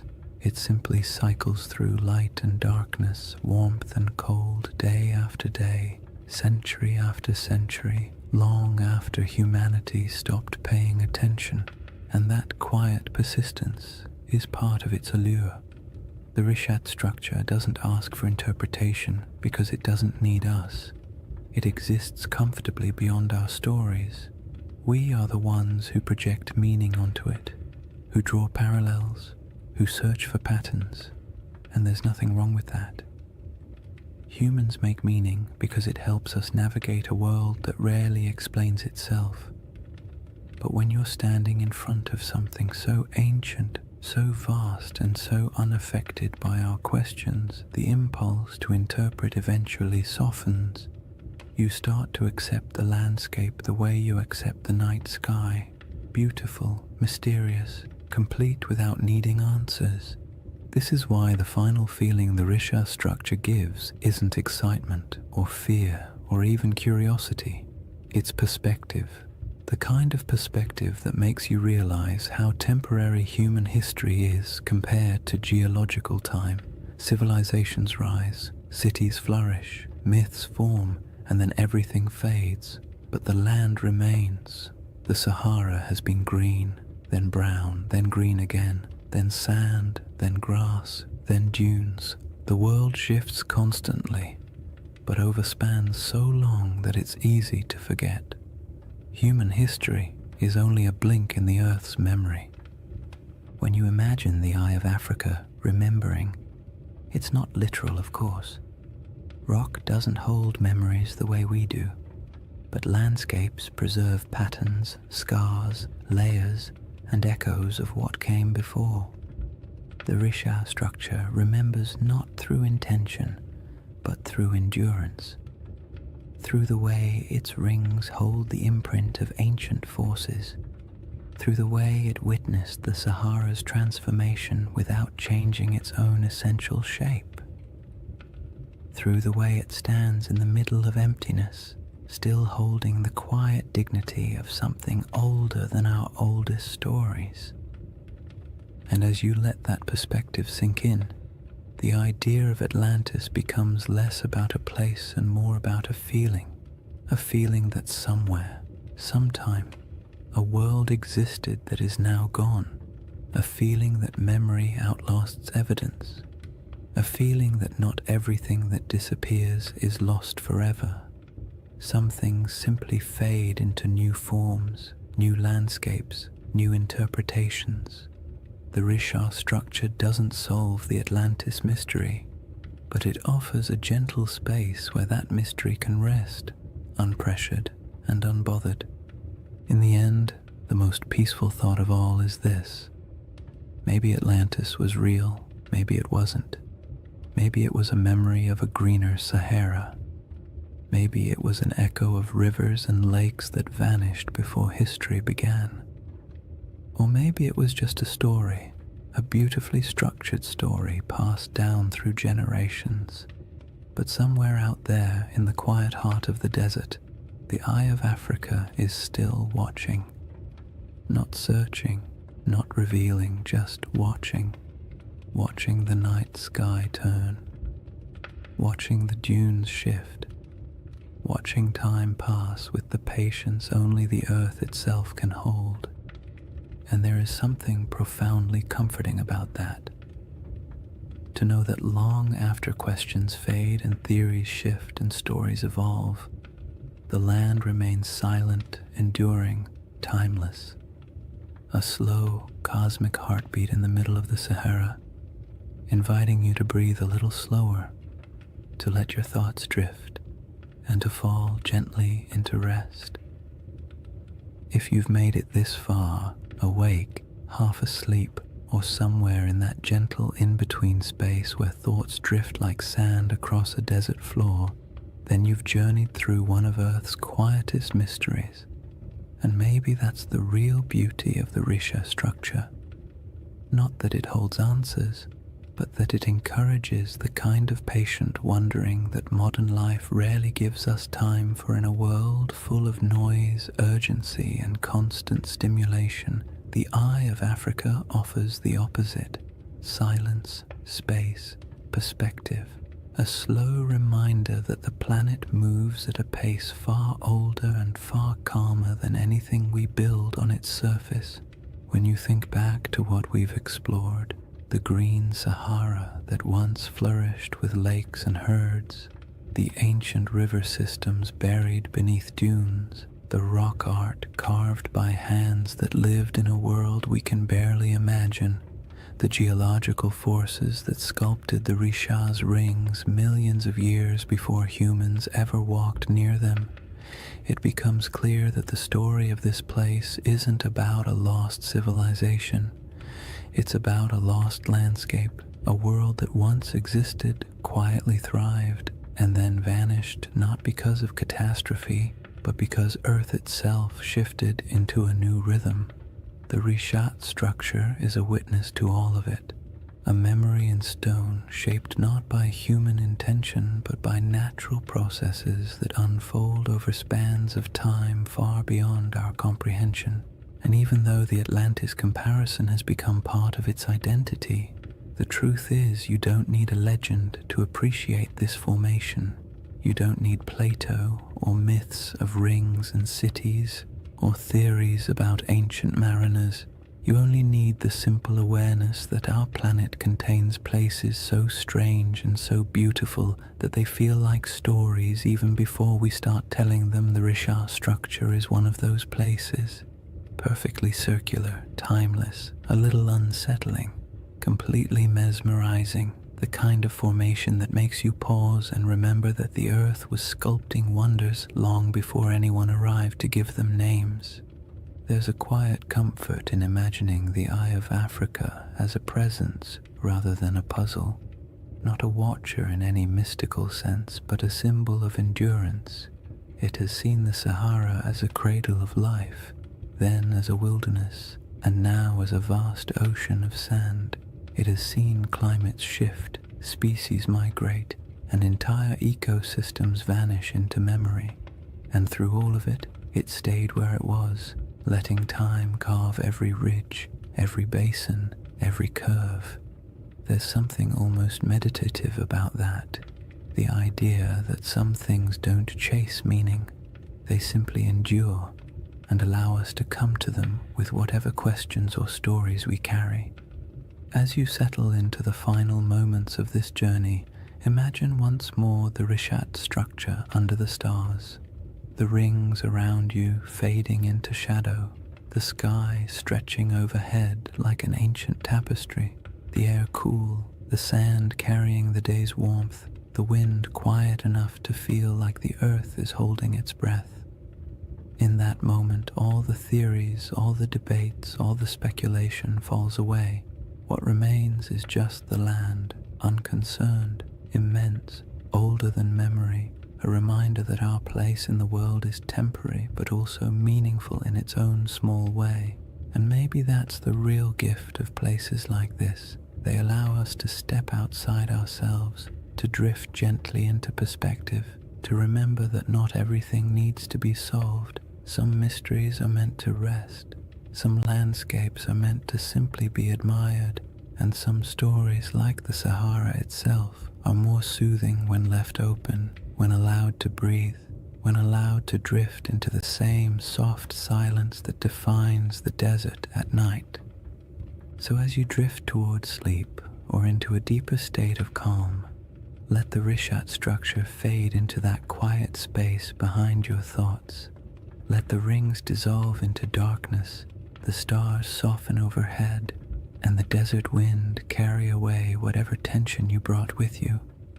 The earth has been here a long time, and it will be here long after the worries of today have faded. You are small compared to the scale of geological time, but that smallness is not a burden. It's a comfort, a reminder that it's okay to rest. Thank you for spending this time exploring one of the planet's most beautiful and enigmatic features.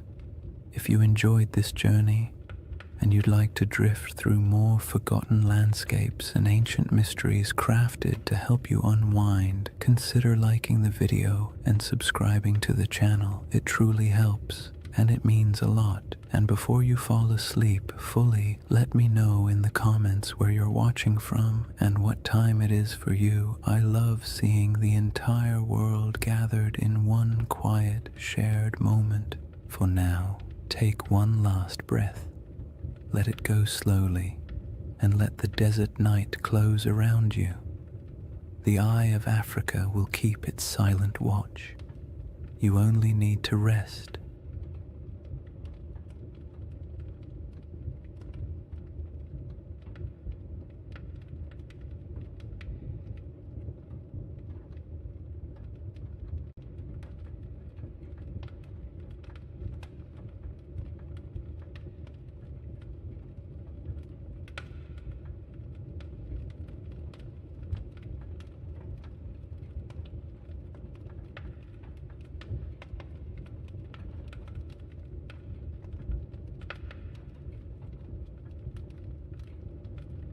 Hey guys, welcome back to the Sleep Atlas. Tonight, we're traveling back to one of history's strangest paradoxes, an army of monks, men who swore vows of poverty, chastity, and obedience, then marched into battle with swords gleaming in the sunlight and banners blazing red crosses against white, the Knights Templar. For the next 2 hours, you're not in the 21st century anymore. You're in the age of cathedrals and crusades, relics and rumors, faith and fear.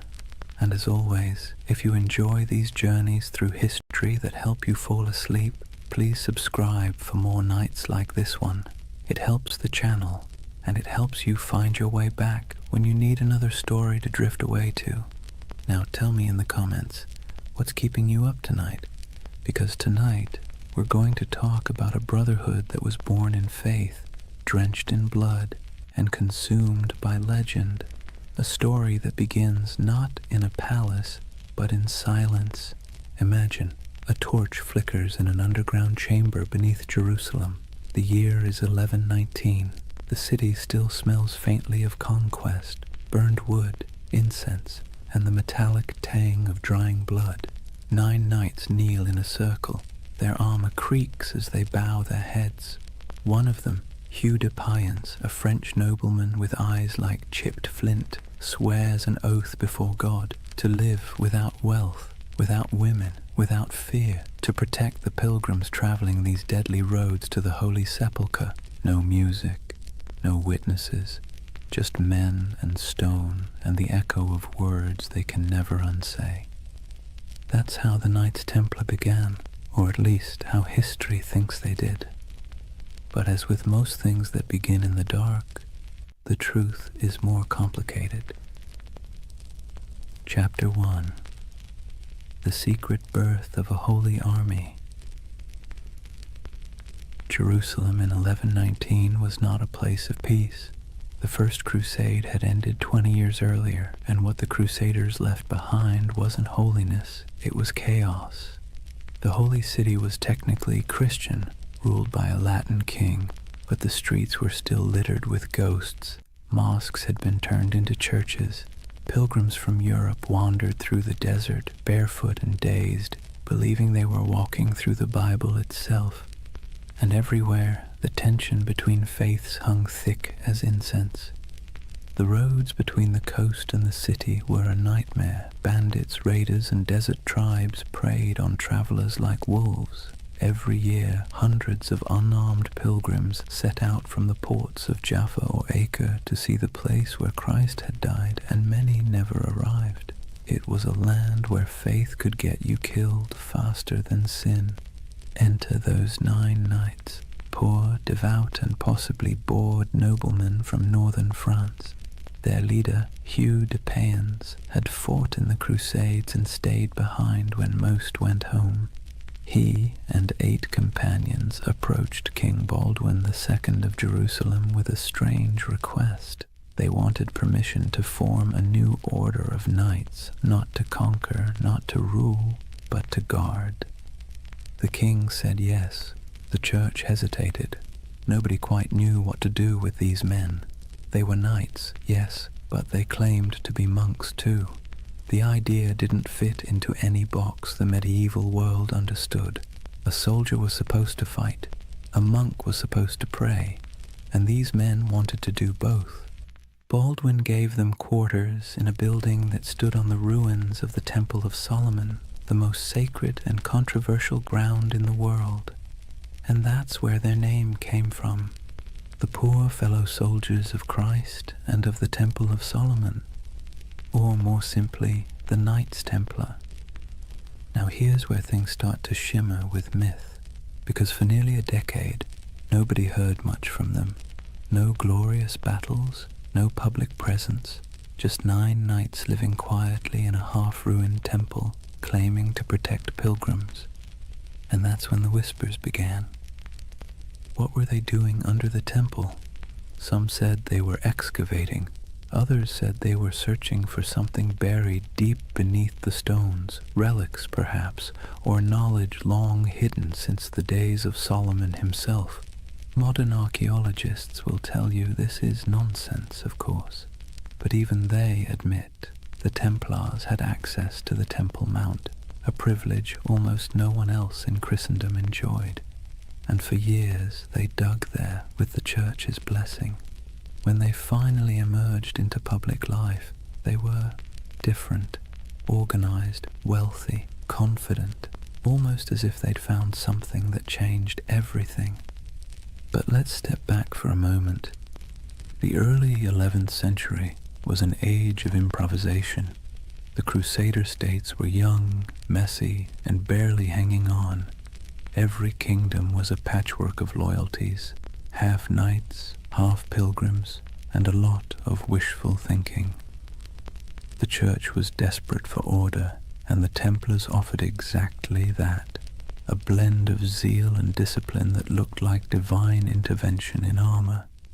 It was a brilliant pitch, and they sold it well. When Hugh de Payens travelled back to Europe in 1127 to seek official recognition, he met with kings, nobles, and eventually the Pope himself. The Church loved them, a holy army that required no payment, asked for no land, and swore absolute loyalty to God. It was a bureaucrat's dream. Pope Honorius II granted them official status, and a few years later, in 1139, another pope, Innocent II, took it even further. He declared that the Templars answered to no king, no bishop, and no law except the popes. They were untouchable, exempt from taxes, allowed to cross borders freely, and permitted to collect donations directly from the faithful. In other words, the Knights Templar became a multinational corporation, centuries before such a thing should have existed.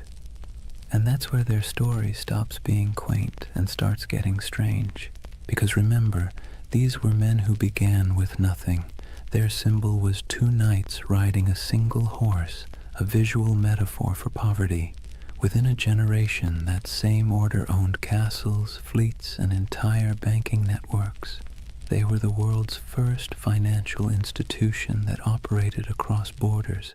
But we're getting ahead of ourselves. Right now, there's still just 9 men under the ruins of Solomon's temple, holding candles against the dark. Picture it.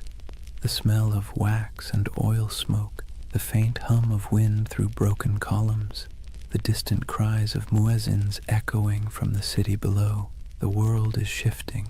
Faith, power, greed, all swirling together into something entirely new. Somewhere between prayer and politics, the Templars had found a formula that worked. A soldier's discipline, a monk's devotion, and a businessman's pragmatism, all wrapped in one dazzling symbol, a red cross on white. And as their power grew, so did the myth. People whispered that the knights never truly slept, that their prayers could call down miracles, that their swords glowed in battle like divine fire. In an age starved for heroes, the Templars became living icons. And for the Church, they were proof that holiness could conquer the world, or at least fund its expansion. Still, even in these early days, the seeds of their downfall were already being planted, because whenever power hides behind purity, suspicion follows. For now, though the world was enchanted by them, Europe sent them gold, recruits, and blessings. The Templars began to build fortresses across the Holy Land, stark geometric structures designed not for beauty but for survival. The first of these rose near Gaza, its walls thick and severe as if carved from a single thought: hold. And hold they did. Against heat, disease, and endless waves of enemies, the Templars endured. They were a strange hybrid, too pious for ordinary knights, too violent for ordinary monks, but somehow they worked. The desert turned them into something sharper, harder, less human, and the world rewarded them for it. By the end of the 12th century, the Templars were no longer a curiosity. They were a force of nature. Their red cross fluttered on every major battlefield from Antioch to Acre. Pilgrims prayed to them as if they were saints. Kings borrowed money from them as if they were banks, and behind their stoic silence they smiled, because they knew the holiest men in Christendom were also its most indispensable. The Holy Land. It sounds peaceful, doesn't it? Golden deserts, olive groves, sun-bleached ruins, the kind of place you might imagine angels hovering over in serene silence. But in the early 12th century, it was anything but serene. Jerusalem had been liberated by Christian crusaders only a few decades earlier, and let's be clear, liberation in medieval terms usually meant blood up to the ankles. The First Crusade had ended with the massacre of nearly every inhabitant of the city, Muslim, Jew, and even some Christians unlucky enough to be standing in the wrong doorway. The survivors who staggered out of those gates left behind a city that was holy, yes, but also haunted. Now, imagine you're one of the pilgrims arriving from Europe after that carnage. You've sold your land, kissed your family goodbye, and endured months on a leaky ship that smelled of salt, vomit, and desperation. You finally set foot on the sacred soil of Jerusalem, only to realize it's crawling with mercenaries, thieves, and rival priests arguing over who owns which holy relic. There were monks selling pieces of the true cross for pocket change, relic peddlers waving around bones that supposedly belonged to every apostle, and beggars who could quote scripture better than bishops. It was chaotic, commercial, and weirdly alive. The Holy Land was supposed to be a place of purity, but it was also a marketplace of faith, and this was the world the Templars were born into. To protect pilgrims, they needed roads. To patrol the roads, they needed horses. To feed the horses, they needed money. And to get money, they needed support from Europe, which meant they needed branding. And few groups in history have ever branded themselves better. The Knights of the Temple. It sounded like a riddle. A name that whispered of prophecy, secrecy, destiny. In an age addicted to relics and miracles, the idea of an army living on sacred ground was irresistible. Still, their mission was grimly practical. The routes from the ports to Jerusalem, Jaffa, Acre, Tyre, were treacherous. Travelers were robbed, murdered, or sold into slavery. The Templars became the bodyguards of faith itself, escorting caravans of believers through the desert, fighting off raiders who saw pilgrims as walking coin purses. Picture it, a long line of weary travelers trudging beneath a white-hot sun, sandals kicking up dust, and ahead of them a small band of armored men on horseback, faces hidden behind helms, silent except for the creak of leather and the dull thud of hooves. To see that Red Cross approaching must have felt like salvation made visible.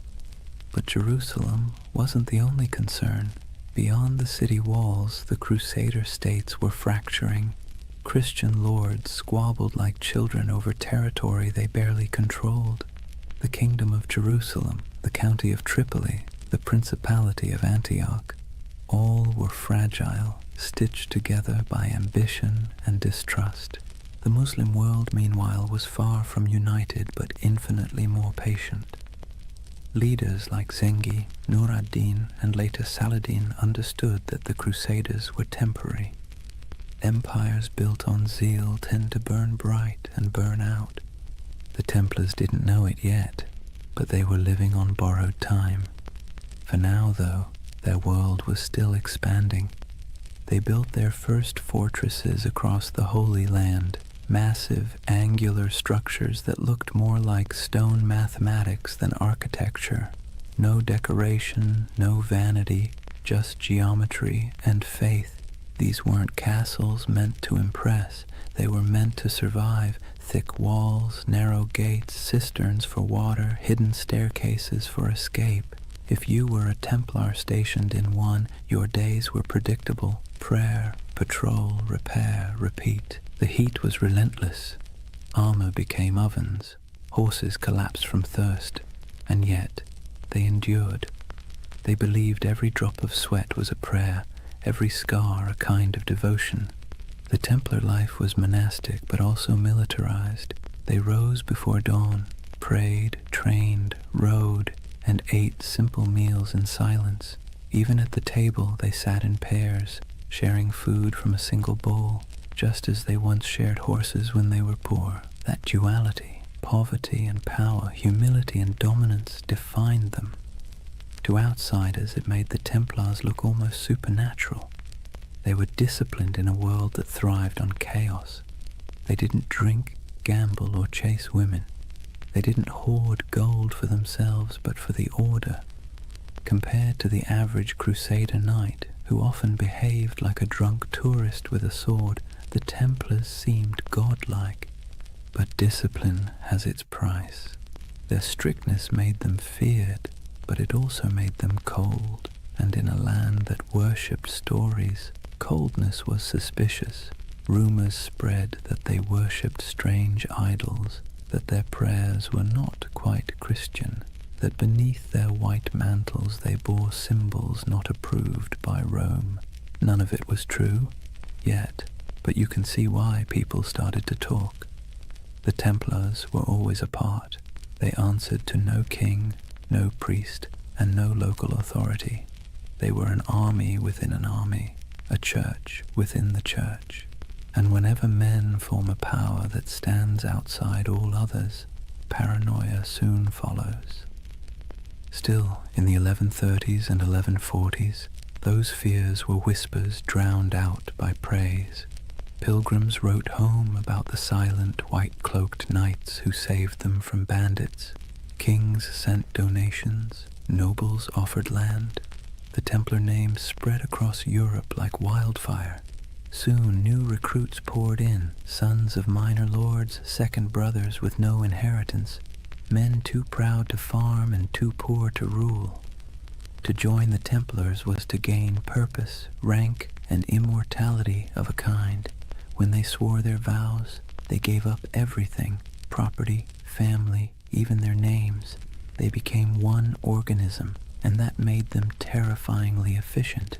Meanwhile, in Jerusalem, politics festered. The so-called Latin Kingdom looked glamorous from afar. Gleaming churches, processions of relics, knights shimmering in gold. But behind the spectacle lay disease, infighting, and endless debt. Maintaining an army in the desert cost a fortune, and Europe's appetite for holy war was already fading. That's where the Templars' financial genius quietly began. They developed systems for storing, transferring, and protecting wealth for pilgrims and crusaders alike. A traveler could deposit money at a Templar preceptory in London, receive a coded letter, and withdraw the funds safely in Jerusalem. It was medieval banking, and it worked. While the kings of the Crusader states struggled to feed their armies, the Templars were busy inventing international finance. It's a miracle they didn't invent the credit card. Their wealth, however, wasn't just monetary, it was reputational. In a world obsessed with honor, the Templar cross became a brand of trust. Churches displayed it proudly. Merchants painted it on their ships. Even thieves hesitated to rob a Templar convoy because rumor said anyone who did would die within the year. But faith and fear are fickle allies. By mid-century, the political tides began to turn. Muslim forces under unified banners were pushing back. The dream of permanent Christian rule in the East was already fraying. The Templars found themselves fighting not for glory but for survival. Still, for every setback, they doubled down. When they lost a castle, they built two more. When armies fell, they recruited faster. When allies faltered, they became their own nation of stone and secrecy. You can almost admire the sheer stubbornness of it. The idea that faith could replace geography, that brotherhood could outlast empire. By the late 12th century, the Templars were no longer 9 poor knights in a ruin. They were the backbone of Christendom's military and financial power. Their headquarters in Jerusalem gleamed with marble. Their fortresses dotted the coasts of Syria and Palestine. Their banner, a red cross on white, was feared from Cairo to Constantinople, and yet the cracks were already showing. The Holy Land had always been an illusion of permanence. Empires rose there only to crumble beneath the same sun. The Templars, for all their discipline, could not change geography. They were foreigners defending a dream, and dreams, like empires, are fragile things. For now, though, as the night deepens and the desert cools, imagine the campfires of the Templar outposts glowing under a canopy of stars. The wind sighs across the sand. The horses snort softly in their sleep. A monk knight kneels beside a stone wall, whispering a prayer in Latin that drifts into the dark like smoke. Somewhere far to the west, Europe sleeps, safe, wealthy, and unaware that its most sacred soldiers are already walking the thin edge between salvation and damnation. Imagine the year is 1120. The air in Jerusalem still hums with dust and incense, the streets winding like veins between crumbling walls and half-rebuilt churches. The Crusaders hold the city now, but barely. Pilgrims shuffle past soldiers, merchants haggle beside priests. Somewhere, a choir is singing in Latin while a camel coughs nearby. It's the kind of world where the sacred and the absurd coexist perfectly comfortably, and beneath all that noise something else is stirring. 9 men, that's all. 9 poor French knights, led by a man named Hugues de Payan. They arrive in Jerusalem without fanfare. No army, no banner, no gold.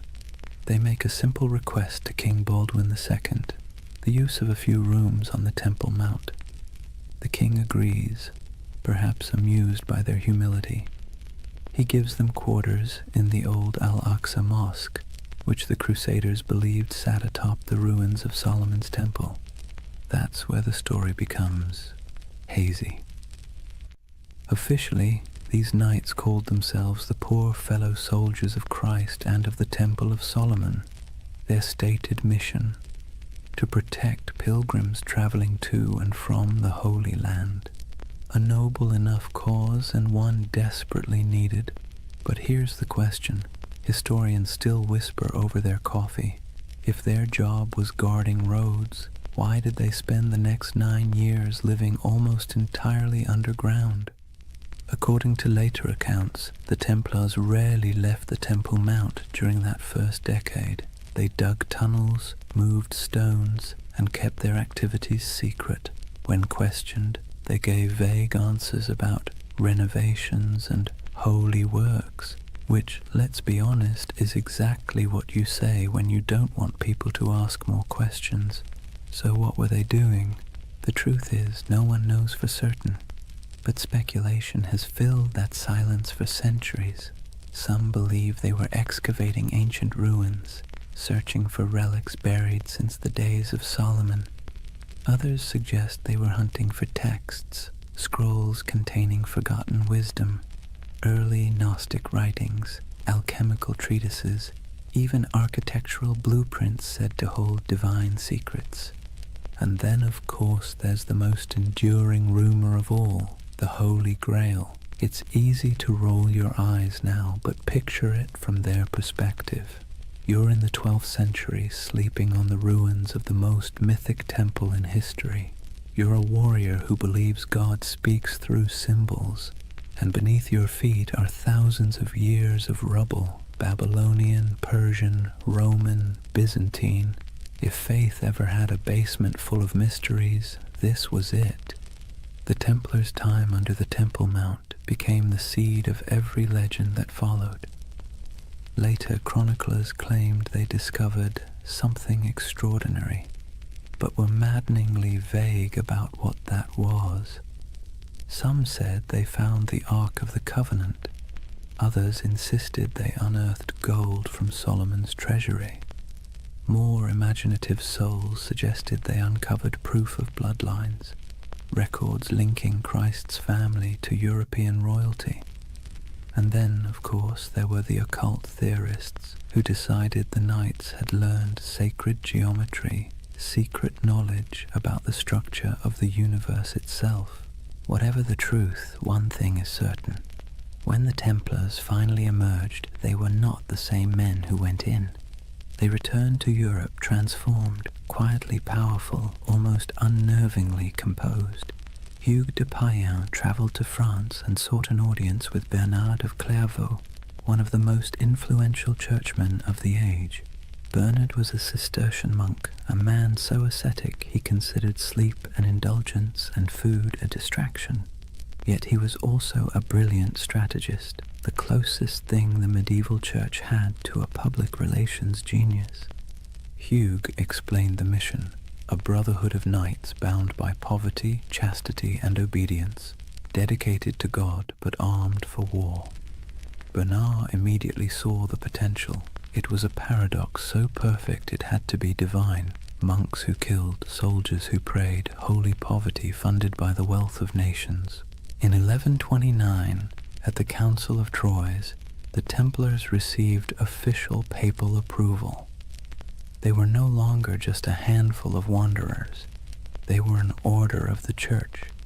Bernard even wrote a sermon for them, in praise of the new knighthood, describing the Templar as a man who fears neither demons nor men, because he bears Christ in his heart and steel in his hand. It was marketing genius. Overnight, the Templars went from mysterious diggers under a ruin to God's chosen army. Donations poured in, nobles offered land, peasants offered sons. The Templar banner, white for purity, red for martyrdom, became one of the most recognized symbols in Christendom. But still, the whispers persisted. Even as they rose, people kept asking, what did they find beneath that temple? Why did they never speak of those 9 silent years? The truth, if there is one, is probably less cinematic and more bureaucratic. Archaeology as we know it didn't exist. Digging beneath ancient ruins wasn't about science. It was about faith and superstition. Maybe they really did find something sacred. Maybe they found nothing but stones. But it almost didn't matter. The mystery itself was more powerful than any treasure, and the Templars knew how to use that. You see, medieval Europe adored relics because relics made the invisible visible. A saint's bone could turn a dusty chapel into a pilgrimage site. A scrap of cloth from Christ's robe could transform a forgotten village into a holy destination. The Templars, deliberately or not, became a living relic. They didn't need to show proof of miracles. Their very existence was the miracle. Their silence became their sanctity, their secrecy, their strength. And silence travels farther than any sermon.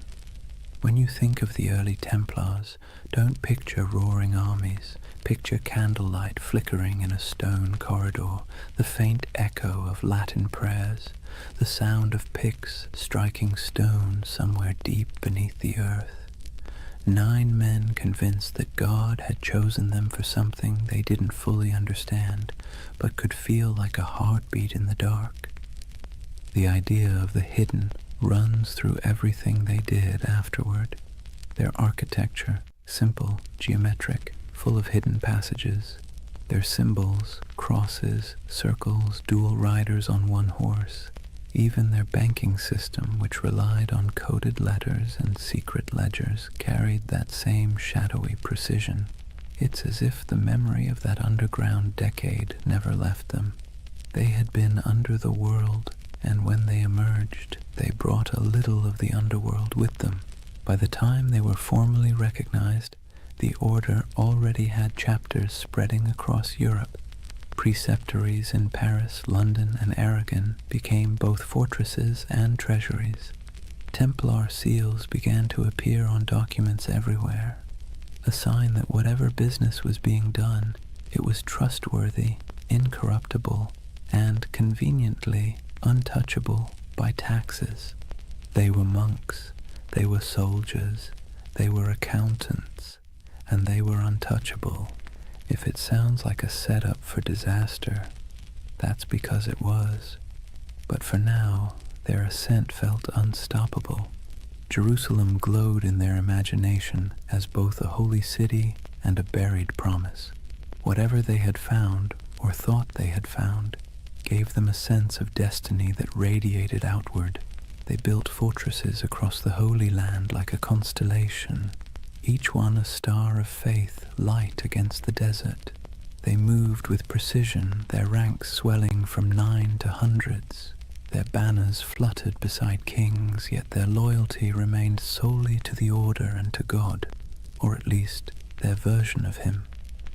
And through it all, that mystery under the temple lingered, quiet and magnetic.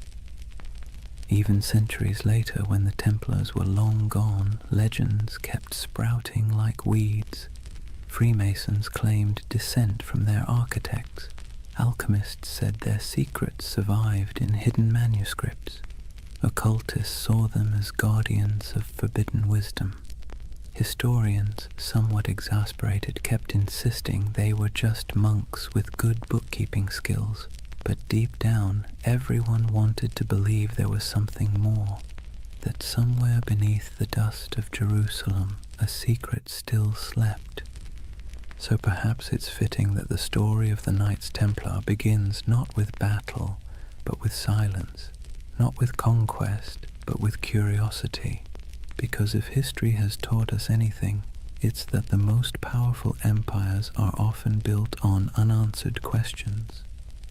The Templars' first great victory wasn't on a battlefield, it was in the imagination, and that, more than gold or relics or papal favor, would carry them into legend. Picture Rome in the early 12th century, a city that smells of candle wax and incense, but also of politics.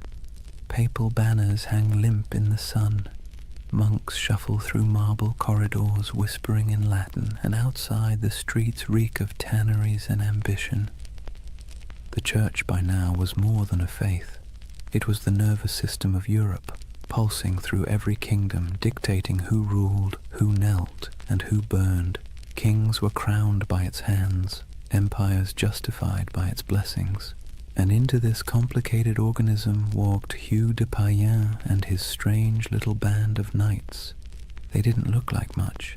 They were poor, quiet, foreign. Their armor was worn, their mission vague.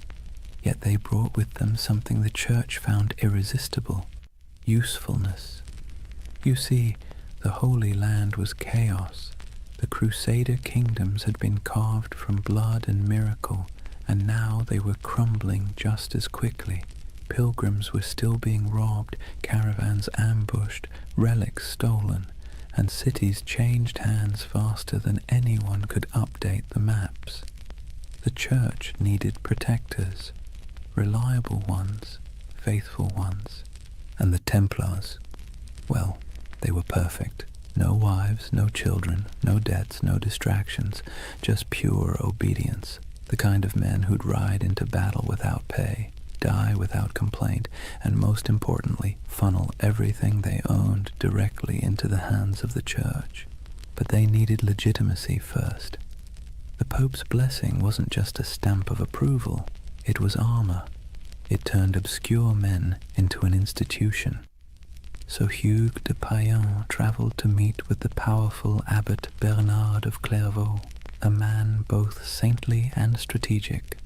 Bernard was the face of the Cistercian reform movement, which prized simplicity, purity, and obedience. He lived on bread, wore plain robes, and wrote letters that could humble kings. He was also, conveniently, the Pope's favorite monk. When Hughes explained the idea of warrior monks, men who prayed like monks but fought like crusaders, Bernard saw opportunity gleaming like gold leaf in a gospel. Think of it. Europe was overflowing with restless knights, violent men with nothing to do once the Crusades ended. They roamed the countryside, looting villages, feuding over puddles of land, and repenting on Sundays. The church couldn't stop them, but what if it could redirect them? The Templars were the perfect solution. Channel the chaos of knighthood into a holy purpose. Sanctify violence, wrap war in prayer. Bernard became their champion. He wrote, in praise of the new knighthood, a sermon that would become their manifesto. In it, he drew a sharp line between ordinary knights and these new holy warriors. The Knight of Christ, he wrote, fights the battles of the Lord without fear, for he bears Christ in his heart and steel in his hand. It was genius, simple, poetic, dangerous. With those words, the Templars became the Church's favorite paradox. Men who could kill for peace, who could die for salvation, who could hold a sword and a rosary in the same hand and never feel the contradiction. At the Council of Troyes in 1129, the Templars were officially recognized as a religious order. Pope Honorius II approved their rule, a strict code of conduct modeled after monastic life but adapted for war. They took vows of poverty, chastity, and obedience. They ate in silence.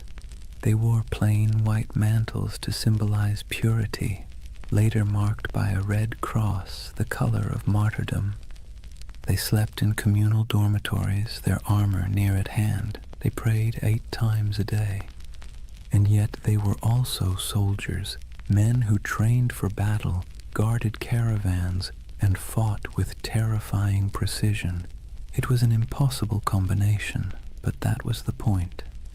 The contradiction itself was their mystique. The Church, always hungry for spectacle, adored it. Sermons across Europe began praising these poor knights of Christ as living saints.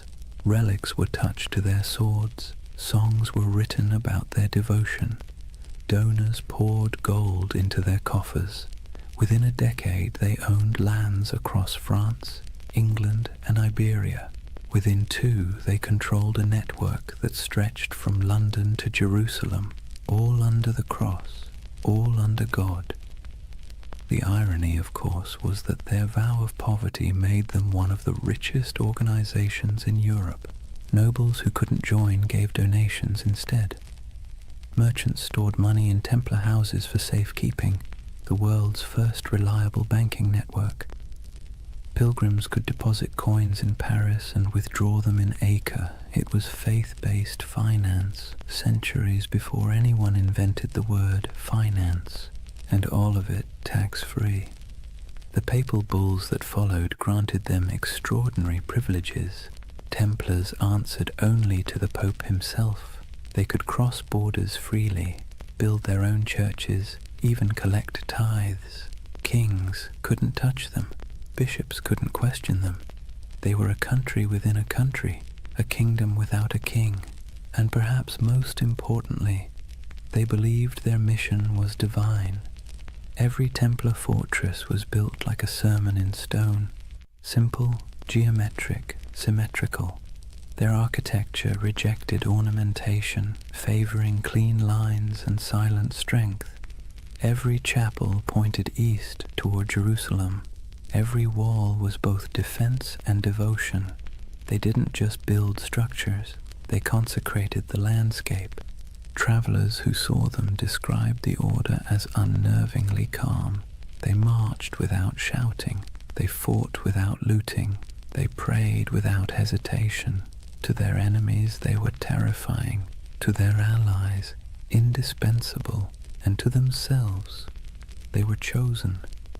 You can almost hear it in the rhythm of their days, the steady tolling of bells, the scraping of armor on stone floors, the murmured prayers before dawn, each man believing he was part of something eternal. But let's be clear, Beneath the holiness, there was also bureaucracy.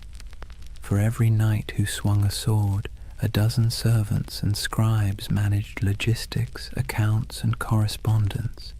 Templar commanderies became administrative hubs full of ledgers, seals, and shipments. They dealt in contracts as often as crusades. Still, their image remained pure.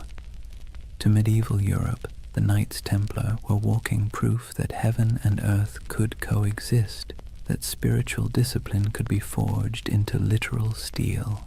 But to the cynical eye, they were something even more interesting, the Church's experiment in privatized holiness. They were what happens when faith becomes an organization, efficient, obedient, and profitable. By the mid-12th century, the Templars had become indispensable. Crusader kings relied on them for defense. Merchants trusted them with their fortunes. Popes used them as envoys and bankers. If you wanted something done quickly, quietly, and absolutely, you called the Templars. But with power came something more dangerous than sin, perception. People began to notice that the order's members rarely answered questions. They had their own language, their own symbols, their own rites. Their headquarters, a vast round church in London modelled after the Holy Sepulchre in Jerusalem, seemed deliberately mysterious. And then there were the rumours, always the rumours. Some said they still possessed what they found under Solomon's temple.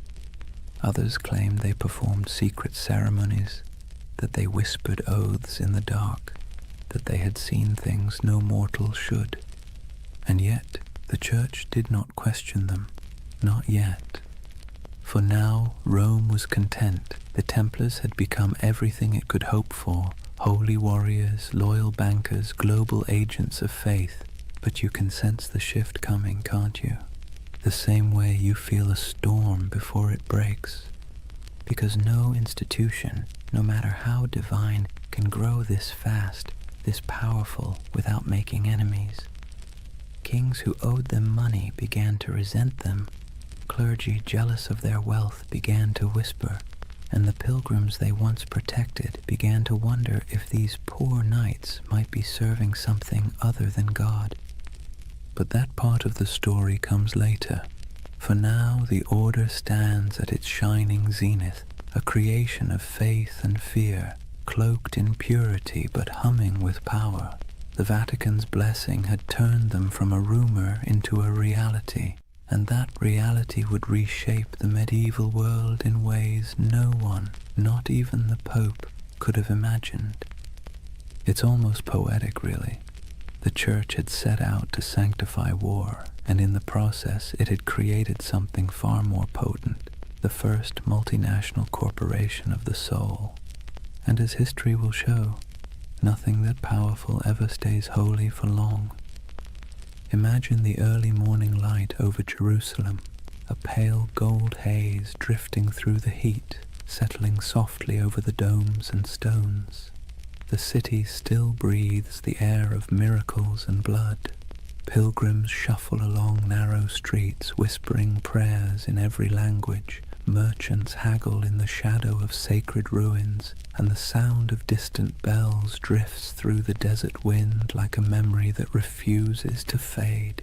And somewhere among the hills, a line of riders moves slowly, white mantles gleaming, swords at their sides, red crosses stitched over their hearts.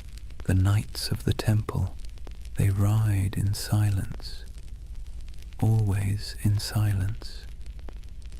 To the people watching they seem otherworldly, not nobles, not monks, something in between. They do not laugh or boast. They rarely remove their helmets in public, and when they pass through a market, the crowd parts as if by instinct. It's said that a Templar's gaze could freeze a man, not with fear, but with the strange gravity of conviction.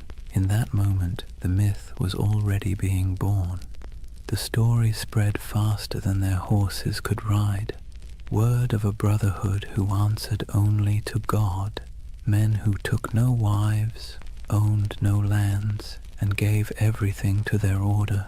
Soldiers who prayed before battle and confessed after killing. Knights who marched under the sign of the cross but lived by a code sharper than any blade. Europe adored them. The Church, of course, encouraged it. Myths are good for business, and the Templars were perfect propaganda. They embodied everything the papacy wanted the faithful to believe: purity, discipline, divine protection. Sermons compared them to angels with swords. Paintings showed them glowing in battle, untouched by arrows, faces calm in the chaos of holy war. But the truth was more human and, in a way, more beautiful. Most Templars were ordinary men drawn from a world that offered few choices, younger sons of minor nobles who'd inherited nothing, restless adventurers, repentant sinners, and zealots in search of purpose. They joined not because they were fearless, but because the world outside offered even less certainty. And for all its rules and austerity, the temple offered something rare: belonging. In a Europe fractured by war, famine, and class, the Order was one of the few places where a man's worth wasn't defined entirely by birth. Inside the walls of a commandery, everyone wore the same cloak, ate the same bread, followed the same hours of prayer. Rich or poor, noble or peasant, all knelt together before dawn. It was unity by discipline, equality by surrender. And yet, the outside world saw only mystery. They were everywhere and nowhere, riding on crusades, manning castles, managing estates, escorting pilgrims. A traveler might encounter a Templar outpost in the forests of Burgundy, another in the sands of Antioch, another on a cold island in the North Sea, and each one would look exactly the same: white walls, red crosses, silence. They had become an idea that transcended geography. When they rode into battle, their presence was like a symbol made flesh.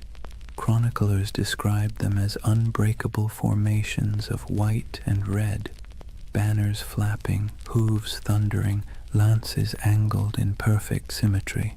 They rode in pairs, one knight, one sergeant, their discipline tighter than any army before them, and they didn't retreat, ever. There's a story, probably exaggerated but worth repeating, that at the Battle of Montgisard in 1177, fewer than 100 Templars helped turn the tide against Saladin's massive army. Outnumbered 20-1, they charged headlong into the desert heat, cutting through enemy lines in a frenzy of faith and exhaustion.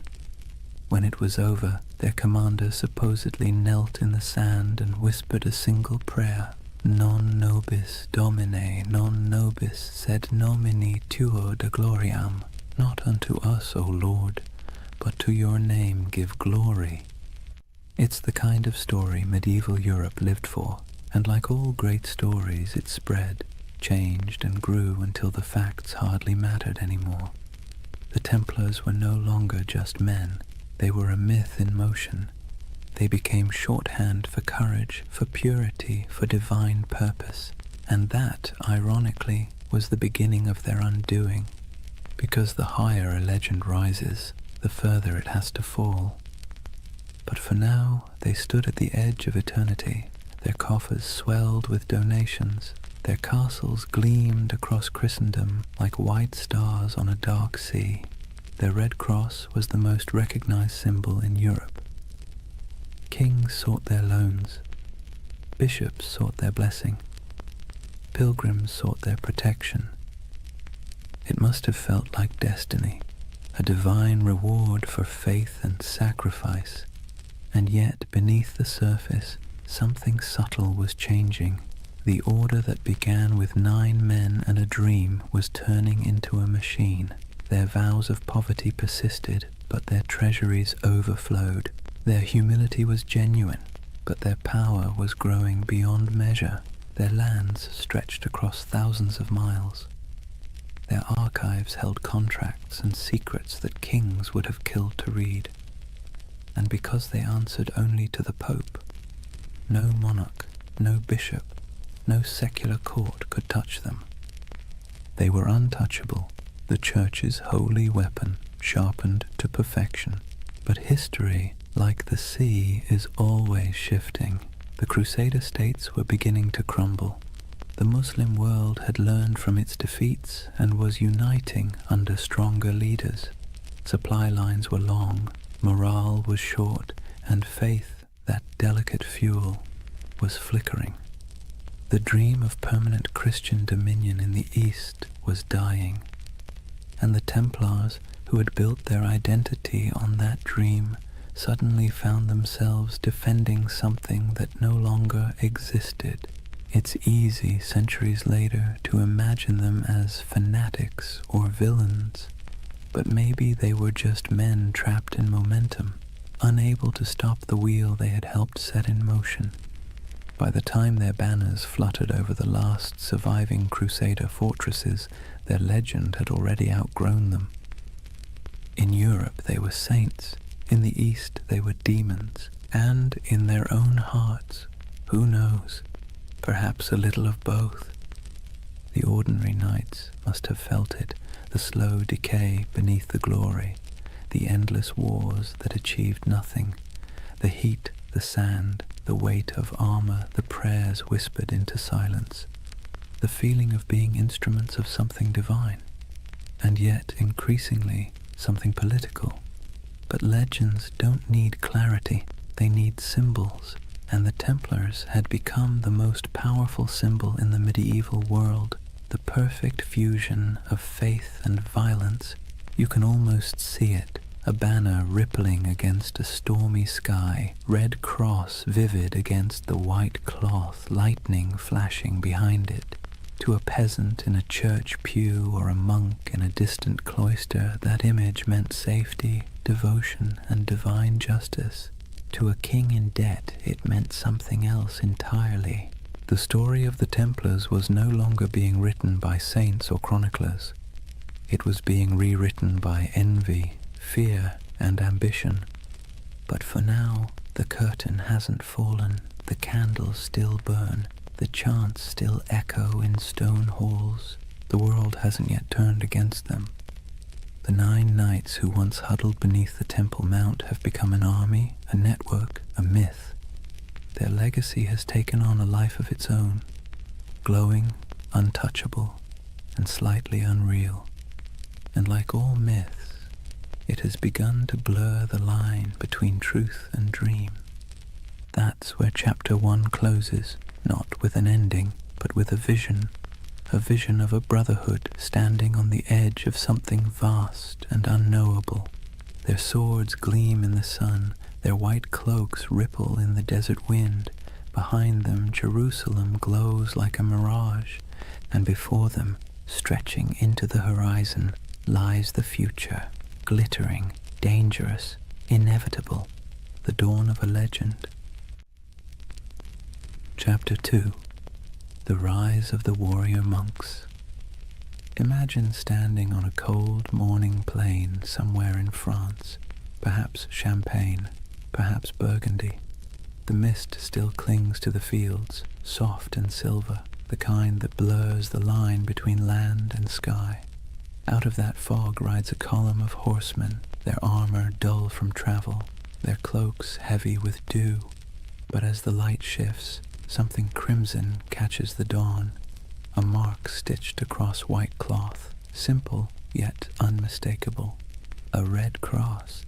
It would become one of the most recognizable symbols in all of human history, but at this moment it is new, modest, a badge of belonging more than power. The men wearing it are quiet, focused, unremarkable to anyone but God. Yet this insignia, this fusion of cloth and conviction, is about to transform them into something the world has never seen, a standing army that answers only to faith. The Templars have begun to evolve. Their days of small vows and secret ceremonies under Jerusalem's ruins are over. The Church has given them legitimacy, a papal seal, written in the flowing Latin of divine authority. They are now officially milites Christi, soldiers of Christ, and that single phrase changes everything. With papal backing came money, land, recruits, and something far more valuable, absolution. To die as a Templar was not merely to fall in battle, it was to ascend directly into paradise. No purgatory, no judgment, no delay. The battlefield became a kind of heavenly shortcut. It's hard to overstate how revolutionary that idea was in the 12th century. Medieval Europe was steeped in guilt. Sin was currency. Salvation was a negotiation. And suddenly, here was an order that offered redemption through action, through blood, dust, and obedience. For a restless noble, a wayward knight, or a sinner looking for cosmic forgiveness, the temple was irresistible. The Red Cross symbolized that promise. It wasn't just a banner of war. It was a visible reminder of invisible faith. When a knight knelt before the master of the temple and took his vows, poverty, chastity, obedience, the cross was placed on his cloak as both burden and blessing. From that moment, his life was no longer his own. He would own nothing. He would question nothing. He would fear nothing. And that paradox, total surrender creating total power, became the Templars' greatest strength. Their rules were strict, even monastic. No personal possessions beyond a few garments, no private letters, no hunting, no swearing, no unnecessary conversation. Meals eaten in silence, broken only by the sound of a reader reciting scripture. Even the horses were treated with dignity. No knight was allowed to beat his steed. To the outside world, this was alien. Most knights of the age were brash, boastful, and loud. They wore bright colors, hunted for sport, gambled, bragged about their kills. The Templars, by contrast, moved like shadows, a silent order of disciplined zealots. It's little wonder people began to fear them as much as they admired them. But discipline has a strange beauty to it. Imagine the symmetry of their camp at dawn. White tents in perfect rows, banners hanging still in the air. Each man waking at the same hour, dressing in the same garments, praying the same words.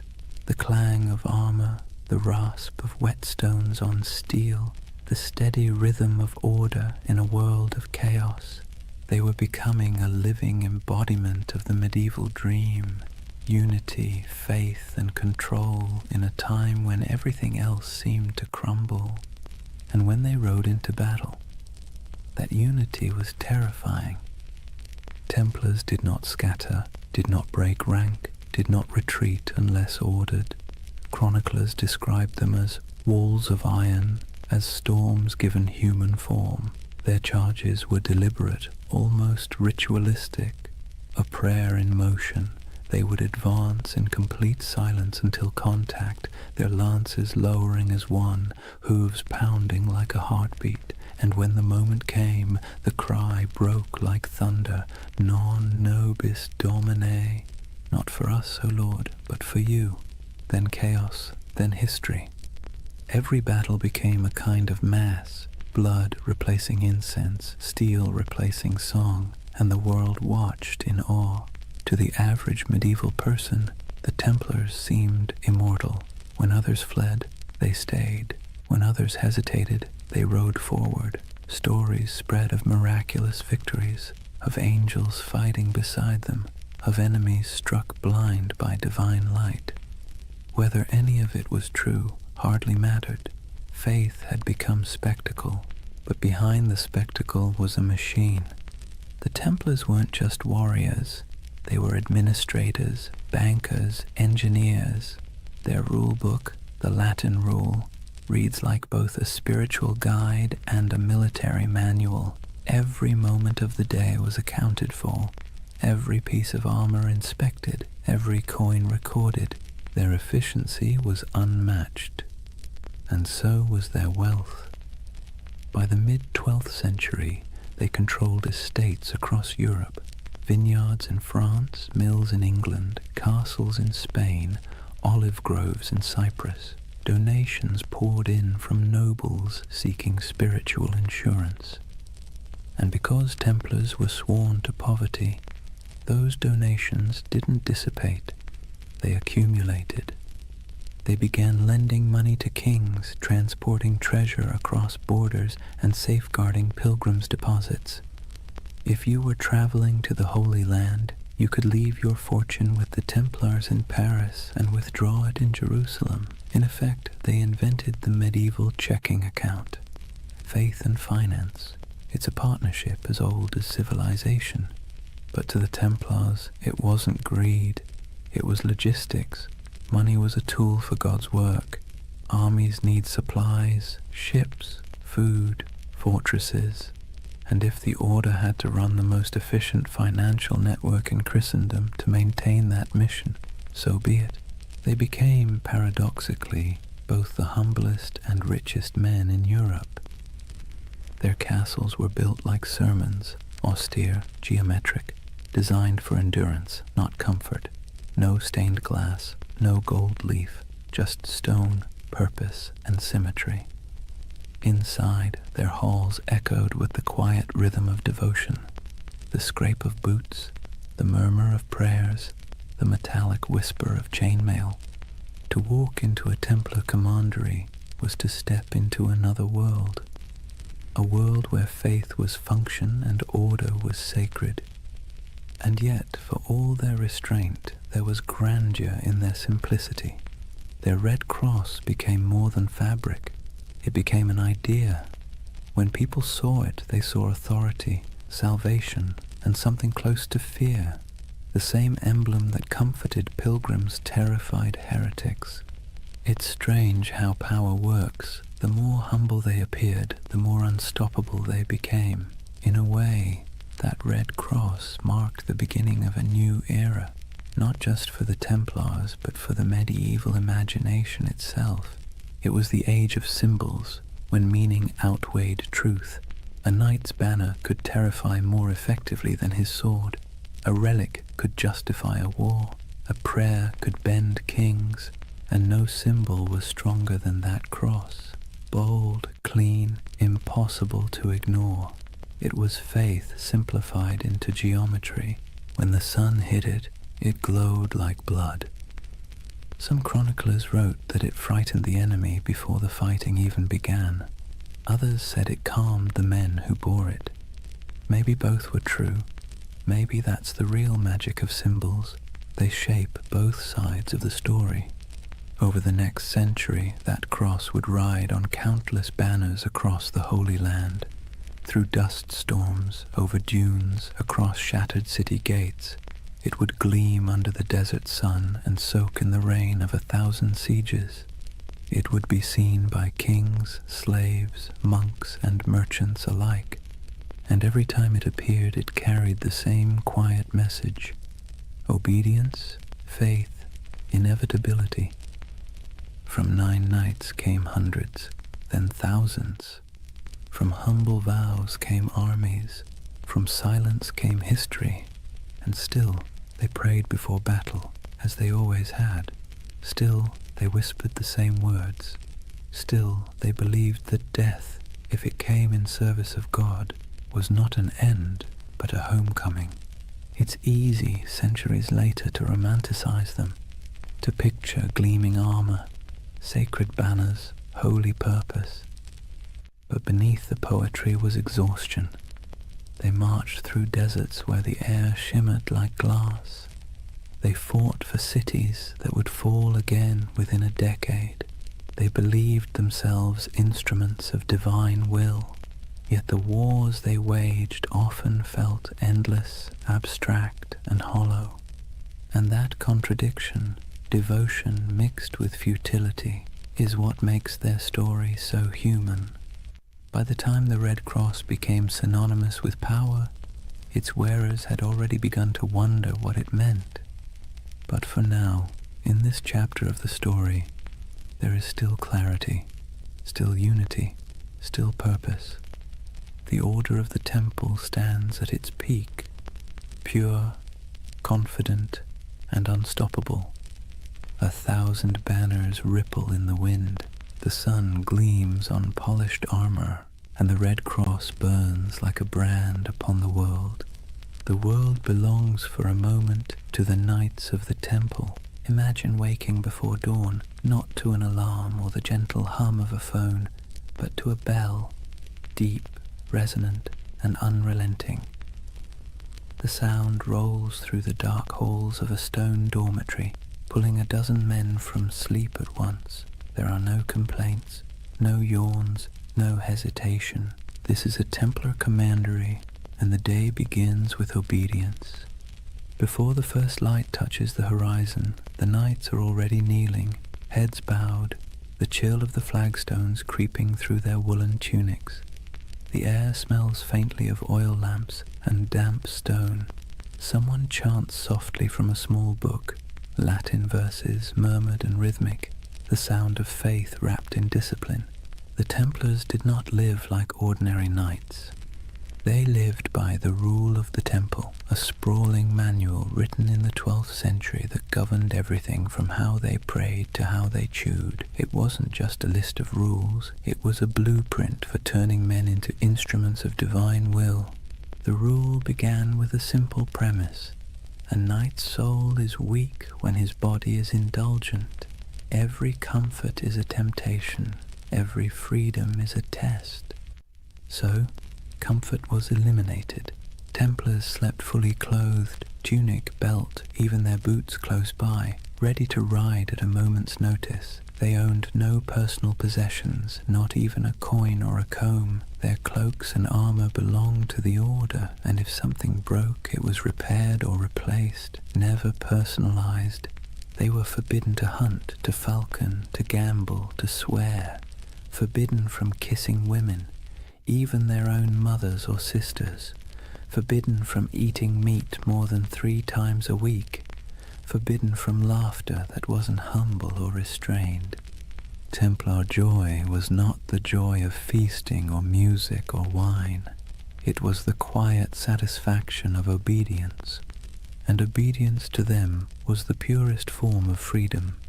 Every knight took a vow of poverty, chastity, and obedience, the holy trinity of control.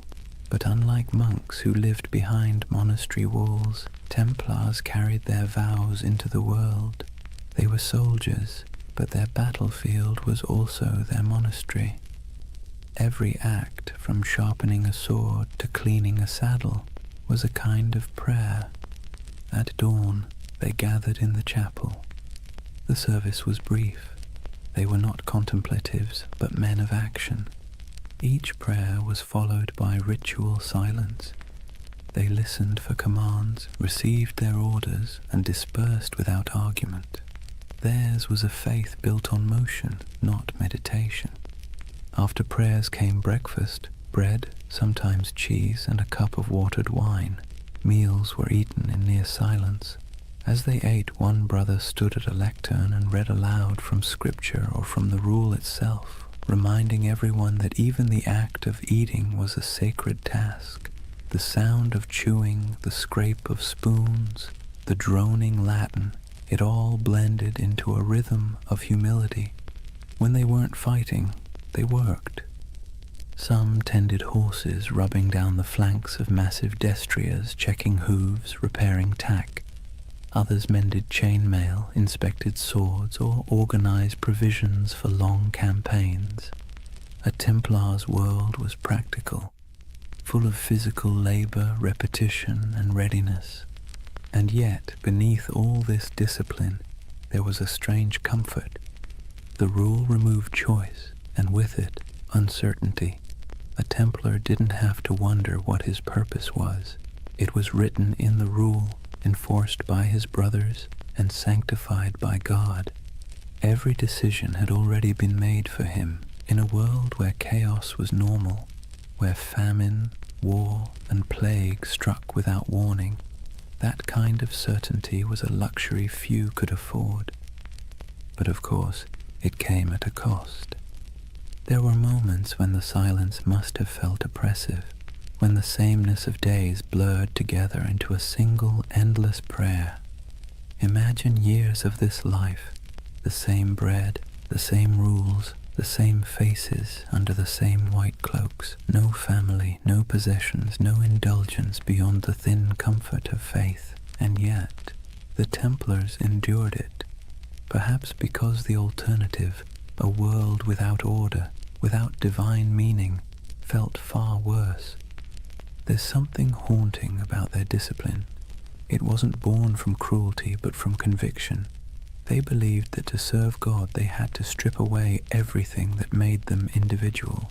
Ego, desire, even identity itself, all burned away, leaving only function.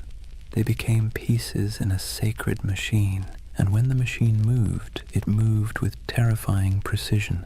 Templars trained relentlessly. Their battle formations were geometric, mathematical, rows of cavalry timed to strike in perfect waves. Each knight knew his place. If one fell, the next filled the gap instantly. Their charges were coordinated like choreography, their retreats executed like clockwork.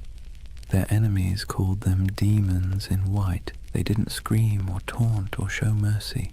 They advanced silently until the moment of impact, when they cried out only one phrase: Non nobis Domine, non nobis sed nomini tuo de gloriam.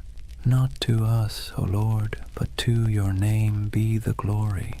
It was their mantra, their battle hymn, their surrender to something larger than themselves. And yet, despite all this spiritual rigor, the Templars weren't monks lost in abstraction. They were engineers, architects, accountants. They ran farms, managed estates, built fortresses, and oversaw trade routes.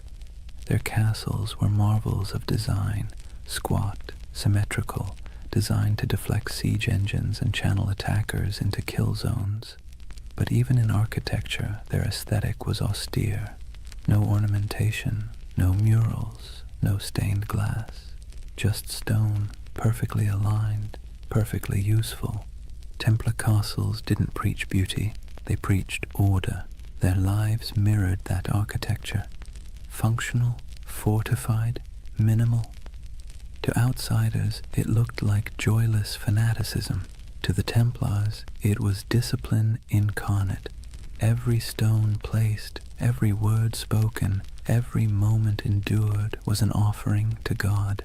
And yet, as centuries passed, cracks began to form, subtle at first, then spreading, because discipline without question breeds power, and power, even sacred power, invites suspicion. The Templars' strict hierarchy made them efficient, but it also made them secretive. Their rituals were closed to outsiders. Their vows of silence protected not only their faith, but their operations. Kings and bishops began to whisper, what did these warrior monks do behind closed doors? Did their oaths hide something darker? The rule of the temple, written to sanctify obedience, began to look like a veil. And the more power the order gained, the more castles, the more treasure, the more influence, the more that veil began to draw attention. It's a pattern as old as history. Purity breeds envy, secrecy breeds rumor, and strength breeds fear. But that comes later. For now, imagine one of those long Templar days near its end, the sun dipping low behind battlements, armor hung to dry, the smell of horse sweat and oil in the air. The chapel bells toll again, soft and steady. The knights gather one final time, kneeling in rows, their white cloaks ghost-like in the flickering candlelight. They pray not for victory, not for wealth, not even for peace. They pray for endurance, for the strength to obey again tomorrow and the day after until the end of their lives. Outside, the wind carries the smell of dust and salt. Somewhere beyond the horizon, enemies are gathering, empires are shifting, and history is already writing its next betrayal. But inside the chapel there is only the rhythm of prayer, the faint creak of chainmail, the murmur of Latin words fading into the night. And above them, carved into the stone arch of the temple wall, the red cross catches the last trace of sunlight, still, unchanging, eternal. For now, imagine the first thing that hits you isn't the sight, but the heat. The air itself feels alive, sharp with salt from the sea, heavy with dust from the desert, and tinged with the scent of oil, incense, and sweat. You've just stepped into the Holy Land sometime around the year 1140, and you're walking through a world where heaven and earth have been fighting for custody of the same patch of ground for generations. The Crusader kingdoms were born from blood and disbelief. After the First Crusade captured Jerusalem in 1099, waves of settlers, soldiers, and zealots streamed eastward, knights chasing absolution, merchants chasing profit, peasants chasing a miracle. What they found was a land older and more complicated than anything they'd been promised. Picture Jerusalem then, not the golden city of postcards, but a dense, sun-bleached labyrinth of limestone walls, narrow streets, and markets bursting with languages: Arabic, Greek, Latin, Armenian, Hebrew, all colliding in the same dusty air. Bells rang from churches while the call to prayer echoed from minarets. Frankish knights and Muslim merchants haggled over silk. Pilgrims shuffled barefoot past relics too sacred to question. The Holy Land was less a battlefield than a mosaic, fragile, shimmering, and always on the verge of breaking. For the Templars, this was both home and battleground. They arrived as guardians of faith but quickly became administrators of empire.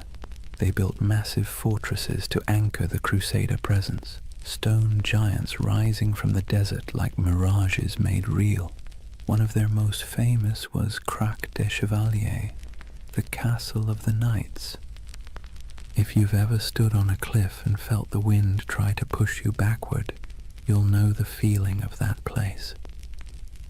Perched high above the Homs Gap in modern Syria, it was less a castle and more a declaration. Double walls, circular towers, arrow slits that could whisper death at 100 yards. The stones gleamed pale under the sun, and from its ramparts you could see for miles the mountains, the valleys, and the endless horizon of sand and sky. Inside, it was strangely orderly. Kitchens, chapels, barracks, even a bathhouse. You could live there for months without stepping outside, which was convenient, since stepping outside usually meant someone was trying to kill you. The Templars' castles weren't built to impress, they were built to endure. They were a theology of stone, faith expressed in geometry. The Crusader kingdoms themselves were strange hybrids, part European colony, part medieval experiment. French nobles ruled over Middle Eastern cities filled with Syrians, Greeks, and Jews. Mosques stood beside cathedrals. Crusader coins bore Latin inscriptions on one side and Arabic ones on the other. In some ways it worked. Trade flowed, cultures mixed, and for a brief shimmering moment East and West coexisted, not peacefully, but practically. Templars thrived in that liminal space. They spoke local languages, made deals with Muslim rulers, and hired Arab engineers to fortify their walls. Despite their reputation as fanatics, the Templars were pragmatists. They had to be. The Holy Land wasn't a sermon, it was survival. Still, survival came at a price. The heat wore on them, the endless patrols through sand and rock, the smell of blood baked into armor, the weight of divine expectation pressing down like the sun itself. Every campaign was a pilgrimage of exhaustion. Imagine a Templar caravan winding across the desert, horses sweating beneath white banners marked with red crosses, sand grinding in every crevice of armor. They march in silence except for the creak of leather, the occasional clink of mail. Ahead, lies an enemy they can't see, only the shimmer of heat on the horizon. By nightfall they camp beneath a vault of stars so clear it feels like a cathedral of light. Prayers are murmured, wounds are tended. The men sleep on bare ground, swords within reach, their faith both pillow and weapon. In this land even the air felt charged with contradiction, sacred and savage all at once, and nowhere was that clearer than in Jerusalem itself. For a brief century the city stood under Christian control, a jewel of Christendom wrapped in ancient dust. The Templars' headquarters was no ordinary building. It was the Al-Aqsa Mosque, believed at the time to stand on the ruins of Solomon's temple. To the Muslim world it was one of Islam's holiest sites. To the Templars it was the very foundation of their identity, the Temple of Solomon, the birthplace of their name. They turned its halls into barracks, its courtyards into stables, its shadowed corners into places of prayer and secrecy. There, in the dim glow of oil lamps, the Templars trained, planned, and perhaps, as rumors later claimed, uncovered something ancient. Some said they found relics buried beneath the Temple Mount, the Ark of the Covenant, the Holy Grail, scrolls of forgotten wisdom. Others said they simply found nothing and invented mystery to fill the void. Whatever the truth, their presence in Jerusalem became mythic. The sight of their white mantles moving through the streets, calm, silent, immaculate, inspired awe and unease in equal measure. They were soldiers of God, but they moved like ghosts. Their faith was practical, but their reputation became supernatural. Pilgrims whispered that Templars could not be killed by ordinary men. Enemies swore they saw them fight after being struck down, and perhaps that was the point. In a land where death was daily and miracles were currency, a little fear was useful. Templar strategy was as psychological as it was martial. They fought not just with swords but with image, the cross on their chest, the silence in their ranks, the absolute certainty in their purpose. Their presence in battle could shift morale before a single blade was drawn. When the call to arms came, whether at Ascalon, Damascus, or Hattin, the Templars rode out not as individuals but as one unbroken will. Their discipline was terrifying. They charged in perfect formation, shields tight, lances lowered, red crosses blazing against white. They were often the first to enter and the last to retreat. In moments when other armies broke, the Templars held, and when they died where they stood. But for all their valor, their victories were temporary. The Crusader kingdoms were built on sand, politically, literally, and theologically. They could conquer cities, but they could never conquer geography. The further they stretched their lines, the thinner their strength became. And while Templars built walls of stone, their enemies built alliances. Muslim leaders like Zengi, Nur ad-Din, and eventually the great Saladin began to unify what had once been divided. The dream of Christian dominion over the East began to falter as reality, relentless and strategic, pressed back. Still, for nearly 2 centuries, the Templars endured. They were the spine of the Crusader world, a constant presence whether guarding pilgrims on dusty roads, escorting kings, or defending castles that seemed impossible to hold. And through it all they believed, or at least tried to, that their struggle was holy, that every drop of sweat, every wound, every brother lost was part of a cosmic design. But in quieter moments, as the wars dragged on and the Holy Land slipped further from their grasp, doubt must have crept in. What happens when a holy mission stops feeling holy, when obedience begins to feel like futility, when you've spent your life serving God with sword and blood, and still the world refuses to be saved? History doesn't record their private thoughts, but you can imagine the silence inside those massive stone fortresses, the kind of silence that comes after years of praying into a void. The Templars' castles still stand in ruins across the Middle East, in Syria, in Israel, in Turkey, their stones sun-bleached, their halls open to the wind. Stand in one, and you can almost hear the echoes, hooves on cobblestone, the whisper of chainmail, the low murmur of prayer. Those walls remember. They remember a time when faith and empire shared the same heartbeat, when men rode into battle convinced they were defending heaven itself.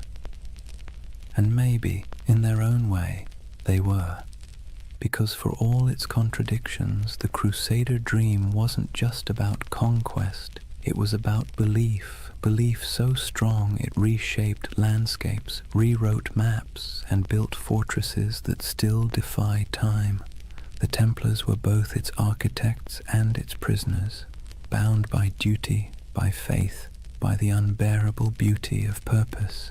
And even as the Crusader kingdoms began to crumble, they didn't loosen their grip, they just prayed harder, fought longer, and built higher, until the day came when the walls themselves began to crack. But that's a story for the next night. For now, picture that world one last time, the desert glowing gold under the last light of day, the red cross fluttering above a fortress wall, and somewhere inside, a group of knights kneeling in silence, their faces half-shadowed, their faith still unbroken. The wind moves through the stones like a sigh, the candles flicker, and the Holy Land sleeps, as it always has, torn between heaven and earth. Imagine standing in a candle-lit chamber somewhere in Paris in the early 1200s. The air smells of beeswax and damp stone. At a table sits a man in white robes marked with a red cross, quill poised above parchment. Before him, a merchant lays down a pouch heavy with coins, silver deniers, gold florins, copper dirhams from faraway ports. The knight nods, seals the parchment with wax, and hands the merchant a folded document stamped with the sigil of the temple. "Show this in Jerusalem," he says, "and you'll receive the same sum." The merchant bows, the pouch stays, the man leaves.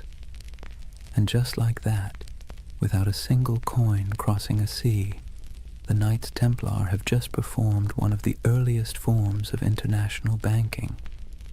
You see, the Templars weren't just warriors, they were administrators, financiers and logisticians of staggering sophistication. While kings still measured their treasuries in piles of glittering metal, the Templars had already learned that information, records, signatures, trust was worth more than gold. Their network stretched from the windswept shores of England to the sun-scorched walls of Jerusalem, a chain of commanderies that functioned as safe houses, training centers, warehouses, and financial hubs all at once.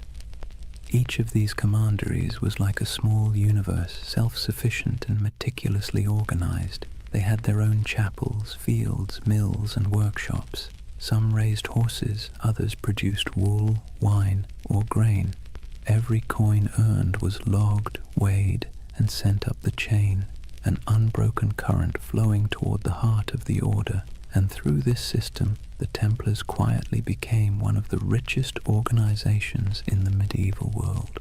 The irony, of course, is that they began with vows of poverty, but vows are tricky things.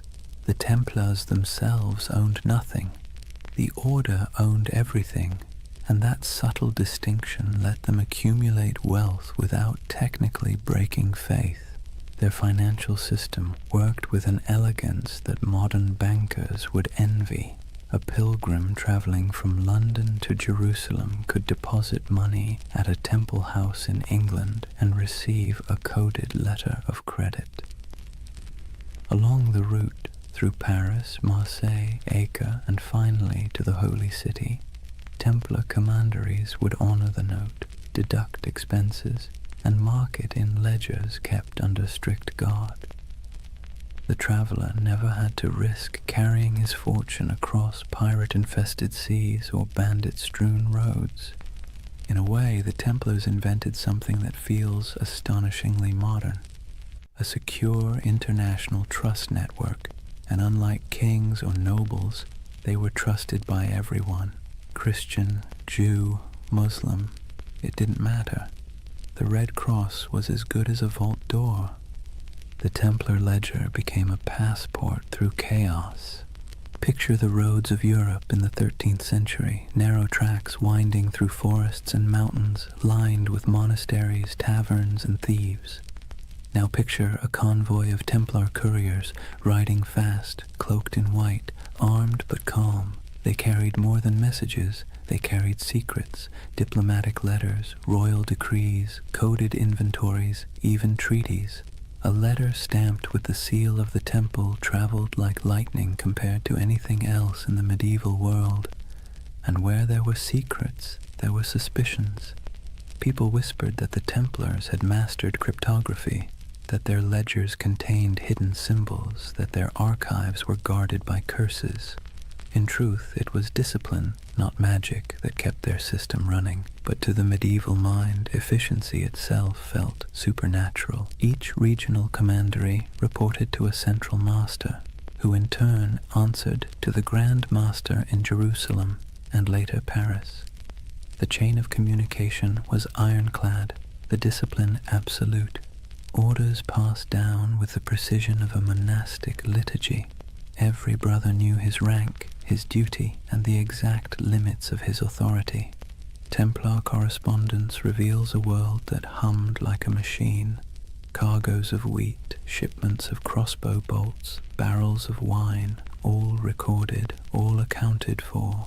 Even the smallest commandery in rural France or Scotland was part of a vast, synchronized network, a medieval multinational that existed centuries before the word corporation would be invented. And yet, for all this order, there was mystery. The Templar headquarters in Paris, known simply as La Maison du Temple, was a fortress of stone walls and tall towers surrounded by gardens and workshops. Inside lay one of the greatest treasuries in Europe, a glittering hoard of gold, silver, jewels, and documents so valuable that kings themselves stored their wealth there. King Louis VII did. So did Henry III of England.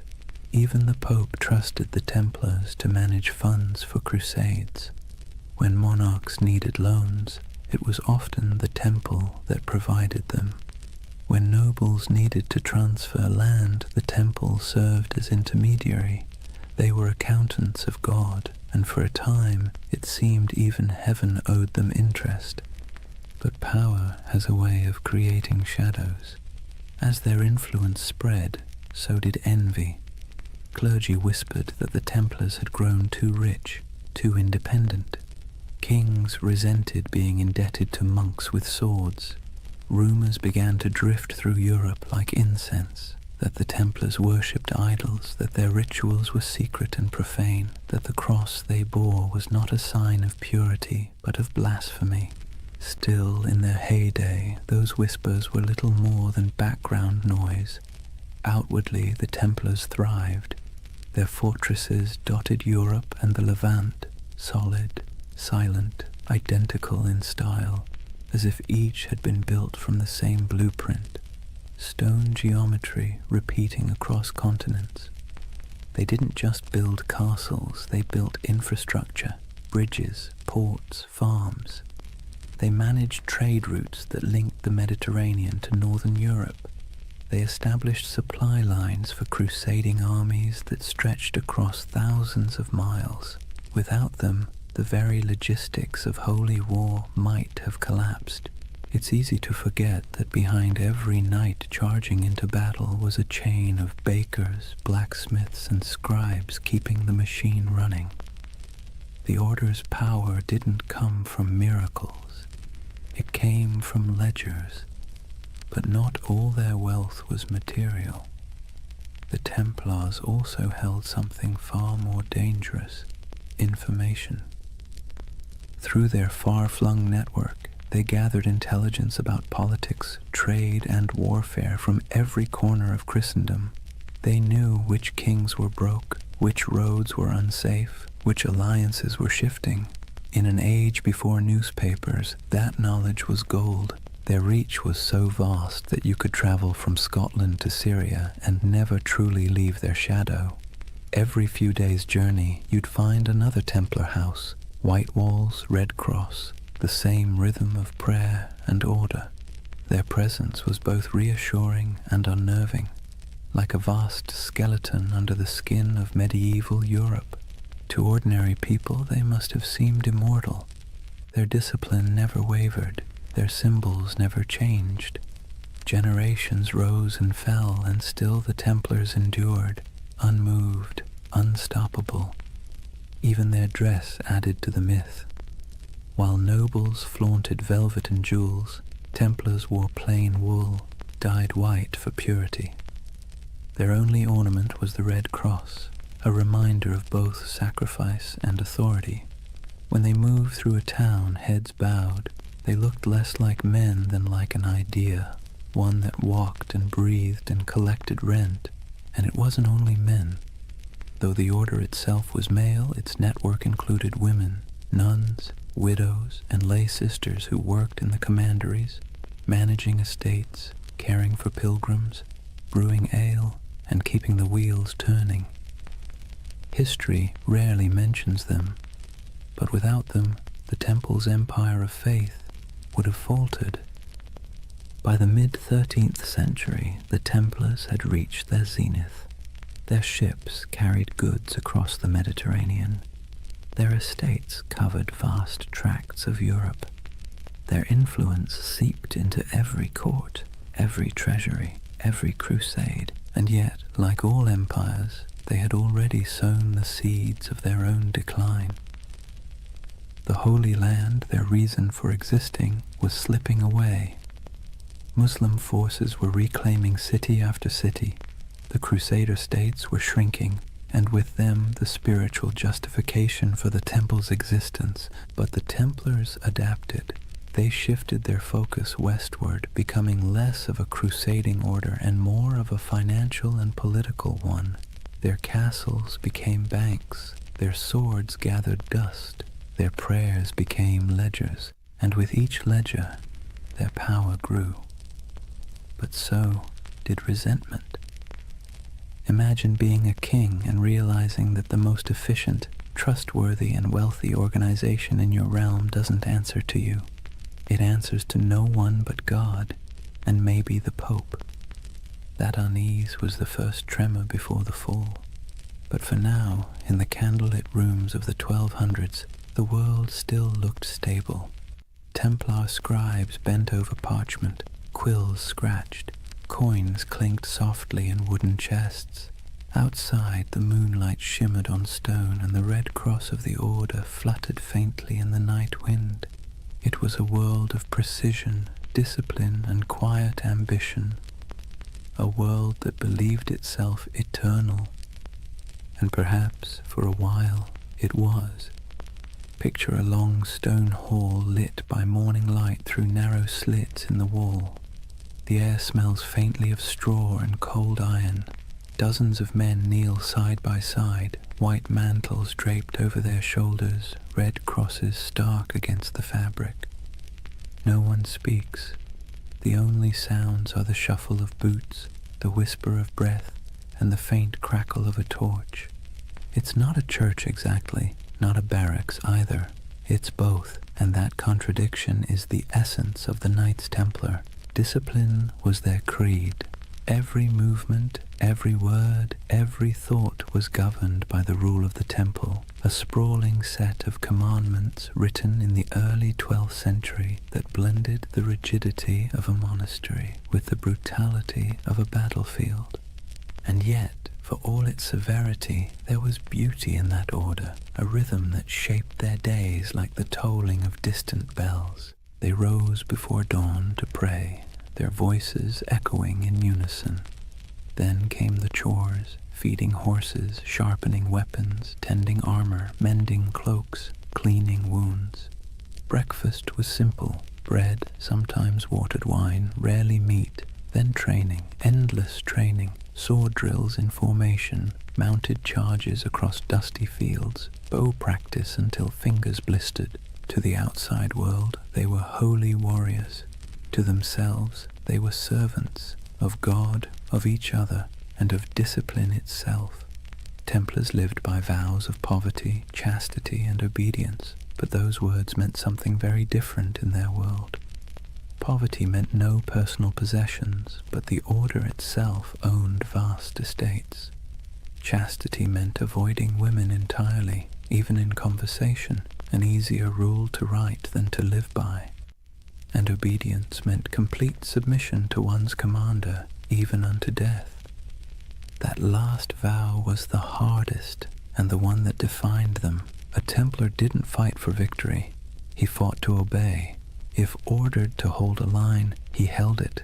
If ordered to die, he died. There was no hesitation, no bargaining, no emotion. In battle, this made them terrifying. Other soldiers might panic, flee, or waver. The Templars never broke formation. Even when surrounded, they fought in silence, red crosses vanishing one by one into the dust. It's tempting to romanticize that kind of devotion, but there was nothing romantic about it. It was hard, mechanical, and often lonely. Templars were forbidden to embrace their own brothers without permission, forbidden to joke or sing frivolously, forbidden to play games of chance. Even laughter was discouraged, except in moderation. Their armor, too, reflected that restraint, plain, functional, unadorned. No bright colors, no gilded crests, only the red cross sewn near the heart. It was said that when the Templars rode into battle, the sound of their charge was unlike anything else. Not the roar of chaos, but the low thunder of synchronized hooves, a kind of terrible harmony. They weren't the largest army in the Crusades, nor the most numerous, but they were the most feared, because the enemy knew they wouldn't stop. Every Templar learned to fight and die as part of something greater, and that mindset extended beyond the battlefield. Inside their commanderies, every task, no matter how small, was done with the same ritual precision.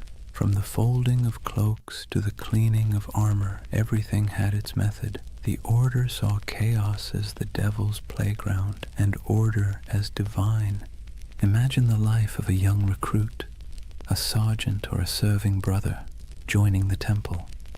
He would begin as an associate, working the stables, tending the fields, carrying water. He'd sleep on straw, wake before dawn, pray, eat little, speak less. The nights might seem distant, stoic men of few words, but in truth everyone shared the same weight of silence. Templar silence wasn't emptiness, it was control. They believed words carried danger, pride, gossip, temptation. So they learned to communicate through gestures and glances, through efficiency rather than expression. Meals were eaten in near silence, a monk reading scripture aloud while others chewed. If you wanted salt, you didn't ask, you pointed. If you needed bread, you waited your turn. Over time, that silence became a kind of language, a pulse that connected them more deeply than speech ever could. And perhaps that's why their discipline bordered on the sacred. Their punishments were severe but predictable. A brother who broke his vows, who stole, lied, or behaved pridefully, might be stripped of his cloak, forced to eat on the floor, or made to lie face down during Mass while others stepped over him. For grave offenses he could be expelled entirely, his red cross torn away like a soul in exile. But for most, it never came to that. The Templar mind was trained like a blade, sharp, steady, and resigned. Even their daily routines reinforced obedience. The day was divided by bells, prayer, labor, rest. each moment accounted for. They prayed before battle, after battle, before eating, before sleeping. Every act was sanctified, every breath a form of worship. And yet, for all their austerity, there was a quiet humanity beneath it. The rule allowed small comforts, wine on holy days, the company of brothers during feasts, laughter when earned. They kept dogs and falcons. They played music sometimes, though always solemnly. Their lives weren't joyless, just measured. To outsiders, that restraint looked inhuman. To insiders, it was peace. Because here's the thing, medieval life was unpredictable, dangerous, and filthy. Plague, famine, war, it was all chaos. The Templars built a life where everything made sense, a world of routine, duty, and clear purpose. That order was their sanctuary. And yet, there's a strange irony in that. For all their vows of humility, the Templars radiated pride. Not arrogance exactly, but a certainty that they were different, chosen. While other knights fought for lords, women, or glory, the Templars fought for eternity. Their enemy wasn't just flesh and blood, it was sin itself. That certainty gave them strength, but it also made them untouchable. When they marched through cities, people stepped aside. Their white mantles glowed in the sun. Children watched them pass in awe. Priests blessed them. Merchants envied them. Kings tolerated them. And slowly, without realizing it, they became what they were sworn to resist, powerful, privileged, and proud. Their discipline, once spiritual armor, became something colder, a mask. By the late 13th century, the Templar ideal had begun to crack. The Holy Land was lost, the Crusades had soured, and yet the Order still trained, still prayed, still obeyed, as if nothing had changed. It's almost haunting, that image. An army without a war, marching in perfect silence toward a future that no longer needed them. They kept their rituals alive even as their purpose faded. The morning prayers, the vows, the cold meals, the endless drills, like monks in armor performing the same liturgy long after the congregation had gone home. If you had visited a Templar stronghold, then, say, Tomar in Portugal, or the great fortress of Crac des Chevaliers, you'd have seen perfection on the surface, polished discipline, unbroken ranks, but beneath it, something else was stirring, uncertainty. What happens to an order built for holy war when holiness itself goes out of fashion? The Templars didn't have an answer. They just kept obeying. And maybe that's the tragedy. They were so trained to follow command that when the commands themselves became corrupt, when kings and popes turned against them, they couldn't adapt. Their discipline, once their shield, would soon become their downfall. But that's later. For now, in the twilight of their golden age, they still looked unshakable. Picture them one last time, a column of knights riding through the gates of Acre, the last stronghold of Christendom in the east. Sunlight glints on their helmets. The sea wind carries the smell of salt and steel. Their banner ripples, a red cross against white. They move as one body, one will, one faith. And somewhere in the back of the formation, a young knight whispers a prayer he has said 1,000 times before. He doesn't know that in a few short decades, his order will be ashes and rumor.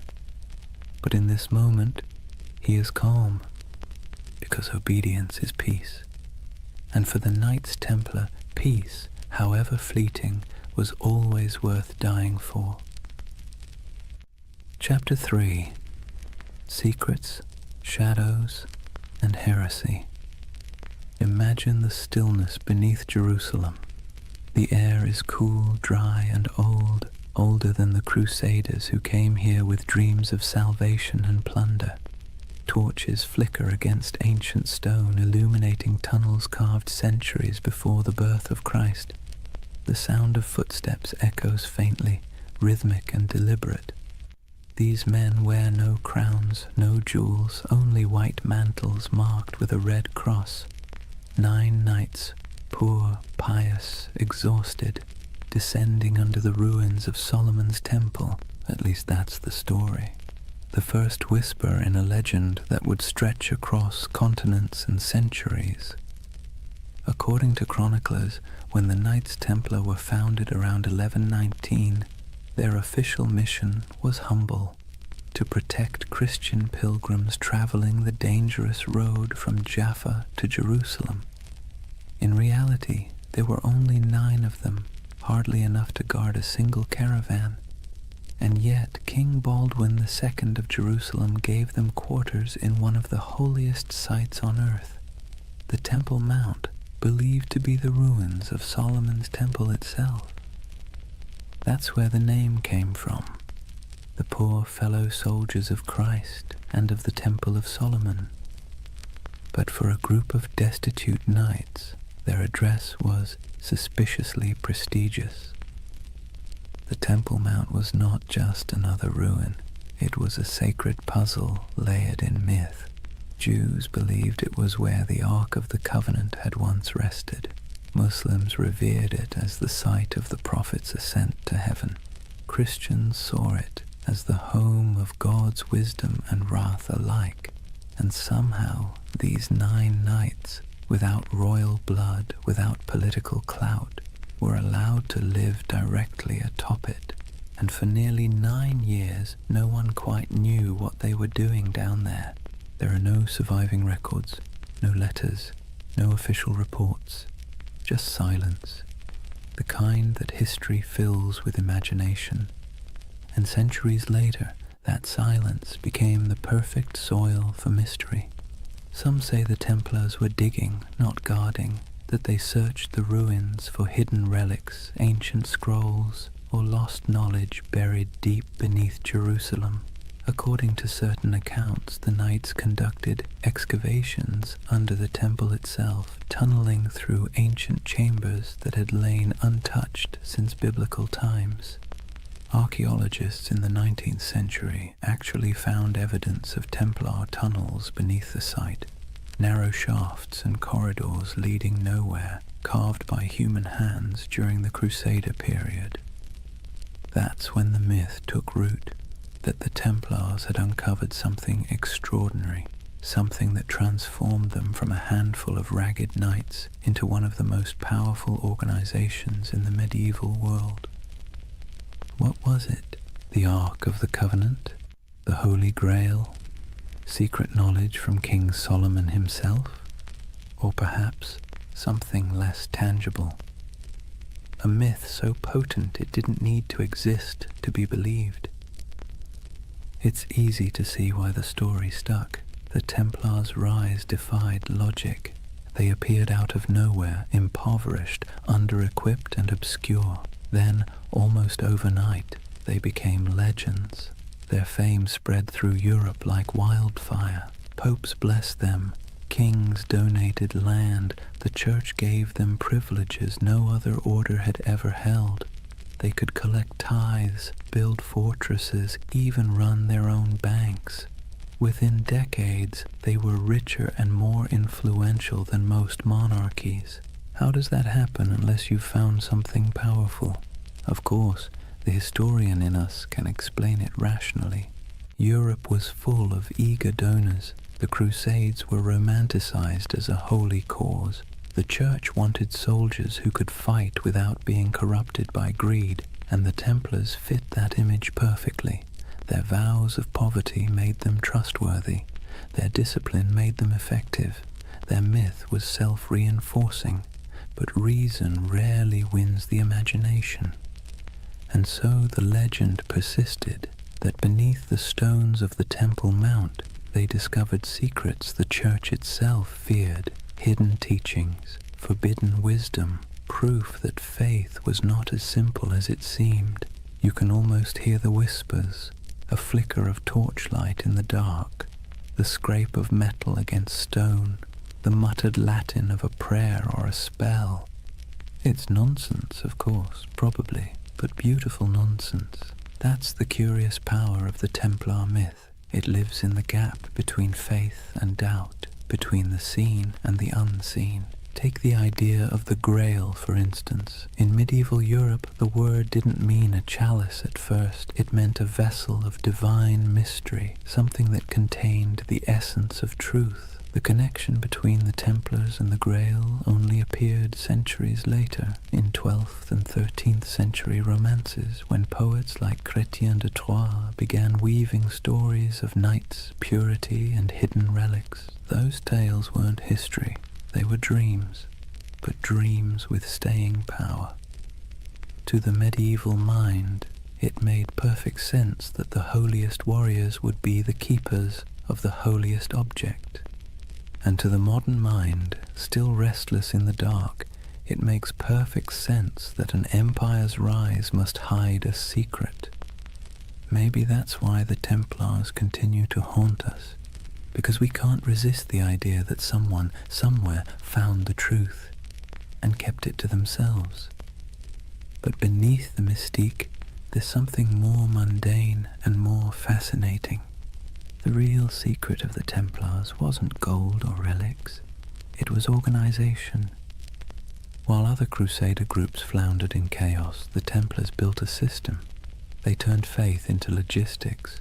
They mastered record-keeping, finance, communication, and property management at a level Europe had never seen before. Their commanderies stretched from Scotland to Syria, forming a network that could move money, men, and messages faster than any king's court. They were medieval globalists, an early blueprint for the international corporation. That was their real treasure, their true grail, not buried under Jerusalem, but written in ledgers and sealed with wax. Still, it's fun to imagine the other version, the one where those 9 knights, by flickering torchlight, brushed away centuries of dust and found something that made them more than soldiers, something that whispered of destiny, because that's the romantic engine of the Templar myth, that somewhere in their cold discipline and rigid faith, they touched a kind of forbidden light. Maybe it wasn't treasure, maybe it was understanding. The Church would later accuse them of heresy, of denying Christ, of spitting on the cross, of worshipping strange idols, all of which sound absurd, until you remember how much they changed between those first 9 knights and the empire they became. Power always transforms faith, sometimes subtly, sometimes completely, and perhaps in those long tunnels beneath the temple, the transformation began. There's a moment halfway between legend and history when we can almost see it. 9 men on their knees, torches flickering, the stones around them whispering echoes of the past. They think they're praying, but maybe in that silence something ancient is listening. And maybe that's why the myth still holds us, because even if the Templars never found the Ark or the Grail or any secret knowledge at all, they still uncovered something remarkable, the power of belief itself. They discovered how mystery can move empires. Imagine a candlelit chapel deep in the hills of France. The walls are rough stone, the air thick with incense and dust. In the dim light, the symbol of the Red Cross flickers faintly across banners and shields stacked neatly against the wall. A handful of knights kneel in silence before an altar, not before the crucifix, but before something older, stranger, covered in a cloth of deep red. No one speaks, only the low chant of prayer, rhythmic and hypnotic, filling the space like the hum of bees in a summer field. This is the image that has haunted storytellers for centuries. The idea that the Knights Templar possessed secret knowledge, perhaps even a relic of impossible power. And like all the best myths, it's never quite clear whether we want it to be true or whether we enjoy believing it's hidden. The legend of the Holy Grail, for instance, didn't actually begin with the Bible. It began with poets. Around the late 12th century, when the Templars were at their most powerful, A French poet named Chrétien de Troyes wrote of a mysterious grail, a shining vessel carried in a sacred procession, capable of granting eternal nourishment and divine wisdom. He never called it holy, nor said it was a cup. Later, writers turned it into the chalice of Christ, the cup of the Last Supper, or the vessel that caught his blood at the crucifixion. But in Chrétien's day, the Grail was simply something too sacred to name directly. And in that ambiguity, the Templars found a shadow, because who else fit the image better? Knights of divine mystery, warriors of impossible devotion, a brotherhood whose rituals were secret, whose vows were absolute, and whose origins lay under the ruins of Solomon's temple. To a medieval audience it made perfect sense. If the Grail existed, it was the Templars who kept it. Over the centuries, the Grail and the Templars fused together into a single enduring myth, a marriage of chivalry and mysticism that no amount of historical evidence has ever been able to undo. The truth, though, is both smaller and more interesting. The Templars were bureaucrats of the divine. They didn't sit around sipping from golden chalices or unlocking cosmic secrets. They balanced books, they managed estates, they wrote letters in crisp Latin. They were the spiritual accountants of a holy empire. But because they lived in an age obsessed with relics, bones of saints, drops of Christ's blood, splinters of the true cross, they were inevitably drawn into the world of the sacred object. They guarded reliquaries. They escorted pilgrims who sought miraculous artifacts. They helped fund and protect monasteries where fragments of supposed holy items were displayed. So when rumors spread that they had discovered ancient scrolls beneath the Temple of Solomon, texts written by early Jews, Gnostics, or even pre-Christian mystics, the stories stuck. The scroll myth would grow and mutate over time. Some later accounts, centuries after the Templars were gone, claimed they had found the Book of Thoth, an Egyptian text of divine wisdom. Others said they uncovered teachings from the lost tribes of Israel, and some whispered of alchemical diagrams, maps of the cosmos itself, hidden away from the church to protect humanity from knowledge it wasn't ready to bear. Of course, there's no evidence for any of this, but myths thrive where evidence fails, and perhaps that's what made the Templars so irresistible to later imaginations. They embodied that perfect combination of real power and secret silence. The church itself fueled much of it, unintentionally, because the Templars, though loyal to Rome, answered to no king, no bishop, no worldly authority. They were free to move money, land, and information across borders. They could send coded letters that no one else could read. They had their own internal justice system, their own chapels, their own prayers. In other words, they looked a lot like the very thing the church feared most, a second church. And that's when suspicion began to bloom.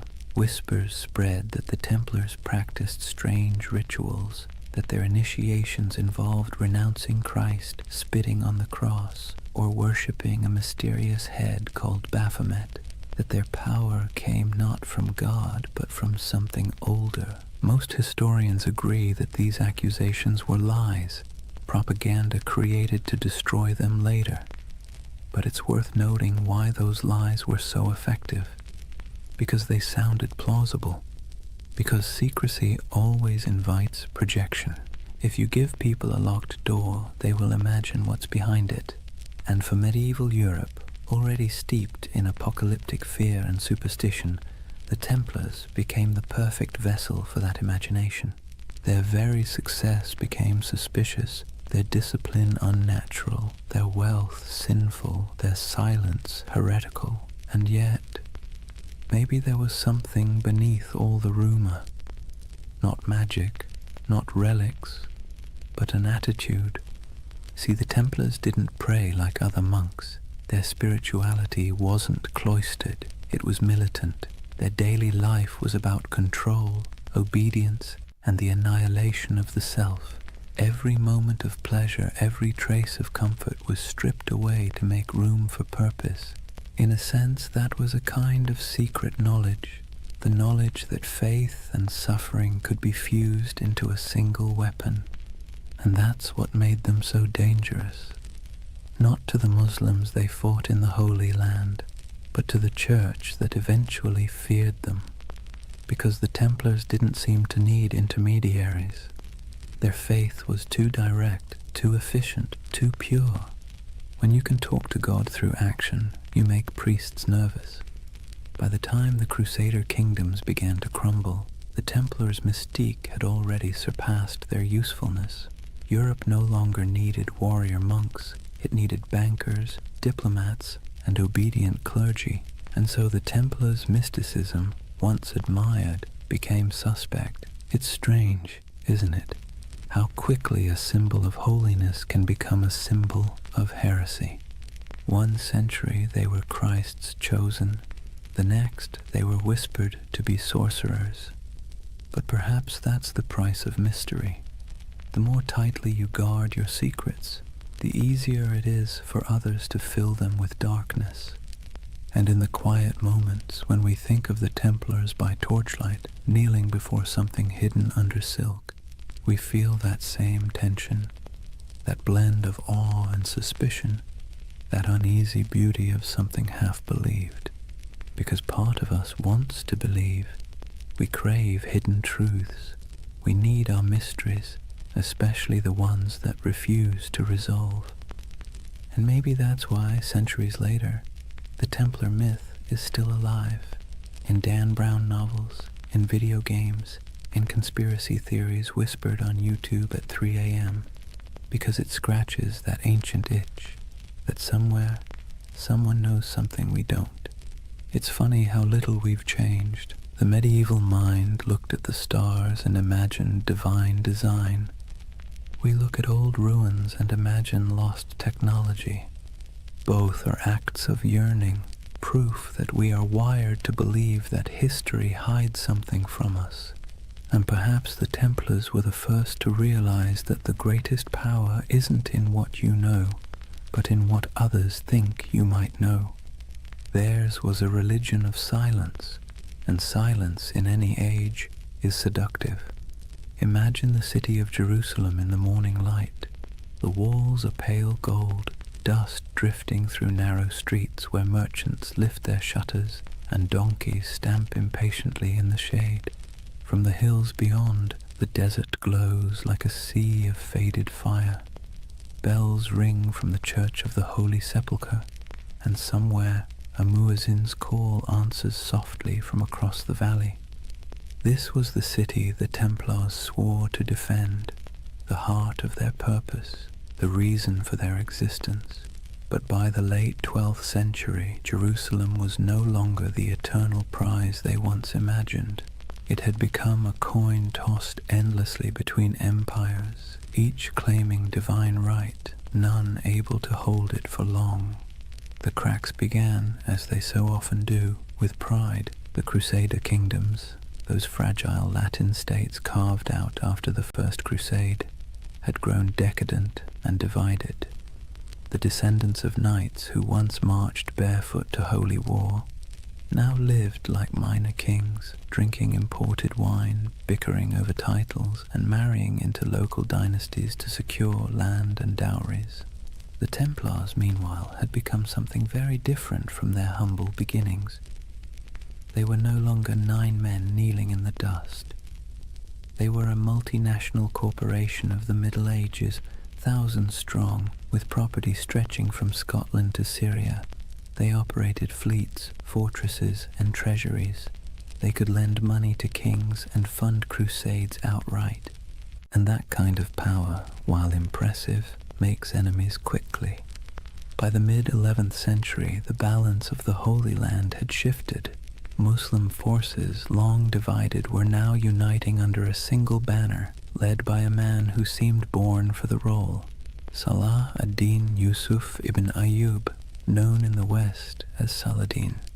If the Crusaders were a tangle of arrogance and infighting, Saladin was the opposite, disciplined, patient, and devout. His armies were not the wild hordes described in European rumor. They were organized, loyal, and most importantly, fighting for home. The Templars met them on countless fields, Hattin, Ascalon, Arsuf, and though they fought with ferocious resolve, they were outmatched by unity and strategy. The Battle of Hattin in 1187 was the breaking point. It began with a cruel trick of the sun.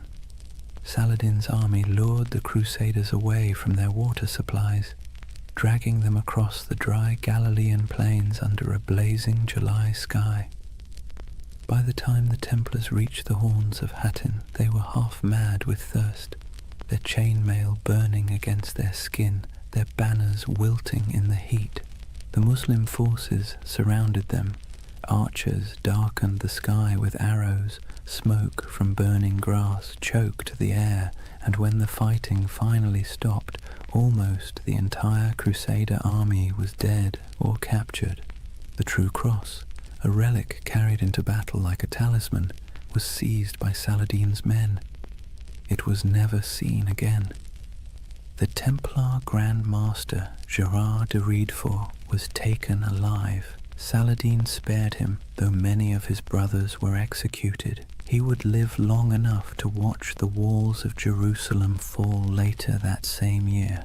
When word reached Europe that the Holy City was gone, it was as if the world itself had cracked open. Sermons thundered across cathedrals, blaming sin, pride, and divine wrath. Monarchs trembled, pilgrims wept. The Pope called for another crusade, and through it all, the Templars stood in the ruins of their purpose. You can almost imagine the silence that followed. The once sacred city, its streets littered with the detritus of war, now echoed with the sounds of new rulers. The Templar headquarters on the Temple Mount was emptied, their altars dismantled, their treasures seized. What began as a holy mission now looked suspiciously like a failure of faith. For the first time, the Templars were without their holy ground, and without Jerusalem. They were forced to confront an uncomfortable truth. If the temple was gone, what exactly were they the knights of anymore? But endings have a way of becoming beginnings. Driven from the holy city, the Templars retreated to the coast, to Acre, Tyre, and Cyprus, where they rebuilt themselves as the guardians of ports and pilgrims rather than of the temple itself. Their castles became symbols of endurance. Crac des Chevaliers in Syria rose like a stone crown over the hills, its walls layered and massive, designed to resist even the most determined siege. Safed Tortosa, Athlit, each fortress a defiant miracle of engineering, built with geometry, patience, and faith in stone. In those high towers, the Templars kept the flame of their order alive. But it was different now. Less about holy destiny, more about survival. Their discipline hardened into something colder. Their prayers became shorter, their eyes sharper. They trained recruits not to imagine glory, but to endure isolation, hunger, and the dull ache of endless duty. And yet, despite all this loss, their legend somehow grew. Europe romanticized them even as the Holy Land slipped away. Chroniclers back home painted the Templars as holy martyrs, holding back the tide of heathens. Donations poured in. New recruits arrived from noble families eager for redemption. It's one of history's great ironies. The worse they failed in the East, the more powerful they became in the West. But under the surface, something had changed. Their order was no longer about the sacred geography of Jerusalem. It was about the machinery of power. And in that subtle shift from spiritual to financial, the seeds of their downfall were already being sown. When the Crusades began, the Templars fought for the soul of Christendom. By the 13th century, they were its bankers. They lent to kings and nobles, secured transport for crusading armies, and managed estates that rivaled monasteries in wealth. Their temples in Paris, London, and Aragon became repositories for gold and secrets. Some said their vaults held the lost relics of the East. Others whispered that beneath their churches, tunnels led to rooms where initiates swore oaths in candlelight, swearing not to crown or cross, but to something older. In truth, those basements probably held nothing more exotic than ledgers and coin chests, but perception, as always, was more dangerous than reality. To kings in debt, the Templars' wealth was an insult. To the Church, their independence was heresy. And so, while the Templars rebuilt their fortresses and continued their crusading vows, the world around them quietly changed. New powers rose, old faiths fractured. Europe began to turn inward, to trade, to politics, to profit. The dream of Jerusalem faded like smoke on the horizon. The Templars became relics themselves, living fossils of an age of faith that no longer fit the world they helped create.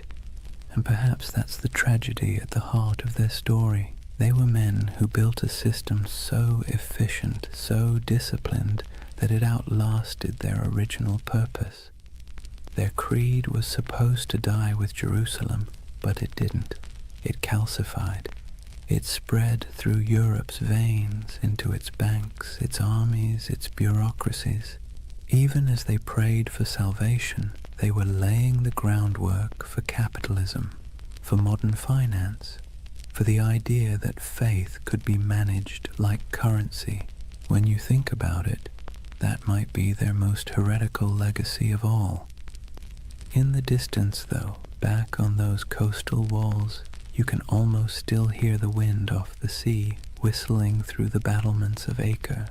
The Templar banners still flutter there in imagination, crimson crosses fading against the salt air. They never stopped believing they could reclaim the Holy Land.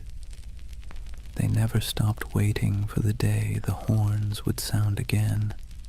But faith, like empire, has tides, and the tide was already receding. Imagine standing on the ramparts of Acre at twilight. The sea stretches endlessly westward, glowing copper beneath the dying sun. Seagulls drift above the harbor where broken ships list in the water, their masts creaking softly. Behind you, the wind carries the scent of smoke and salt, and the low, steady hum of prayer from men who know the end is coming. This is the world of the final crusades, not the holy fire of the first generation, not the fevered marches of kings and saints, but a quieter, more desperate echo. The age of glory was over. What remained was a grim, bureaucratic persistence. Wars fought on borrowed faith, borrowed time, and borrowed money. By the late 13th century, the Kingdom of Jerusalem existed mostly on parchment and in memory. Its capital, if one could call it that, was Acre, a coastal city pressed between a restless sea and endless desert. It was crowded, rich, and tense, a city of pilgrims, traders, and soldiers living shoulder to shoulder in uneasy tolerance. Here the Knights Templar had built their final fortress, a marvel of engineering, all white stone and iron gates, its walls thicker than any catapult could breach. Within those walls, gold and relics were stored in vaults beneath torchlit halls.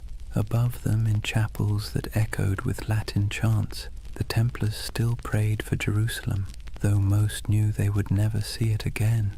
They had become the custodians of a dream already dying. The last crusades were not holy wars anymore. They were logistics operations, charters, supply lines, contracts. The romantic image of knights charging across the desert had long since been replaced by the grinding reality of politics. Kings back in Europe promised armies and delivered excuses. Popes issued bulls calling for redemption and sent none. The Templars and their rivals, the Knights Hospitaller, did what they could.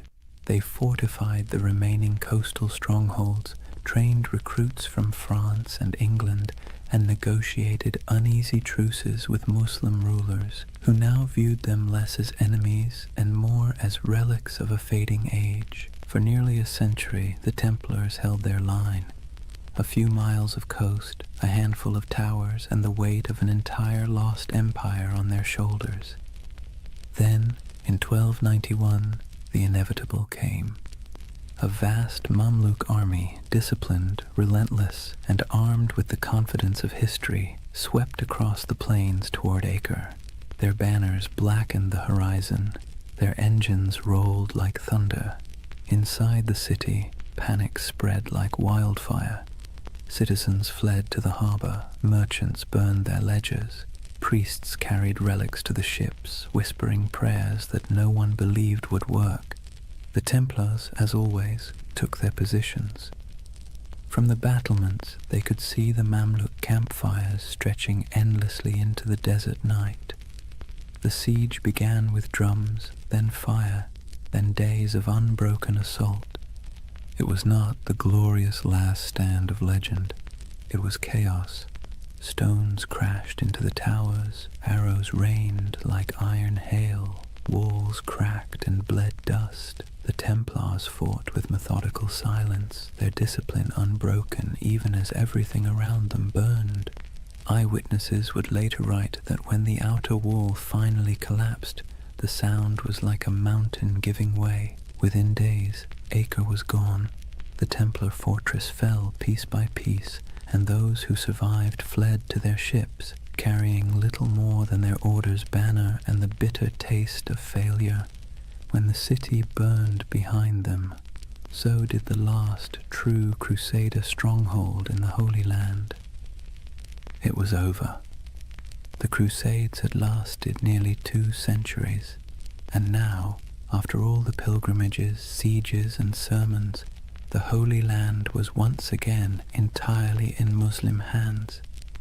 For the Templars, the loss was more than strategic, it was existential. They returned to Europe as an army without a battlefield, an order without a purpose. Their castles in the east were gone, their mission obsolete, but they were still wealthy, still disciplined, and still bound by vows that made them useful or dangerous, depending on who was watching.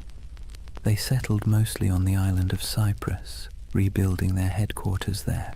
From its harbors, they continued to dream of returning to the Holy Land, though it was clear to everyone that the age of crusades had passed. But faith is a stubborn thing. The Templars still believed that their duty was not complete. They trained, prayed, and planned as if the next crusade was always just one papal decree away. And Europe for a while humored them. Popes still called them the sword of the church. Kings still borrowed their money. Peasants still whispered prayers for them. But under the surface, the world was changing. Trade was replacing war.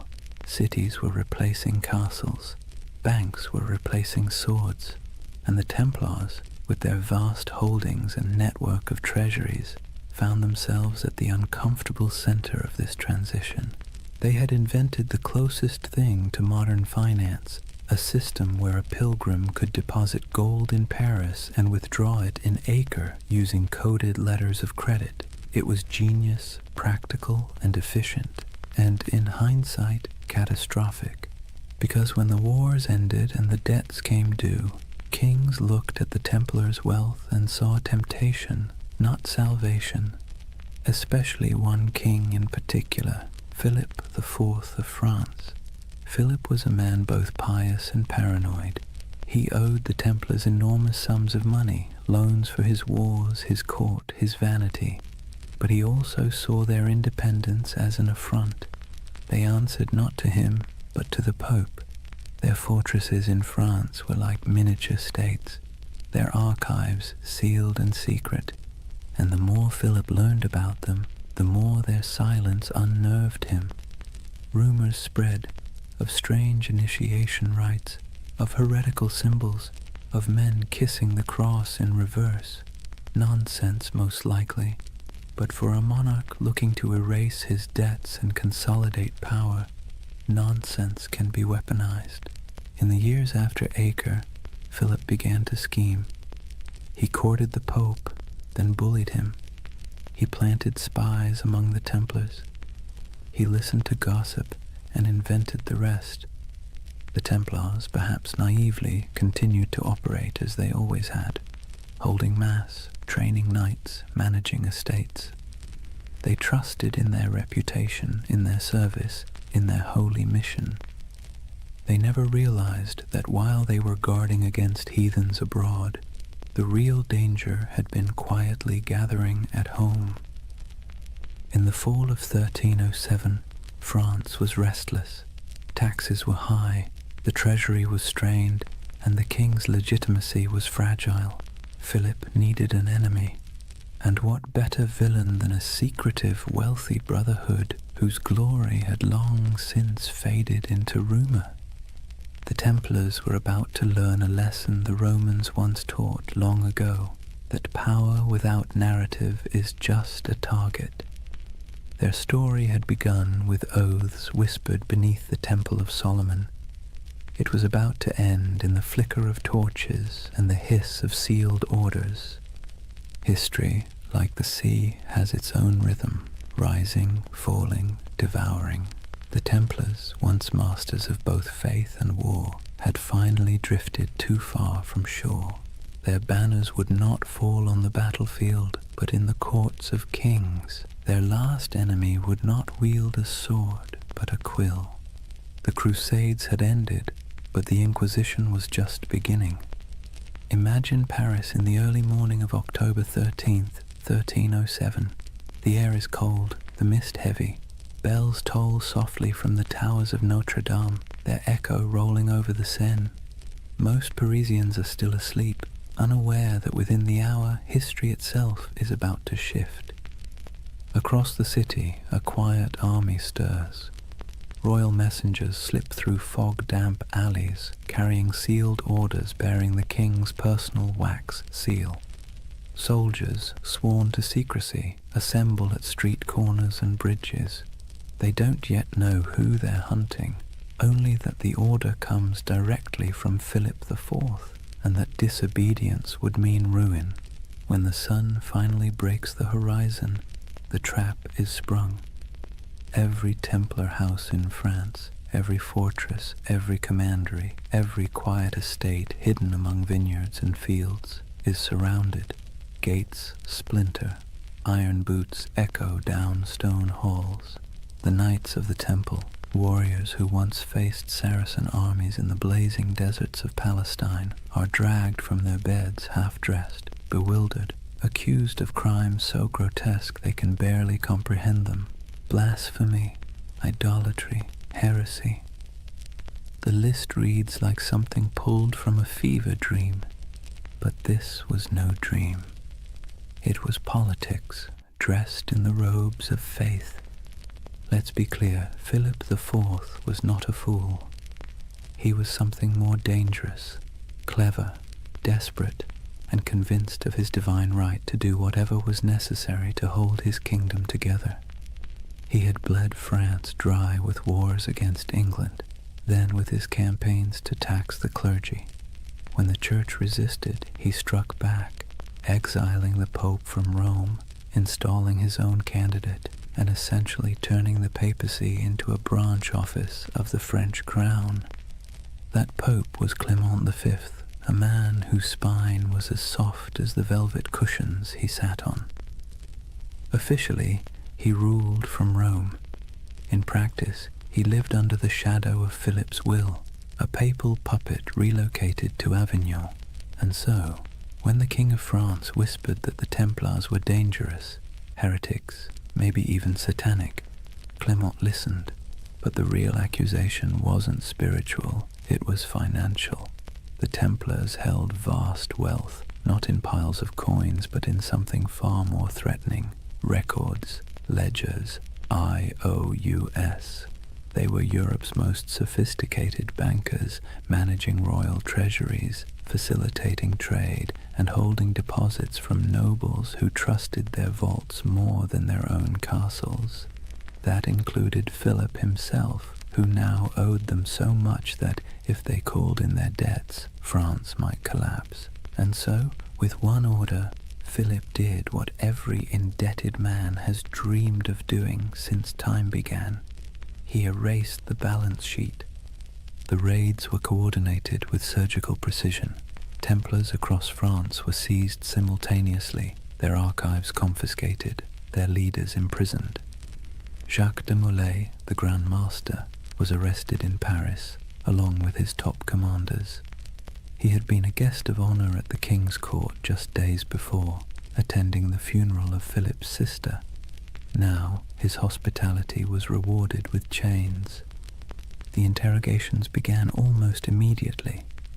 The king's agents, men of ink and iron, demanded confessions to every sin imaginable. They accused the Templars of denying Christ, of spitting on the cross during initiation, of worshipping a mysterious idol called Baphomet. They spoke of obscene rituals, secret kisses, and dark oaths taken by candlelight. And under torture, men will say anything. By the week's end, confessions poured in, broken, contradictory, desperate. Some swore they had been tricked, others simply wept and signed whatever parchment was placed before them. The king had his proof. But outside the dungeons, the world was less convinced. The charges made no sense. The Templars were fanatically religious, sworn to poverty, chastity, and obedience. Their prayers structured their lives so tightly that even eating and sleeping were acts of devotion. To accuse them of heresy felt like accusing monks of witchcraft. But logic was irrelevant. The spectacle was the point. Philip had turned the trial into theatre. He invited clergy, nobles, and the public to hear the confessions. He displayed the trembling knights as examples of corruption and divine justice. He presented himself as the defender of Christendom, cleansing it of hidden rot. And for a public weary of taxes, famine, and failed wars, it worked. People love a villain, especially one that used to be untouchable. Meanwhile, Clement V hesitated. As head of the church, the Templars were technically under his jurisdiction, not Philip's, and he knew, deep down, that the charges were absurd. He issued cautious letters demanding the Templars be handed over to papal investigators, but Philip ignored him. France was already playing judge, jury, and executioner. When the Pope finally summoned his courage to intervene, the damage was done. Across Europe, the accusations had spread like wildfire. Other kings, seeing opportunity, followed Philip's lead. Why not confiscate a few Templar estates? Why not seize their gold, their horses, their lands? After all, if France was purging the heretics, who wanted to look soft on sin? One by one, Europe's monarchs turned on their former protectors. In England, Edward II hesitated at first. He actually liked the Templars, but papal pressure forced his hand. In Spain and Portugal, the order was dissolved and reborn under new names, with new insignia, to preserve their assets while appeasing the church.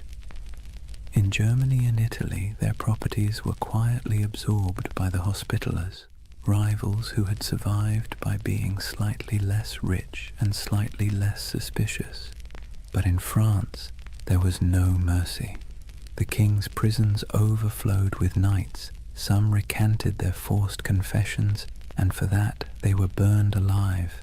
Others were kept in darkness for years, their order formally disbanded by papal decree in 1312. As the walls closed in, Jacques de Molay remained calm. His life, by then, had been one long act of faith. He had fought in Outremer, negotiated with kings, and seen the fall of Acre. He knew what it was to lose everything. But this betrayal, this twisting of faith into a weapon, was something colder. He endured years of imprisonment, interrogation, and humiliation before being brought once more into public view. On March 18th, 1314, the king staged one final spectacle. Molay and 3 senior Templars were led onto a platform erected on the Ile de la Cité, a small island in the Seine, directly across from the royal palace. The crowd gathered in silence, expecting confessions and repentance. But instead the old man, gaunt, weary, his hair turned white in prison, stood tall and spoke words that would echo for centuries. He retracted every confession, declared the order innocent, condemned the lies, the cruelty, the injustice. The crowd gasped. The executioners hesitated. Even Philip's officials seemed unsure what to do. But the king, unmoved, ordered the fires lit immediately, and as the flames climbed, witnesses said Jacques de Molay did not scream. He stood, unmoving, until the smoke swallowed him. According to legend, with his final breath, he called down a curse, summoning the Pope and the King to meet him before God within a year. It sounds like myth, but here's the strange part. Both men did die within 12 months. Philip collapsed suddenly during a hunting trip. Clement succumbed to illness not long after. Their bodies, it was said, refused to rest peacefully. One burned, one desecrated by lightning. History, for once, indulged in poetic justice, and so ended the Knights Templar, at least on paper. Their castles were seized, their treasure vanished, their order dissolved, but their legend, that refused to die. Whispers began immediately, of ships slipping away from La Rochelle under cover of night, carrying gold, relics, and sacred texts, of surviving knights who fled north to Scotland or vanished into the Alps, of secret brotherhoods, the Freemasons, the Rosicrucians, who claimed descent from the last guardians of the temple. It's hard to tell where history ends and myth begins. Maybe they're the same thing now, a story too powerful to stay buried. The fires of Paris went out, the ashes scattered. But in the imagination of every generation since, the Templars never stopped riding. Their red crosses still gleam faintly in the dark corners of our collective memory, where faith and conspiracy meet like two mirrors reflecting forever. Chapter 4. The Fall, the Curse, and the Immortal Legend. Take a deep breath and picture it again. Paris, 1314. The sun setting behind the grey spires, the river glinting like a blade, the crowd dispersing after the execution, their murmurs fading into the wind. For a moment, the city feels hollow. The flames have gone out, the smoke has thinned, and all that remains of the Knights Templar is the faint scent of burning oak and the whisper of rumour. It should have ended there, but history, like fire, has a way of smouldering long after the last spark dies. They say Jacques de Molay's final words were a curse. He called out from the pyre, summoning Pope Clement and King Philip to appear before the judgment of God within a year. The legend says his voice did not tremble. It carried through the crowd, past the walls of Paris, past the gilded windows of the royal palace, carried by the smoke as if heaven itself were listening. And then, as the flames consumed him, something strange happened. The air shifted. The crowd fell silent. Even the guards who had lit the pyre looked uneasy, like men who had just seen something they shouldn't have. You can almost hear the echo, soft, defiant, and final. Within 1 year you will answer before God. It's the kind of line that sounds too neat to be true. And yet, history, either by coincidence or poetic design, obliged. Within a month, the Pope fell ill. Clement V's body gave out after years of stress, guilt, and compromise. His corpse was placed in a monastery awaiting burial, but as if on cue, the monastery caught fire. The flames consumed the chamber, and the papal body, already lifeless, was said to have sat upright in the coffin, engulfed in flames, as though the curse had come to collect. Not long after, King Philip went hunting in the forest of Fontainebleau. A strong, healthy man, still in his 40s, he rode out in the crisp autumn air and never returned alive. Accounts differ. Some say he fell from his horse, struck his head, and lingered for days in agony. Others say he was seized by a sudden paralysis. Either way, the most powerful man in Europe died slowly, staring into nothing, as if haunted by something he couldn't see, and with their deaths, the curse of the Templars was born. It was a simple story. 2 men destroyed by the vengeance of a martyred knight, but it grew quickly. People whispered that France itself was doomed, that Philip's descendants, the Capetian line, would die out within generations, and, strangely enough, that too came true. Within less than 2 decades, all 3 of Philip's sons, each having worn the crown, were dead without heirs. The dynasty that had ruled France for centuries was snuffed out like a candle in a storm.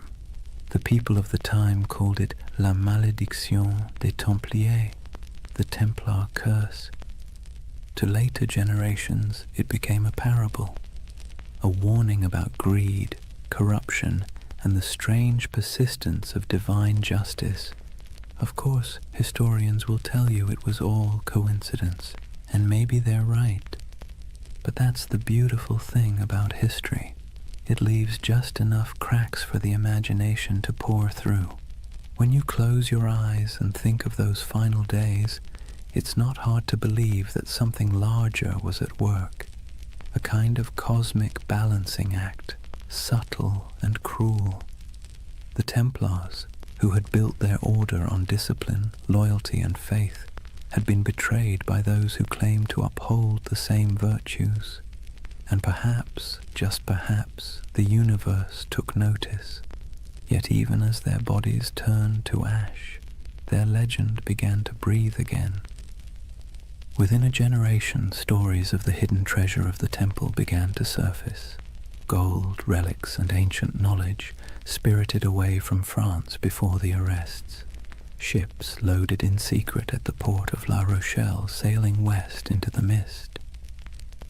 Some claimed they vanished into Scotland, others into Portugal, and some said they crossed the ocean itself, centuries before Columbus, to lands unknown. The myth of the lost Templar fleet became the fuel for countless tales.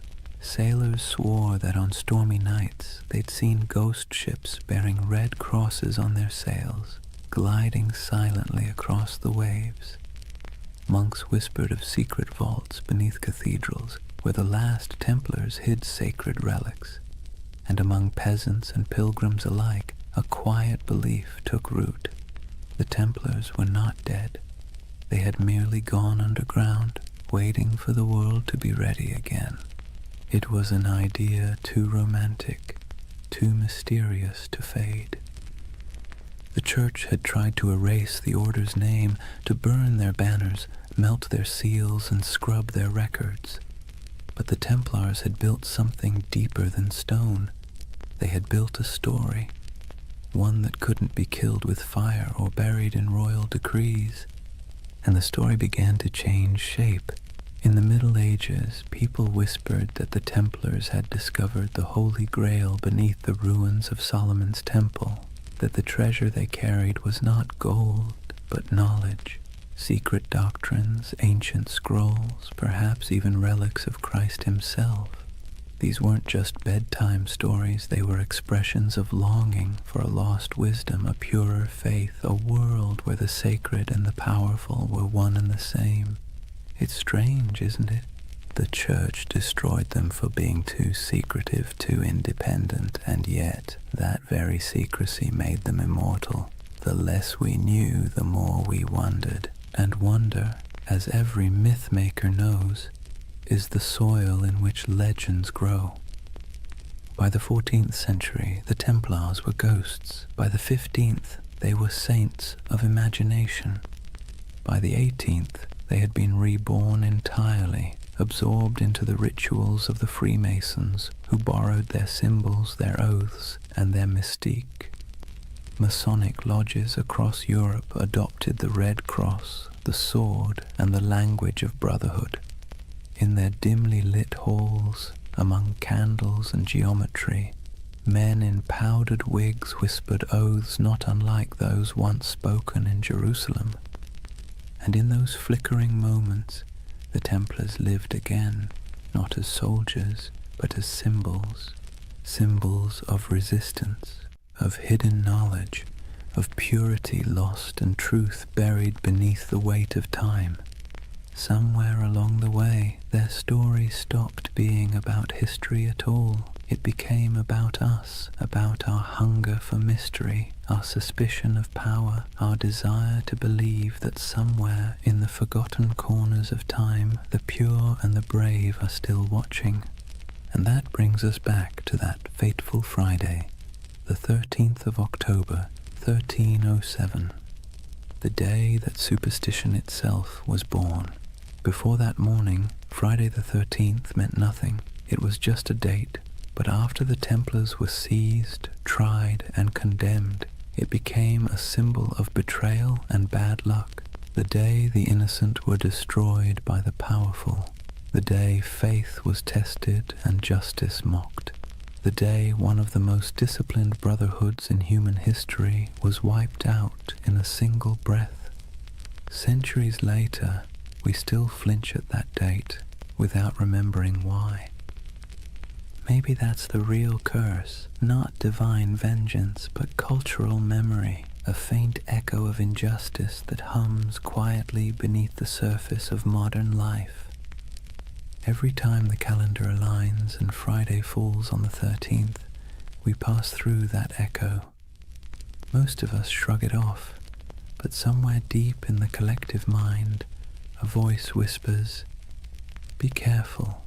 It's the whisper of a fire crackling on an island in the Seine.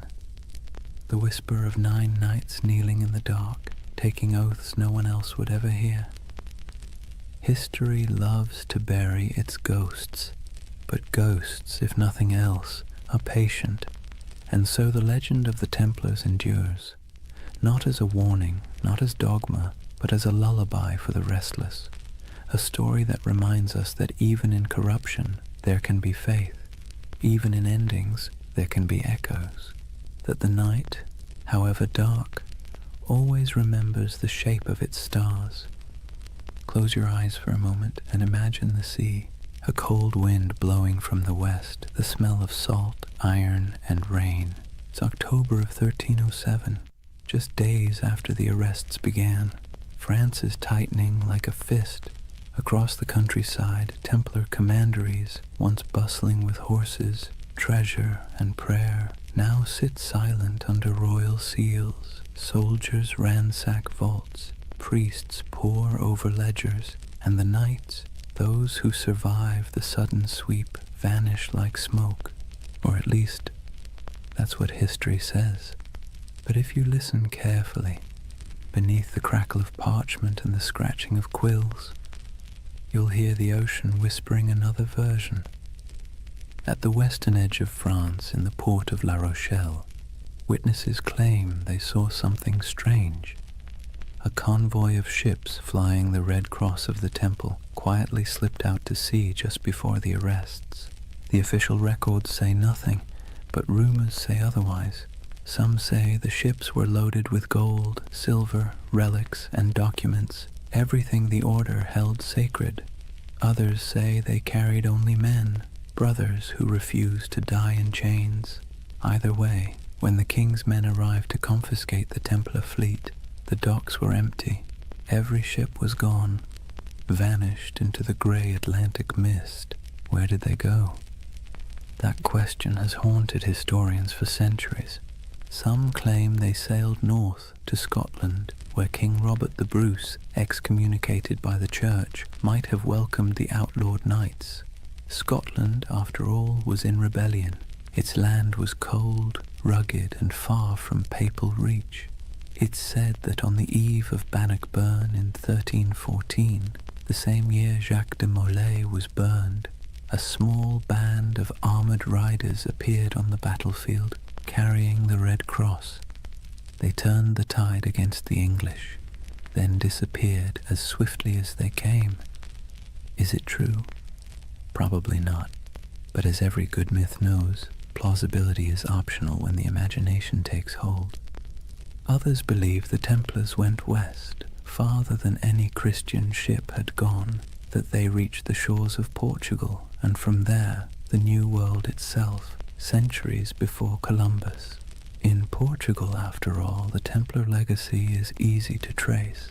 King Denis, who admired the order's discipline and skill, quietly rebranded them as a new brotherhood, the Order of Christ. Same men, same property, same goals, different name. Under that new banner, they built fortresses, trained explorers, and financed voyages.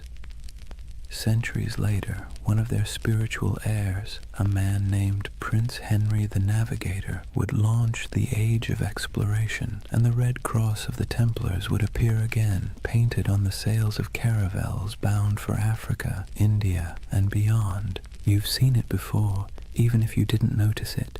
The ships of Columbus, the sails of Vasco da Gama, the Red Cross fluttering against the wind. A silent inheritance, passed from the knights who once guarded pilgrims to the sailors who remapped the world. And so, some say, the Templars never truly vanished. They evolved. They traded swords for sextants and Jerusalem for the horizon. But there's another theory, quieter, stranger, almost tender in its melancholy, that many of the surviving Templars simply went home. Imagine them. Men in their 40s or 50s, scarred from years of crusade, watching everything they believed in collapse. Some fled across borders, shaving their beards, burning their mantles, blending back into ordinary life. A few became monks in other orders. A few became mercenaries fighting in wars for causes that meant less to them than the discipline itself. And some perhaps wandered until they disappeared entirely. It's easy to picture one, an old knight on a country road in Burgundy, walking beside a thin horse, whispering the prayers he'd once spoken in Latin under vaulted stone. The world had moved on, but his habits hadn't. He still woke before dawn. He still ate in silence. He still believed that somewhere, somehow, the temple would rise again. History doesn't record their names, but you can almost feel their absence, like a missing note in a song. Meanwhile, in the cities, the myth began to grow. People whispered that the knights had gone underground, forming secret brotherhoods that passed their wisdom down through generations. Some pointed to the Freemasons, whose ceremonies echoed Templar oaths of loyalty and secrecy. Others to the Rosicrucians, the mystics of the Renaissance who claimed to guard ancient knowledge.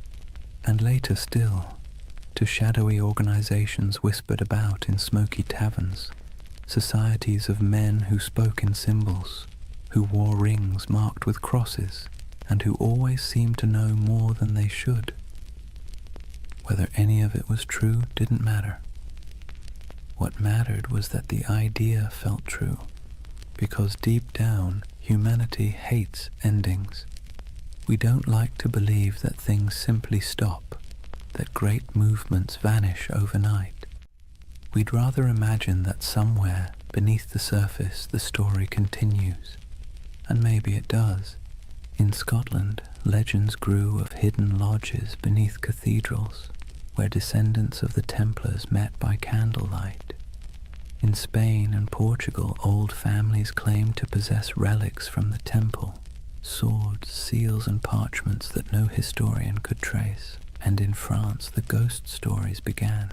Peasants said that on stormy nights they saw riders in white cloaks galloping through the woods near old commanderies, their torches flickering like stars. No hoofbeats, no voices, just the wind, the rain, and the sound of metal brushing against metal. The church called it superstition, but the peasants knew better. They said it was the Templars, still keeping watch. Centuries later, during the French Revolution, when mobs looted churches and burned archives, strange things were found. Stone carvings of Templar crosses hidden behind altars, letters sealed with wax bearing the order's symbol, and cryptic diagrams suggesting that not everything had been destroyed. Even Napoleon, the great skeptic, was rumored to have been fascinated by them. When he invaded Egypt in 1798, he brought with him not just soldiers, but scholars, engineers, and, oddly enough, men obsessed with the Templar myth.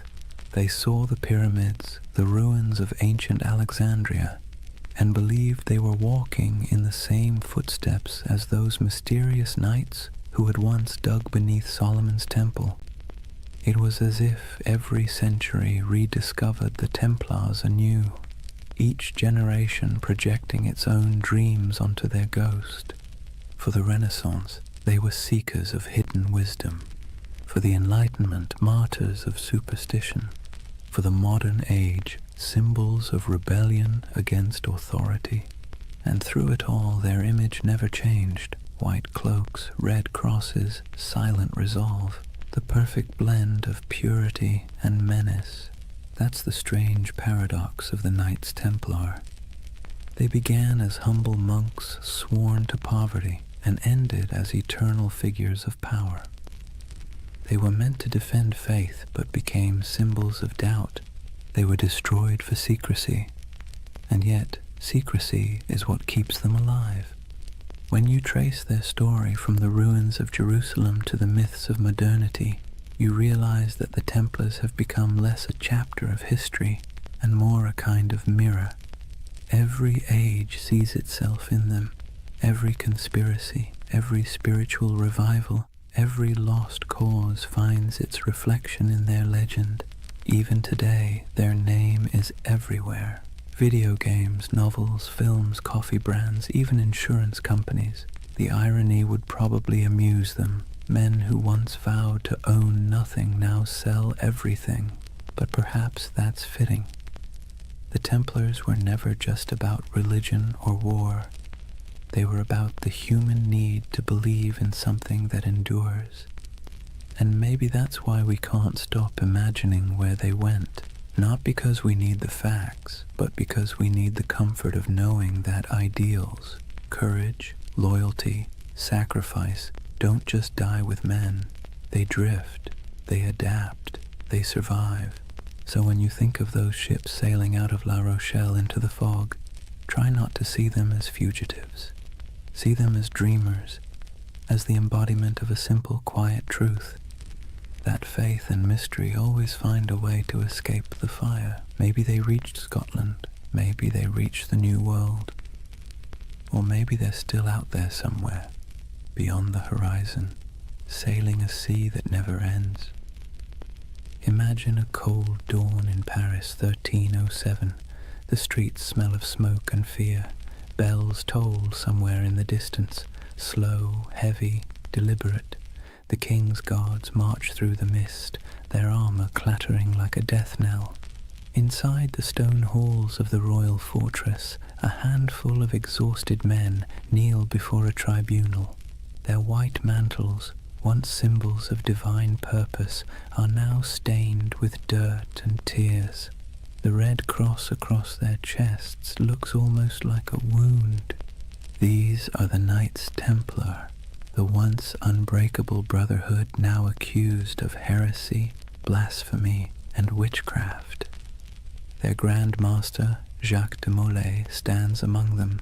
His face is gaunt, his hands tremble, but not from fear, from disbelief.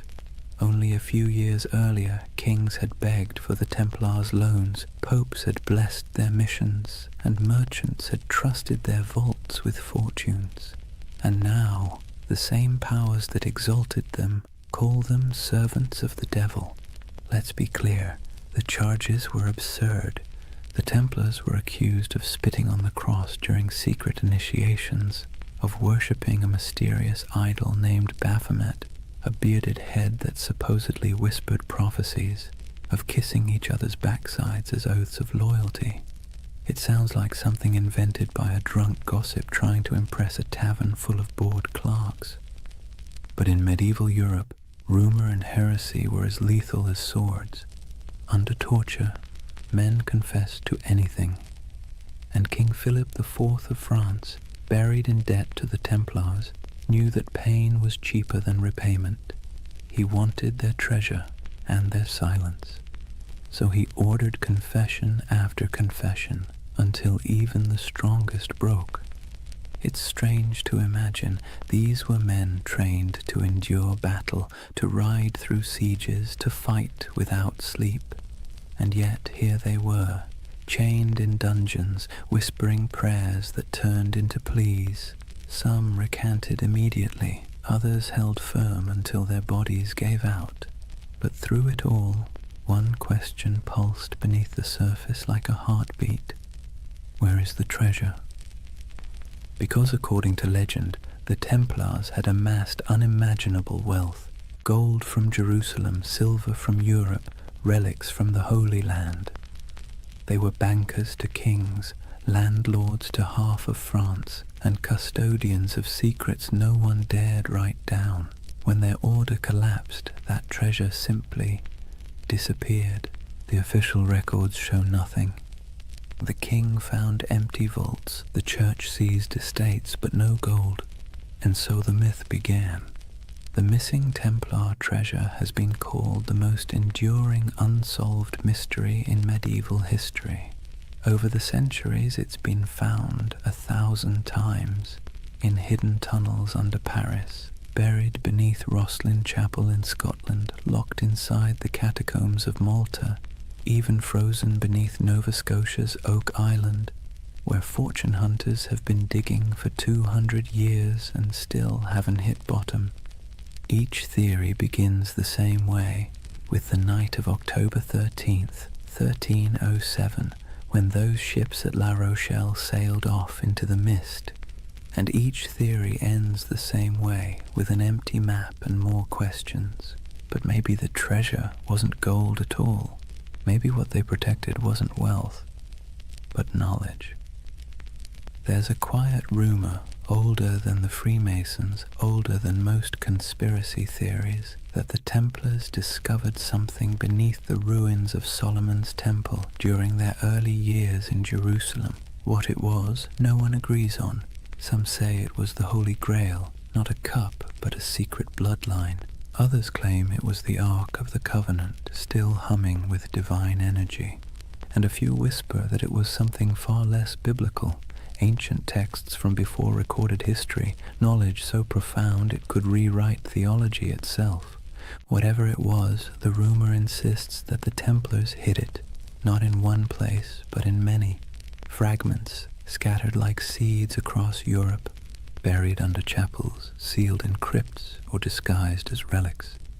You can almost imagine it. Stone corridors lit by flickering torches, brothers moving in silence, passing relics wrapped in linen. No words spoken, no records written, only vows that what was found in the Holy Land must never be lost again. It's beautiful, isn't it? The idea that knowledge can be smuggled through time, that truth, like treasure, can survive corruption, fire, and forgetfulness. But let's pause, because the historian's mind has a way of ruining poetry. The truth is, most of what the Templars had was painfully ordinary. Farms, mills, vineyards, warehouses. Their treasure was bookkeeping. Still, the legend persists, because it speaks to something deeper, a yearning for meaning behind mystery. We want to believe that somewhere beneath the dust, something sacred still waits to be uncovered, and maybe, in a way, it does. Because even stripped of myth, the story of the Templar trials is a perfect reflection of how power consumes its own creation. King Philip's campaign wasn't just about greed, it was about fear, the kind that festers when kings realize faith answers to no one.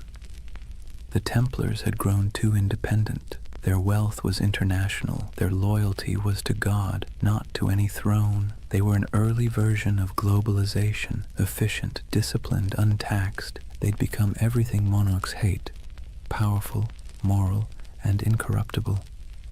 And so Philip did what tyrants always do when faced with something they can't control. He called it evil. By 1310, the trials had become theater. Dozens of knights were paraded through Paris to confess and repent before crowds. Some, desperate for mercy, repeated the false confessions they'd made under torture. Others refused, and for that they were burned. The flames were said to burn clean. No black smoke, only white. People whispered it was the Holy Spirit taking their souls. Others said it was the wind carrying away the last truth the church dared not hear. But one man's death would outlive them all, Jacques de Molay, the Grand Master. In 1314, after 7 years of imprisonment, he was led to a small island on the Seine. The executioner tied him to the stake as the king's men watched. When asked for a final confession, de Molay refused. He looked at the crowd and spoke instead to the heavens. He declared that both the king and the pope, Philip and Clement, would soon answer before God for what they had done. It was less a curse than a statement of cosmic bookkeeping, but it landed like a thunderclap. Within a year, both men were dead, and so legend turned to prophecy. The curse of Jacques de Molay was born. In taverns, people whispered that the Templars had struck back from beyond the grave, that the king's line was doomed, and when Philip's dynasty collapsed within a few generations, the myth grew stronger. History remembers it as coincidence, but myth doesn't care for coincidence. It prefers poetry, and in that poetry, the Templars became immortal. Their treasure, whatever it was, became eternal. Their curse became their revenge. You can see echoes of it everywhere, in novels about secret codes and grail quests, in stories of lost bloodlines and hidden orders, in the fascination that still surrounds their name. Because deep down, the story of the Templars isn't just about power or faith. It's about loss. The loss of certainty, of purity, of something once believed to be incorruptible. And perhaps that's why it still hums beneath our collective imagination, because when we stare into history long enough, we start to see ourselves. The way faith becomes ambition, ambition becomes greed, and greed becomes legend. So maybe the real Templar treasure isn't buried in stone or sealed in vaults. Maybe it's the myth itself, the part of human nature that refuses to stop believing, even when reason tells it to.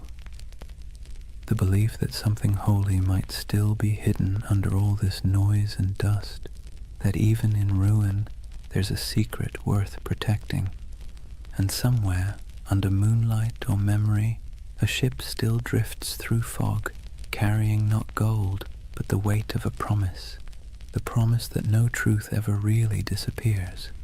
It just waits to be rediscovered. Picture this, the flames dying down on that island in the Seine, the crowd dispersing into the night, their faces glowing with the reflected orange of what they'd just witnessed. And above it all, the black smoke curling toward the spires of Paris, drifting into legend.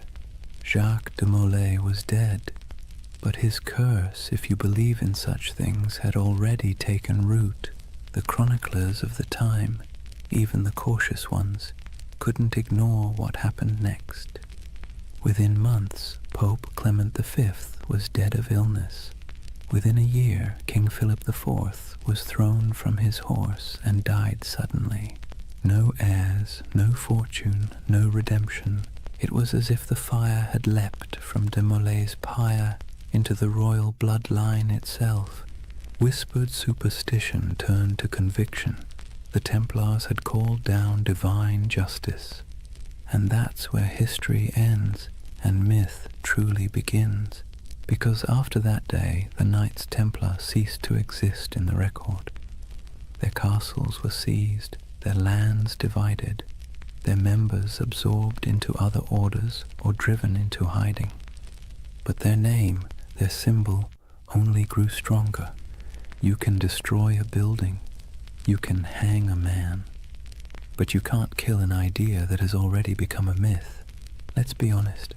The world loves a good mystery wrapped in moral ambiguity. The Templars were the perfect storm, part saint, part sinner, disciplined yet secretive, blessed yet cursed. And so, century after century, their shadow kept resurfacing in new disguises. In medieval Germany, people whispered that the Templars had gone underground, literally tunneling beneath mountains to guard their hidden treasure. In Scotland, they were said to have joined Robert the Bruce at the Battle of Bannockburn, their white mantles glowing like ghosts as they charged across the misty fields. In Portugal, they supposedly rebranded as the Order of Christ, quietly sailing under new banners as Europe's age of exploration began.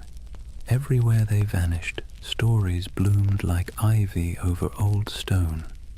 By the Renaissance, artists painted them into allegories. By the Enlightenment, philosophers invoked them as symbols of reason suppressed by superstition. By the 18th century, they'd re-emerged again, this time whispered to be the ancestors of the Freemasons, the supposed keepers of ancient wisdom and architects of secret societies that shaped revolutions and empires alike. No proof, of course. But when has lack of proof ever stopped a good story? And then came the 19th century, a perfect breeding ground for myth. Romantics were obsessed with lost causes, fallen knights, and tragic purity. The Templars became literary gold. Poets wrote of their courage, novelists embroidered their rituals, and painters gave them halos of melancholy light. They became a mirror for every generation's anxieties. The pure few against the corrupt many, the dream of spiritual order in a chaotic world. And that's the secret ingredient to their immortality. Each age reshapes them to fit its own fears and fantasies. For the Victorians, they were noble martyrs. For the mystics, guardians of sacred geometry and alchemical truth. For the modern internet, they're either ancient aliens or early bankers. The spectrum runs from the sublime to the ridiculous, and somehow the Knights Templar fit perfectly into both. But why? Why them and not some other crusading order lost to time? Maybe it's because they sit right on the fault line between faith and doubt. They were monks with swords, believers who killed, poor men who became rich, holy men who served kings. Their contradictions make them endlessly recyclable, adaptable to whatever mystery you want them to represent. And let's be clear, people love contradictions. They feel human, they feel possible. The Templars are not gods or demons. They're a reflection of how ambition twists faith, how purity curdles into power, and how power always inevitably invites its own destruction. It's almost poetic that they were accused of worshipping a severed head, because in a way, that's what their legend became, a body without a leader, kept alive by imagination, headless but somehow still breathing. Let's drift for a moment to one of those places still whispered about, Rosslyn Chapel, Scotland. Built in the 1400s, long after the Templars' supposed end, it's a riot of stone carvings, angels, vines, strange geometric knots, and figures that seem oddly ancient. In the quiet of that chapel, with dust in the sunlight and the faint echo of distant hymns, you can almost believe the stories, that beneath its floor lies a vault, and in that vault lies a secret, one so profound it could change everything we know about history.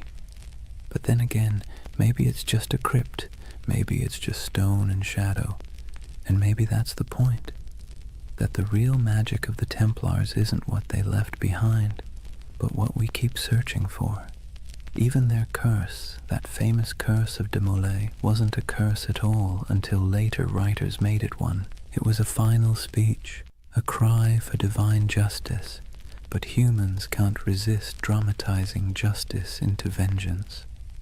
We want the universe to mean something, to balance the scales, so we turn dying words into cosmic verdicts, and over time, that became the mythology we know today. Friday the 13th, the day of the arrests, turned into a symbol of bad luck. Their crosses became icons of mystery. Their disappearance became proof of survival.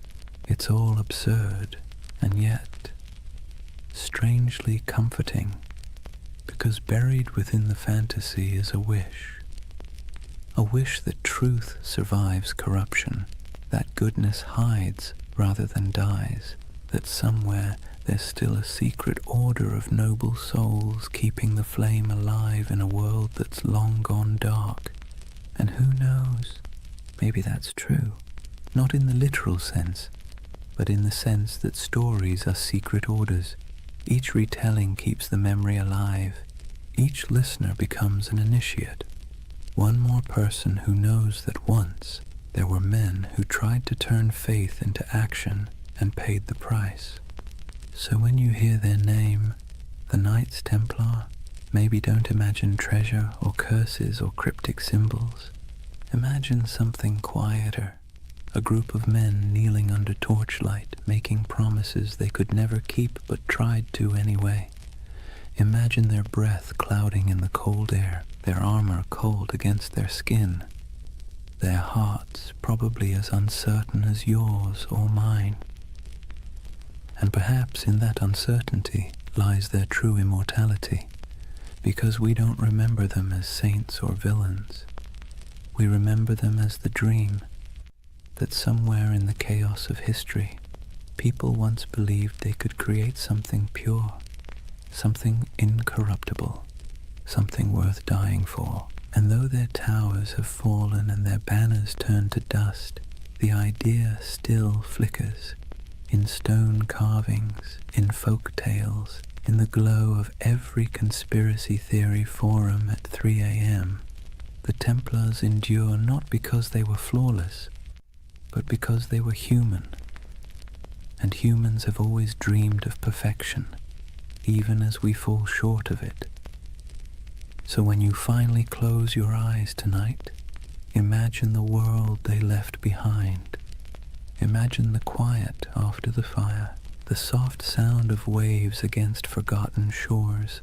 Somewhere a candle burns low, somewhere an oath is whispered again, and somewhere in the deep rhythm of history the order still rides, not in armor but in memory, because the truth is, nothing truly holy ever dies. It simply changes shape and waits to be remembered. So now we reach the end, or rather, the echo. The story of the Knights Templar doesn't really end. It simply fades like candlelight in a long corridor, stretching further and further into shadow. If you've stayed with me through this entire journey, through crusades and curses, through deserts and dungeons, take a moment to notice the quiet. The world they built and the world they lost are both long gone, but the silence they left behind still hums with meaning. Imagine it, Europe asleep under frost, old cathedrals creaking with age, the moonlight brushing against statues of long-forgotten knights. In that stillness, you can almost hear them, the faint clink of armor, the whisper of prayer, the soft murmur of devotion and doubt braided together. Because that's what the Templars really were.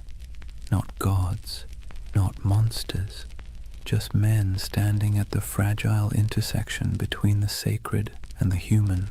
They tried to build heaven with earthly tools, swords, stone, oaths, and hope. And like everyone who's ever reached too high, they fell. But falling doesn't mean failure. It just means the dream became too heavy for the age that held it. History loves to paint the Templars as symbols of greed, of purity, of secrets, of sin. But perhaps they were simply mirrors, reflecting what every civilization fears most. That no matter how powerful we become, or how righteous we think we are, time will eventually unmake us, fold us back into silence. And yet, the beauty is that silence isn't nothing. It's the space where memory lives, it's where myths breathe, and it's where you, right now, can find peace. As you drift, think of how strange it is that the same stones that witnessed their vows now lie beneath traffic, beneath cities, beneath centuries of dust. But if you look closely, the pattern is still there, in church floor tiles, in the geometry of modern skylines, in the lingering idea that faith, when coupled with discipline, can move empires. Every age finds its Templars, not in armor, but in conviction, not guarding pilgrims, but guarding truth, or art, or compassion, or whatever fragile thing seems worth defending in their time. Maybe you've been one of them without realizing it, someone trying to build something pure in a world that doesn't always reward purity. So tonight, as the story fades, let the noise of history recede behind you. The clash of swords, the whispers of betrayal, the long sermons and louder silences. Let them dissolve into the steady rhythm of your breath, because this is what remains when the myths fall quiet. A reminder that even the grandest empires, the greatest orders, and the most secret brotherhoods eventually return to stillness.